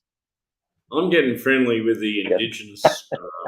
Women Oh up here. Jesus, Adrian, you're better off going home, mate. Oh, get yourself a warm animal. Pretty soon they'll have sex spots. So I should you'll have be able said to These, get a sex spot. these indigenous women. Pretty they're soon very- everybody will be able to afford one. Yeah. Yeah. The problem You'll is be able to that, rent sex spots too. You know, go out and rent one the for problem, the day. Night. they can be quite good looking. Some of them, and the problem is the drinking, Adrian. They don't Yeah. stop. They just don't stop. There's nothing you can do. Oh, They're they love the they're not drink. bad. There's some fucking Like the nice- American Indian. Yeah. And you know where you You know the American Indian. It's like you're talking to your best mate. It's not like you're talking to a woman. It's like Yes, you're- that's right. Yeah. you're very down Oh, to look, earth. so they're not silly, mate. But the problem is the drink. I don't know if I've told you before. I've got a lot of Aboriginal friends, and the daughter's part. I won't say any more from that. But it's it's a drink, mate. My good friend, probably my best friend is Abbo, and he just can't fucking. He just drinks too much, and it's just fucking I terrible. don't And the like women, Abbo, but Abbo. I don't know. I don't like it. The word, but oh, look, Curry. You're supposed to call them Curry, but they call them indigenous or something. But like I just call them Aborigine, Abbo for short. a lot of them Doesn't are really affect pregnant. me over there. You know, in Woolworths, and a lot of them Oh, are yeah. like, around there pregnant, pretty heavily pregnant, and everything. Like they Yeah. obviously enjoy sex a lot. They enjoy the dollar they get, the money they get, Adrian. That's all that's for. You mean they're uninhibited? That's all that's for, They Adrian. don't wear much clothing either. And apparently the rumor goes the white women do it as well. Yeah, they're not on their own with that concept. That's for sure. Yeah. But it's worth investigating. Hey, I man. think. Merit. Good. If you can find a nice Aborigine local women. lady, nice local lady. Yeah, They could cook. We can eat some lizards and they can cook lizards and things like that and Yeah, frogs. they look. Nothing Crocodile? against it. Yeah. Crocodile, bit of barbecue Yeah. crocodile for dinner. Yep, going. Where's my Do crocodile? they It's got usually my use? remote's empty. Do they? Get some yams. Do they use dig root? some yams in the They- backyard. They use, but they use roost shit in their hair. Oh, Bruce. Okay. Yeah, they do. Yep, yep. I've heard And that. how Yep, does that work? that's true. Yummy. Adrian will explain it to you. Go on, It's Adrian. a Boy, that's natural. a sweet It's a smelling. natural. That's a. It's a natural smell. That's Aphrodisiac that just turns you on, huh? That roo shit. Common in the district, I Kangaroo. suppose. Like, Roo. Can you tell by the smell of the roo where it comes from, what district she's from? By the smell of her roo. We generally just ask them where they're from, though. But you can start smelling them if you like. What kind of does it have some sort of symbolic? I'll tell you, Terry, they around rub the- here, like in 300 kilometres to that town or 300 k's to that town, no one drives at night on the highway because of the kangaroos. Like, if you drive at night, it's almost a certainty you're going to have a head-on with a kangaroo and will probably write your car off. Wow. No one drives at night. Yeah, they're pretty big. Yeah. Wow. But you know what the stupid Big enough to Australians lift do? your car up. They have a cull. They slaughter all the poor little bunnies. Bunnies, they're called, aren't they? Or rabbits or bunnies? Kangaroos. The big They problem kill is them, if the they come bastards. over the pond. There's fucking documentaries of murdering fucking Australians killing kangaroos. If you Wallaby? don't fucking like it, take a few off Are our those hands. wallaby? Sis. We'll ship millions of them over there for you. You can play with them. Fuck the kangaroo. Shoot them all. If you hit one, Yeah, Terry, it's I about heard they're 50% nasty. chance I heard to come they're over the nasty. hood, smash through the window, and take you out. Yeah, they Like, do that. Yeah. Yep. Oh yeah. Yep. Well, what do they Yeah, weigh? A it's- couple 100 pounds, 200 or 300 pounds. They're as bad as How big as many you, kilos Terry. does a roo weigh? They're big. They're about as. Yeah, that's Some of them are big. as big as a human, Terry. They're not small. So you got to drive slow, and then they just sort of bounce off you. If you drive real slow, I don't. yeah, I don't that'd think you be really understand, great. Terry. On acid. Take a tab of Roads are acid like- and go drive through a bunch of roos, like real 110. slow, roos bounce off you. The roads are 110, and you're going fast because it's a long way. Yeah. Just bang, there's a kangaroo. Supposed to go that fast. Yeah, Terry. I don't think you understand. roos do. Kangaroos are about as big as a human. Some of them, Yeah, right? yeah, They're quite tall. That's pretty big. Yeah. We I've seen drive up the pictures road of in the them morning with boxing road's just gloves on. covered, Do they box? like all the trucks. Kangaroos Yeah, they're that very box? intelligent. You They're ever very go to- intelligent You ever kangaroos. go to a kangaroo boxing match? Terry, they're very intelligent. You got to watch it. Yeah. Have you ever seen Yeah, I Skippy? Skippy? Is it? That was all real. No, it but wasn't I watched fucking Captain plastic or anything. Kangaroo. Yeah, and he flew I in a know, helicopter, I Skippy. believe. Yeah, the little He had a pet- helicopter. he had a What was pet- that he had called? Pet dolphin flipper. It was good. You can drive around town remember. here, but if you get out of town, you're like on You're the mixing open up. road. Wait a minute. Going. One was in the Outback and the other one was in Florida. One was in That's Florida, good. the other That's one was lies. in the Outback. Lies spread by the Russians. So what's I've got one of them what's for a you, jump? by the way, What is Jimmy. it?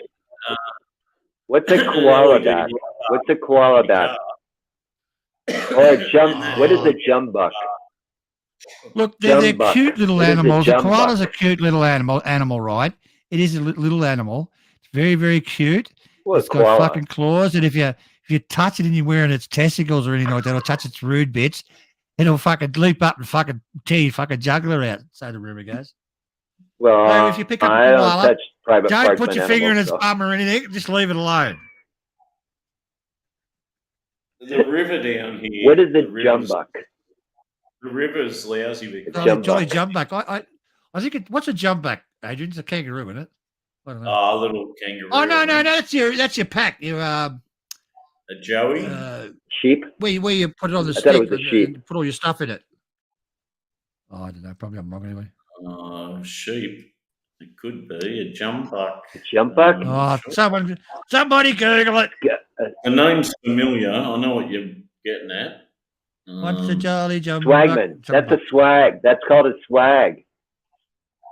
Once the jolly up came a Swags. jumbuck to drink at the Billabong. Up jumped the swagman and grabbed him with glee. And he Oh, sang you as said he like the stowed record. the jumbuck in his tucker bag. Oh, it's a sheep. It's a You'll sheep. come along. It's a sheep. A sheep. It's a sheep. A jumbuck is a sheep. How does So he what stick a it's sheep? about is how does he somebody stick a by a sheep? river. Hang on. It's about somebody by a river, right? They've jolly jumped back. I mean, he's been fucking the sheep, right? He's been caught. He probably had Velcro fucking gloves on. That's what that song's about. No kidding. If you walk down the riverbank here and went in the river, it says that there's a jump mark. The crocodiles will get you. Up came the squatter riding on his thoroughbred. Up came the troopers. Was there cameras taking photos of him fucking the sheep? With that jolly jumbuck you got in your tucker bag. So there's no sex in any of that. There is. He's been caught. He's been caught. I'm telling you, the song come from Victoria. It was made in Victoria. He was caught at the river with Velcro gloves, fucking a sheep, and he had and it was hot. And he had gumboots on. They don't have crocodiles. That's a famous. But that's like a national song. That's like an Australian national song for the military. Waltzing Matilda. Right? Didn't they march to it and every kind of stuff? It's actually the national. You always hear them singing it. The national. It was the national anthem. What? Yeah. The national anthem. See what I mean? Yeah. How can you say that about your national anthem? It's based on some sort of perverted sort of until they got the current ones, it's called Advanced Australia Fair national anthem. But yeah, that's good. That I know what the words that Australia Advanced Australia Fair. That's very good. That one. Yeah, the Jimi Hendrix plays that. Nah, that's the Star Spangled Banner. I know. Same thing. Same thing. Yeah. I've heard people sing it terribly too. That's great. You want to hear him at the schoolyards now? They'll probably sing Star Spangled Banner instead of fucking Waltzing Matilda. Some fucking Chinese song. I like Waltzing Matilda better. I don't know why. Yeah, it's good. It's not a bad song. All jokes aside. The lyrics are weird.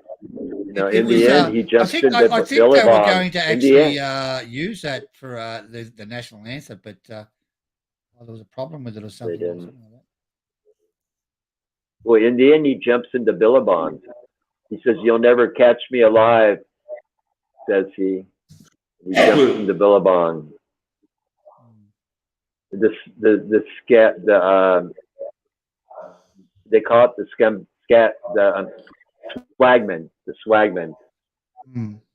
swagman that lived by the Billabong. You know. Yep. And then in the end, he dives into the Billabong. Says, "You'll never catch me alive," says he, and he dives into Billabong, and that's how it ends. Oh, if you drive and if you go by, you can hear his ghost singing. You'll come a while. Well, Harry, that's in Victoria, but here where I am, if you go down to the Billabong, you're going to get eaten alive by crocodiles in the river down here. That's why so that makes sense. That's why when he jumped into Billabong, he was finished. Because I always wondered, how can a guy drown in a little pond? But if there's alligators in it, I can understand. They can if you got your foot on their head and full of crocodiles. So I like the part. The farmer comes down with the troopers, 1, 2, and 3. You know, I guess those are like British policemen or something, Australian policemen. You know, that's when he jumps into the Billabong. He goes, "You'll never catch me alive," says I think this is a turn of the century, this song, Trevor. It's not this century, the last century, I think. I'm not sure. I like the song. I like songs like that. You know, they last forever. It's like country songs here are that's sort of like the same thing.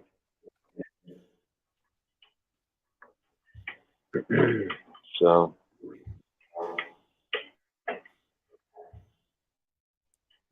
I see a guy on the internet or on YouTube who sings that. Oh, Jesus, I just typed that in. I think he's an Australian guy. Waltzing Matilda was written in 1895. That's why you got all the old stuff in there.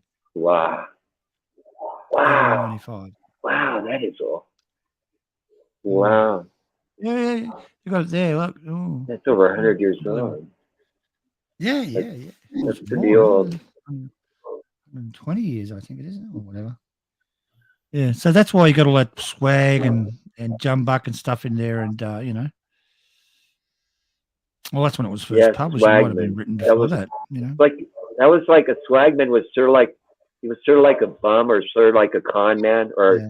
sort of like a not a beggar but like a hobo.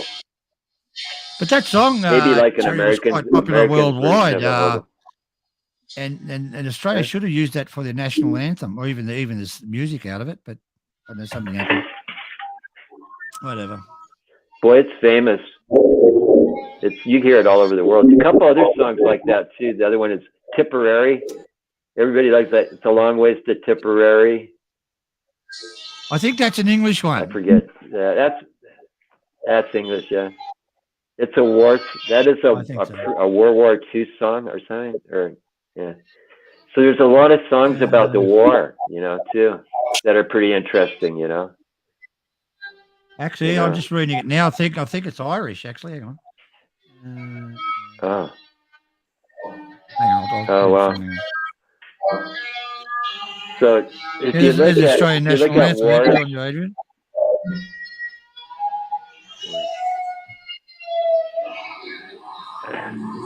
Jimmy. Yeah, it's. Can you? Hey, it's no wonder why our government didn't. They thought he That's was fucking awesome. awesome. Jimi Hendrix Gotcha. at Woodstock in 1960. Irish. You got to have Jimi Yeah, Hendrix. so a lot of these. 69 at Woodstock. Yep. Another member of the 27 Club. How'd you have that blasted through your fucking tank with big fucking speakers at the front? Those fucking Russians would be shitting, and the Chinese, they wouldn't be happy with it. He'd be breaking all the windows. That's guys, they might like it. No, they might like that. Boom, boom. They'd be sitting there with their fingers in their ears and you'd be knocking them off. Jimi Hendrix actually went to Vietnam.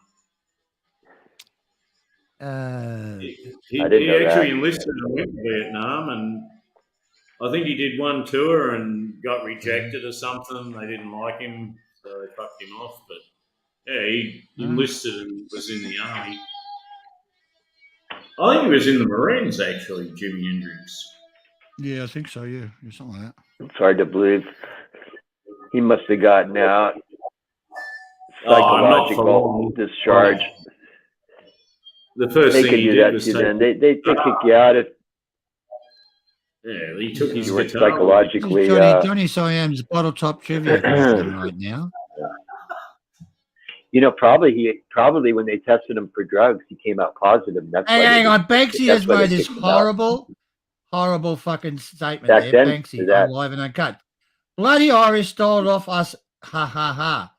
Stole jump back. Was it Tipperary? That's just plain nastiness, Banksy. There's nothing Irish about the Star Spangled Banner. Next thing you'll be saying the Bee Gees are from England.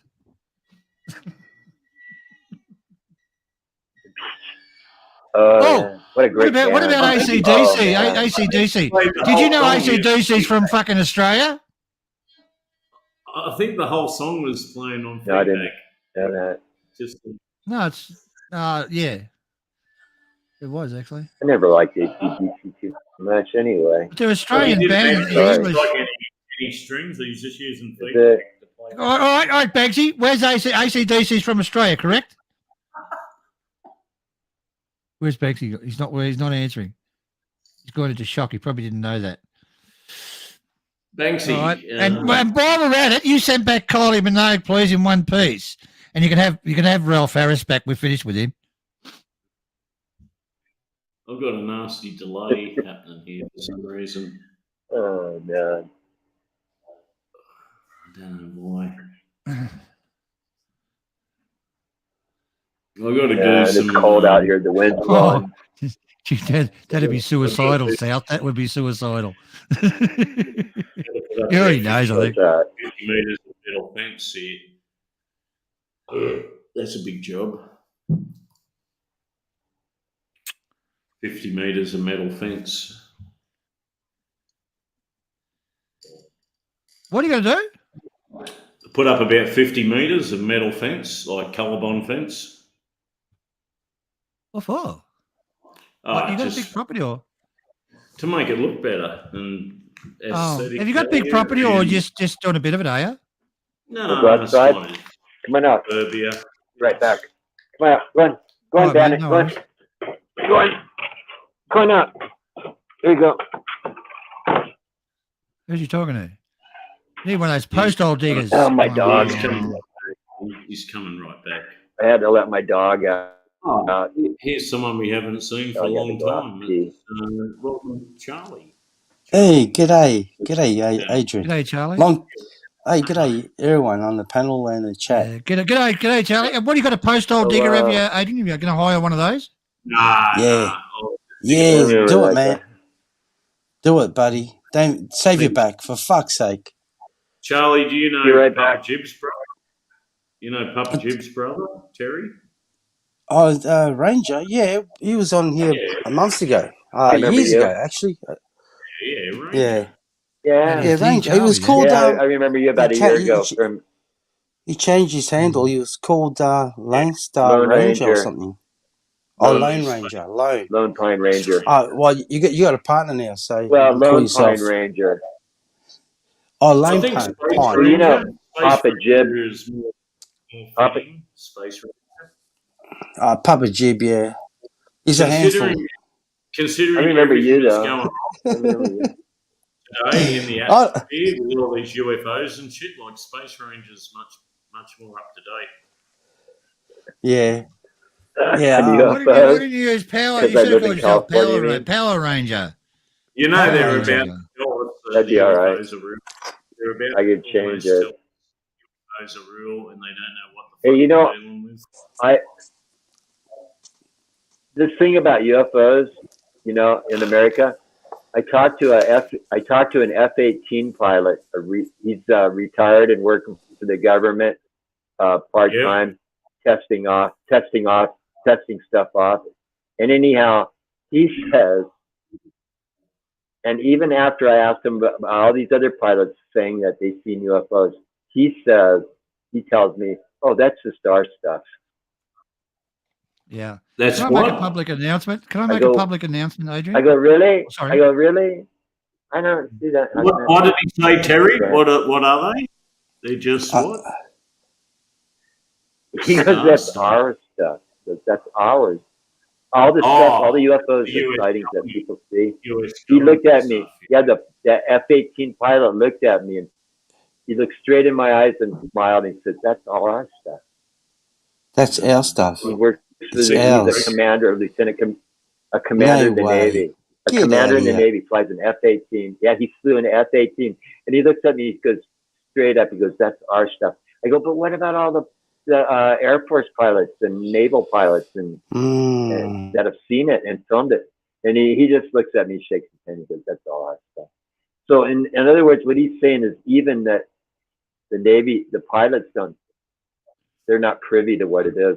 The thing is, if it's that high tech stuff, where did they get it anyway? So that just makes me think even more that it was. Well, look at Navy America now. technology. You got the Army, the Navy, the Air Force, and you got the Space Force now. They've got a proper Space Force. Of Really? like Oh military yeah, that's space. right. That's right. What the fuck They going on started an actual entity called Space Force. That's right. Of course, they got shit flying around in space Well, I wonder- with people in it. It's a Space Force. So I wonder how hard it Who is else to join the Space Force. Oh, pretty hard, I'd say. You have to be an astronaut to be in the Space Force. Or do they take like janitors and stuff? Who knows? Or You gotta have some secret squirrel guy from like Lockheed Martin or Scientist. something, you know?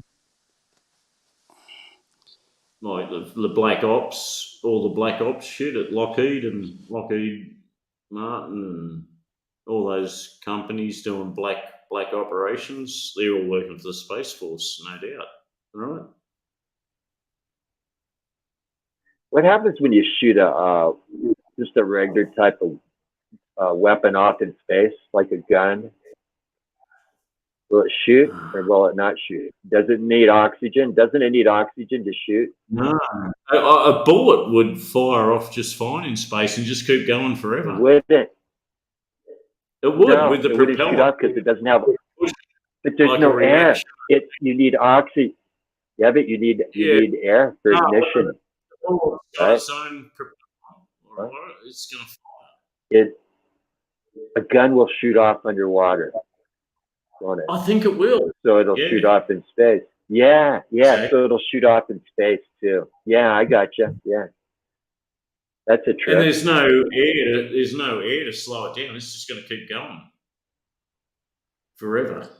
But Perpetual that's going to motion. be you slow say. in comparison. But Is that'll it be real perpetual slow in motion? comparison to how fast Something to do everything with else is. physics? Well, how fast does a bullet go? Oh yeah, well that's vacuum, and things fall. They keep going in the vacuum. Yeah, 2,000 feet per second or something. Boom. Depends on the caliber, obviously, but it's called perpetual motion, isn't it? It could go faster, Jerry, because there's no air in the barrel. It's just going to go faster. It has to do with vacuum. But Space is like a vacuum, yeah. so things is. That's But why have you there's have you seen friction, and things just keep going. have you seen what even a Yeah, high powered rifle? You can't hit a target in the water because it slows down due to what is it, resistance regarding water. No. So What happens if you set off a nuclear explosion Yeah, in the it back does. of It a changes. spaceship? Question for the audience. What Yeah. happens if A you set bullet off a is not nuclear gonna go far explosion anymore. at the back of a spacecraft? How fast would the spacecraft go? well, good question. Well, Speed of about light. Mach Speed of light. 25, about 25 times the speed of Speed sound. of light.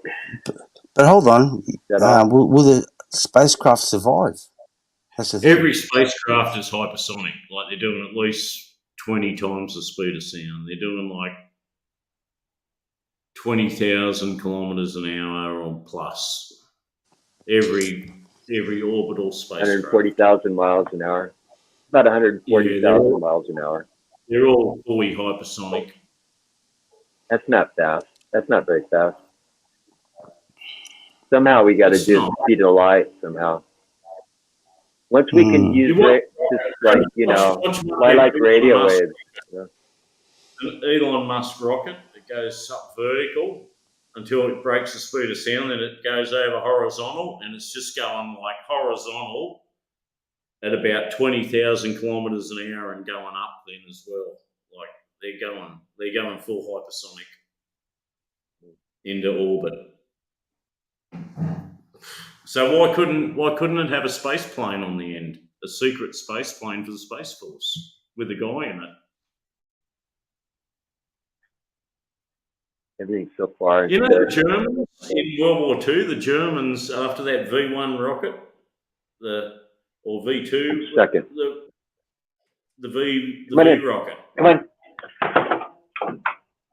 They wanted to make a 2-stage one with a fucking pilot in it that could hit New York with a nuclear weapon in World War II, and the pilot would guide it into America and parachute out, and then the space plane would continue on into New York with a nuclear weapon and detonate. And the guy would have to parachute out of the fucking thing. It was like So, okay, gentlemen. They designed one. Werner Braun Braun, who runs NASA, If did you all could, the pilot shit. if you could set off a nuclear, if you could set off a nuclear explosion in the back of a craft and project it, how fast would it go? I'd say you'd be kissing nearly at the speed of light. What happens if you set off a second explosion at the back of the spacecraft? How fast are you fucking going? Their nuclear Rocket weapon speed. in World War II, their nuclear weapon in World War II wasn't actually going to explode. It was more of a dirty bomb. Yeah. That, like they took dirty bombs now, just makes the city totally uninhabitable. It doesn't have a massive blast or anything. Well, they found, Adrian, they found parts of Russia out in the forest. All the forest was flat. And there's no way it could be done. It had to be from a nuclear explosion, which was what the Germans were doing. So maybe they did fire up something. Who knows? You talking about the meteor that happened? They're burnt out. I remember Oh, seeing because that. of Charlie. Those What year? Germans What had- year? What year you Hey, talking but you about, know, Steve? Oh, 45. we were 46, thinking that's about right. Okay, shooting a okay. nuclear. Remember, we were talking about shooting a nuclear bomb at the moon. People were talking about doing that. See what it would be like. Oh, they What did would that. happen? But that's crazy. Oh, fucking why On the not? dark side. That's Shoot a crazy, nuclear. man. Shoot a nuclear The bomb. the, the They didn't Americans are do it. crazy. I must admit, the Americans are crazy. They didn't do Well, it. Can you Man, I know believe they they that? fucking didn't do it. dust. They're thinking Anybody in their about it. right mind? Be fucking dust Yeah, everywhere. shoot the Terry, moon. there Hold was on. Nuke the moon. total Nuke the moon. Oh, and for in fuck's sake. America, It was called. They wanted to nuke the moon, man. they wanted Yeah, And to but everybody what on kind? Earth would have. Terry, Hey, Terry we there'd be would have fucking seen it. We cheese could from have stood arsehole out. to breakfast. There'd be cheese everywhere. But Terry, Can you Terry, imagine? Mommy, what look at the country? moon. Look at the pretty mushroom. Look at the mushroom on the Look, moon, look at the Mommy. cheese. Look at the What is cheese that mushroom everywhere. cloud? That would be What is, disaster for Mommy, man. what are these That would be things the. crawling? I don't know. The moon don't look right, Mommy. That was No, like they a didn't. No, they message didn't to do the it. aliens that live on the moon, They on the dark didn't side do of the it. moon. That was a message to The them. dark side. Hold on, but I'm into that. It's all new. hey guys, but The what's moon isn't crazy? real anyway. It's a What spacecraft. crazy It's an moron actual would want to blow up spacecraft. the moon? But hold on a second, Terry. Have you got hear? Exactly. Can you hear me? Can you hear me? Can anyone hear me? Keep Yeah, going. Maybe we not. can hear you. I hear you good. Ground control to Major Hey, Tom. what- We can What hear ca- you, Charlie. Maybe we're on the We dark can hear side. you, Charlie. They made us Charlie, go. Charlie, don't say leave it, us. Charlie. For fuck's sake, say something. Oh, Charlie, Charlie.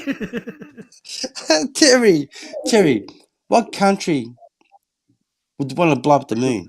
And what's the benefits of doing that, to be honest? America would want to do that. America. There you go. Fucking crazy Americans. I don't know. I know. I Why love I Americans. know I love China might Americans. like to do it. For China would fuck's sake, probably do though. it if they could. If you Or got a North missile, Korea. North Korea would do it. If North Korea. Yeah. What's that guy's But name? what's the Kim- benefits? Kim North Kong- Korea What's are the working on benefit? electricity and cars first. Kim- They haven't got any cars over there. He, But what's the benefits? He'd of go, blowing up the man, moon? no, a missile that can go to the moon and I don't know. fucking warhead. Why not? What are the it benefits? could What are the have- benefits? it Seriously. could What's the show you, downside? What, hey, listen, it would teach you a lesson. See what I can do to the moon? If you mess with me, I'll nuke the moon. Again, I'll do it again. See? it's a That's fucking pretty bad um, news. doing it. That's fucking Can you fucking crazy. blame her? Terrorist. Crazy. Throwing your fucking Terrorist. toys out of the cot. I'll blow the fucking moon up, you bastards. Go on. Now you should put the fucking helmet on. It's an example to the It's aliens fucked. on the dark Fucking side of the cheese moon, from like, arsehole to breakfast. we can get you. That's So, what it is. It's a, yeah, I mean- a warning to the aliens up there. So anyway, Lightspeed is out there now. They can do it with nuclear. You want to fuck with explosions us, at we the can back of fuck with you the, too. with the back of the That's what fucking it is. spacecraft. So look out, we're on our They can way. figure it out. Theoretically. Theoretically, Yeah, right? they're gonna fucking shoot off into space, light years ahead. They're gonna come back with all these fucking sexy aliens and shit, you know. Bring There's back no women with big downside. vaginas and Well- shit like that. There is no downside.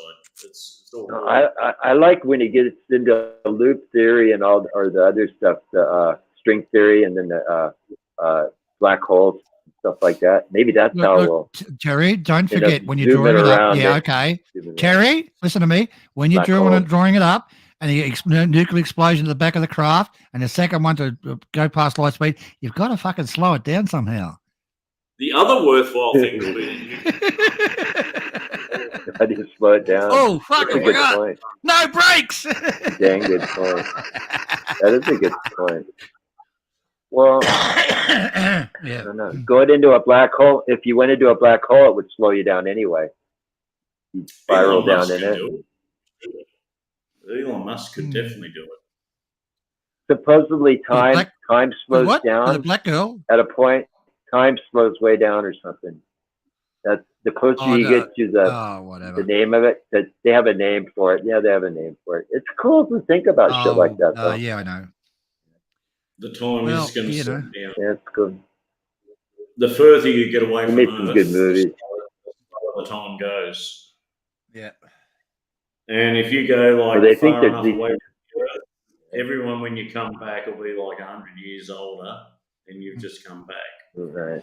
A trip out into the solar system, you come back, Yeah. everyone else is like fucking 50 years older than you.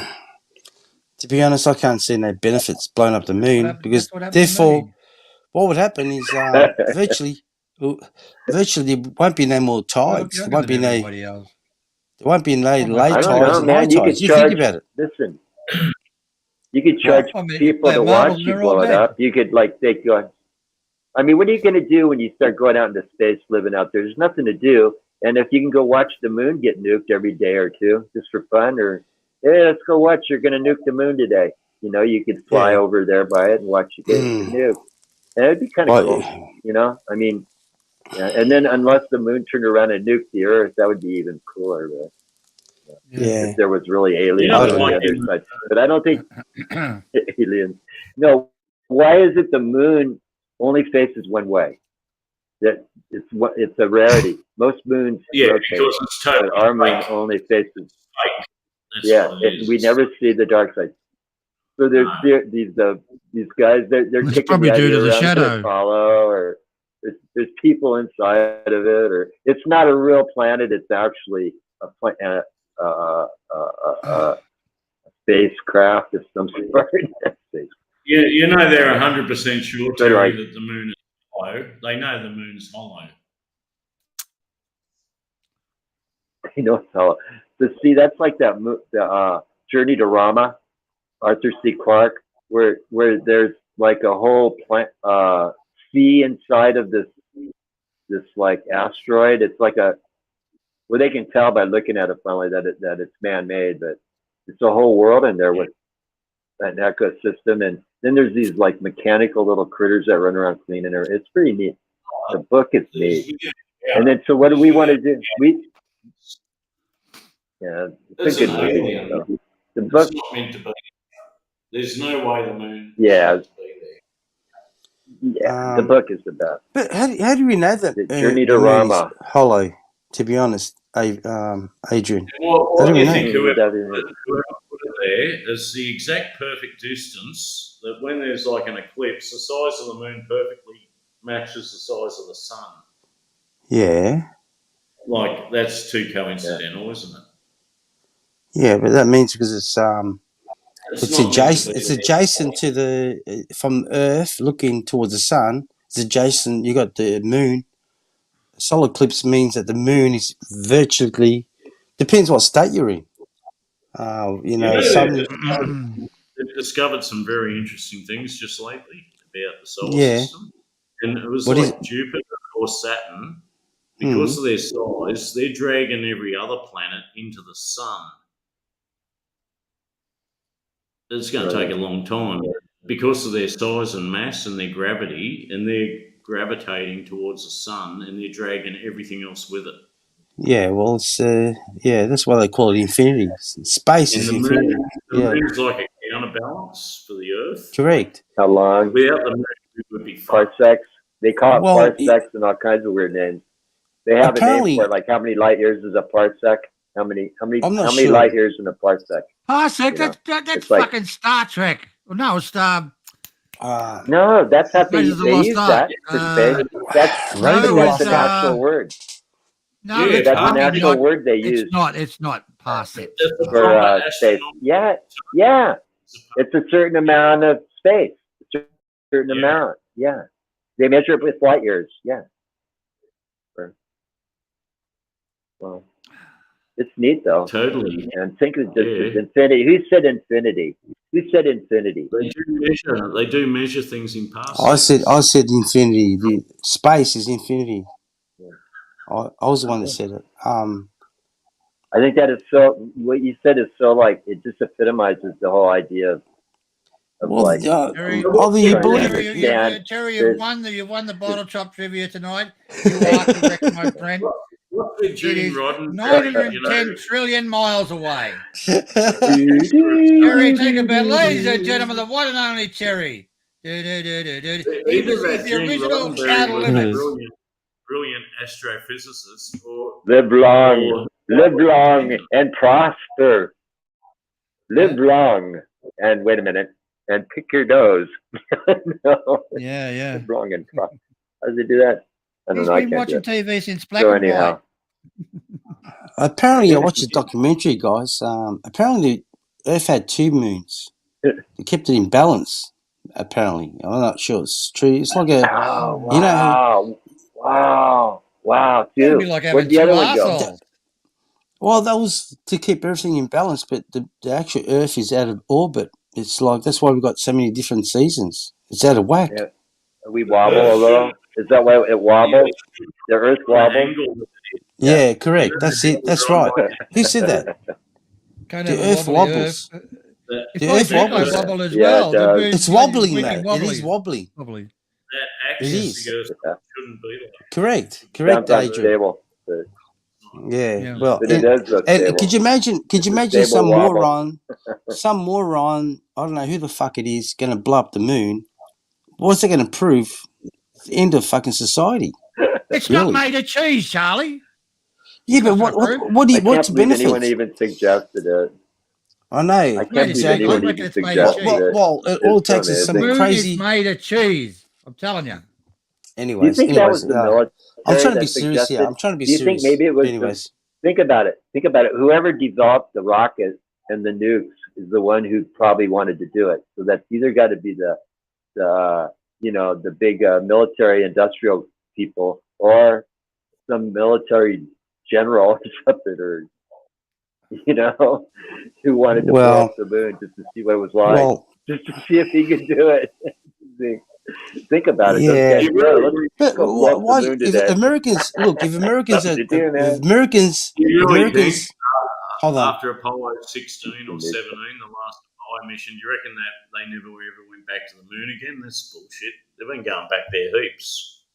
Okay, all right. If They didn't Americans just were, stop. They didn't stop in 1970 going to the moon. They've just still been going there like ever yeah, since. but if Americans had some, if Americans had some brains, all they had to do was knock out all the spy satellites regarding China and Russia. They'll be the superpowers again. What do you Yeah, think let's the not go Chinese and there. Russians are going to do That's back? that would be. That's Charlie? just like might as well nuke us.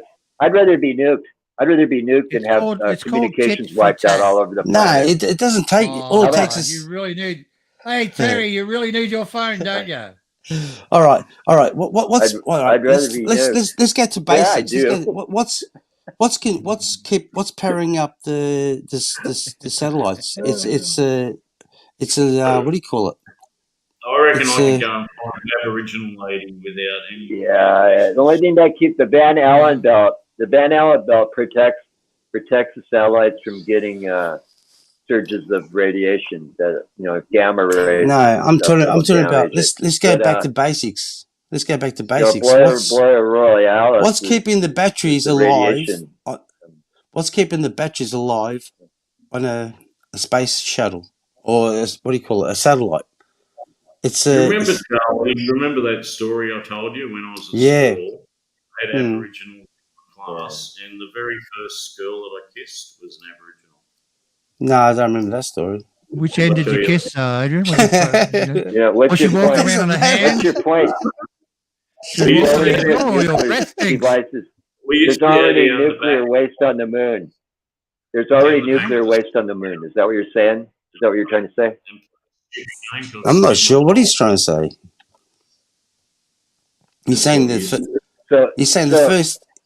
first girlfriend he kissed. I'm not sure what that means. What's that got to do with space? Nuclear waste. No. I don't So, know. no, he was talking about the batteries. The batteries in the satellites, are they nuclear powered or are they You solar? watched, And I think they have No. both. I think they use Adrian will be back. nuclear powered as well. So a nuclear Adrian will be powered back. satellite would be some sort of with would be like utonium or plutonium. It would be some sort of plutonium that created the heat that would generate the power. Well, And the it would satellites be, are up and there. they have that. I don't know what they call that stuff, man. Did someone But give they it have different types of nuclear power. Radio. Those are like little hand nukes. That'd be like a hand Hand nuke. nuclear powered hand. That's amazing to think, to make something so small, the size of maybe 5 or 6 pounds. Oh, that's what you nuclear powered. need. Yeah. I mean, that's And what they it'll have. That's what they use. It'll No, The put batteries, like, they're nuclear powered, but you know how it works. I don't know. It's a very basic nuclear form of nuclear it works on fusion, heat. That's what right? you need, though. Yeah.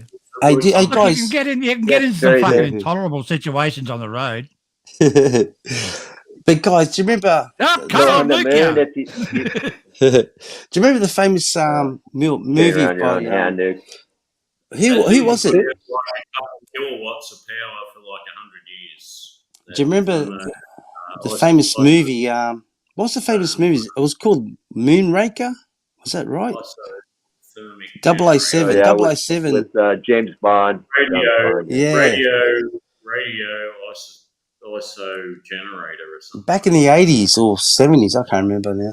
Anyways, That was but pretty anyways, realistic. It showed they were like space shuttles, little space shuttles they flew, and they actually worked with thrusters. So that was realistic instead of acting like they were flying like airplanes.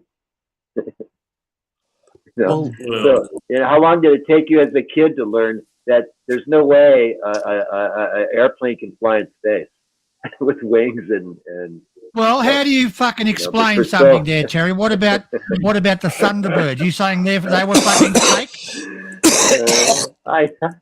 That's You're right. saying That's the Thunderbird I'm sorry, 1 and man, that was Thunderbird real. 4 were fake? No, that was real. no, the Thunderbirds are they're just No, that was basically real. they're politicians. They They're actually politicians. They're puppets. they They're were real just people. puppets They and flew. muppets. Block Charlie. Yes, they are. Adrian, They, turn his there's mic off. strings. There's Yeah, strings little hanging strings. up. Fucking Don't be so fucking cruel and nasty, Charlie. I'm sorry, sir. Have you seen this, Charlie? Charlie, have you seen the sex scene in what's it called, Team America? No, I haven't. Have a look at it, mate. They got the two puppets rooting, doggy style and everything. It's fucking hilarious. From Thunderbirds to Team Oh America. man, The Thunderbirds are Yeah, famous. People like the That's Thunderbirds funny. still. They still watch the Thunderbirds. Yeah. Those old cartoons with the strings, they were good. There's There a was no few of strings those. involved at all. no strings. Have you watched Team America? No strings were abused in this Team segment. America, they're having sex and they're doggy style and everything. Oh, it's fucking hilarious. No strings were Yeah. were involved in this. This whole conversation is like this There's the pussy. conversation is like this. Have you noticed it? Have you noticed? We're talking about kid stuff, and he's over here talking about. I don't know, There's some no other strings stuff. holding any politicians. There's no Steve, as you know, policies. There's no strings attached when it comes to policies regarding any governments. For People fuck's say sake. nasty things about the Thunderbirds that wasn't real and their fucking strings were involved. People like, it's just fucking propaganda released by the fucking Chinese.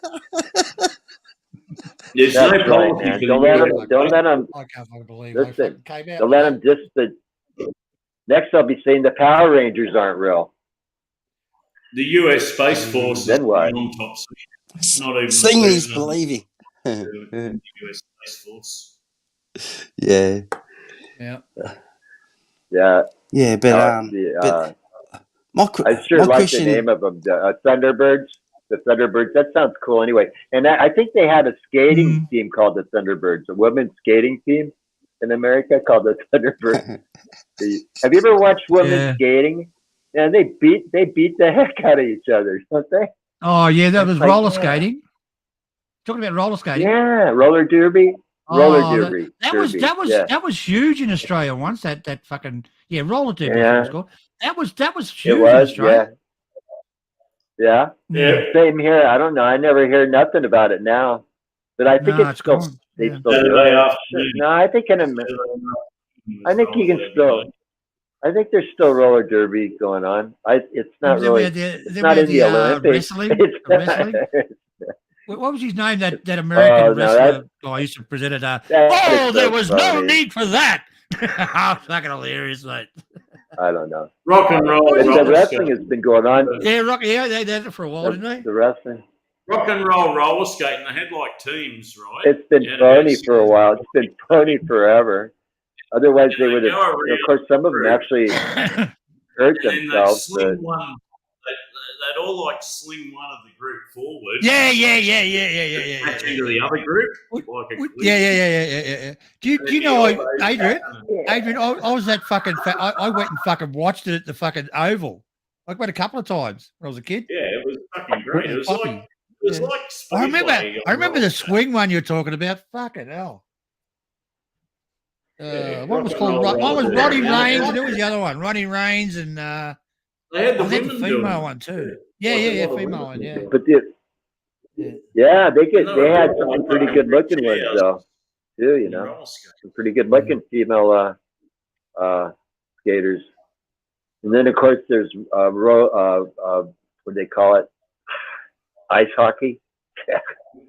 That's we weren't into that. Was the best, man. So you got the two teams of about 6 skaters, and the one had come up from behind, and they'd launch someone out like the biggest fucking woman, and it would just smash into the other 6 like the opposition. Yeah. Like a bowling ball. There was no need for that. I remember. Yeah, what did they call that when they would do that? They'd use each other. That's right. In hockey or slingshot. I think it's called slingshots. Yeah, that was fucking awesome. That's a great sport. It sounds fun, man. It's entertaining. Yeah, that's fucking awesome. I think so.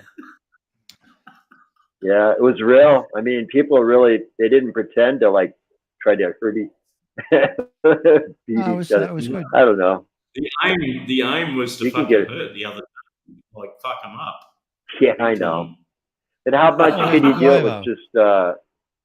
with just the, you know, it wasn't like ice hockey. At least you didn't have metal sticks. You could smash each other's teeth out with. That ice hockey, that's fucking boring. I think I don't know how you can play that. Ice hockey. I think I've got a question for you. I had the fucking roll. I had the roller skates and everything, Adrian. The roller skates. Yeah, used to love that.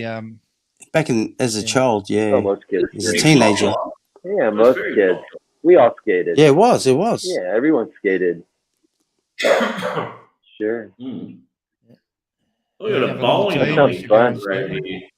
10-pin Oh, you know what else? bowling. What else is fun is miniature golf. Miniature golf would be fun. That's always fun. You know, you don't know how to play golf. Yeah, it's great. It's great for the kids actually. A game of 10-pin bowling. They're charging like $25 for a game of bowl. 10-pin. Get out of here! No way. Yeah. That's a good pickup for Aborigines. What for? What? What kind of game is it? It's like soccer, sort of. What is it called? Well, no, you go pin bowling. That's where you pick up all the Aborigine chicks from. No, $25. That's pretty expensive, to be honest. You know how you pick up a bowling ball? Yeah. Yeah. What's the average? I can't remember. Adrian, was it 10 rounds? 10 rounds? That cost you $2. Hey, didn't a lot of these types of is that with a swallow? Is that with a swallow? I don't know. During the virus, you couldn't do this stuff, you know. I don't think you could go and do this stuff during the virus, could you? You know, go play ice hockey or go to the. Fuck that virus! Spread the disease with the greatest of ease. 10-pin bowling. Actually, 10-pin. Terry, 10-pin bowling. As soon as I mention that virus, a lot of you start licking things. But hold on a second. 10-pin bowling wasn't an American theme, game they introduced to Australians. What's that? 10 pin bowling. You bowl. You got to knock out the 10 pins. It's worldwide. Everybody does it. It's 10 pins. Yeah, they have that too. You get 2 chances to knock them out, right? Your first one's I like forget what they call that. There's a couple of balls left standing. You get a second shot at them to try and knock them down. Yeah. Right, and then there used to be all kinds of games like that. 12 you know, for kids, you could go to. You got to take it in turns with the other. I was very good at it actually, Charlie. I got up there, mate. Could I throw that fucking ball? Pity it didn't go towards the pins. It went off the side, Charlie, and went through the fucking door at the end, like door. Get out I of wouldn't. I'm not fucking joking. So I'm a very powerful man, you know, and I've been watching a lot of movies. So I fucking threw the fucking thing, Charlie, and went right off this. I didn't do it on purpose. It was an accident. And it went off the fucking. I was on the end one. It went through the fucking door and put a. It was like a hole in it. I didn't knock it down. It was fucking good stuff, mate. Get the fuck out of here. You funny fucker.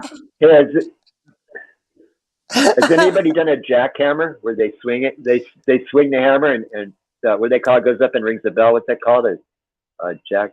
This is a country town. We got old fashioned shit That's here, fun. like 10-pin pole and driving trees and shit up here. It's a country town. Well, this is carnival stuff too, man. This is like I carnival hope stuff. carnivals here too. Don't you worry. There'll be plenty of carnivals. I forget the name for it. Yeah, there will be. Yep. That's the place to find the Used to women. be where everybody Yep. they call them fairs in America. Late they at call them night, fairs Adrian, and go around where they're selling or beer. festivals. You know, I remember going to fairs all the time as a kid. Your best The cruising county around is fair. late at night, Adrian. There, we get all the showy women, and some of them are fucking good looking, drunk as Yeah, fuck. fucking oath. Yeah. Showy women. Yeah. Especially the women that Damn are it, what do you past their want? prime, in their 50s and shit. Like, they're all looking for love too, you know? I guess a guy like you's got a lot of love to give. Oh, a lot, Steve. A lot. At least a teaspoon. What? What? What, damn it? What? And this, I don't want to see you coming on here with a fucking bone through your nose and lipstick on anymore, mate, Adrian. Right? You I need found a the little perfect woman. a little kit bag with some fly spray. Say hi about it. Hey, what the Terry, it's still got the lipstick on it. That, couple of rubbers and can of fly spray and maybe deodorant. You'd be laughing. My dog is driving me crazy, Jesus man. Christ. He wants I to go heard that, for a Adrian. walk, so I gotta go, guys. Lot of loving to pick up. Ooh. I'll see you guys, man. I gotta take care of my dog. He wants to go for a walk. All right, mate. So Get a bit I'll more try to now. talk All to you right, see you, tonight, mate. maybe. Okay. Yeah, it was great talking with you guys, man. Really wonderful. Cool, I mate. really All right, see you, enjoyed Terry. it, man. Thanks. So do we, mate. See Talk to you Thanks, guys Terry. later. Yeah, then. likewise, Terry. Okay. Take I care. like your new hangout there, Terry. Your Okay. hangout. Yeah. I enjoyed. Yeah, your new All right, mate. hangout. Okay, I is guess good. I'll just sort of check out here somehow. Just push the go button. You'll be right. Weekend stream, you'll be I right. think he's found it. Yeah. That's his mum's house, Adrian. That's okay. Yeah. He's looking after us. Something I don't know. Yeah. He's a good guy, Terry. Yeah, he's a good guy, Terry. He's good. I know him well.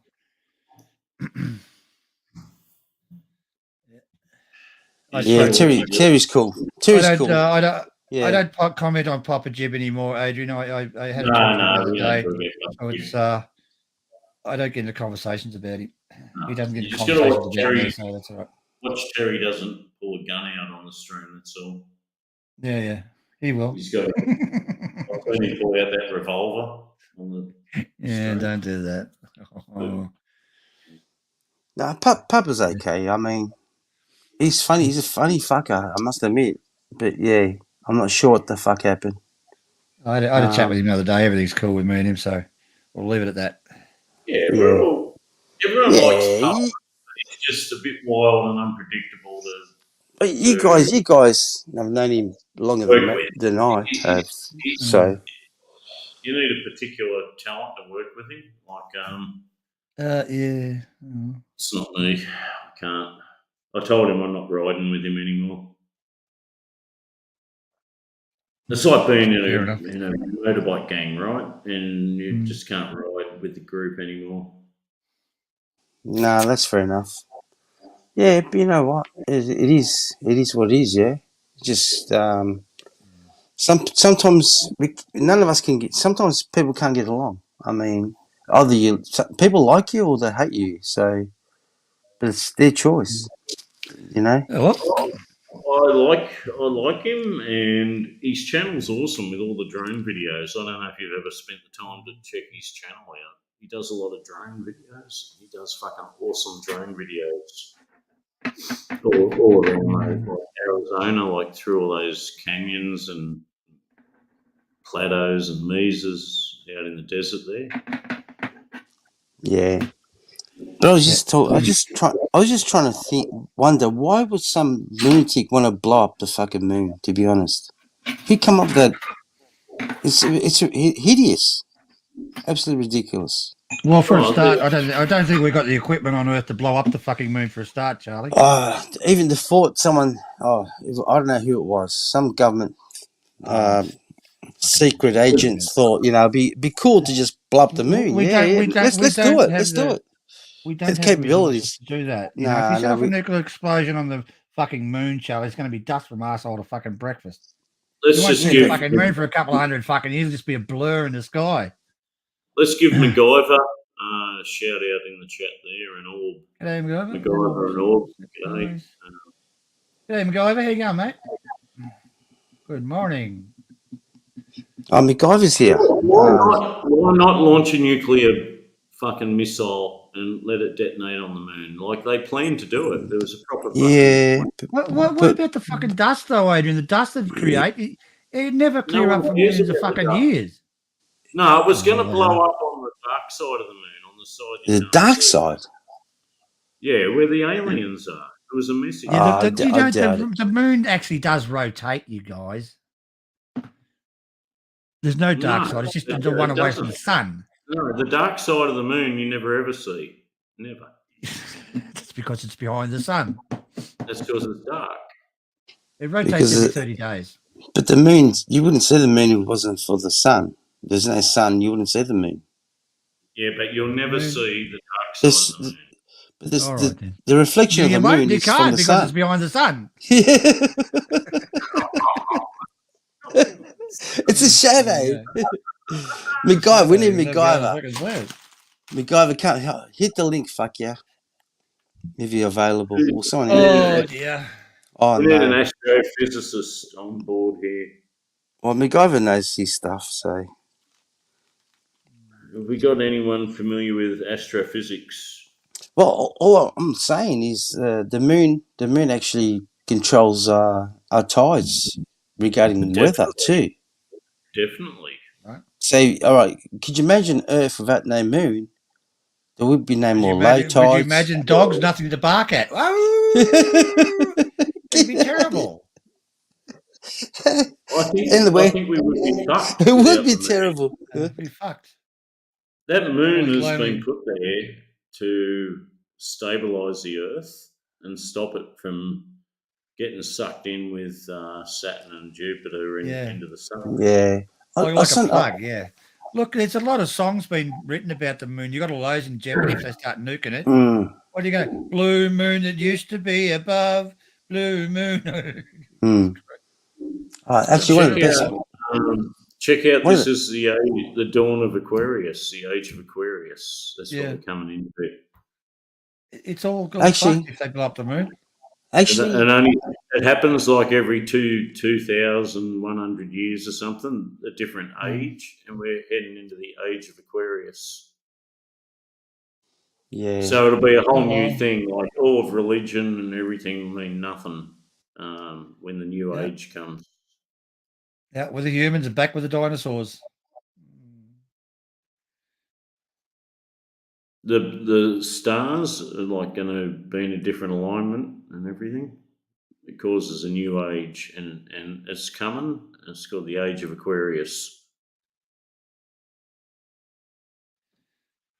Well, all I can suggest is the only way to clean off a fucking planet completely would be to stop it.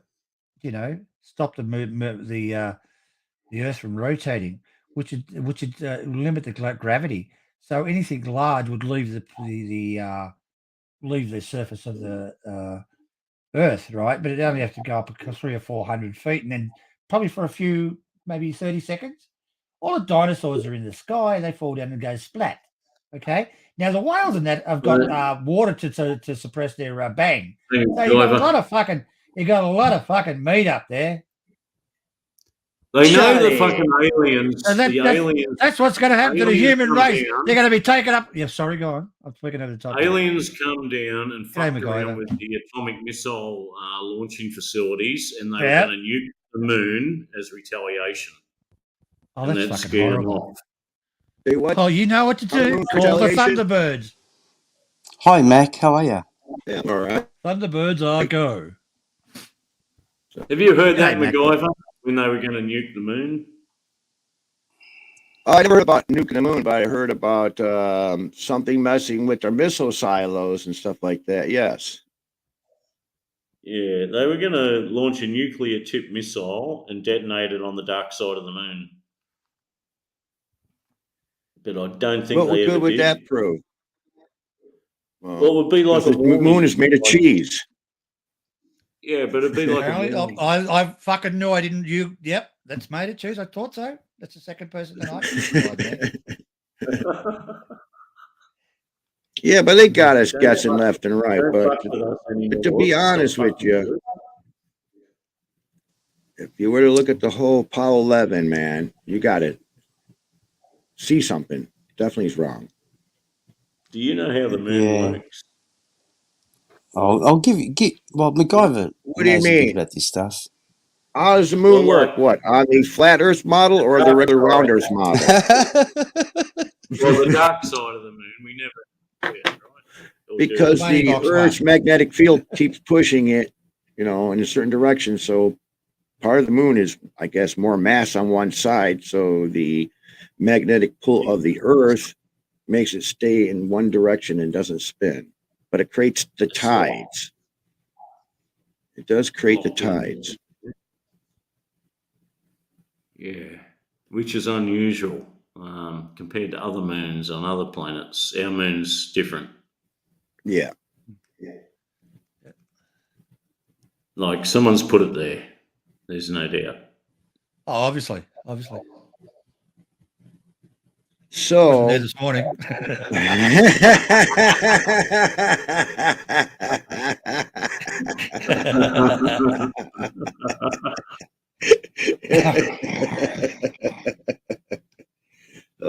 Yeah. Yeah. So Acme AM, Mike played a video, and it took down our stream from YouTube. But the Oh, shit. StreamYard is still running, but it's not live. So everybody's on here talking a bunch of shit because nobody else can see us. Yeah. Only the people on this panel. Mm. So we got Acme didn't get a strike. They just No. got a suspension. yeah, for 2 weeks. Shit, that's a bit Oh. nasty. Yeah, Yeah, that's a- Michael was that's- playing a Steven Seagal movie. That's actually a strike, not a suspension. It's a I strike. guess, yeah. So, if you know his other channel, right? Dwart, DDWRT88. Yep. Yeah. If you go there, we're always blasting the link to the stream, our private chat on the chat. We're always doing that. Mm. So I got Beezy over there. I've got Lily over there. I got Uwe over there. Oh, okay. Really? Yeah. Really? I was wondering why. Yeah, I can't see it on YouTube anymore. So post the link if you don't mind. Yeah, you Mac. put a link up because I I think don't want it- everyone here likes. more I'll subscribe because yeah, it's just so you got to be careful what you play these days. Oh yeah. Obviously. We can play any video now. We can do anything now. It's funny because we're playing comedy. We're playing Hogan, that guy. Oh man, we're laughing our ass off. Yeah, Mm. No, I agree. I reckon the private Is it chats Paul are probably Hogan? better. Yeah. Paul Hogan, right? you've Yeah, been playing. We're my- laughing our my asses off. Fuck it. But don't That's don't it. they give you a warning first, an email warning that you reached No. right? No. If you when don't you're take pro- it down there, Now with if the you don't get a music, second warning, they with the take it music. completely off. when Hang on, you're Charlie. with the music, hold on. they will turn Oh. off your link, but still keep running it. They'll just turn off the video part. But once you stop Yeah. playing that music, your video will come back up. The trouble is, MacGyver, if you're playing copyright stuff on one of these streams and you get a suspension, like the screen blacks out for about 2 minutes and you get a warning behind the scenes. Right. When that 2 minutes is over and the stream starts, if you're still playing it, then you can get into trouble with that. Yep. It's like you've ignored their warning and you're still doing it. And a lot of channels have been brought down because of that, Adrian, because they don't realise that they've got an email saying stop it. They keep playing the fucking thing, and they get the whole channel goes down. Well, if you're playing Now with music or me- video, you need to watch that analytics screen. Now with me, there's got to be working off of some kind of algorithm, because when I play my music, I play it through this mixer here. It's Bluetooth from my phone into the mixer, which I think messes with the algorithms, because I play any music without having any copyright strike whatsoever, and my music comes out really clear. Right. So I have not gotten any copyright, and I played any. Have you song. got monetization? No. They don't worry about it. But I think it messes with the algorithms when you do a different stream through a device, then onto here instead of through your same device doing it. I think it picks up the algorithms differently. Yeah, but video is different matter. Yeah. So everybody seems to be liking this off stream or off live. They like to go on and talk, but they like and feel more comfortable because of the way of all these war people and people snipping and clipping. And now, how you can do a private stream is start up a StreamYard without going live to YouTube, copy your link and go to place and give it to these people here that will join you. And then it's all privatized and you can talk whatever you want. Yeah. Now I've we been got saying two that for, channels. I've Yeah, been we saying got- that for years. I've been saying that for years. The Yeah. private streams are better, to be honest. Now, right. Now, you could have because two channels. You can play whatever you like and you won't get a strike and just have a laugh. Right. We're playing movies, jokes, everything. Yeah, exactly. Everything. I know. And I've been telling Even these the- guys. The left wing stuff. Exactly. You know? You can, and you won't get a strike. You can't get nothing because Nothing. it's like you just call it a VIP room. Right. So right. you just go there. You put the link, post the link to StreamYards. We go there. I don't know. You get what 10 people on the panel. Yeah, 10 people. So if you Yeah. copy that link and copy and paste it somewhere, so you always have it, that's where everybody's going to be at usually. But Dwart is like, you want to be on live to talk to people is Dwart. But if you want to talk privately, just click the link we have and everybody starts to go over here and they start talking shit. I mean, because they're talking about somebody, they don't want to let them hear it. But at the end of the day, But we don't talk bad about people. It's just what's their problem? Yeah, I What can we know. do to help them? You know? We've been doing that for years on another platform. I mean, another channel. But Right. no one does it anymore because they just got life experiences. But Right. they were the life's best days. Life's too short to be fighting, man. Seriously. I know. My Correct. age, drama, backstabbing, stirring the Yeah, pot. stuff I that mean, shit. fuck. Yeah. Stuff that crap. I think everybody's had enough of it. Yeah, I like talking to intelligent people, having a intelligent conversation, joke around. I mean, without having any animosity or any ego. You know, the ego, I think, in drinking is really bad. Yeah, but you got a good crew there, apart from a couple of knuckleheads that come along that try to. We're trying to work on them. Yeah, Come I know, on. I know. We are. I We're know, working I on know, it. We're having I know you are. patience. Yeah, you got They're to have slowly patience. coming around. Tricky used to be really bad, but now Tricky's kind of getting better. But we told him once he gets that point, he starts being belligerent, you're out for the night. You know, he's welcome to come back when he's sober and shit. But some of these people that when they drink too much, it's like, Yeah. I mean, don't get me down. It's okay to drink, but when there's that point, you know, you should go to bed or something. Yeah. So the problem is there's a lot of nasty drunks out there. You know, there's a lot of nasty drunks. That's the problem. That's me. Yes. That's me too. Yeah, they shouldn't. You know. And it's all a part of their ego. Yeah. Oh, that's me. I better go to bed. Mhm. You're going to piss off too, Adrian. Did you know a lot of this- ladies around here aren't actually like indigenous. They're from the Palm Islanders. Really? Yeah. But that's the thing, though. You got to watch it, Adrian. Some of them have got dicks. Be careful, mate.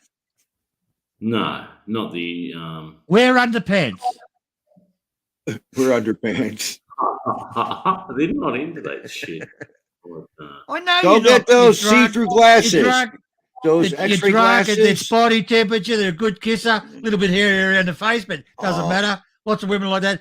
Be careful, Adrian. Banksy, all you need to do is go to those comic books, look in the back for those X-ray glasses, put those on. Then you'll be able to see it, whatever. MacGyver, I'm going to bed, mate. Good night, Banksy. Have a good rest. Have a Put good that rest. link up in the chat there. All right. I'll see you all later. I'm off too. Bye now. All right. Good to see you, Adrian and Steve. See you, mate. See you, bye. See you, MacGyver. All right. Take care. Good night. We'll There you go go over there. there. There you go there. Charlie. Shut down operations here. And good night, Banksy. Charlie, you can go over to Michael's channel. Yeah. Just leave it up. It's there. Okay. Cheers. Cheers, guys. And you other guys in the chat, Orb and South, off you go and go shut it down here. Good night, folks. I don't like to, but I'm not staying up any more than this. It's like, 3 o'clock in the morning. Did you get the link for Michael's channel? Oh, fuck's sake, no one put the link up. Who knows the link to Michael's channel? Pop it up. DDWRT86, something like that. Let me see. DDWRT86.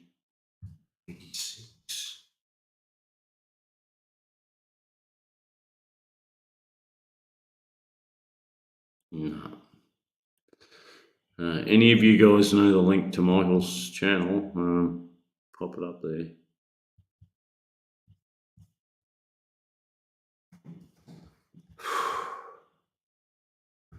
If I stay up another minute, I'm going to die.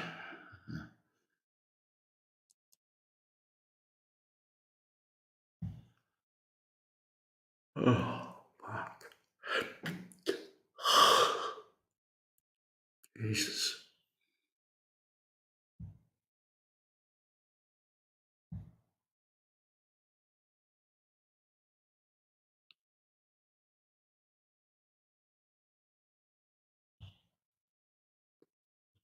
That kind of sucks. No one put the link up.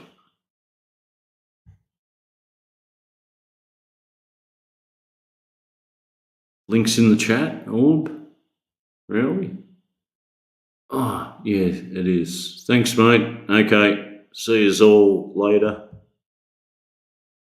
Thanks for coming. Have a good night, or a good day, or a good whatever.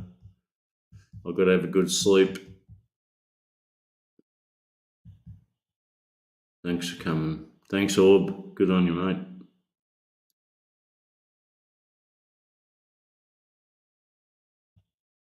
Cheers. Good night.